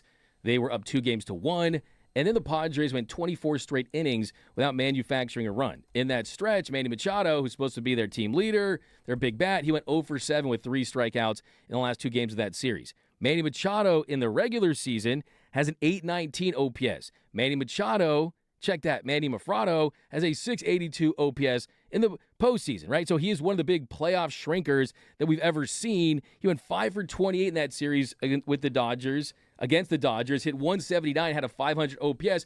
Oh, and guess what? Dodgers fans saw firsthand what happened in 2018. It wasn't the worst, but he wasn't the best and even close to being a player that could lead that Dodgers team to a World Series. So, yeah, I think there's that, the leadership, and I think, too, just it's an unsustainable house of cards strategy. I told you in the first segment, 201 innings so far from their bullpen compared to the Dodgers, 157.1. Well, they may go get help. I don't know. You think it'd be hilarious. They're not afraid. That GM's not afraid to trade away talent to go get bullpen help. Let me just. We haven't had a real fight yet here on DMAC and Ryder, 97.1 The Fan LA. And I don't really want to bring this up, but it's true and it's my job. So this might be a place where the person that I've learned to love the most in the last 2 weeks gets mad at me the most, if anyone, in the last 2 weeks. I'm going to give you a name of a person who's markedly better than Manny Machado. But Machado's talented, right? And someone who struggled in the playoffs and nationally was ridiculed and then was a hero, and that person is Clayton Kershaw. Clayton Kershaw did struggle in postseason baseball. Clayton Kershaw still does have an earned run average in the playoffs, I believe, of 4.53 or 4.54, whatever it is. And Clayton Kershaw was amazing in 2020 and moments beyond that. I don't think Machado will get there. I don't think Harden will get there. But I do think that players that are extraordinarily talented, 1 out of 20, 1 out of 30 times, sometimes figure it out. Because it becomes a mind game when you're that good and things go badly. And so he's not Kershaw, but I'm sure you defended Kershaw back in the day, and he figured it out. Athletes can figure it out. Don't be mad at me. They can, and we've seen examples. I just don't think that the Padres even look. It takes more than just a couple of really good players, even if they do figure out to contend with the Dodgers because they have so much depth. But we can just look at yesterday's game. I mean, you look at the 4th inning, and Manny Machado's at the plate. After that single from Gavin Sheets, he had 2 runners on. What did Manny Machado do? He popped out. Xander Bogaerts flew out to center. And then the biggest at-bat of the game, first pitch, Fernando Tatis Jr. grounds in a 6-4-3 double play. So I just think that, yes, A.J. Preller is going to be aggressive. So you're right. He always is. Those guys are not good in big and high-leverage situations. And yesterday's game, all 3 of those games had an energy to it that's not like a normal regular season baseball game. Exactly. And the atmosphere was electric. But I think the Dodgers absolutely broke the Padres. And I think the Padres, it's about decisions, right? It's about choices, right? The Dodgers, they signed the A-listers, the Ohtanis, the Bettses, the Freemans, right? Guess what? Manny Machado never got an offer from the Dodgers. I don't know if you know. Do you know about this with Moshe? Yeah. So there was this fan. I was here doing radio. Yeah. And there was this fan in the first row behind the dugout. And Manny Machado was getting heckled by this fan, and Manny Machado said that, I bet you the Padres will win a World Series before the Dodgers do. And Manny Machado told that fan, Manny Machado said, I will bet my entire contract that the Padres will win a World Series before the Dodgers do. The Padres have won 0 since then. The Dodgers have won 3. You look at also, remember the 2024 NLDS where Manny threw the ball in the Dodgers dugout and they were upset about that. That's the character he has, and that's the top guy there. DMAC, we are aligned that Manny Machado is not somebody that I want to hang out with. I wouldn't want him in my clubhouse. I love watching him struggle. My only point is I do think the Padres have talent and ambition, and if Machado and or Tatis Jr. were to figure out in a playoff run, they could be good. I mean, I'm not going to just, because the Dodgers win 2 out of 3 games in May, I'm not going to say that team sucks. They don't suck. They're not as good as the Dodgers. And you're right, their main guys just turn into pumpkins when the lights are bright, like they were yesterday. But I still think that can be a dangerous baseball team. And like you, I've covered enough sports to know when I criticize people who can't get it done in major moments, I'm usually right, but often, sometimes, occasionally, people prove me wrong, including Clayton Kershaw. And he's the best pitcher. By the way, I'm 48, you're 10 years younger than me. Clayton Kershaw and Greg Maddux are the 2 best pitchers I've ever watched with my own eyes. And with all respect to whoever I'm missing in that conference, like over the last 25, 30 years. I mean, Kershaw was always going to figure it out because he might be your stats, like your eye test talent, he might be the best pitcher in the history of the game. Certainly with Maddux for me in my lifetime. I think that's spot on for sure, but Clayton Kershaw's not Manny Machado. I understand. They're built different, but I will say that it's more. But I just don't believe the roster. I don't believe the management. I just think the Padres are a team that they need to get that next tier and next wave of superstars and completely change the culture until they're going to beat the Dodgers in the division, which they won't this year. I think the Dodgers finish 8 games ahead of the Padres when it's all said and done. I love that. And I also think that the Padres aren't legitimate contenders. And like I said, we saw this series. Dodgers play winning baseball. The Padres, they can't manufacture the offense when they need it. D-Mac and Ryder, 97.1 The Fan LA, 97.1 The Fan LA. Phone number, call in or text if you got to take on the Padres, if you got to take on Machado, if you want to agree with D-Mac or agree with me or whatever. We want to hear from you. 855-97 LA Fan, 855-97 LA Fan. If you're D-Mac's friend who keeps saying he's going to work out and lose weight and then sits on the couch and you know it's you and you happen to be listening and you want to just out yourself, it's okay. I've done it too. 855-97 LA Fan. We will do the Rooter Hero of the Day next here on D-Mac and Ryder. Mike Simpson.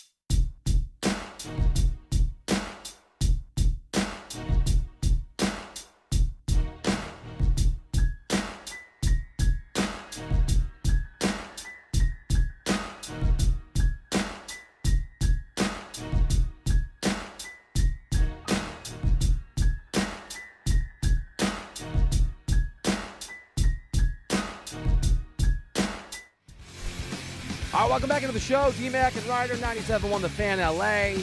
He is Doug McCain, D-Mac_LA on the socials. Sports writer for me.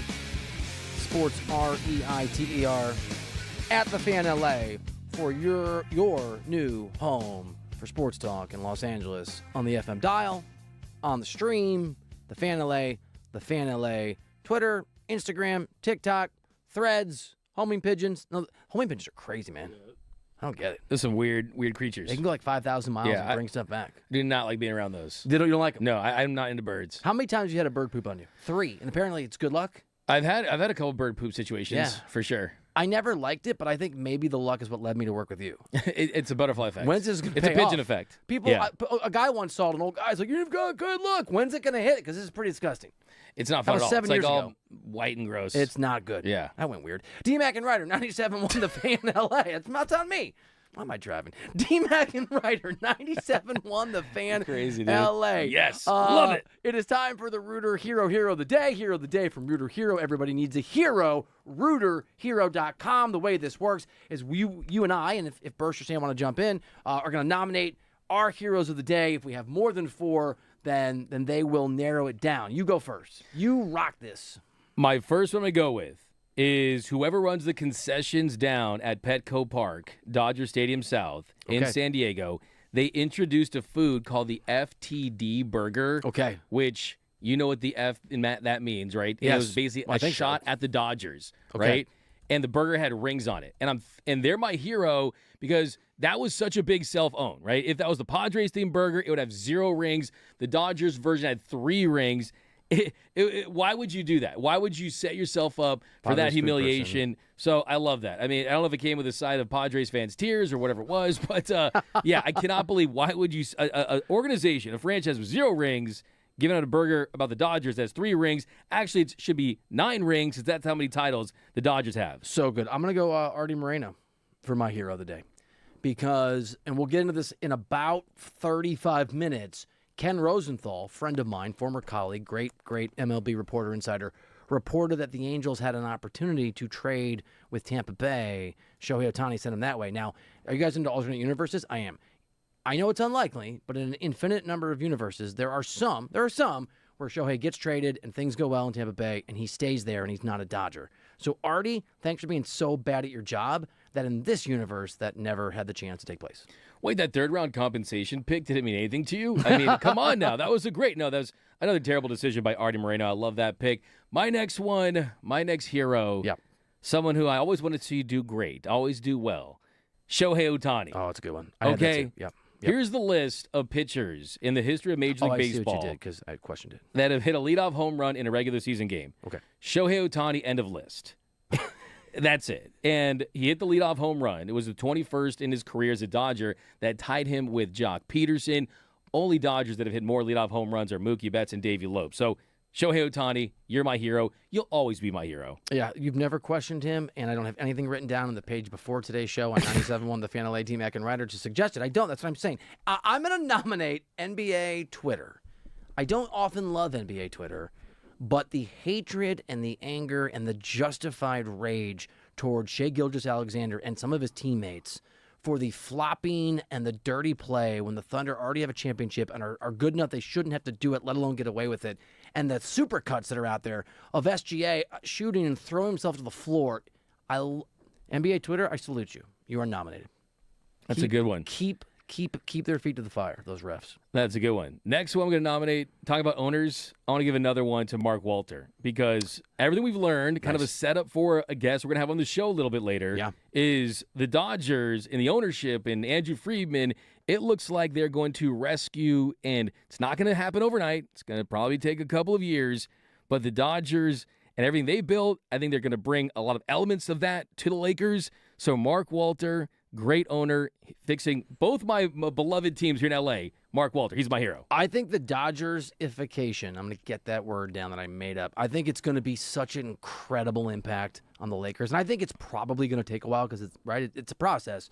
But I'm with you, man. That he's nominated today, great call, and he'll be nominated many of the weeks and the years ahead. I'm going to do a related nominee, sort of a good transition here. My background, sort of my start professionally, was in journalism as a writer. I have a lot of respect for people who report and get information. It makes our jobs easier. And we know about the Dodgers ownership and their moves because of the guy that'll be on the show in a couple hours, Yaron Weitzman, who did a great story highlighting what we suspected, but giving us real details on Friedman and Farhan Zaidi and that organization, the Dodgers, sort of the specifics of how they are in the weeds to a degree with the Lakers. And so to Yaron, who we're going to visit with, I think, what is it now? It's 4:30 is when we're doing this because we had to move some things around. You're nominated, my man. I don't know if you'll win, but you're nominated.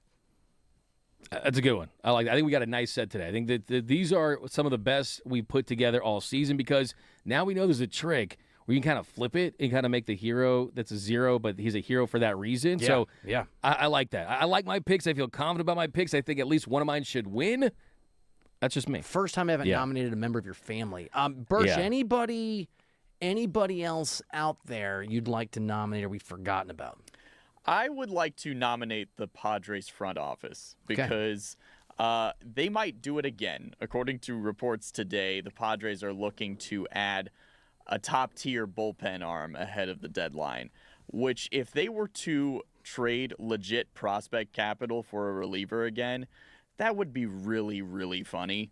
So I say go for it, Padres. Thank you, Padres front office, from Birch, for being desperate and thirsty and worried and scared and overreacting, panicking. That's a good one. And that's really why the Padres are in this situation. You kind of mortgage your future for Fernando Tatis Jr. and Manny Machado. And go back to that Juan Soto trade. You look what they gave up there. That's what A.J. Preller does. He's willing to trade any and everyone on his roster, the San Diego Zoo, the Padres farm system, SeaWorld, Blink-182, Tony Hawk, the Channel 4 news team, whatever's down in San Diego. Blink-182, believe in aliens? The guy that is like on the front of trying to figure out what's up with the aliens? Is he really? I think so. Isn't that right? I think he's Tom DeLonge. Like he actually went to the White House to work on alien stuff. He's deep into the weeds. D-Mac and Ryder 97.1. Respect that. The Fan LA. By the way, quick shout out to Caesar who had called in 15-20 minutes ago at 855-97 LA Fan. On the way out, he told Bursch that he loved him. No, he didn't really say that, Caesar. I'm just kidding. But he did say he had an idea because Brock and Alex, Middays in LA, are trying to come up with sort of a name for their fans. And Caesar's idea was Fangelinos, which I think would apply to everybody on the station. But Fangelinos is really... Look, Caesar, you're not nominated for Rooter Hero of the Day, but if that takes hold, you will win eventually, just so you know. If that catches. Who threw out Fangelinos? Because that's Caesar, who called in. that should be Fangelinos is good. Like, let's be honest. Like, Fanny Packs is a distant second now. We're not even... I'm not a big fan of having names of the fans, but maybe I'm just wrong there. Fangelinos... I mean, if you're going to do one, Fangelinos is it. Fans of the Fan, yeah. Fangelinos is pretty great. Fans of you, Rough Riders, your rider dies. I've never heard. That could work. Birch looks very, very uncomfortable. You know what's not uncomfortable? Streaming us live on all the socials, at The Fan LA, on X, on Insta, on TikTok, on Threads, everywhere, at The Fan LA. Like, comment, support. Push the little bell, all that stuff. And again, if you want to call us and you're listening on the FM dial, you're in the car, anywhere, 855-97 LA Fan. Speaking of Yaron Weitzman story on the Dodgers being in the weeds and making an impact and rolling their sleeves up with the Lakers, we break that down next year on D-Mac and Ryder.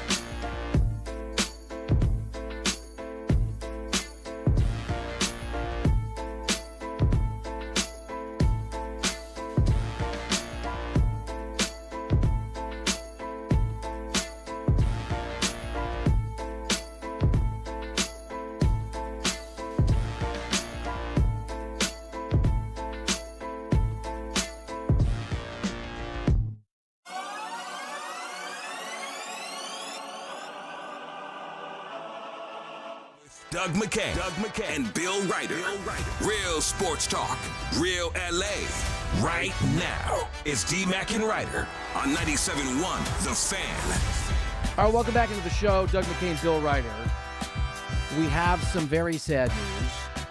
We don't know much, but there are reports out that Kyle Busch has passed away at 41 years old at a hospital after a severe illness. This is a developing story. We will give you more as we know more. Our sister station, KNX, is on this, and we'll give you information as well.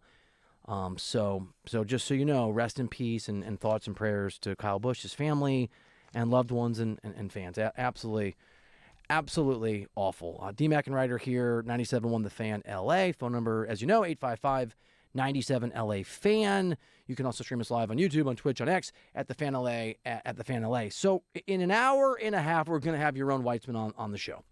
And this is an excellent reporter. You and I have both been fans of his work, D-Mac, who writes about sort of big picture baseball and basketball, but mostly basketball.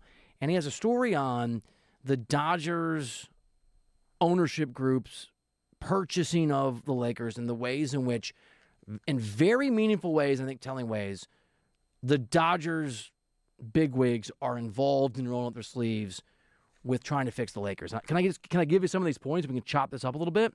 It's a long story, but here's some of the sort of things to know about what Yaron Weitzman, who will be on the show again in an hour and a half, is reporting. And if you're on X, if you're on socials, the Fan LA and other spots, it's everywhere. Obviously, we know Mark Walter took over the team in October. It's the first time in nearly 50 years that the front office is not controlled by the Buss family. And I think good news, the Dodgers are not wasting time. The new Lakers ownership are not wasting time. Here's some of the takeaways. Daryl Morey is friends with Andrew Friedman because Friedman, as you know, D-Mac, is a Houston native. And I did not know this, and Ramon reports this. Friedman actually sat in on the 2011 NBA draft that the Rockets had when Daryl Morey was the GM there. So I think we've done this on a practice show, but I brought up on a practice show, keep an eye on Daryl Morey to come in and be maybe a part of the organization. And this story also highlights the ways in which the Dodgers have been somewhat mystified by the lack of sophistication in the Lakers organization. There's a lot of examples here where they sort of have gotten under the hood and gone, oh boy, this is a bigger lift than we thought. They are hoping and planning to do with the Lakers what they did with the Dodgers and make it a state-of-the-art, data-driven front office. But they are under the impression now that this is one of the thinnest front offices in the NBA now that they're under the hood. And they're going to make a lot of changes, and I think this has been reported that there's going to be an analytics assistant GM and a player performance assistant GM. But apparently, according to this report, even J.J. Redick, after being hired in 2024, told a friend he was shocked by how lean the team was behind the scenes. Now, there's a focus on, and we've seen this from Farhan Zaidi and from Andrew Friedman, it's Friedman first and Zaidi second, that they are willing to delegate. So we don't know to the degree which they're, is Pelinka going to be in trouble? They've got these diverse backgrounds. Zaidi has he's a degree from MIT and a PhD from Cal, is that right? So he's as smart as you are. I won't go that far, but yeah, he's very intelligent. That guy's a bright dude. No, the guy is bright. The guy's high IQ, great mind. Yeah, and then obviously we know that Andrew Friedman, played sort of baseball for a time, and then went in on the business world and was very, very good at that job. There's a quote here from, I'm just going to read you from your own quote. Friedman knows that the Lakers are pretty antiquated in their ways. An associate from the baseball world said. What he said he really wants to do is layer on the stuff they do with the Dodgers so they can better harness all the basketball IQ that's in the building. So they're out there looking for talent. And then in the NBA world, they offered Timberwolves assistant GM Steve Sr. the job of executive VP of basketball operations. He declined. He's in Minnesota. But it sounds like they are going to try to do what Friedman did, which is just bring in talent after talent after talent after talent. Now, this is where it gets really interesting. We know they're hiring people. And this report says that Pelinka and Kurt Rambis, God, can Kurt Rambis just go away? And Kurt Rambis have been involved. But according to league sources, Friedman and Zaidi have also been involved in the process for hiring Lakers front office people, with at least one of them typically sitting in on the interviews, which is very, very involved. And the Pelinka details that people need to know is he signed a multi-year contract extension and received a title bump to president of basketball operations before Genie sold the team to the Walter Group. Pelinka has been telling people around the NBA that he, Friedman, and Zaidi are working, quote, in collaboration, and is excited to be backed by an organization that has a whole bunch of money. And then lastly, Austin Reeves during the playoffs conducted part of his oblique rehab with the Dodgers medical staff. So to me, and you're the Dodgers expert, and I'm the Lakers guy, and you do Lakers too, so we'll sort of meet in the middle here, but this really sounds like the Dodgers, however involved they're going to be, they're doing it pretty fast, aren't they? This is fast, and I think this is what all Lakers fans wanted to hear when you got the news that the Dodgers were essentially taking over what the Lakers were, and that they were going to bring that Dodgers blueprint. And I think the big first takeaway here is patience. This is not going to happen overnight. And I know it's an exhaustive phrase, but it's winning on the margins. That's what the Dodgers have done. Yes, there's the big, high-priced superstar free agents, but it was creating a culture and a foundation and a winning culture that led Shohei to want to sign with the Dodgers. And I think what stage they're at with Andrew Friedman and Mark Walter is how can we get the best version of this Lakers organization? Because in the past, I always cringe anytime someone like a Rob Pelinka says, oh, we want to win championships. We want to win a championship. Guess what? You don't win a championship every year, right? The Lakers have 17. That is not a lot when you consider the entire sports world. You're not going to win a championship every year. For NBA standards, that's a lot, right? It's a ton of championships. That's second most of the Celtics. Yep. But you can't expect to win a championship every single year. But what you can do is you can have a championship organization that's going to have an infrastructure that's going to put you in a position to win a championship every year on the margins. I think that's what I want to see. Can you build the best organization in every single facet, from scouting, from resources, from facilities, from analytics? Well, they've done the Dodgers, right? Just every single area. So many GMs, former GMs, D-Mac and Ryder, 97.1, The Fan, LA. I mean, the Dodgers are the smartest organization in baseball, and that is something that money can buy. And there is a salary cap in the NBA, and it is a different animal, but there is no salary cap on how many people you put in your front office and how much money you pay them. By the way, a lot of you are weighing in on the YouTube live stream at The Fan LA, The Fan LA. I'm going to get to a bunch of these comments, and Doug and I are going to sort of react, but also please push the like button if you're listening, and push that little bell button so that you know when we're doing our thing. You can also stream us on X and all the other places at The Fan LA.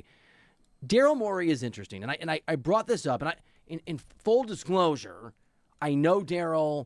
He is a source. He's not a friend, but I was texting with him when he got fired. I like Daryl Morey a lot. And J9861, you're not wrong when you say Daryl Morey has never built a championship in 20 years. It's not untrue. And I'm not even advocating necessarily for Daryl Morey should be in charge of the Lakers. Although I would advocate for anyone on the face of the earth not named Rob Pelinka should be in charge of the Lakers before Rob Pelinka. I'm not a big Rob Pelinka guy. Maybe I'll be proven wrong. Maybe he'll get the resources he hasn't had and they'll be great. Here's what I'll say about Daryl Morey and why he fits. And I didn't know that Daryl and Andrew Friedman were friends, and that they had that kind of a relationship when I made this comment. I mean, Yaron Weitzman's reporting is really interesting. Daryl's he's a numbers guy. He's an analytics guy. He is a take a big swing on talent guy. In every draft that he's done, in every move that he's made, and going for James Harden, and going for Paul George, and going for, I mean, in every situation, he is a talent person. And so I do think, if not the guy that runs the Lakers, I think his approach, his obsession with talent, his obsession with numbers, the way he approaches data, he might be the kind of person they fold into a new Lakers organization, because it does have kind of a Dodgers vibe in the sense that he values the things and the way to process information that an Andrew Friedman does. And I think that's the way to approach it, because you mentioned a guy like Daryl Morey, and I think some people will think, oh, he's a big personality, he's a big name, he's someone that's gotten very creative, and he's been a very forward thinker when it comes to building a roster. But I think if you're Andrew Friedman and you're Mark Walter and you're Farhan Zaidi, why on earth would you give Rob Pelinka the ability to build this roster now? I agree. So by the way, Bacon agrees too. He wrote on the YouTube, Bacon, it's a great name, on the YouTube stream here on DMAC and Ryder 97.1 The Fan LA at The Fan LA. Please, Guggenheim, don't bleep. He didn't write bleep around. And that's your point. So my whole logic here is this. So, yeah, 17 championships in 79 years, right? But one championship in the last 16 years, if you're the Lakers, and that one championship was a unique one in that there was the bubble. I still think it counts. I think it counts, yeah. It does. But by the Lakers standards and by the city standards, you look at the Dodgers, right? As great as Andrew Friedman has been, as great as the Dodgers and Guggenheim have been, it did take some time. They let Ned Colletti get a couple years at the helm before they pulled the plug on that. Yeah, right. And right when Guggenheim bought the Dodgers, did they start winning championships? No, because 2017, you had the cheating, but really the first one in 2020. But really, you haven't seen the fully operational version of the Dodgers until really 2024, when you started to win back-to-back titles with a guy like Shohei Ohtani, right? So if you're a Lakers fan, this is exciting, but it's also, hey, what's the first big move we can make, I think, to set this off? And I always live by this phrase, Bill, what must be done eventually should be done immediately. And I think that the Lakers should pull the plug on Rob Pelinka and replace him this summer. I agree, and I'm going to take some history on the Dodgers here on DMAC and Ryder, and it's my time covering the NBA as an NBA insider for a lot of the last 5 years, and I'm based here in LA, so a lot of Lakers reporting. What we know about Andrew Friedman in terms of when he arrives in a position like this with Walter expecting results is limited, because he's obviously only been brought to the Dodgers once, and now as someone who's involved, according to Yaron Weitzman and the Lakers, this is time number 2. He didn't fire him, but he effectively, Don Mattingly went away when Mattingly didn't want to go away to a degree, in part because the big issue there was that the then Dodgers manager wasn't loving the involvement and the approach and the way in which Andrew Friedman and the front office collaborate, right? The joke around the country 10 years ago was, oh, they're just making all the decisions. Mattingly doesn't love it. And Dave Roberts is collaborative. It's a group. As I understand it, and you're the expert, Andrew Friedman doesn't have to make every decision, but he wants there to be collaboration, everyone on the same page. So based on that, and based on the fact that Pelinka's in these job interviews, and I think based on the fact that they probably want to do everything they can to somewhat respect Jeannie Buss and her legacy as they phase her out somewhat slowly, if Rob Pelinka plays ball and has the right vision and executes and hires the people that Friedman and Zaidi think are appropriate, and that includes bringing in people who can replace you. Andrew Friedman in his career brought in people again and again who in theory could take his job because he's not insecure. There are a lot of people in sports world and GMs, you've met them, I've covered them, we all have, who are insecure. I think Pelinka's survival in the short term, well, I'm just guessing, but my educated perspective on this, DMAC, is he's going to have to understand that it's a collaboration. And he can have the president title, but he better be doing the things that Friedman and that Zaidi want. And if that's a Daryl Morey or 4 other people that could, in theory, take his job, if he's not on board, he might go the way of Mattingly, which is, okay, this isn't a good fit. Godspeed. And I think, too, on top of that, to your point, when it comes to decision-making and being collaborative and being open to other people's thoughts and expertise, that is what the Dodgers do. They don't just sit there and say, okay, I am running the show, because there's not this ego part of it for Andrew Friedman. Here's the thing. Friedman hired a GM in Brandon Gomes, right? If Andrew Friedman wanted to be looked at like an A.J. Preller down in San Diego, he wouldn't make Brandon Gomes as front-facing as he is, right? He's always got that smile on his face because he knows, yeah, am I moving the chess pieces around? I am, but I know I can't do it by myself. And I think if you're the Dodgers and if you're the Lakers, the one thing that you can merge together, even though it's going to be very difficult to instantly build a winner that actually contends and beats teams like the Thunder and the Spurs in the playoffs and wins championships because of the second apron. You can't just go out there and just throw a ton of money at all the free agents like you can in baseball. But one thing you can do is you can put more people around the decision makers to make sound decisions. And that's really what the difference is between the Dodgers. They have made good decisions on players that have helped them win. The Yamamotos, the Ohtanis, the list goes on, right? Whereas Rob Pelinka has made bad decision after bad decision. And I think the Lakers as a whole, from an analytics, you brought up the J.J. Redick thing, right? For the Dodgers, for every one scout, every one person in their analytics department, they probably have 10, 20 for the Dodgers, right? You just have more manpower, more brains, and the ability to evaluate and assess talent more because there's just more professionals at the workplace. And I think, too, you look at where the Lakers are at, too, just this whole experience, it's like they're a guy that has his Blockbuster card in the Netflix era, right? They're just so archaic and so antiquated. And the Dodgers are the opposite. Yeah. And the Dodgers are like, let's keep moving forward. Right. Let's see what else we can do. We're time traveling here. Yeah. DMAC and Ryder 97.1 The Fan LA. This is a great name over on the YouTube stream at The Fan LA. JJ Reddit. Oh, that's my guy. Yeah, that's good. Right. Lakers are in good hands now. I also think, and you're absolutely right, you've said it, I've said it, there is a salary cap. There are restrictions that exist in the NBA that do not exist in Major League Baseball. But I think there is also room for cheat codes. I think there is an opportunity if you go from being one of the least sophisticated, most antiquated NBA front offices to the most sophisticated, and you said it's a process, and you're right, there are opportunities to make real changes. Because on the one hand in the NBA, obviously, there's not the depth of opportunity to draft people. There aren't 5, 7, 8, 15 rounds. There aren't, right? I mean, there's 2 rounds in the NBA draft, and then you can go draft some guys that were undrafted. And you're not scouting Latin America. You're not scouting Asia and being able to bring guys in because your scouting operation is better, and then you have money to sort of back up your belief. However, in the NBA, one guy has a much bigger impact on your team than Major League Baseball. LeBron James is able to impact and touch the ball if he wants to 38, 40, 50% of the time when he's on the floor. When he was the best player in the world, I guess Wemby's the better comp now. You're not able to do that with Shohei Ohtani. Some of the players that dominate basketball today weren't high draft picks. Giannis Antetokounmpo was overlooked. Maybe a smarter front office would have gotten him earlier. Steph Curry wasn't a top 3 pick. Maybe a smarter front office would have gotten him earlier. Nikola Jokic wasn't even remotely a top pick. Maybe a smarter front office gets him earlier. There's player after player after player after player. If the Lakers in 2 or 3 or 4 years are so well run that, like in baseball, they are able to assess and understand talent come into the league in a way that's 30 or 25% better than other NBA teams, it'll take a while, but they could get to a run of dominance. You just need one time to know what Giannis is before everyone else does and draft him on purpose instead of the Bucks doing it on accident to change your entire franchise.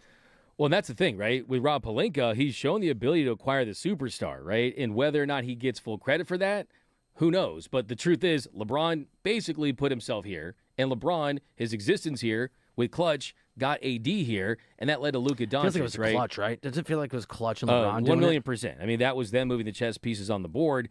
So that's never been the issue as far as getting the superstar talent, right? You got LeBron, you got Anthony Davis, you got Luka Doncic.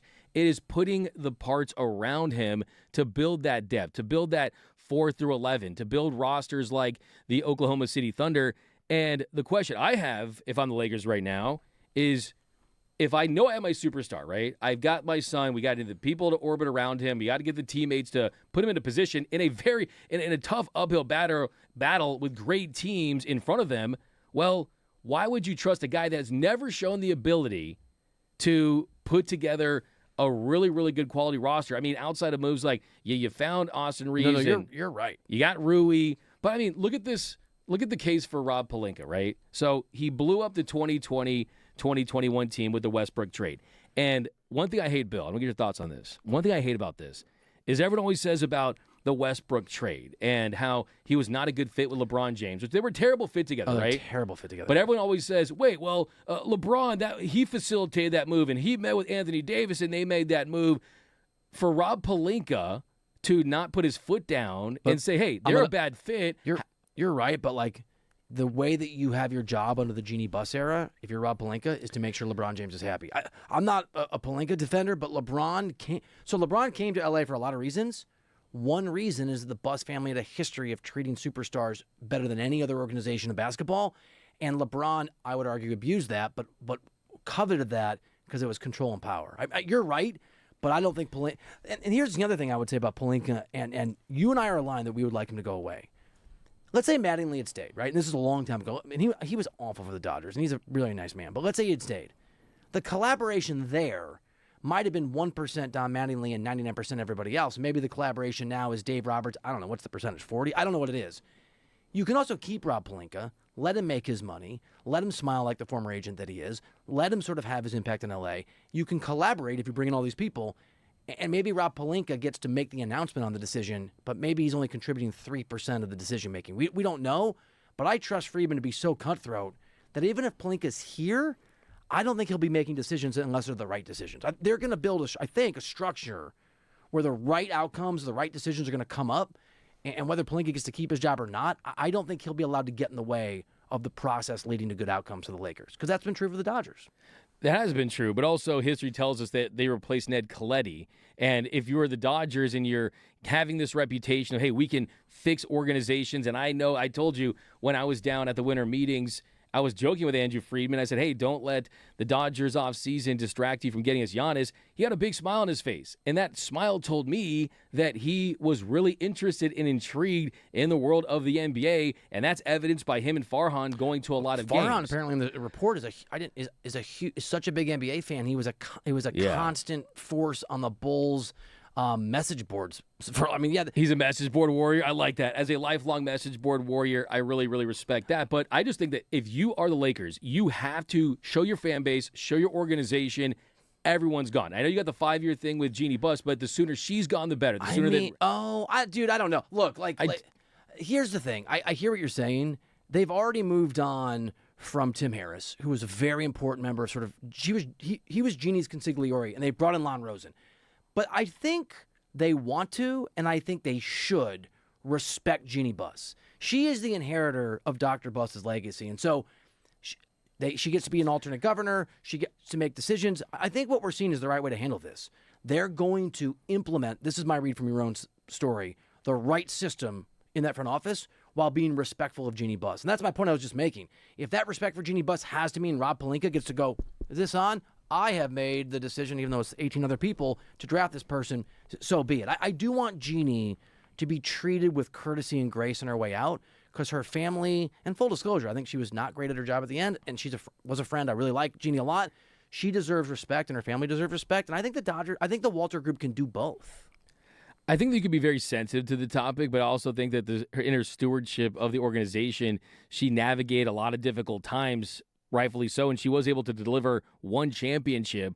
But I also think that... But she doesn't own the team anymore. You can be respectful, and she has no power. Yeah, I know. Have her at the games. Give her courtside seats. I have no issue with that. I'm more focused on completely revamping the entire front office. And if I'm Andrew Friedman and you're Rob Pelinka, and we're looking at your resume, and we're looking at the moves that you did and didn't make, my question is, hey, thanks for Luka. Just because Nico Harrison, a guy you knew, wanted Anthony Davis, I would have said yes to that. You would have said yes to that. I could have been the general manager of the Lakers, and if I was friends with Nico Harrison, I could have got Luka Doncic on the Lakers. But it's moves like Lance Stevenson, Michael Beasley, Gabe Vincent, Kendrick Nunn, D'Angelo Russell, the draft bus, Jalen Hood-Schifino. You've got the drafting of Bronny James, you the favorite of LeBron, but also Dalton Connect. You drafted him. He's been a bust. You tried to trade him. So you haven't been able to put the pieces around him. There's some rumors about... No one here is defending Pelinka. What I'm saying to you is this story. Pelinka can be the president of operations and not be in charge. Or at least there be if there's a... Here's what I'll say. I trust Andrew Friedman to figure it out and do it the right way. This report tells me he's involved, and if his involvement means Pelinka's in the job for a year or two as a figurehead, or he's better than we think, I trust Friedman to get it right. And I trust Friedman, if it's really bad, to look at Pelinka and say, you're fired, if that's what has to happen. Right? I just trust Friedman to get it right, based on the fact that he's very, very, very involved. I do too. I mean, the fact that those guys are behind this, 100%, I think they probably have some guys that kind of look at, hey, the Caruso, the THT, there's just so many examples of why I think they need to just completely turn the page. But I don't think their future includes Rob Pelinka long term. I just don't, in my gut of guts. And you're the NBA insider, but it just feels like the way they do things, they want to get their fingerprints on this organization. We're saying the same thing, I think, a different way. It's a distinction without a difference for me. Having read the story from your own, I'm not worried about Rob Pelinka going rogue and doing what he wants to do. He will do what Friedman wants, or he'll be fired, and that either way, that outcome, I think, is really good. I think we're aligned. Yeah. D-Mac and Ryder, 97.1 The Fan LA, 97.1 The Fan LA, 855-97 LA Fan. We see all of you on the stream. Thank you for listening. Thank you for commenting at The Fan LA on YouTube, on Twitch, on X. We are going to get into the deterioration of the Angels, which is saying something since they haven't exactly been a rocket ship of excellence over the last few years. That is next on D-Mac and Ryder.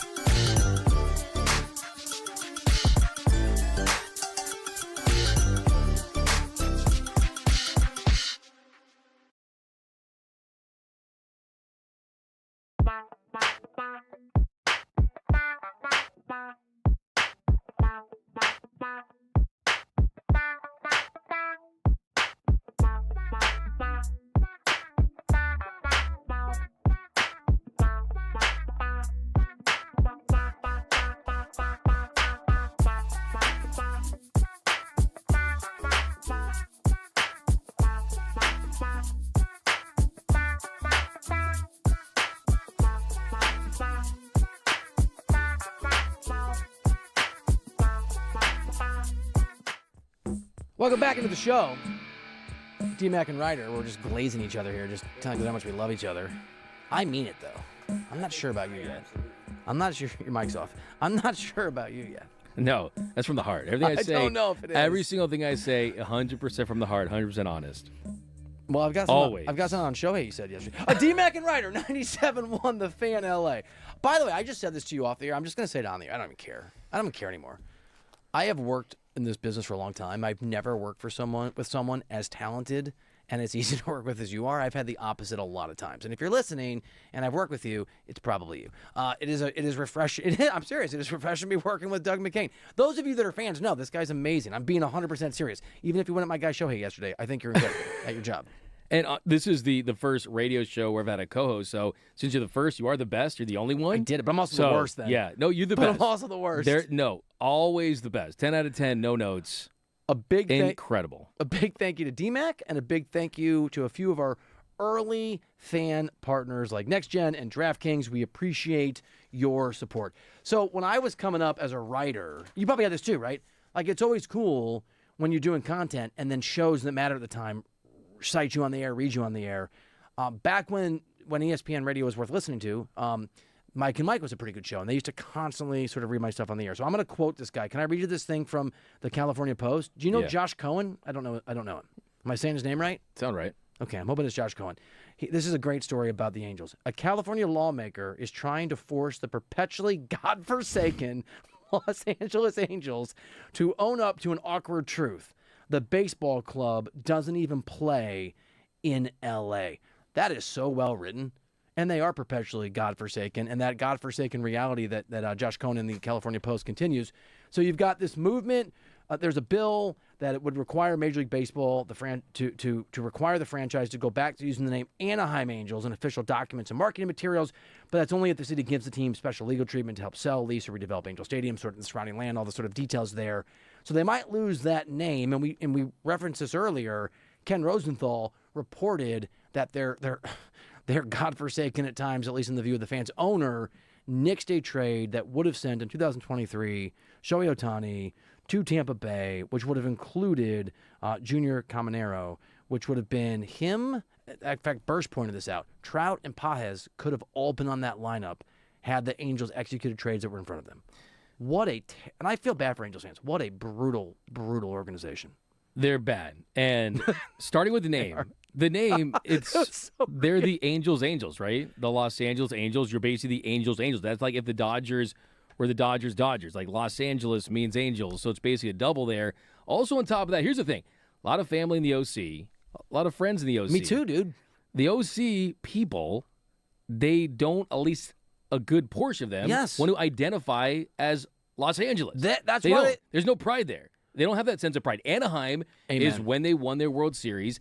I think what they would absolutely do to completely win over the fan base, and it would completely excite their entire city and region, go back to the California Angels. The California Angels, from a branding standpoint, that's what works. Can I double down on what I think your idea is better, but I was thinking about this. Orange County is its own vibe, its own culture. It's far from Dodger Stadium. Why not just be the OC Angels, man? The OC Angels. And just lean into it. Just lean into it, dude. It's a huge area, and the Dodgers fans who are going to drive down to L.A. are going to drive no matter what you call yourself. But the way that you have to win as a secondary organization in a market, right? If you're the Clippers, if you're the Angels, if you're the Nets in Brooklyn, you have to get young people. And you can't do that if you keep turning your organization into a laughingstock.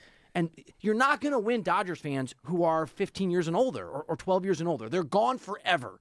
The Angels being meaningful whatever they're called, is going to be a 10 to 20-year timeline once that owner stops being the worst owner in baseball. Absolutely. I mean, he makes Marge Schott look like Mark Walter. I mean, that's how bad he is, okay? And I think if you are... I keep looking for a drop thing. I have a drop thing in my other show. But But I think, too, though, is if I'm an Angels fan, you know what I'll be thinking about all this is, yeah, it's really fun to talk about rebranding, right? You get new uniforms. It just sounds better. There's more of a sense of pride, some civic pride. Hey, we're the California Angels. We're the Anaheim Angels. But also, I would want this to happen if I was an Angels fan when Artie Moreno sells the team. Because when you rebrand, what does that say, right? It says, that's new a great hope, call, dude. Better future. That's a great idea. Things are going to get improved. Things are going to be better. We're going to win championships. We're going to actually make the playoffs. We're going to have a packed stadium. Yeah. But if you rebrand and it's still Artie Moreno, I think it, I want to say defeats the purpose, but it definitely kind of kills what could potentially be what you're going for. And that is just an entirely new era of Angels baseball. The Rosenthal report, and not that we didn't know this, but it's just it's details. And look, man, like Junior Caminero is a really good ball player. He's not a prospect anymore. Right? He was a prospect back then. So now you see what you cost yourself to not trade Ohtani without being sure. And not only that, remember they traded away, as you know, like all of these assets to go get guys that didn't even help them to do anything to remotely convince Shohei Ohtani to stick around. It's such a missed opportunity. It's also really good news for the Dodgers. I did this in the Rooter Hero of the Day. Shohei's probably coming to L.A. to the Dodgers anyway after the trade. But you just never know.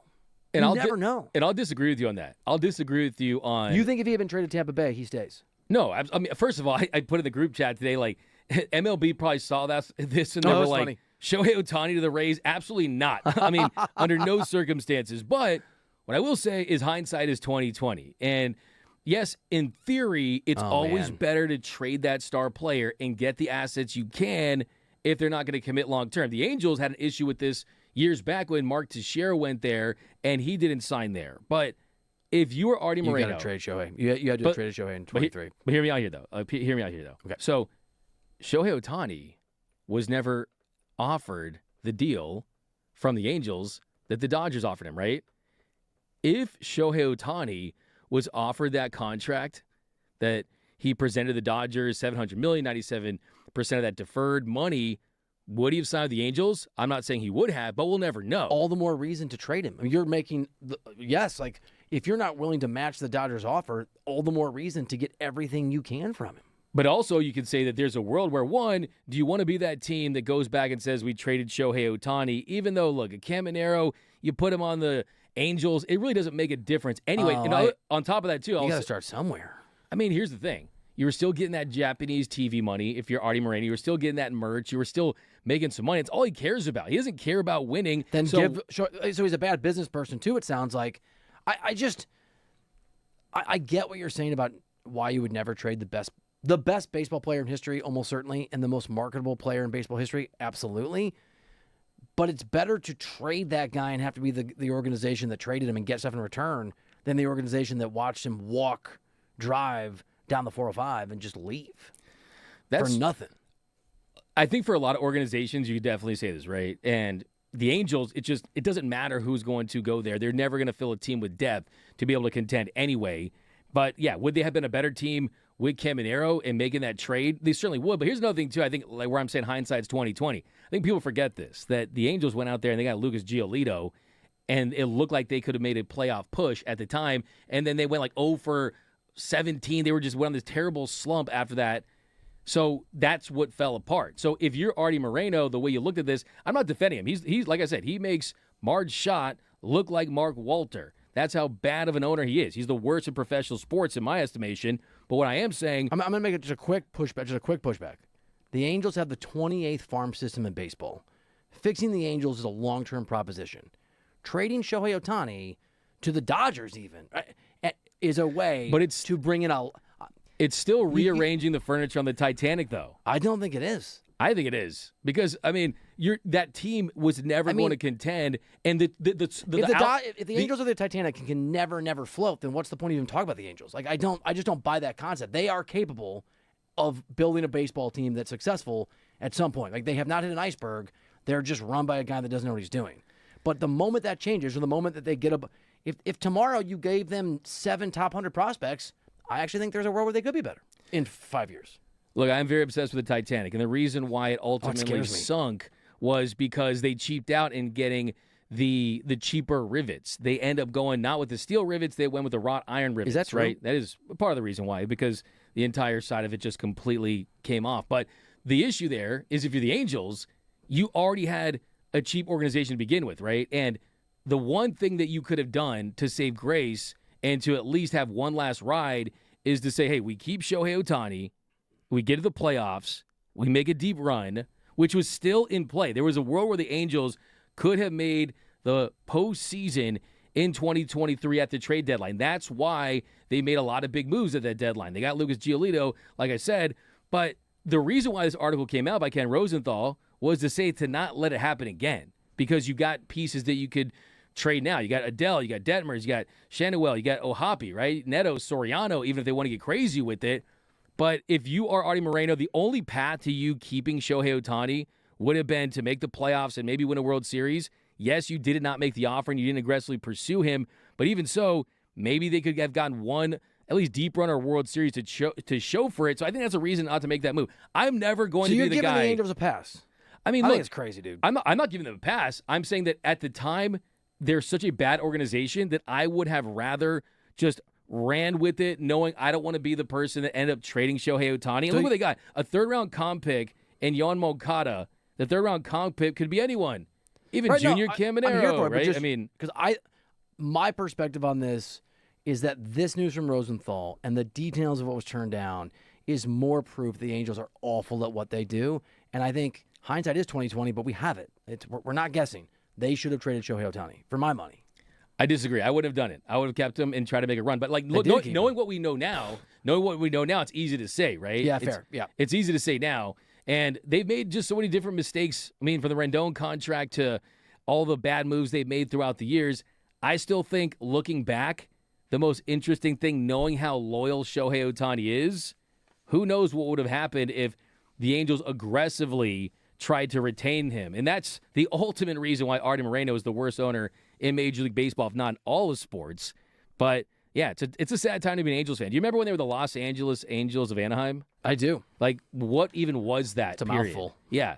The California Angels, the Los Angeles Angels of Anaheim, California, of the United States, of the Earth, of the solar system, the Milky Way. Like, it was the weirdest period. And the Angels have been a dumpster fire. And I will say this. We talk a lot about the Padres, and I kind of dunked on them earlier. But the Padres, they should be the blueprint for what the Angels could become if they got good ownership. D-Mac and Ryder, 97.1 The Fan LA, 97.1 The Fan LA. The NFL report coming up next here on D-Mac and Ryder. This Memorial Day, load up the...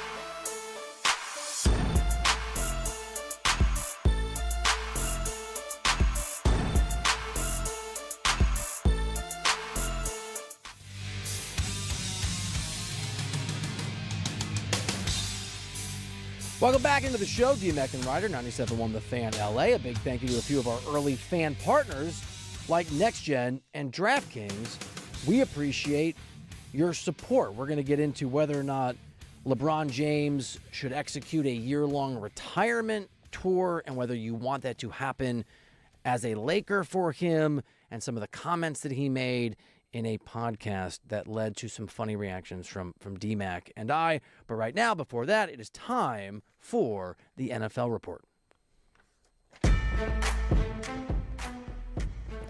What up, Birch?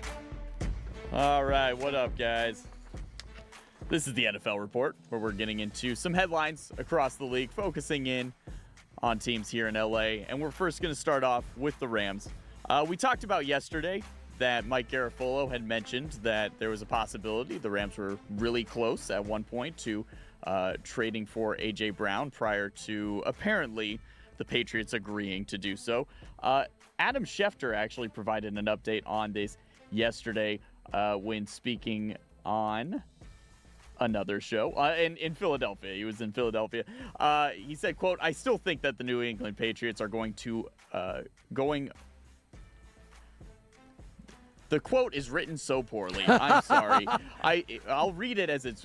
I still think that the New England Patriots are going away the lead contender to land A.J. Brown this offseason. I get it. I don't care what other teams come up with in connection with A.J. Brown trade talks between now and June 1st. These other teams have had their opportunities throughout the offseason. There were conversations with the Rams that did not result in a deal. I don't know about Jacksonville. I don't even know where that's coming from." That's Garafolo? This was Adam Schefter. Schefter. I mean, Schefter, come on, man.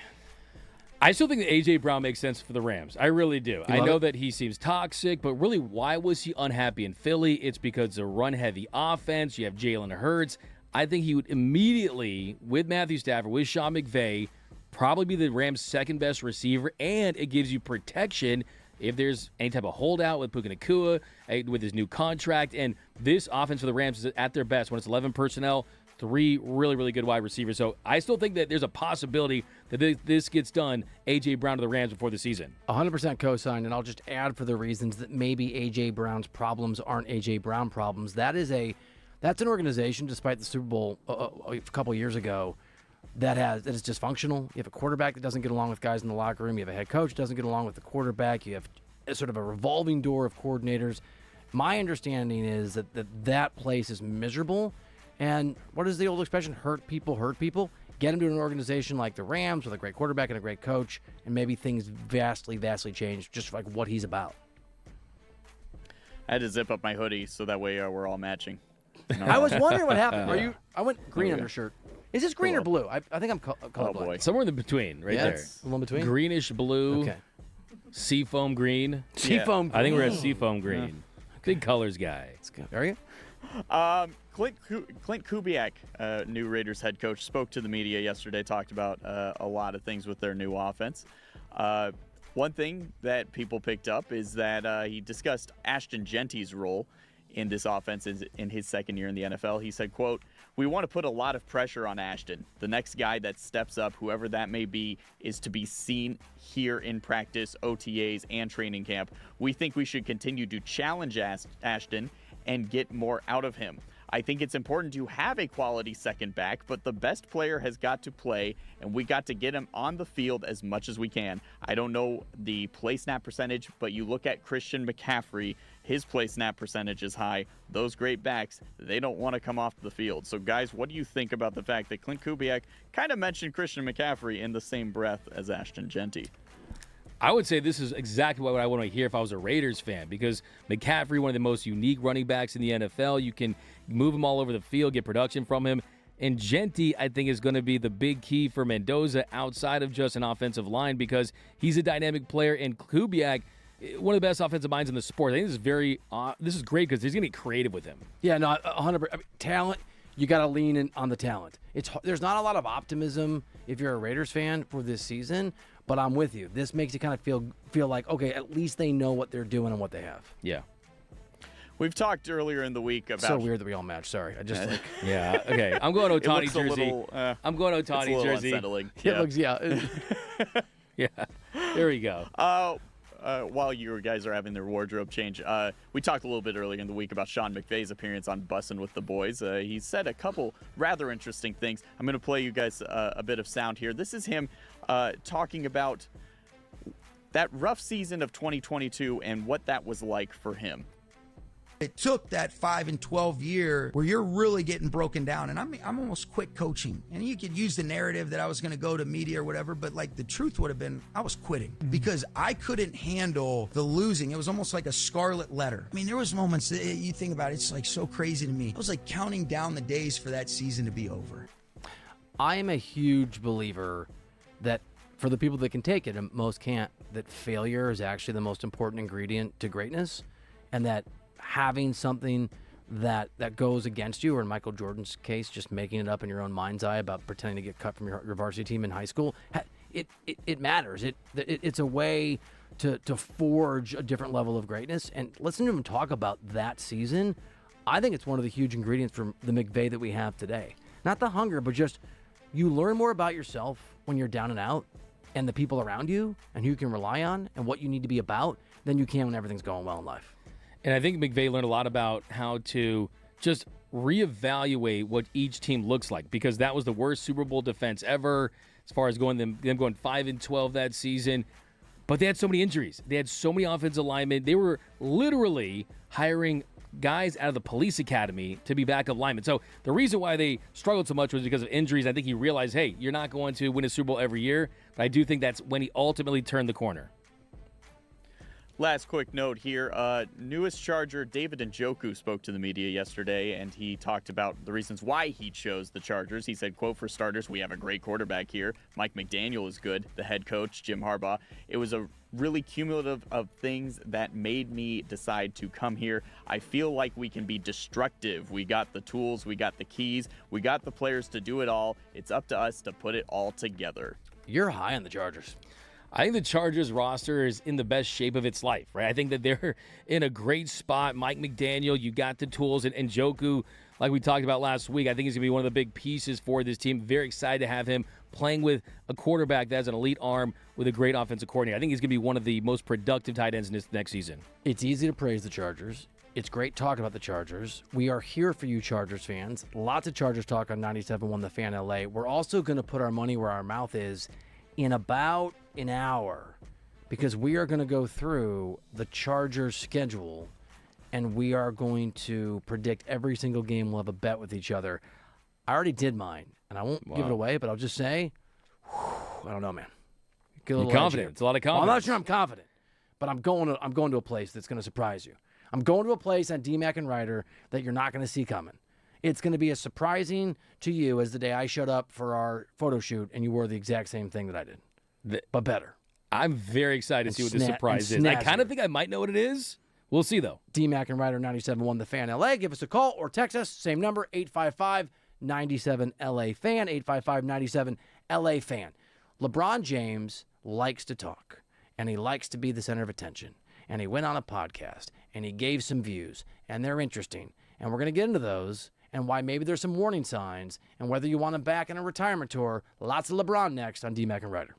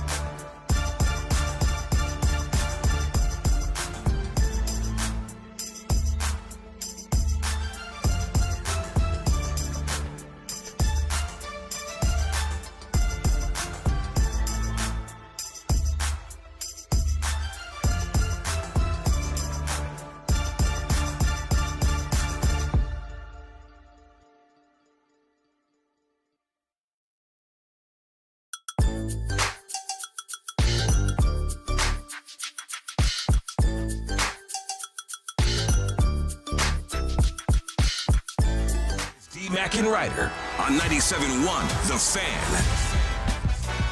Welcome back into the show. D-Mac and Ryder, 97.1 The Fan LA. He is Doug McCain. I'm Bill Ryder, and we are thrilled you are hanging out with us on the FM dial, on the stream at The Fan LA, The Fan LA.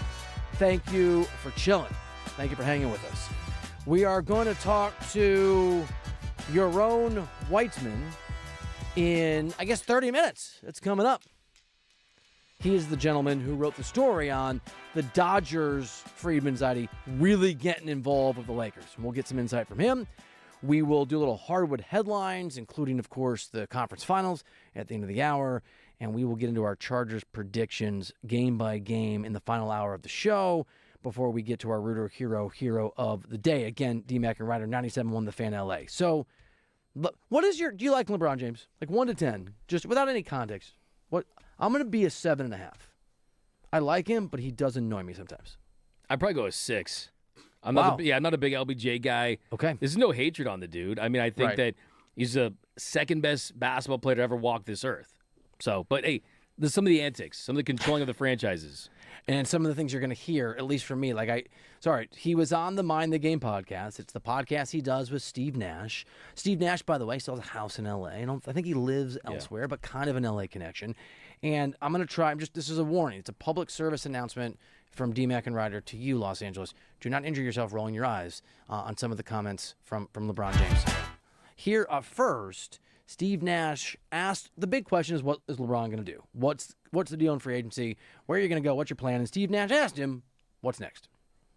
Just taking my time and saying I haven't even really thought about it too much. Obviously, I understand that I'm a free agent and I can control my own destiny. If being here with this franchise, for the foreseeable future, or if it's going somewhere else. But I haven't even really got to that point. I haven't even taken my family vacation yet, which is going to happen after Memorial Day.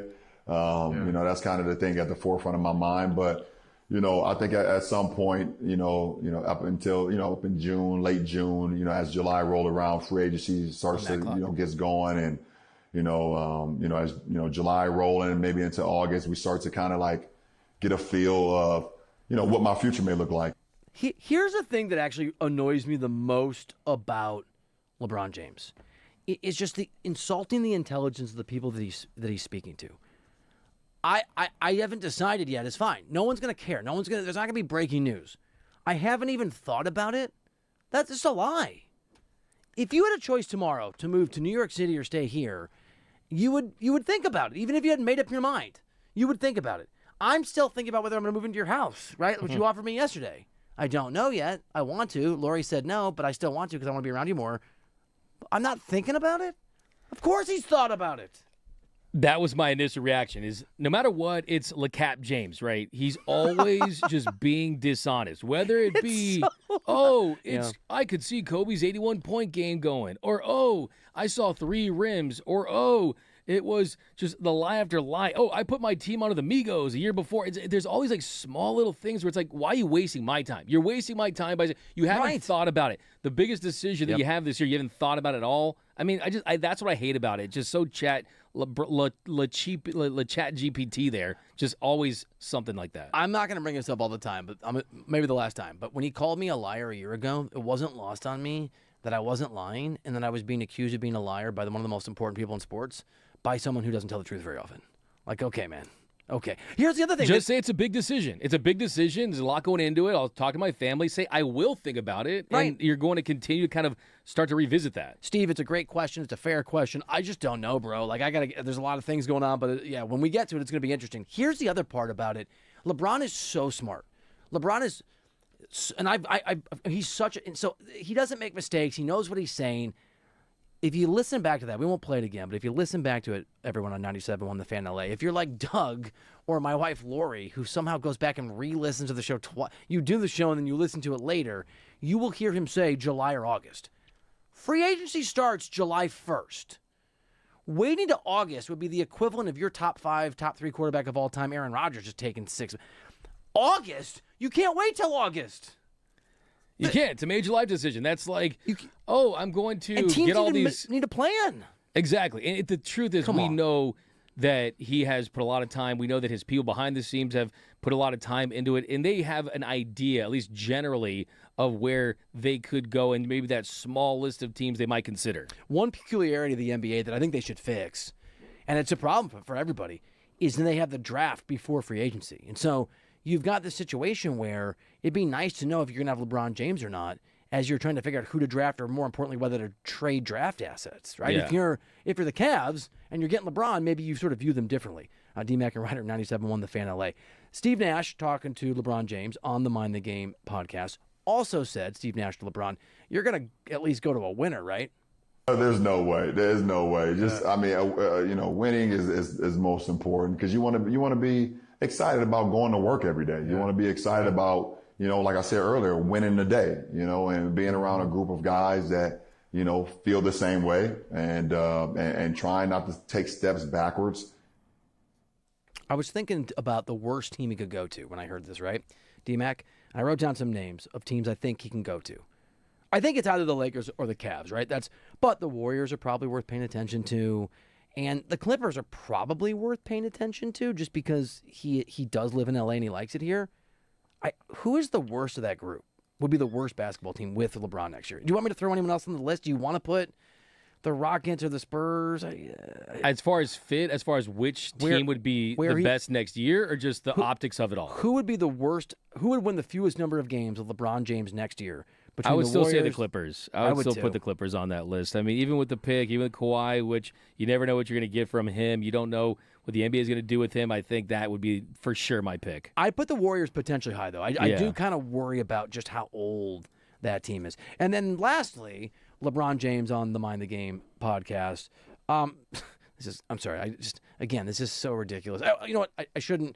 What is it where you make the jury? Think the wrong. You're not supposed to bias the jury. Yeah. Okay, I don't want to You're bias doing the jury. it. You're doing it. I'm sorry. LA, I retract the statement. This is totally reasonable. Here's LeBron James on why the Thunder beat the Lakers. If we're being completely honest, we were out-talented. We were not outworked. We were not, they didn't out-physical us. They didn't outsmart us. I feel like we were just out-talent. But at the end of the day, we failed in talent. OKC just possessed so much more talent than us, and you could tip your cap to them, obviously. Are you hearing what I'm hearing, which is LeBron saying, my team sucked, man? That's what it... Not my fault. Translated. That's what he said. Just come out and say it. Say it with your chest. Say that you did not have a good team, that you didn't have enough talent, which he said. But look, he was basically throwing shade and basically told them, hey, we need better pieces.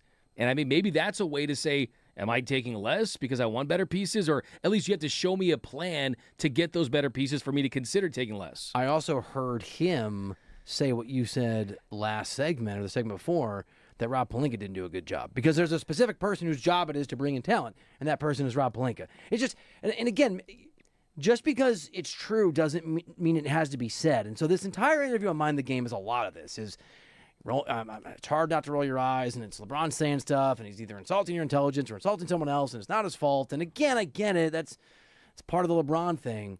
It just makes me wonder, for people like you, to a degree, and me to a degree, based on price, who want him back as a Laker, or if you're in Cleveland, I'm not sure I want a goodbye tour for 82 games with LeBron James, where if things don't go well from a winning perspective, he is potentially going to act like this for 82 regular season games. And that's going to come with the territory. And that's what the teams that want to sign LeBron are ultimately going to have to decide. Is it worth it? Is it worth the revenue, the signage, the TV ads? Is that more important? Or is it, hey, look, just one team wins a championship every year. If we're not going to win it, at least let's get some money and be remembered. But here's the thing, Bill. If you're LeBron, would you really want to switch teams and then have your retirement tour with your new team? If you're going back to Cleveland, sure. But let's say it's the Knicks, the Warriors, the Clippers. I mean, that would just feel so awkward. Gross. It was so weird. Awkward's right. I mean, it just would be. I mean, so all of a sudden, that fan base of your new team, their first year of LeBron is the last year of LeBron. Like, that's the weirdest thing in the world to me. I was a national NBA reporter back in 2015 and 16, but I was based here, and I was doing radio here, I think. And I did a lot of I spent a lot of time covering the Warriors. And on the final day of the year, I had to choose whether to go to the Warriors game where they won their 73rd game, right, set the record, or if I went to Kobe's goodbye game for what became a 17-win Lakers team that night. And obviously that was an epic moment.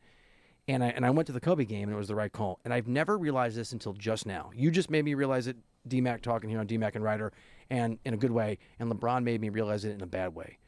That Kobe Bryant's goodbye tour, over the course of a year where that Lakers team was a bad team. They won 17 games. He still did it with class. There was still, it's hard to wear that jersey, the purple and gold, and win 17 games and have it mean something. He did that. You can do a goodbye tour and have it go poorly in terms of the actual outcome on the court or on the field if you're a certain way, if you're a certain person. Kobe did it. I never appreciated till today how incredible Kobe's goodbye tour was, what it did for fans, given how bad that team was. I was just thinking about Kobe the whole time, right? Not about the actual team, but he imbued a bad team with something meaningful, and it mattered. I don't think LeBron can do that. And the Lakers aren't winning 17 games next year. But if he's a Laker and they win 47 games and they're mediocre and we know they're going to go out in the second round, is that going to be a pleasant experience as LeBron says goodbye, or is he going to be doing this stuff over and over and over again? Because there will be a microphone in his face every moment of whatever that season when he says goodbye, wherever he is. And that's what I hate about this. That's what I hate about the idea of LeBron having his farewell tour with the Lakers, is because if you don't win a championship, you're Luka Doncic and JJ Redick, if you don't ultimately win a title, the year's only going to be remembered for LeBron James and going wire to wire and going arena to arena with the big tributes and giving him the rocking chair and all that stuff. Lakers fans, I can tell you, don't care about that at all. Like, not in any way, shape, or form do Lakers fans want to do the LeBron tour thing. I mean, I think if he announced at the All-Star break and you get a couple months of it, fine. But Lakers fans are more focused on the future of Luka than a retirement tour LeBron. Dude, that's exactly right. And here's the other thing. You and I have had this conversation a lot off the air and a little bit on the air. I want to believe that LeBron James is willing to take less money to be a Laker, although Brian Windhorst is saying that's not the case. I want to believe that he comes back, he's willing to be a number 3 and try to replicate that march. If LeBron comes back to the Lakers, we all hope the Lakers do well, right? That's the goal. Listening to LeBron just talk over the course of that interview, and he wasn't a jerk or anything. There's nothing wrong with want to be the guy and being the man and not being super self-aware and saying things that maybe are a little bit throwing shade and blaming other people. But the Lakers don't need that. They just, I think you can pull that in Cleveland and it can be fine. They love him there. It will be a bad fit if that's the vibe of LeBron James next year. And it will be. The questions I have about the whole Cleveland thing is, one, how motivated would he be to be playing for Dan Gilbert again? One, but also just look at the way that roster is constructed. They're not in a great position to add LeBron and keep a lot of talent. I mean, yes, you're in the East where you think you have a better chance of contending, but you might lose to the Knicks. In fact, you just blew a 22-point lead to the Knicks. And if you're LeBron, do you really want to have your career ending in Cleveland, or do you want to finish it in Los Angeles? I think my biggest takeaway from that entire interview, it just felt like he wants to stay in Los Angeles unless something extremely dramatic happens. By the way, this is the obvious too, but he could also just say we didn't have Luka. Like saying we didn't have enough talent, which feels like a shot on Austin Reeves, and maybe I'm reading too much into it because I can be a little hard on LeBron James. I mean, it can be. I get that. All you have to say when you're asked why the Thunder beat you is, dude, we didn't have our best player. Or if you want to, if you're LeBron and you want, we didn't have one of our 2 best players. Ha ha, wink, wink. He doesn't even bring it up. And I think the reason for that is LeBron knows that even the Lakers with Luka and Reeves, with the other piece around him, are not going to beat the Thunder or the Spurs in a 7-game series. I know Lakers fans want to believe that. Myself, I want to believe that. But it's going to take a lot more than just those 3 together to beat those teams. And I think that's a message to Rob Pelinka and this organization too. Hey, if you want me back, I still want the money, but if I'm going to take less, we saw a couple years ago, hey, maybe I'd take less to get Klay Thompson. What would the plan be presented to him? We're talking to Yaron Weitzman here in just a minute. It's D-Mac and Ryder, 97.1 The Fan LA. LeBron is looking backwards, and his time is coming to an end. The Dodgers' new owners are looking forward.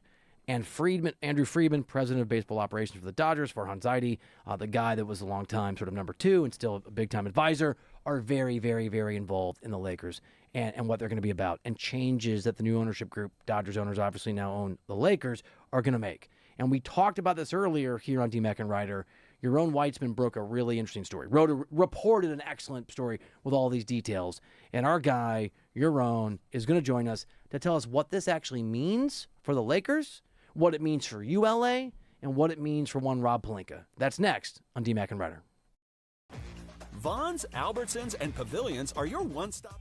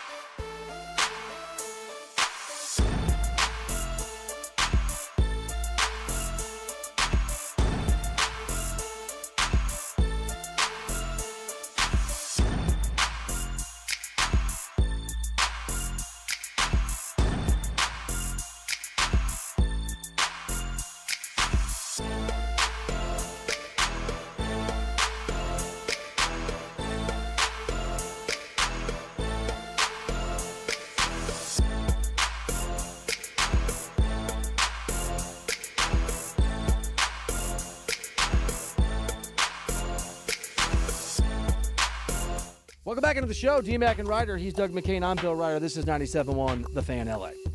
There is nothing as cool as a content consumer and as someone that talks on the radio as when something appears on your timeline from one of your favorite journalists or writers, in this case both, and it applies to what you're doing. I'm a big Yaron Weitzman fan. He's a great writer and journalist, author. He's the author of Tanking It to the Top, Hollywood Ending, the dreams and drama of the LeBron Lakers, which sources tell me has had some of the smartest people on earth talk to him about that particular book. And he wrote a great story, D-Mac. You and I did a whole segment on it earlier about the Dodgers ownership group and their involvement now with the Lakers, because the Dodgers group bought the Lakers, as everyone knows. Yaron, congrats on the story. It is trending. It's awesome. And thank you for making time for D-Mac and I. Well, thank you. If you know how sources say smart people talk to me for the book, I got to make time out for you then, I guess. You know? Yaron, so for people that haven't read this yet, and everybody, by the way, everyone should. It's at Yaron Weitzman on X. It's really easy to find. Yaron Weitzman on X or Yahoo. For people that haven't read it, how involved in your reporting did you discover are Dodgers leadership in the Lakers now that the ownership of those two teams is the same group? Yeah, I'll say two parts. One, for people who haven't read it, to me, it's like the idea that just this thing is not being discussed enough, that the Dodgers are in the midst of a takeover, and like, could the Lakers become like the Dodgers, right, in baseball, a team that's about trying to win a third title in a row, and might cause Major League Baseball to institute a salary cap for the first time, right, because they've become such a behemoth. So how involved? I would say sort of very, right? They're not the distinction I would give is they're not talking to player agents, right? They're not like, it's not like Luka's people, if they have something, they're calling Andrew Friedman. But what they are doing is they have already started, and they're helping the process, and I'm sure we'll dive into what this means, but building out, I guess the word they like to use is infrastructure, or the organization. The Lakers under Jeannie Buss were notorious for, whatever I'll say it. She was cheap. It was a cheap ownership group, right? In terms of coaching salaries, but also in terms of the analytics department was tiny, performance staff, medical staff. They don't have any assistant GMs. If you want an example, like the person who was the head of the pro scout department most recently was Jesse Buss, who, after being fired by the Lakers, went on the record and said him and Rob Pelinka hadn't talked for months, right? So Rob Pelinka operates by himself in a silo. That is sort of the opposite of the way the Dodgers operate. So in terms of that stuff, Andrew Friedman and Farhan Zaidi are very involved right now. And your own big fan of your work, read your book, great stuff as always. Now, as far as just the infrastructure, how robust should we expect it as far as just the manpower? We know with the Dodgers, it feels like for every scout for another team, there's 10 for the Dodgers. There's so many resources poured into it. How many new jobs, new positions can we expect, whether it be analytics to scouting, are they looking at for the Lakers? That's a good question. I mean, I don't know specifics. A lot, I would say. I mean, again, these two, it's been a little murky, and they're, Rob Pelinka at the after postseason press conference said I think he already said they're interviewing for 2 assistant GM jobs, which again they didn't have any, so those are that's an example. Then I have reporting that they actually had offered somebody else, a Timberwolves executive, a role of executive vice president. Whether that was, and he decided to stay in Minnesota. Whether that was that job then turned into those two, whether they're going to do all of it, I don't know. The specifics are a little murky. They're also having trouble, which we can talk about, they're having trouble filling these positions, which is interesting. Like, people are not jumping to say yes. I would imagine, though, like basics, like, if, again, any fan can look. If you go look at the Lakers media guide and just compare it staff-wise to others, it's tiny. It's tiny. Like, the analytics, they're like 4. I'm sure they have some other, people in the back room that aren't listed somewhere, but it's tiny. And like you said, the Dodgers, that is one area where they have it's the cliche is it's uncapped, right? There's no salary cap in how much you invest in staff and things like that. And I think with Lakers, I'm assuming it seems like the goal will be to get somewhere within that vicinity. This is D-Mac and Ryder 97.1, The Fan LA. We are talking to Yaron Weitzman, outstanding author and journalist. You can find his work on X at Yaron Weitzman or YaronWeitzman.com. He is the gentleman who wrote the very interesting and very thoroughly reported story that has a lot of information that's pertinent, new, and eyebrow-raising about the Dodgers and their involvement, that ownership group, and some of the leadership of the Dodgers and their involvement with the Lakers. Something that D-Mac and I have been talking about, Yaron, arguing about, sort of discussing, is Rob Pelinka's short-term, mid-term survivability. And I know that ultimately, it sounds like Andrew Friedman is going to be the person who knows the answer to this, and the people just below and just above him. But your best educated guess as someone who's done a book on the Lakers, who knows LeBron James, who understands the politics of the old Lakers and the new Lakers in this story, how likely is it you think Pelinka's the GM in 3 months, 3 years? That's a great question. Okay, so this is how I'm phrasing this, right? 3 months, I think he'll be there. Like, I guess I'll phrase it like this. So far, there's no indication anywhere from anyone who actually knows anything that Rob Pelinka is going to not be the GM for the foreseeable future, right? Like, there's no indication, nothing that says otherwise. That hasn't stopped people around the NBA saying, wait, is Rob Pelinka really going to stay?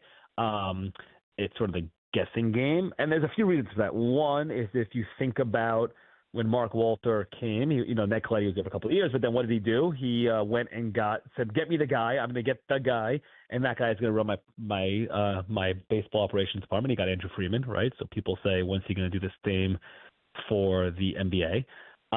The other thing is, the idea that Rob Pelinka, he operates differently and he approaches the job, and I'll let others say it's worse, whatever. But he approaches the job in a different way than Andrew Friedman. A great example. Andrew Friedman was when he was hired at the Dodgers. What did he do? He went and plucked Farhan Zaidi. Alex Anthopoulos went. He built this huge, basically all-star front office. Rob Pelinka, on the other hand, likes to operate in a silo, right? And basically has Kurt Rambis around, and that's it. And talk to Linda Rambis and Jeannie, and that's all we're doing. The important part to remember is that before the sale went through, Pelinka got an extension and a title bump. There are people who think, and I don't know, but there are people who think that's probably not a coincidence, that, Jeannie was making sure to take care of him before the sale went through, and maybe there are agreements the same way she gets to be governor, even though she's not the majority owner.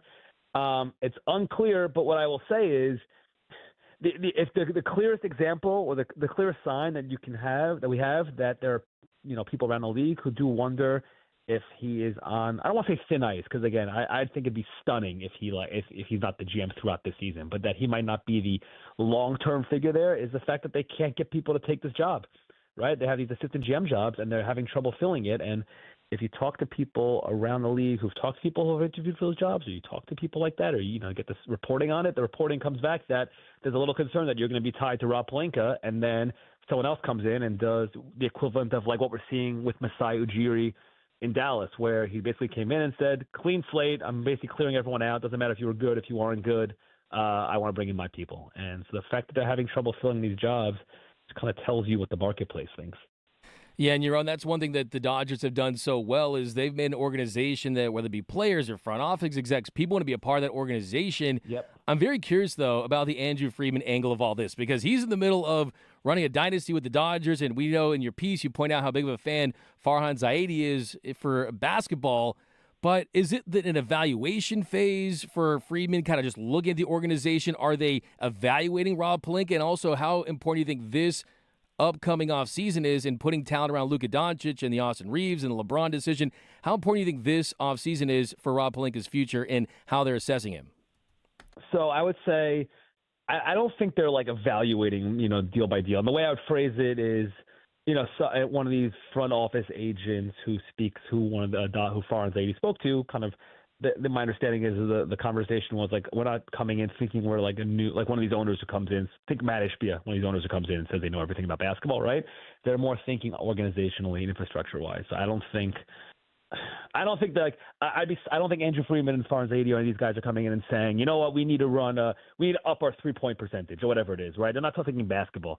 They're just thinking about like, what should an organization look like? And that's the thing. I mean, again, LA people know this. Andrew Friedman, before being with the Rays, he was private equity, and his job was to analyze companies. It's kind of a similar idea, right? We're going to analyze, we're going to see where it's strong, where it's weak, we're going to make recommendations. So I don't think he's in there every day. This is sort of like high level stuff, or big picture, I would say, big picture viewpoints. And Farhan Zaidi is he's more, I'm not even going to say day-to-day, that's the wrong phrase, but he's more involved. He also, right, his job is different now. His job is basically working for Mark Walter, not the Dodgers, right? Like neither of these guys, the way Bob Myers kind of was working for ownership and is now basically the president of basketball operations for the Sixers, like that's not what this is, and that's not what's going to happen here.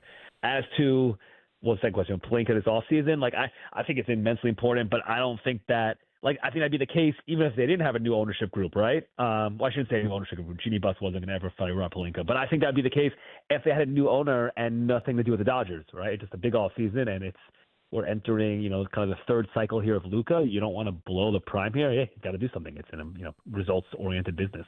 Great stuff here from Yaron Weitzman, which is what we're going to bring you every day on DMAC and Ryder on 97.1 The Fan LA. And Yaron, thank you for being on, because this is literally launch week for us and this station. It's very exciting. Derek Fisher's a part of it. We've got Brock and Alex. We've got Cody Decker. It's really amazing to have you on this week. And when we launched, they sort of put out things about everybody, right? Doug's a superstar and Derek Fisher's a legend, and I'm apparently polarizing. So maybe like attracts like, because I know that Daryl Morey can be polarizing for NBA people and for non-NBA people, just how people assess him. And I was telling Doug last week when we were doing practice shows that Daryl Morey I just thought was an interesting fit for this new sort of group, just because of the way he sees the world. I did not know until you put this story out at Yahoo Sports that the Daryl Morey sort of worldview that I just sort of know from, I like Daryl, so like attracts like. Okay, he's polarizing, I'm polarizing. I didn't realize he's friends with Andrew Friedman, and that he was at the draft in the Rockets draft when Daryl was the GM there in 2011, because Friedman's from Houston, until you reported it. So I'll ask you this. What is the likelihood for people that love Daryl or hate Daryl who are listening here in L.A. that Daryl Morey, newly fired, no longer employed by the Sixers, could be a part of this organization with the Lakers?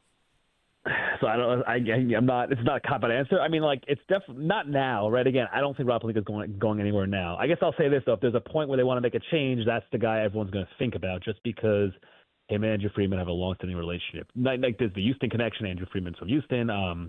And to be clear, because I haven't spoken to Daryl Morey about this at all, right? Like literally, I haven't spoken to him about any of this, but just what people, again, connecting dots. Andrew Freeman's in the sort of, I call it the Sloan Conference. Under the Sloan Conference umbrella. Have you gone? Right? I've been invited 10 times and never gone. I have gone. Yeah, it's kind of. I mean, it's both boring and fun. How about that? It's like one of those weird mixes. But like, Andrew Freeman he did a podcast. Daryl Morey, he has a Sloan Conference. I forget what it's called, but he does a podcast. Andrew Freeman was on it. Like they know each other well, right? Does that mean he would go hire him? I mean, listen, if they decide to move on from Rob Pelinka, Daryl Morey will definitely be on the list of people they're thinking about. There's a million other things that have to go into that, but like it'd be naive to say there's no chance, I guess is how I would put it, right? And that's not reporting or sourced or anything. That's just knowing the history. I got aggregated last week. That's a very wise way to put it. I should have done that too. I mean, listen, I'm happy to be aggregated if I have something. I don't have it. I wish I had it. If I have it, aggregate the hell out of me, please. I don't know. You're aggregated plenty, man. Everyone's talking about this everywhere. It blew up like wildfire, all over social media, all over Reddit. I want to ask you about Luka Doncic and his relationship with this new ownership, and just. We heard that they're in lockstep, Mark Walter and Luka Doncic. There's communication there. How different is it now than it was before? So I'm gonna say what I know and what I don't know. I mean, I know the same thing you guys read in terms of Luka and Mark Walter, right? I don't know more. I do know, again, to the point, like, the Dodgers guys are not. When I say Dodgers guys, I should be specific. It's Andrew Friedman and Farhan Zaidi, right? Like, they're not in touch with Luka, not because there's an issue. That's just they're not overstepping, right? Like, Rob Pelinka is the one who's dealing with Luka in terms of from the front office perspective. The Genie thing, compared to previous ownership, Genie. I mean, again, I wrote a whole book on this, right? But the Genie stuff is a little different, and I think there was the whole thing, like, Kobe was her guy, right? And then I think she hoped LeBron would be similar, and LeBron would be kind of the Magic if she was the Jerry Buss character, and that didn't play out that way. And I do think she removed herself a little bit. To compare it to previous ownership, I'm not sure. I also don't know if Luka cares so much. I mean, listen, they paid him. That's all you got to know, right? They gave him the contract. We're talking to Yaron Weitzman here on the show. Yaron, I don't know if you reported this, but if you can just give me your expertise either way, I'm very curious. In baseball, right, with Friedman and that entire operation they put together, the draft is deep. There's a farm system. You can scout in Asia. You can scout in Central America. You can scout in Latin America, right? There's a lot of places sort of take your excellence and your edge. If you're the Dodgers, your intellectual edge and the money you can spend on smart people, and you can find players. And the NBA draft is 2 rounds deep. To what degree do you think, if the Dodgers leadership, if Friedman and Zaidi can build the smartest basketball operation in the NBA, to what degree does that translate in a cap sport, do you think, to an edge or significant edge or not? It's a great question, because I will say, and I find it interesting, right? Speaking to some people around the NBA, there's a big, there's some I guess NBA people in general are kind of cynical in a way, which I think is why I enjoy them. Yeah. So there's a cynicism. Be like, well, basketball is different than baseball. Analytics, because Andrew Friedman gets labeled the analytics guy, right? Analytics don't really apply. It's a different kind of sport. And right and wrong, to me, it's sort of like the people who, after Moneyball came out, said, well, on base percentage, like people who thought Moneyball was about on base percentage and not actually about finding market inefficiencies, right? Like that's what Moneyball is about. And I think people who think that Andrew Friedman and the Dodgers people are going to tell the Lakers, how to build an offense or where to look for a draft. I don't think that's the idea. I think the idea is finding where resources should be deployed, where they shouldn't, how to squeeze the most out of every single thing that you put into the organization, right? I think that's what they would be good at. So to answer your question, like what advantage? I mean, it's hard to say, but I would say, look, the Oklahoma City Thunder, right? Like there are certain teams that just do it better than other teams, and it doesn't mean you're going to win a title every year, but it certainly puts you in a better position. Yeah, baseball is very different than basketball as far as roster bill with the aprons. You can't just throw a bunch of money at a bunch of free agents. But as you put out in your piece, it's not just that with Andrew Friedman. It's about the sustainability. What are those first couple of things that you can kind of check off the list under this new ownership to start to get there? Is it more scouts, more analytics people, just a bigger department, or just kind of what are those first couple of things do you think they do to improve things around this organization? Well, I think Rob even started mentioning it, right? He said they moved the G League team, right? I think he mentioned I have in the piece. Biomechanics, use all these fancy words, but they're going to start building some medical stuff out in the facility. Like I had in the piece that Austin Reeves actually did some of his oblique rehab with the Dodgers medical staff at Dodger Stadium, which, again, that kind of tells you what you need to know about what they think the Lakers situation is, right? So that's sort of the low-hanging fruit, adding more analytics people, for sure, scouting department. Again, we're seeing it like they have announced that they are hiring, which you don't see often, but they have saying they are hiring 2 assistant GMs, right? Like we're seeing it right away, what they're trying to do. So I think those are the things we're going to see first and then go little by little is my guess. All right, to the aggregators out there, listening to D-Mac and Ryder on 97.1 The Fan LA and us talk to Yaron Weitzman, who's outstanding, this is your opportunity. Just lock in here. Yaron, on the way out here, last question. Let me ask you, since you have written this story and since you wrote the book, A Hollywood Ending, the dreams and drama of the LeBron Lakers, which is such a great name, and since LeBron is a free agent, as you know, I know you don't know the answer, but what is your best educated guess on where you think he's going to be and how you think this last drama, perhaps, will play out between LeBron and his current team? It's a great question. So I say this, it sounds like a cop-out. It's not. And I know he said this. I genuinely don't think he knows or knew. Right? Maybe he has more of a feeling now. Like my educated guess answer all year was he doesn't yet know, right? He's still seeing. And until that last stretch, whatever they went 15-2, whatever that was, when he was sort of embraced that third option, right, role, I was like, oh, this is over, right? This is done. But to me, like the only 3 options, it's return to L.A., it's go back to Cleveland, and it's Golden State, and I don't see any other options, right? And I do think the playoffs play a role here. Like Cleveland, for a minute, it was like they're not going to want him, but if they blew that game, if they get swept, then it seems like, oh my God, this team's broken, and they want to get Hail Mary, and he wants to return home for a year. I think that's a possibility. My best guess, based on I feel like the comfort. I feel like on a pay cut returning to LA. That's kind of what I want to say, but I don't. That's my guess, but I don't know. I really don't. And again, I wish if I had like more, I'm not holding back. I would share everything I know, and I am, right? I don't know. The Golden State thing intrigues me a little bit too. That's kind of interesting. I mean, I don't know if that's just me as a basketball fan wanting to do it because I think that'd be hilarious and fun. I just feel like when it comes down to it, he's comfortable in LA, and the team's good enough, and that's going to be where he just sort of what he returns to. Yaron, this interview was awesome. Your story was outstanding. I didn't ask you the most important question. I hope your son won his Little League game, and thank you so much for making time, pal. We mercy 15-2 on us, so we're good. So thank you for the time. I appreciate it. This was a lot of fun. Thank you, buddy. Yaron Weitzman, outstanding writer, journalist, reporter. Really good story on the Lakers and the Dodgers and sort of how that's all working out with the ownership groups now being the same. Thank you to him, and a big thank you to a few of our day one fan supporters like Kalshi and Rudy Hero. We appreciate your partnership. Wait, did you took notes? What we got? What is this? This is a tally for how many times you said great question. So it was 2-2. It was 2-2? 2-2, yeah. We tied. Yeah. I will say this. He said 2 things that I have said over the last few. Did you catch him, Bursch, over the last few days? And I did a little that guy's either real smart or having a bad week. Yaron, real smart. And we got some big breaking news. Pretty sure we'll get into. We do. What is it? Matthew Stafford, new contract with the Rams. So we'll get into that. Okay, we're going to do that? Yeah. You don't think he's as good as Aaron Rodgers? I do, but that's an interesting sort of perspective. I think he's better. And if we have time, so we've got some breaking news on Matt Stafford, and if we have time, we'll get into is the best player in the NBA also the worst? Those things next on D-Mac and Ryder.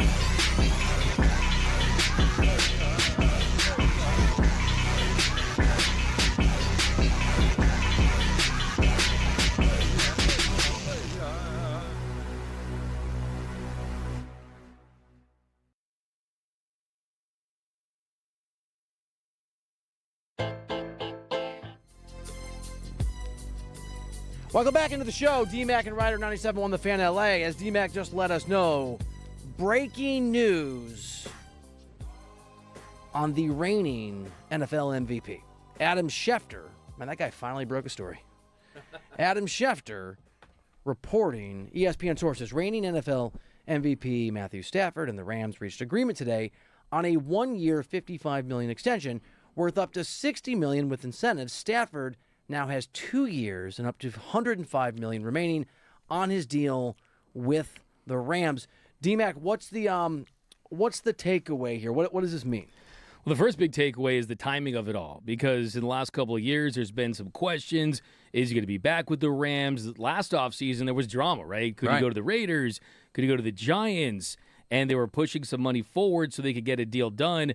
Well, he's reaching the full $60 million value. If he does that, that would require some playoff achievements and statistical benchmarks they would have to hit, some playing time incentives. So there are some of those worked into this deal. There's an incentive structure that I think makes the Rams and Matthew Stafford happy. And also, too, the other big takeaway is they're trying to get a deal done with Puka Nacua, presumably before the year begins. And now you've got your most important player already locked up. If you made it all the way to training camp and you're still thinking about that, that's not the best way to get a deal done with Puka. So we knew this was coming. This was expected. There was never a doubt that Matthew Stafford was going to be the quarterback for the Rams next season. But they get the deal done early.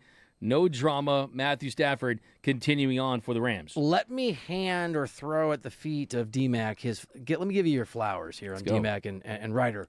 This is a reigning NFL MVP who is 38 years old. He will be 39 basically right before the Super Bowl takes place at SoFi. Last time there was a Super Bowl at SoFi, it went pretty well for Matt Stafford and the Rams. And you made the case, I think it's yesterday, but in fairness, our boss Andrew came in earlier, and I thought it was Wednesday and Friday at the same time, and it's actually Thursday, so I'm having a little trouble with the days because I'm so excited about 97.1 The Fan LA launching. You made the point, I think, yesterday that you think that Matt Stafford will play for 3 or 4 years, that you think his hunger is there, that you think that his desire to be an owner of an NFL team is a motivation as well to just and you said this, there's a lot more money coming down the line if he keeps playing. One of my initial reactions, and I know this isn't a 4-year deal, but this is a commitment from Stafford to the Rams and Rams to Stafford that certainly reinforces what I thought was your incredibly insightful theory / reporting you had, that Stafford's not thinking about retirement. He's thinking about playing for the Rams, not for 10 years, but for a while. And this is a step toward that 3 or 4 or 5 year window that we talked about yesterday on the show. It is, because now he still has 2 years, $105 million left on his contract, and they're going to take it year to year. They're going to see how things go from a health standpoint, from a team standpoint.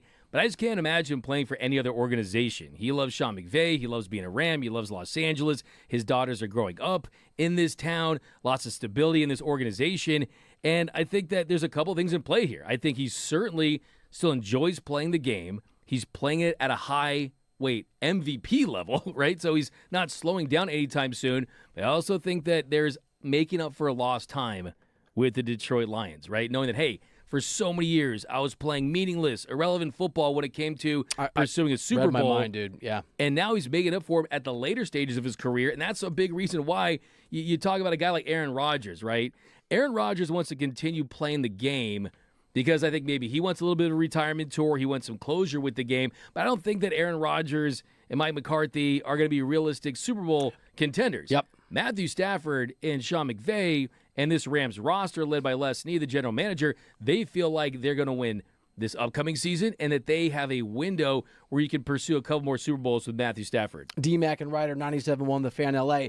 There's this narrative out there that quarterbacks can now play successfully into their 40s that I think is a little bit, I think it's up in the air. I don't think it's a hard truth. I mean, Tom Brady did it, and to your exact point, Aaron Rodgers ain't going to do it this year. He's going to play, but he's not going to be an MVP level player, and he's not going to be on a team, the Steelers, that are going to be contenders. And that has been true for Aaron Rodgers for now 4 years. I mean, 2 years with the Jets and 2 years, it'll be the 4th year with the Steelers. Stafford, and he's so under the radar. You made this point to me, and I've been thinking about it. He is so underappreciated to a certain degree. He's the reigning NFL MVP, and I don't know that he gets talked about with the kind of shine that maybe he should. He's also on the verge, potentially, of being the next quarterback that gets to 40, who isn't just doing it at I'm the 12th best QB in the game, I'm the 15th best QB in the game, I'm the whatever you think Aaron Rodgers used to be, no longer the top 3, 4, 5, 6 quarterback of all time. Stafford's the best player in football as of last year, and at 39, before this season ends, if the season includes a Super Bowl run for the Rams and they're the betting favorite, he also might be the next great aged quarterback who pushes us toward, okay, maybe at 39, at 40, at 41, you can be outstanding, dominant, a Super Bowl level QB. Certainly. And I think you touched on it right there, is from a financial standpoint and an age standpoint and everything that he's accomplished throughout his career. He's 7th all-time in career passing touchdowns. He's 6th all-time in passing yards, over 64,000. He's putting up the counting stats, but it's about, I want to win championships, and I want to continue this career. And the Rams are saying to us this, Bill. They're saying, he's 38, doesn't matter. Here's $55 million, right? Next year, 39, you play like an MVP, we're going to take care of you. We'll probably get a new deal done potentially. So they can continue to work things with Stafford and make him one of the highest paid players in the game, and age is not a factor. That's why I still think he's going to play 4 more years. I think he wants to own a football team, and I think plant your flag, dude. I think he wants to own a football team. He owns the Angel City FC, has part ownership in that. It's a part of your legacy, right? And there's a big difference between ownership and just making a ton of money, right? I mean, that is something I think is in his blood, and I think that he's a guy that I could see on that side more than I could see being an analyst in the future as well. And that's something I think is important to him. If you're just joining us, a little breaking news here on 97.1 The Fan LA. According to Adam Schefter at ESPN, Matthew Stafford and the Rams have reached an agreement today on a 1-year, $55 million extension. They can go to more money with certain incentives. It means Stafford now has 2 years and up to $105 million remaining on his deal with the Rams. So it's an exciting day for Stafford. I mean, you can see the big smile they put out on the alert on X. He's got a bunch more money. They're committed to him. He's committed to them. You said this wasn't new, but it makes me wonder. I don't think I brought this up on the air yet. I live in a tiny little hovel, but I live next to people who live in very big mansions. He lives very close to me. I mean, he is basically my neighbor. I've always wanted to kind of knock on the door and say hi. And when we got this gig together, I thought at some point I got to just try to bump into him and get him on the show. If I'm ever going to do it, it's in the 24 or 36 hours after he got another $55 million, right? He's got to be in a good mood. Is this the moment? Do you want to go with me to his house is what I'm asking you. Do you want to go knock on his door with me? He's got to be a guy who has big hedges, right? This is LA. I mean, what celebrity? It's protected. I think the only celebrity house like Keanu Reeves up in the Bird Streets in the Hollywood Hills. I live in the South, but there are some. There are some that are just kind of. But if I'm Matthew Stafford, if you're not behind 10 gates, no, it's not 10 gates. It's got to be one big gate with hedges. When he comes and goes, I think we could. Would it be weird, like with soccer players, like, hey man, it's D-Mac and Ryder, congrats on getting $60 million. Do you want to come on the show tomorrow? Security. It sounds like a no. It sounds like an absolute no. From you. For me. I might go alone. I would prefer to have Matthew Stafford sitting right next to us, or maybe us go to a Rams practice or a game and kind of meet him the right way, not a little B&E of Matthew Stafford. We won't break in. No. Do you think this takes out a little bit of whatever sting was there from the Ty Simpson decision? It doesn't erase it, but do you think maybe $60 million, even if you knew it was coming, once it's inked, once it's done, once this extension that is happening between the Rams and Stafford goes through, gets papered, maybe he feels a little less put out by the draft pick of another QB? I think that where Stafford's at and where the organization's at is they know that Ty Simpson's a quarterback that throughout his career, he's been a guy that's just backed up quarterbacks. In 2022 is Bryce Young, 23-24 is Jalen Milroe. Then you had Stafford in 26 and 27. I still hold out that I think it could be a wasted pick because of his contract. Do you think it takes a sting out for Stafford a little bit? Do you think it just makes him a little less put out by it, given the fact he just got $60 million? Well, 55 with 60 with incentives. I would say no. I really don't. I think that if he was upset or irked about the pick then, I think that he knew he was going to get his money no matter what. Let's not forget, the guy's the reigning MVP, right? And if we're in January or February and he feels like he was one piece away from winning a Super Bowl, he knows that guys like myself, guys like you are going to bring up that they did not do the ultra-aggressive thing and bring another receiver, an edge, or an offensive lineman, something that could help them next year. So I don't think so. I think he's still, if he was mad, he's still mad. If he's mad at hell, he's mad as hell. 100%. I like they got the money. I wonder to what degree, maybe we can do this at some point, how many quarterback coach combos are there in football right now where you look at both of them and you say they are among the best that we've ever seen in a vacuum, and they are together? It's McVay and Stafford and maybe Reed and Mahomes. Just to your point about longevity, he is the best quarterback in football based on what he did last year. oh, and he's got this perfect pairing and partnership with his head coach. That is rare. That's just rare in the NFL to have both. That level of stability, just to have trust, and just knowing that, hey, what we do works. We have a formula. It's a proven formula. We know how to win a Super Bowl, and I think that's a big, massive component of this too. Is the Sean McVay angle. And we know that Stafford trusts him with his life for sure, and his football life. D-Mac and Ryder, 97.1 The Fan, L.A., from one L.A. football team to another, because that's what we're going to do here on 97.1 The Fan. This show, Derek and Decker, Brock and Alex, we are local for you, the L.A. fan. We just talked a bunch of Rams. Now we're going to go through the Chargers schedule. We're going to make some predictions. We're going to see if we respect them or not. I'm going to one extreme. I did my picks earlier. D-Mac's got his done. How do the Chargers do this next season? We will tell you next on D-Mac and Ryder.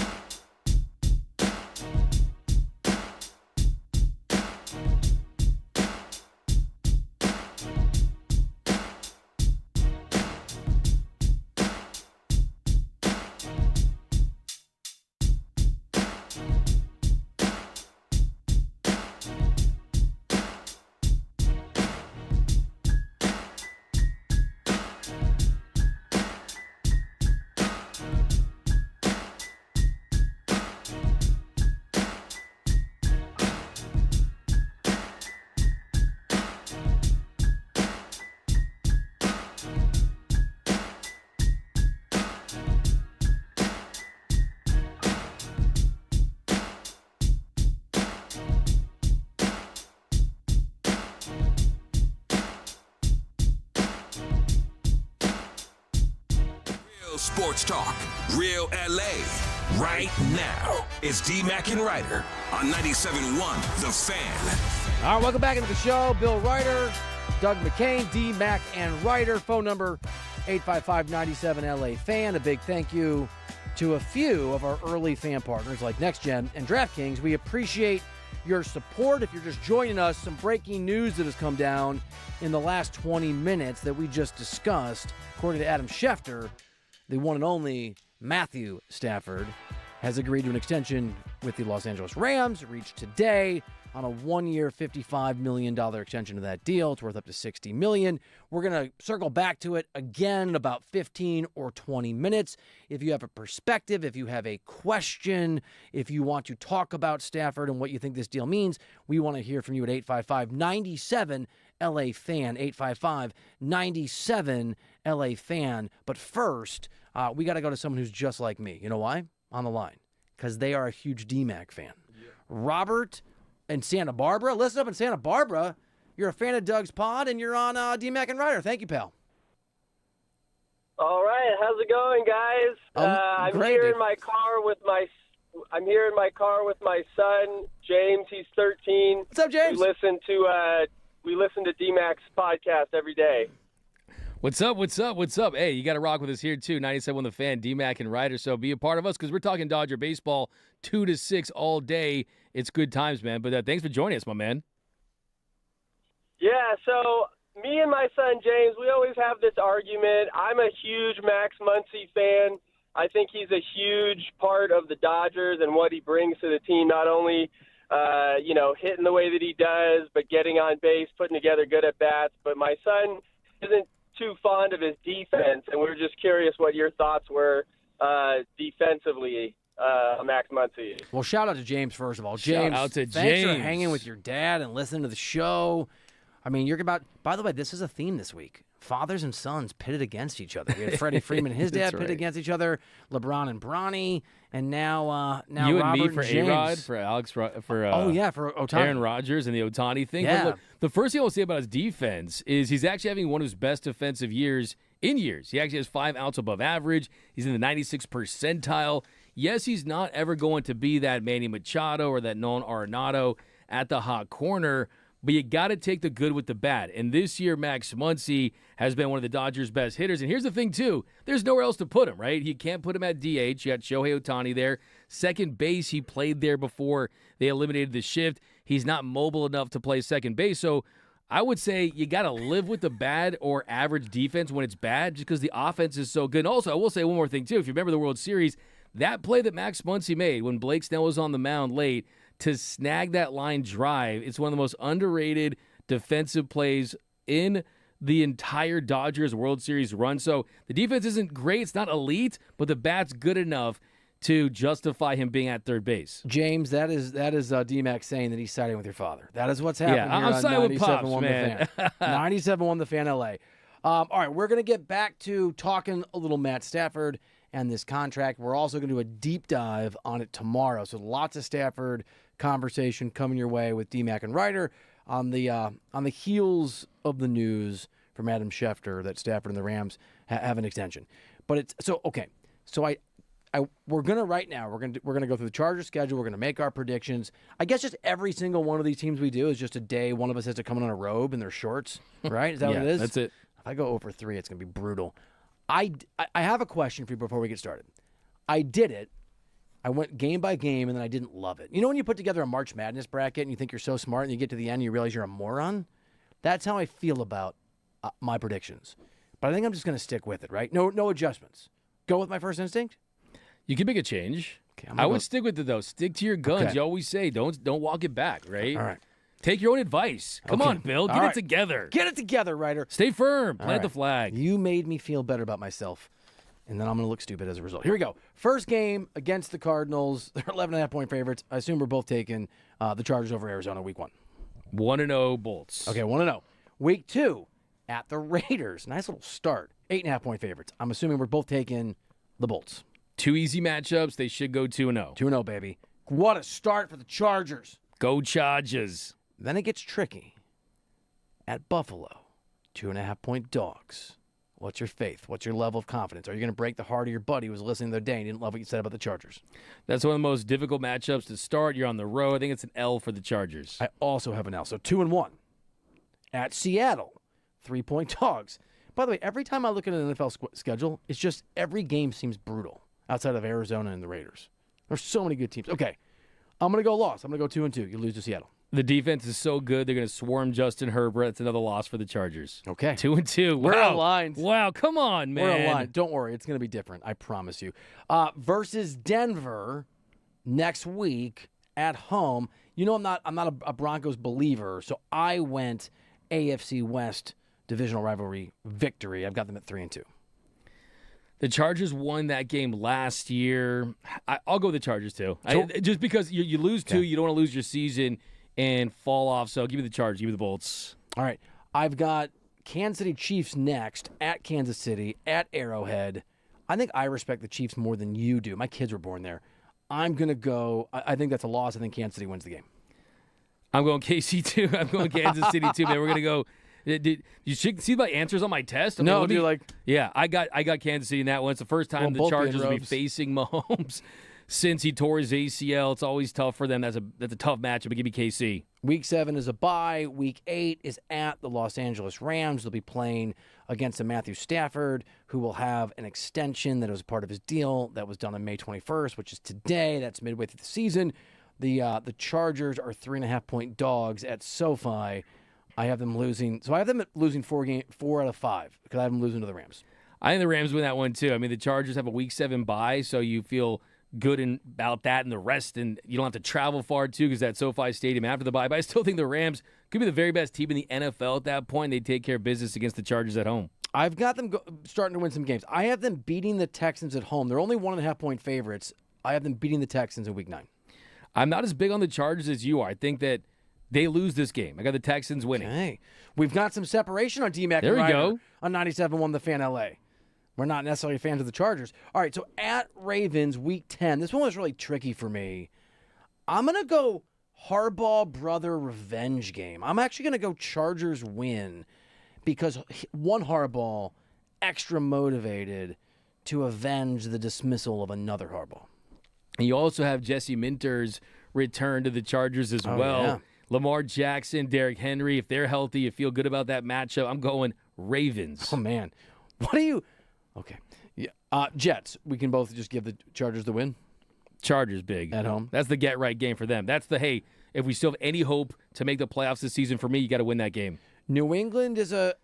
I don't know what the Patriots are going to be coming off the Vrabel-Rossini thing. Maybe it has no impact. Maybe it has a big impact. I've got the Chargers winning. It's a revenge game, right? They beat the Chargers last year. Yep. The Patriots got that win. I think the Chargers win this one. NBC, Sunday night game, 5:20. Give me the Chargers against the Patriots there. We basically have the exact same thing. No, we already have differences. We do have one. We have one difference, right? Okay. That Ravens game. At Tampa Bay, I have as a loss. And I went back and forth on this to 1.5 point. They're actually 1.5-point favorites. I'll go Tampa Bay wins. Tampa Bay will be at home in that game. Chargers are on the road. I don't feel great about it. The Bucs are such a weird team year to year. They're one of the most unpredictable teams, but I think the Chargers, they're going to get that win. I got the Bolts in that one. So we're separated now by a couple games. They're beating the Raiders even in LA. Do you want to believe in Mendoza? He'll be playing at that point for sure. Give me the Chargers in that one. That's a Chargers win on the road. Then you've got the Niners. By the way, I printed this out for Doug. I gave him the sheet of all the games, and I only did 14 games. I was like, what is this? The last time they were playing 14 games was at the 1977 Chargers schedule. I want to be helpful, What's going Doug. on here? You were like, you were sequestered by yourself elsewhere. So do I cut it off here? Do I get to am I allowed to make these last couple of picks? Or is that how you cook this? No, you can make them. Jeez. Week 15 versus the Niners. I had to write this down in my chicken scratch handwriting. D-Mac and Ryder, 97.1 The Fan LA. They're playing the Niners at home, 2.5-point favorites. I have them losing at home to the Niners. I got the 49ers win that one as well. It's going to be a very impactful game. It's going to have a lot of playoff implications potentially, but give me the 49ers in that one. Hate to pick the 49ers, but I think they win that one. At Miami the following week, the Dolphins are going to be one of the abysmal teams in football. I've got what feels like an obvious Chargers win. Do you have a different perspective on this? Miami's trying to get that number one pick. That's a loss. Chargers win.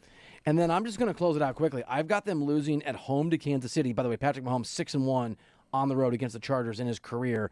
And I've got them losing at Denver to finish, I believe, 9-8, which is not a very good record.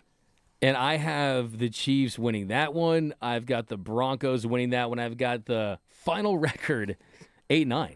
I made under 500. The Chargers, look, here's the thing. If everything works out, and I'll spend a lot of time, I think tomorrow, if you give me some 8-9? I mean, look. I thought I was mean at 9-8. Hey, I thought I was a bad I'm Mr. person. Nice Guy about everything. This is kind of how I see it. We need to see how Mike McDaniel and Justin Herbert and Jim Harbaugh and the rest of this game, we'll see. But, hey. If the Chargers do well, we might have to bolt from the city. We for might a while. have to. There? Hey, I'm saying that just because I secretly, in my heart of hearts, want to see the Chargers perform better for Justin Herbert. I thought you were going to have them win 13 games because you're so positive. Oh, yeah. I call it like I see it. I like it. And we need to see a lot from the Chargers to believe in that team. I tried to go back and give them 2 more wins, and I thought, no, I'm just going to stick with my initial thing. What's up, Bursch? Oh, guys, it brings me no pleasure to report something here. Okay. So, of course, yesterday, you guys did this for the Rams schedule. As we've noted, the Rams and the Chargers play each other Week 8. Okay. Doug, which team are you picking to win that game? Did he take both teams to win? Did I take the Rams? Did I flip-flop on a day? Did I on my Rams thing? No, I thought you took... I thought I took the Rams originally. In both games, right? Did I pick the Chargers to be the Rams in that one? According to my record, you took the Chargers yesterday and the Rams today. We're gonna have to go back and go run to the tape. We're go to the tape. But fine. This could be a Bursch mistake. I'm fine. Does Bursch have to wear a robe tomorrow if he got it wrong? I just know that my Ramley, my Rams, the Ramley. Is that out what you there. call them on the podcast? That's what we call them. Yeah, I do call them that. What's going on, Ramley? They would not be happy with me if I did that. So if I did, then clearly that was AI. Then clearly I think you took the Rams. Yeah, almost positive. Who knows? But people make wrong. mistakes, just like Bill Ryder on his take on Aaron Rodgers. I also thought today was Wednesday and Friday, so maybe I mean like I don't know what's I don't know what side's up and what side's down. Look, the bottom line is I think that they could have a chance to be a much more balanced team, and I think that the sky's always been a limit for Justin Herbert. He's been in bad situations.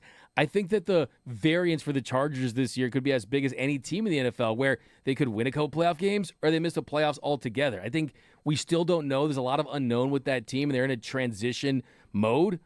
If you're the Chargers, there's things to be excited and optimistic about. But until we actually see them, I'm with you, man. It's tough to say, oh, they're going to win double-digit games, right? We need to see the hypothetical quarterback and the excuses go away for Justin Herbert. He just needs to start winning. I could not agree more.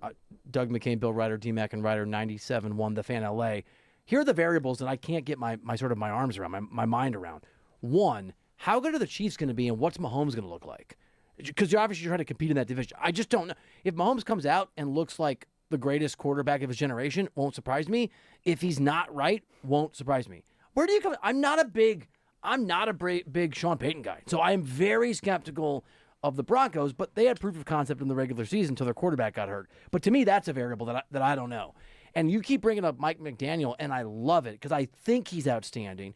I think he got a raw deal in Miami because Tua Tagovailoa, and in fairness to Tua, post those very scary concussion injuries where there was real talk about Tua maybe retiring, he was a different quarterback. There were moments and stretches in a couple seasons ago where the Dolphins at times looked like a really, really good football team. I think Mike McDaniel with Justin Herbert has the potential to unlock Herbert and all that talent. And then lastly, I'm all in on a Harbaugh. You put a Harbaugh on a football team, and I believe it's going to work. And so another year under Jim feels like the potential. There's a lot of reasons why you could see the Chargers just going to a 11-12 win place and having a great run.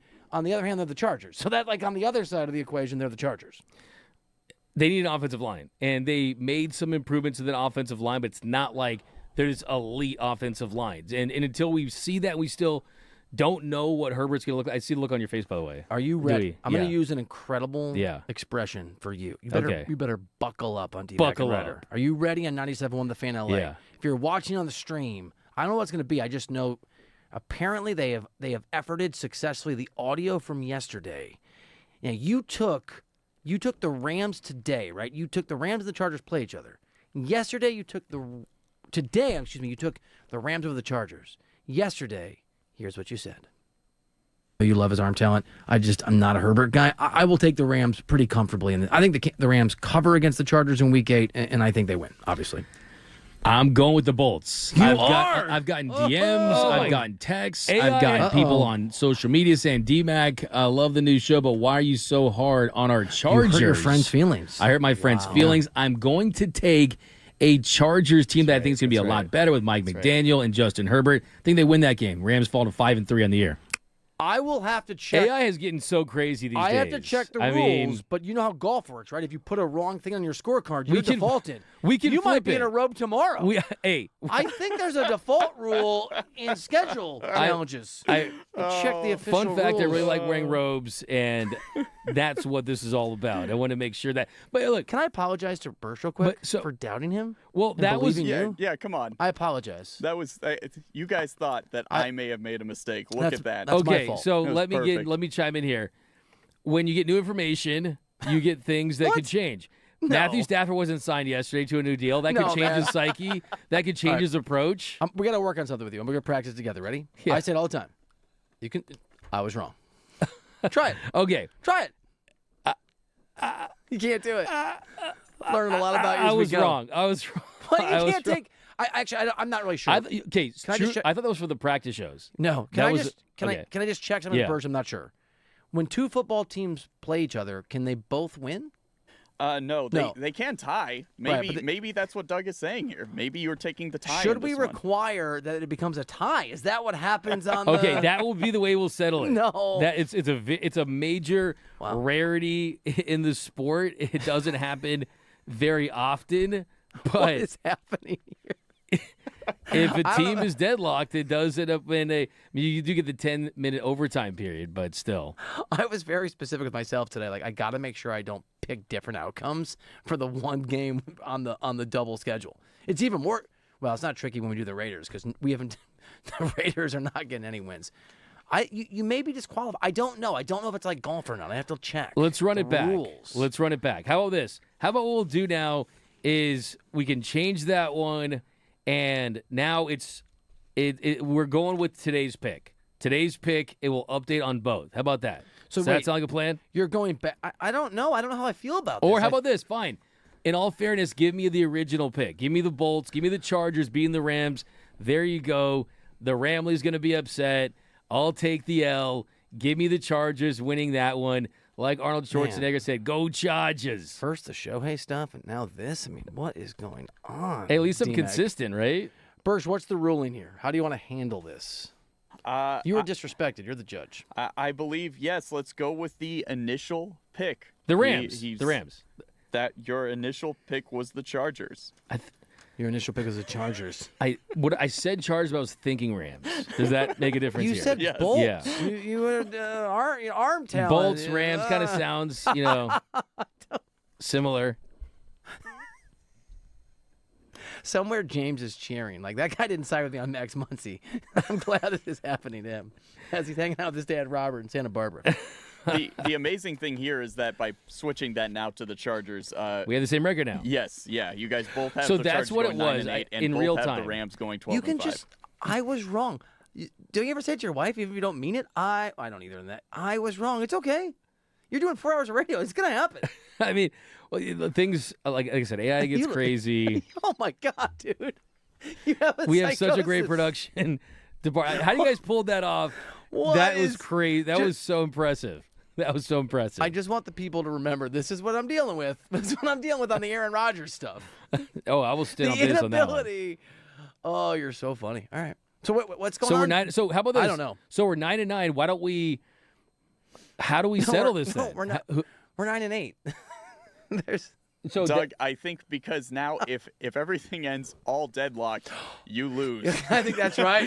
So I think that's what it is now. So I'm 8-9, and then that would move me to 9-8. 9-8, yeah. So we'll do it game by game, but right, there's 2 different games. So if it ties, you lose because you're DQ'd. You're a golf guy. Are you a golf guy? I mean, not really. Okay. I mean, I'm not. I'm more of a golf.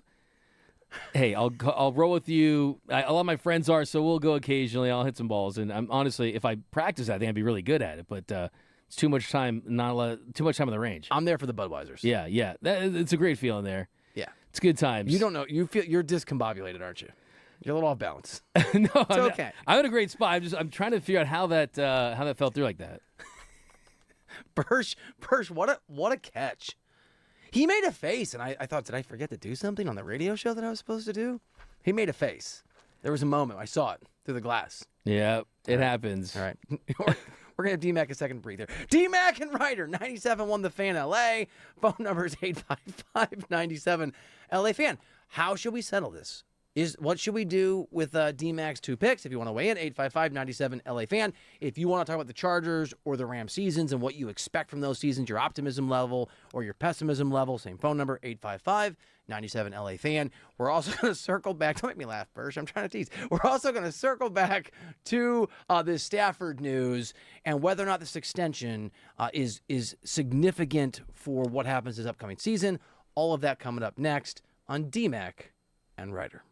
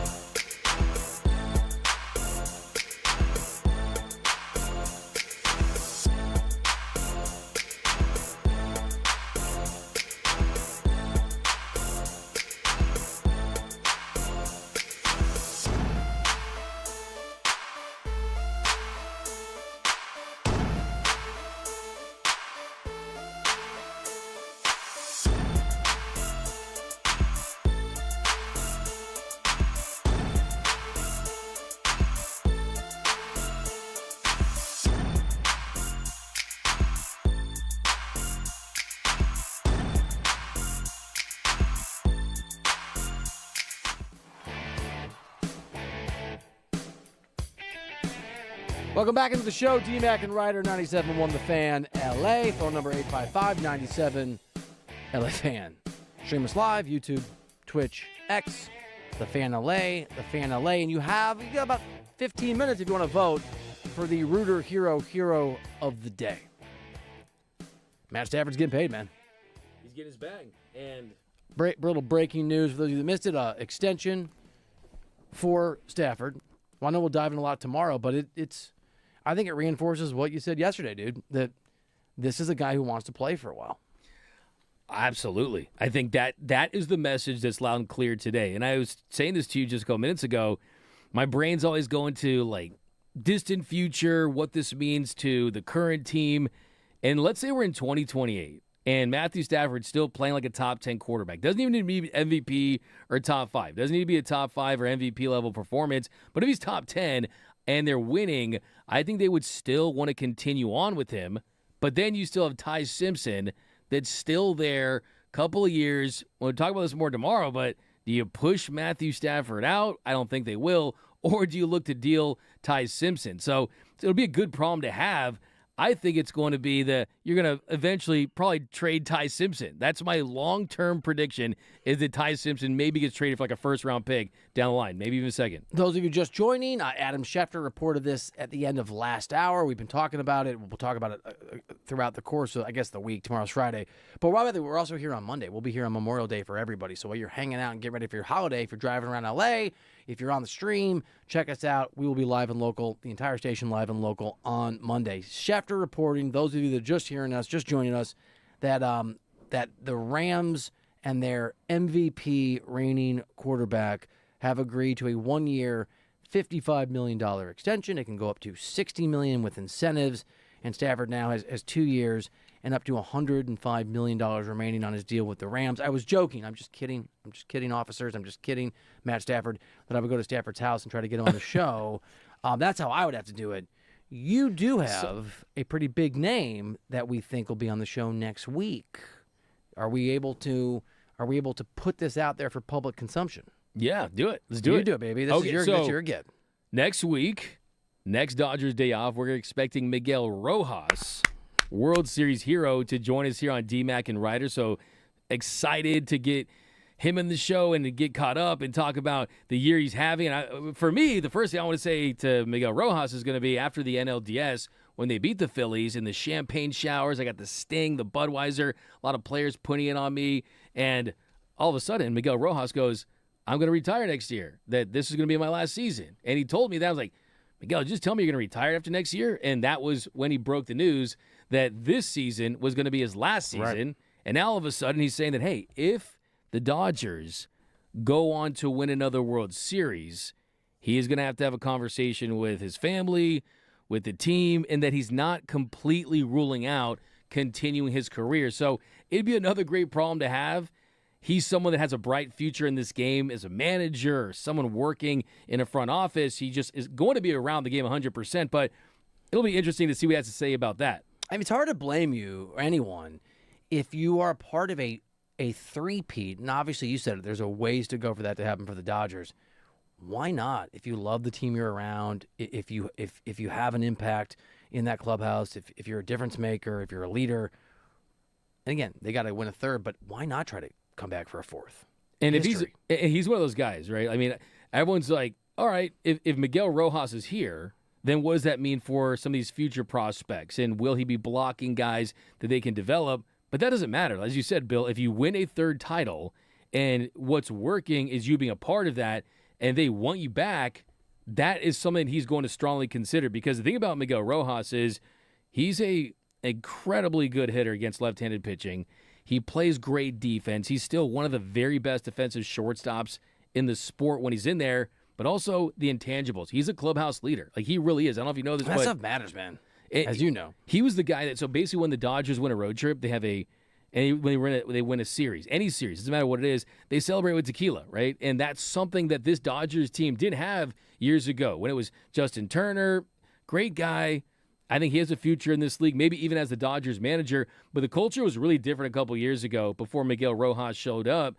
He implemented that, and he's a big reason why some of these younger players and some of these players on the team that if they're struggling, they will go to Miguel Rojas and they'll talk to him. So my point is, a lot of these intangibles that don't show up on his stats are something that I think the Dodgers would be interested, because a young player is not going to have that clout in the clubhouse. D-Mac and Ryder, 97.1 The Fan LA. What is your celebratory drink? Are you going tequila when you celebrate?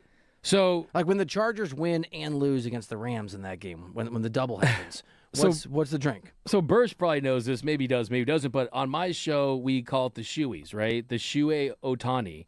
And what I'll do is I'll take off my shoe. I'll get a big 40-ounce of Modelo. I'll pour it into my shoe. That's disgusting. And then I'll drink it, and it'll go all over my clothes and my chest. And if something really exciting happens, I'll do it again. So usually it's that Modelo. When the Dodgers do win titles, I do upgrade that to a nice little champagne.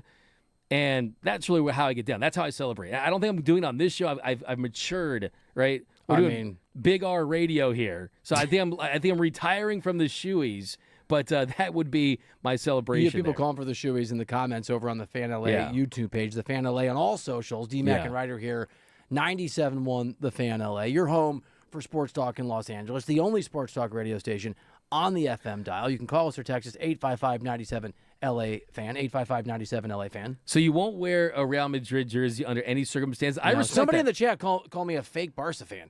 Oh, no. He's a real Barca fan. He's Barca through any and Real through. Madrid fan is just a fake person, so I'm not really worried about their comment. And I'm not. It's fine. It's Throw cool. it at him. It's cool. So you you'll don't hang with Kylian never Mbappe. you'll never do that. I'm not My gonna- wife actually Yeah. loves you. She was pissed about that. I'm not kidding. What? She was like, "How dare that? Like you, she loves you. She's like, you are not wearing a Real Madrid shirt for any reason. She's just like me, and I respect that. It's an emotional weird connection thing, man. I won't go there again. No, you can. I won't suggest it again. I'll tell you when Lori's not listening. But from a bet, would you do a shoey? Would you pour a beer in your shoe and drink it? Yes. You would? I'm gross, dude. Yeah. Okay. All right. We'll do a shoey bet? You'll do a shoey bet. We got to do a shoey bet. I'm going to bring such clean shoes. That's the key. Problem is, my feet are disgusting. Yeah. I have Hobbit feet, man. They're gross. Oh, so do I. Yeah. I, too, am Hobbit as well. Yeah. But, so, yeah, we'll find the right bet. But going back to Miguel Rojas and having him on next week is going to be awesome just because I can't wait to. He has great insight into every single thing about the team. Like, you want to ask him about the Shohei resting So he's thing? going to. You think he might come in? I'm going to try. Are you going to hug him? I mean, you know me. You're a hugger. I'm a hugger. I'm a bro hugger. But Yeah, we'll see. Whatever the case may be, just look, Miguel Rojas, he won a really awesome award last year where every year the media gives an award to the player that is the nicest to the media, essentially. Yeah. Answers all the questions. He's the guy, he wins that every year. Like, the guy could not be So nicer. it's called the Anti-Chris Paul Award. Is that what that is? And Manny Machado, too. D-Mac and Ryder, 97.1 The Fan LA. We are here every weekday, 2 to 6 p.m. We're going to be here on Monday as well. The whole crew will be here. Derek and Decker every morning, 6 a.m. to 10 a.m. Brock and Alex midday in L.A., 10 a.m. to 2 p.m. And we're live and local every night, 6 to 9 p.m. In fact, James Coe is going to be on, who I've known for a while. And he's so nice he didn't bring it up. We don't have to get into it if you don't want to, but my brother and I did a fantasy baseball league with James and a bunch of other people. It was fantasy baseball, football, and basketball simultaneously. And you could trade LeBron for Shohei or whatever the combos were. And the draft would take 2 days. And my brother got mad, and I let him do the draft one year, and he left the draft he burned the draft down in the most pretty aggressive way possible and did a disservice to many people, including James Coe. I did a thing with Adam Rank a while back, and he remembered it, so it's a little awkward. I didn't bring it up. I don't want to bring it up. So you say he burned it down? Yeah. What went into So that? it's a spreadsheet draft where you have to draft in basically March. You draft a baseball team, an NFL team, and an NBA team. And the NFL and the NBA teams are for the following year. And then you can trade within the leagues. There's 14 of us. If you get first place in one of the leagues, you get 14 points, 13, 12, all the way down. You add the points from the 3 different fantasy leagues. My brother got mad for a variety of reasons and drafted, I believe, 17 straight running backs, and nobody noticed. I think it's a 50-person draft, and then just goes, I'm out, and left. So the whole draft was ruined because every running back was taken. So he basically flipped the board game over. He really did. And ran and was a poor sport about it. I mean, there's Okay. some context Yeah. here where I might defend my brother and some of the things that went down, but it was it was tricky. So it was a crash out. It was a straight crash out. It was a crash. I'm like, Bob, those are people I work with. Or I would have, but now I can never work with them ever again. But James is a super nice guy. That's happened to me before. He's doing the show tonight, 6 to 9. I won't say his name, David, but there was a league where he basically got upset about something and he traded all of his best players to someone to beat someone, and that's your example right there. Once that happens, I it's lost like, a fantasy baseball league that way. Yeah. And we kicked the guy out.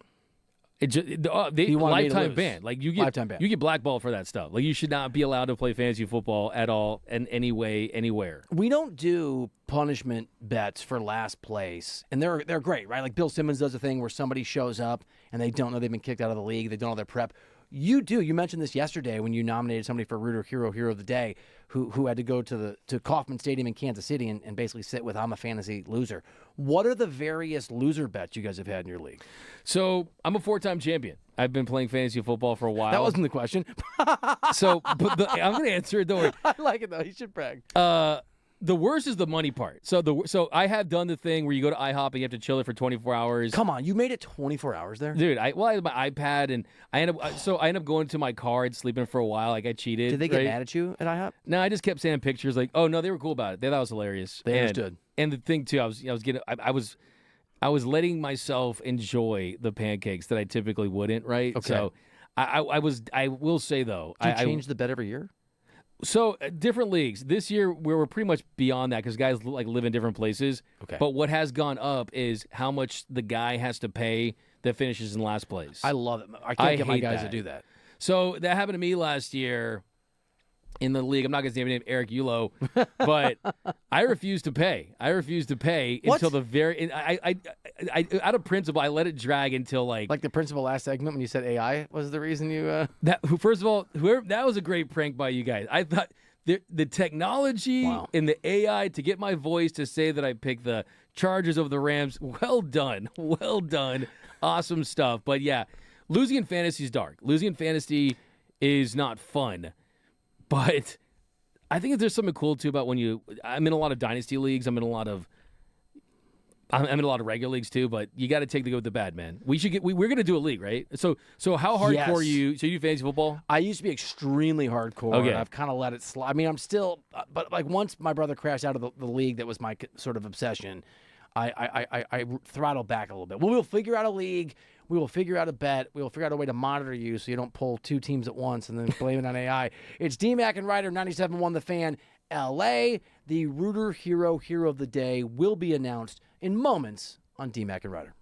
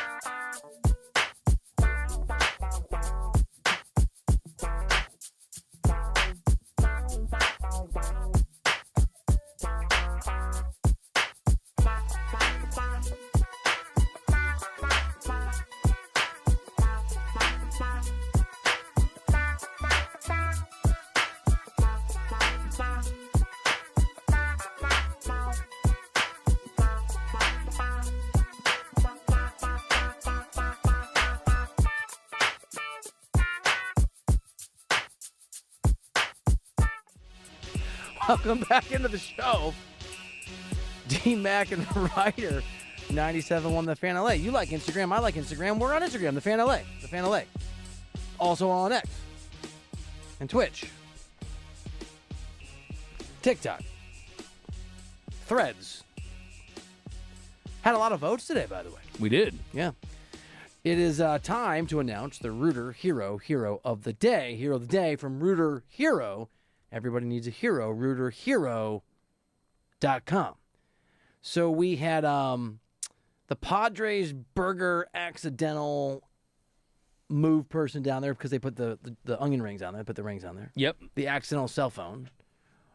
Mr. Moreno is on there. The long failing Angels owner. The Shohei Ohtani guy for his outing yesterday, and Yaron Weitzman, who was a great guest and maybe got no votes. Got very, very few votes. It looks like it's coming in. Is it weird not to be nominated? You're normally nominated. I feel snubbed. Do you? Yeah. I feel like I got to do something to get back on there tomorrow. I think that's my fail. I think that's my fault. Yeah. The awards are being tallied here. I just want to make sure I got this. Birch, do you want to announce this? Do you want to have a shining moment in the sun? Wow. Yes, thank you. I would. What an honor. That's amazing. With an incredible 68% of the vote, your Rooter Hero of the Day is Shohei Ohtani. All right, it's well deserved. Shohei. As if he needs more awards. Let's go.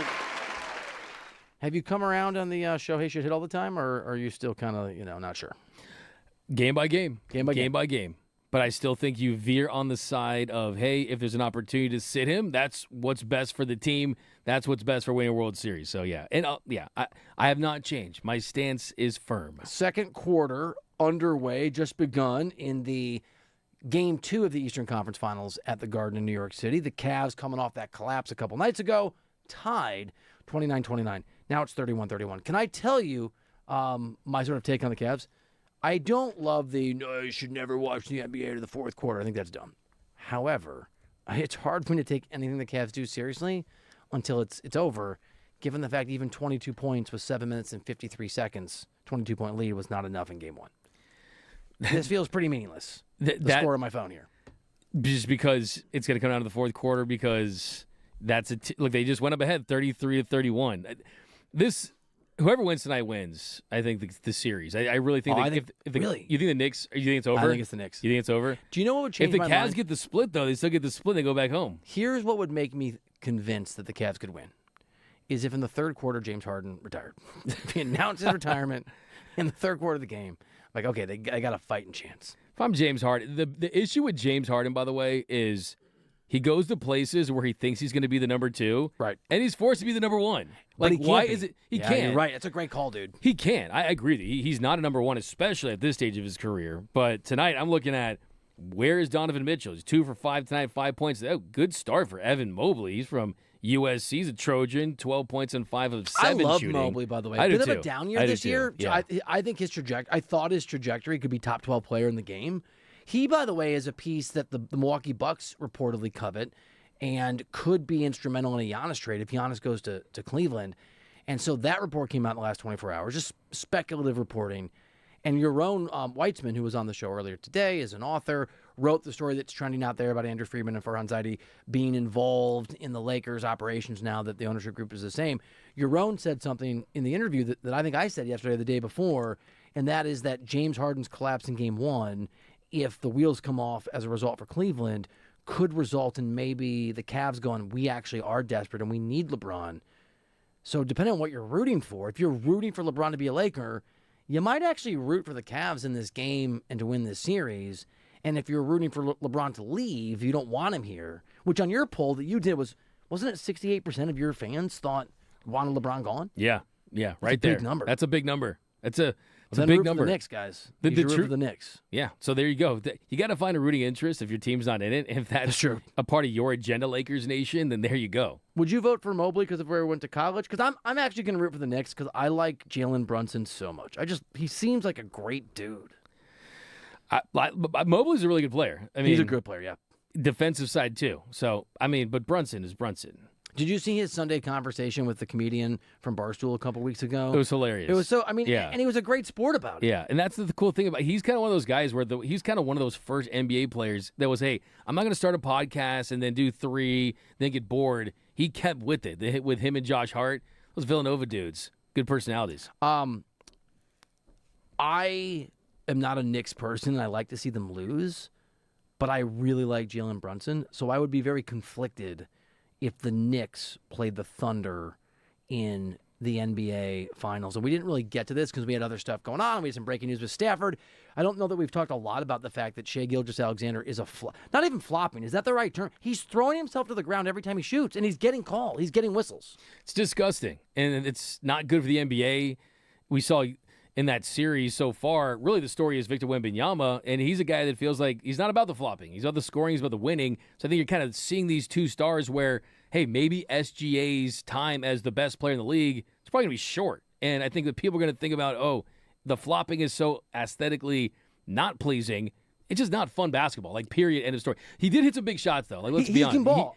That's the thing. Can hoop, he man. doesn't need to do all that stuff. He really doesn't. I think that it's got to be tough because I think the referee, it's the officiating. If you're going to call it, guy's going to do it. So I think if I'm the NBA, you can program his brain or reprogram his brain to say, hey, let me get the mid-range. Let me go try to dunk. That's fair. Yeah. It's a ref problem. It's an NBA problem, not a Shai problem. There was a moment, to your point, that he can hit these shots in game 1. I know they lost in that double overtime thriller where Shai, because they made life hard on him, where Shai got into the paint, and then all of a sudden he's like, oh, dear God, there's Wembanyama, all 7'3", 7'4" of him.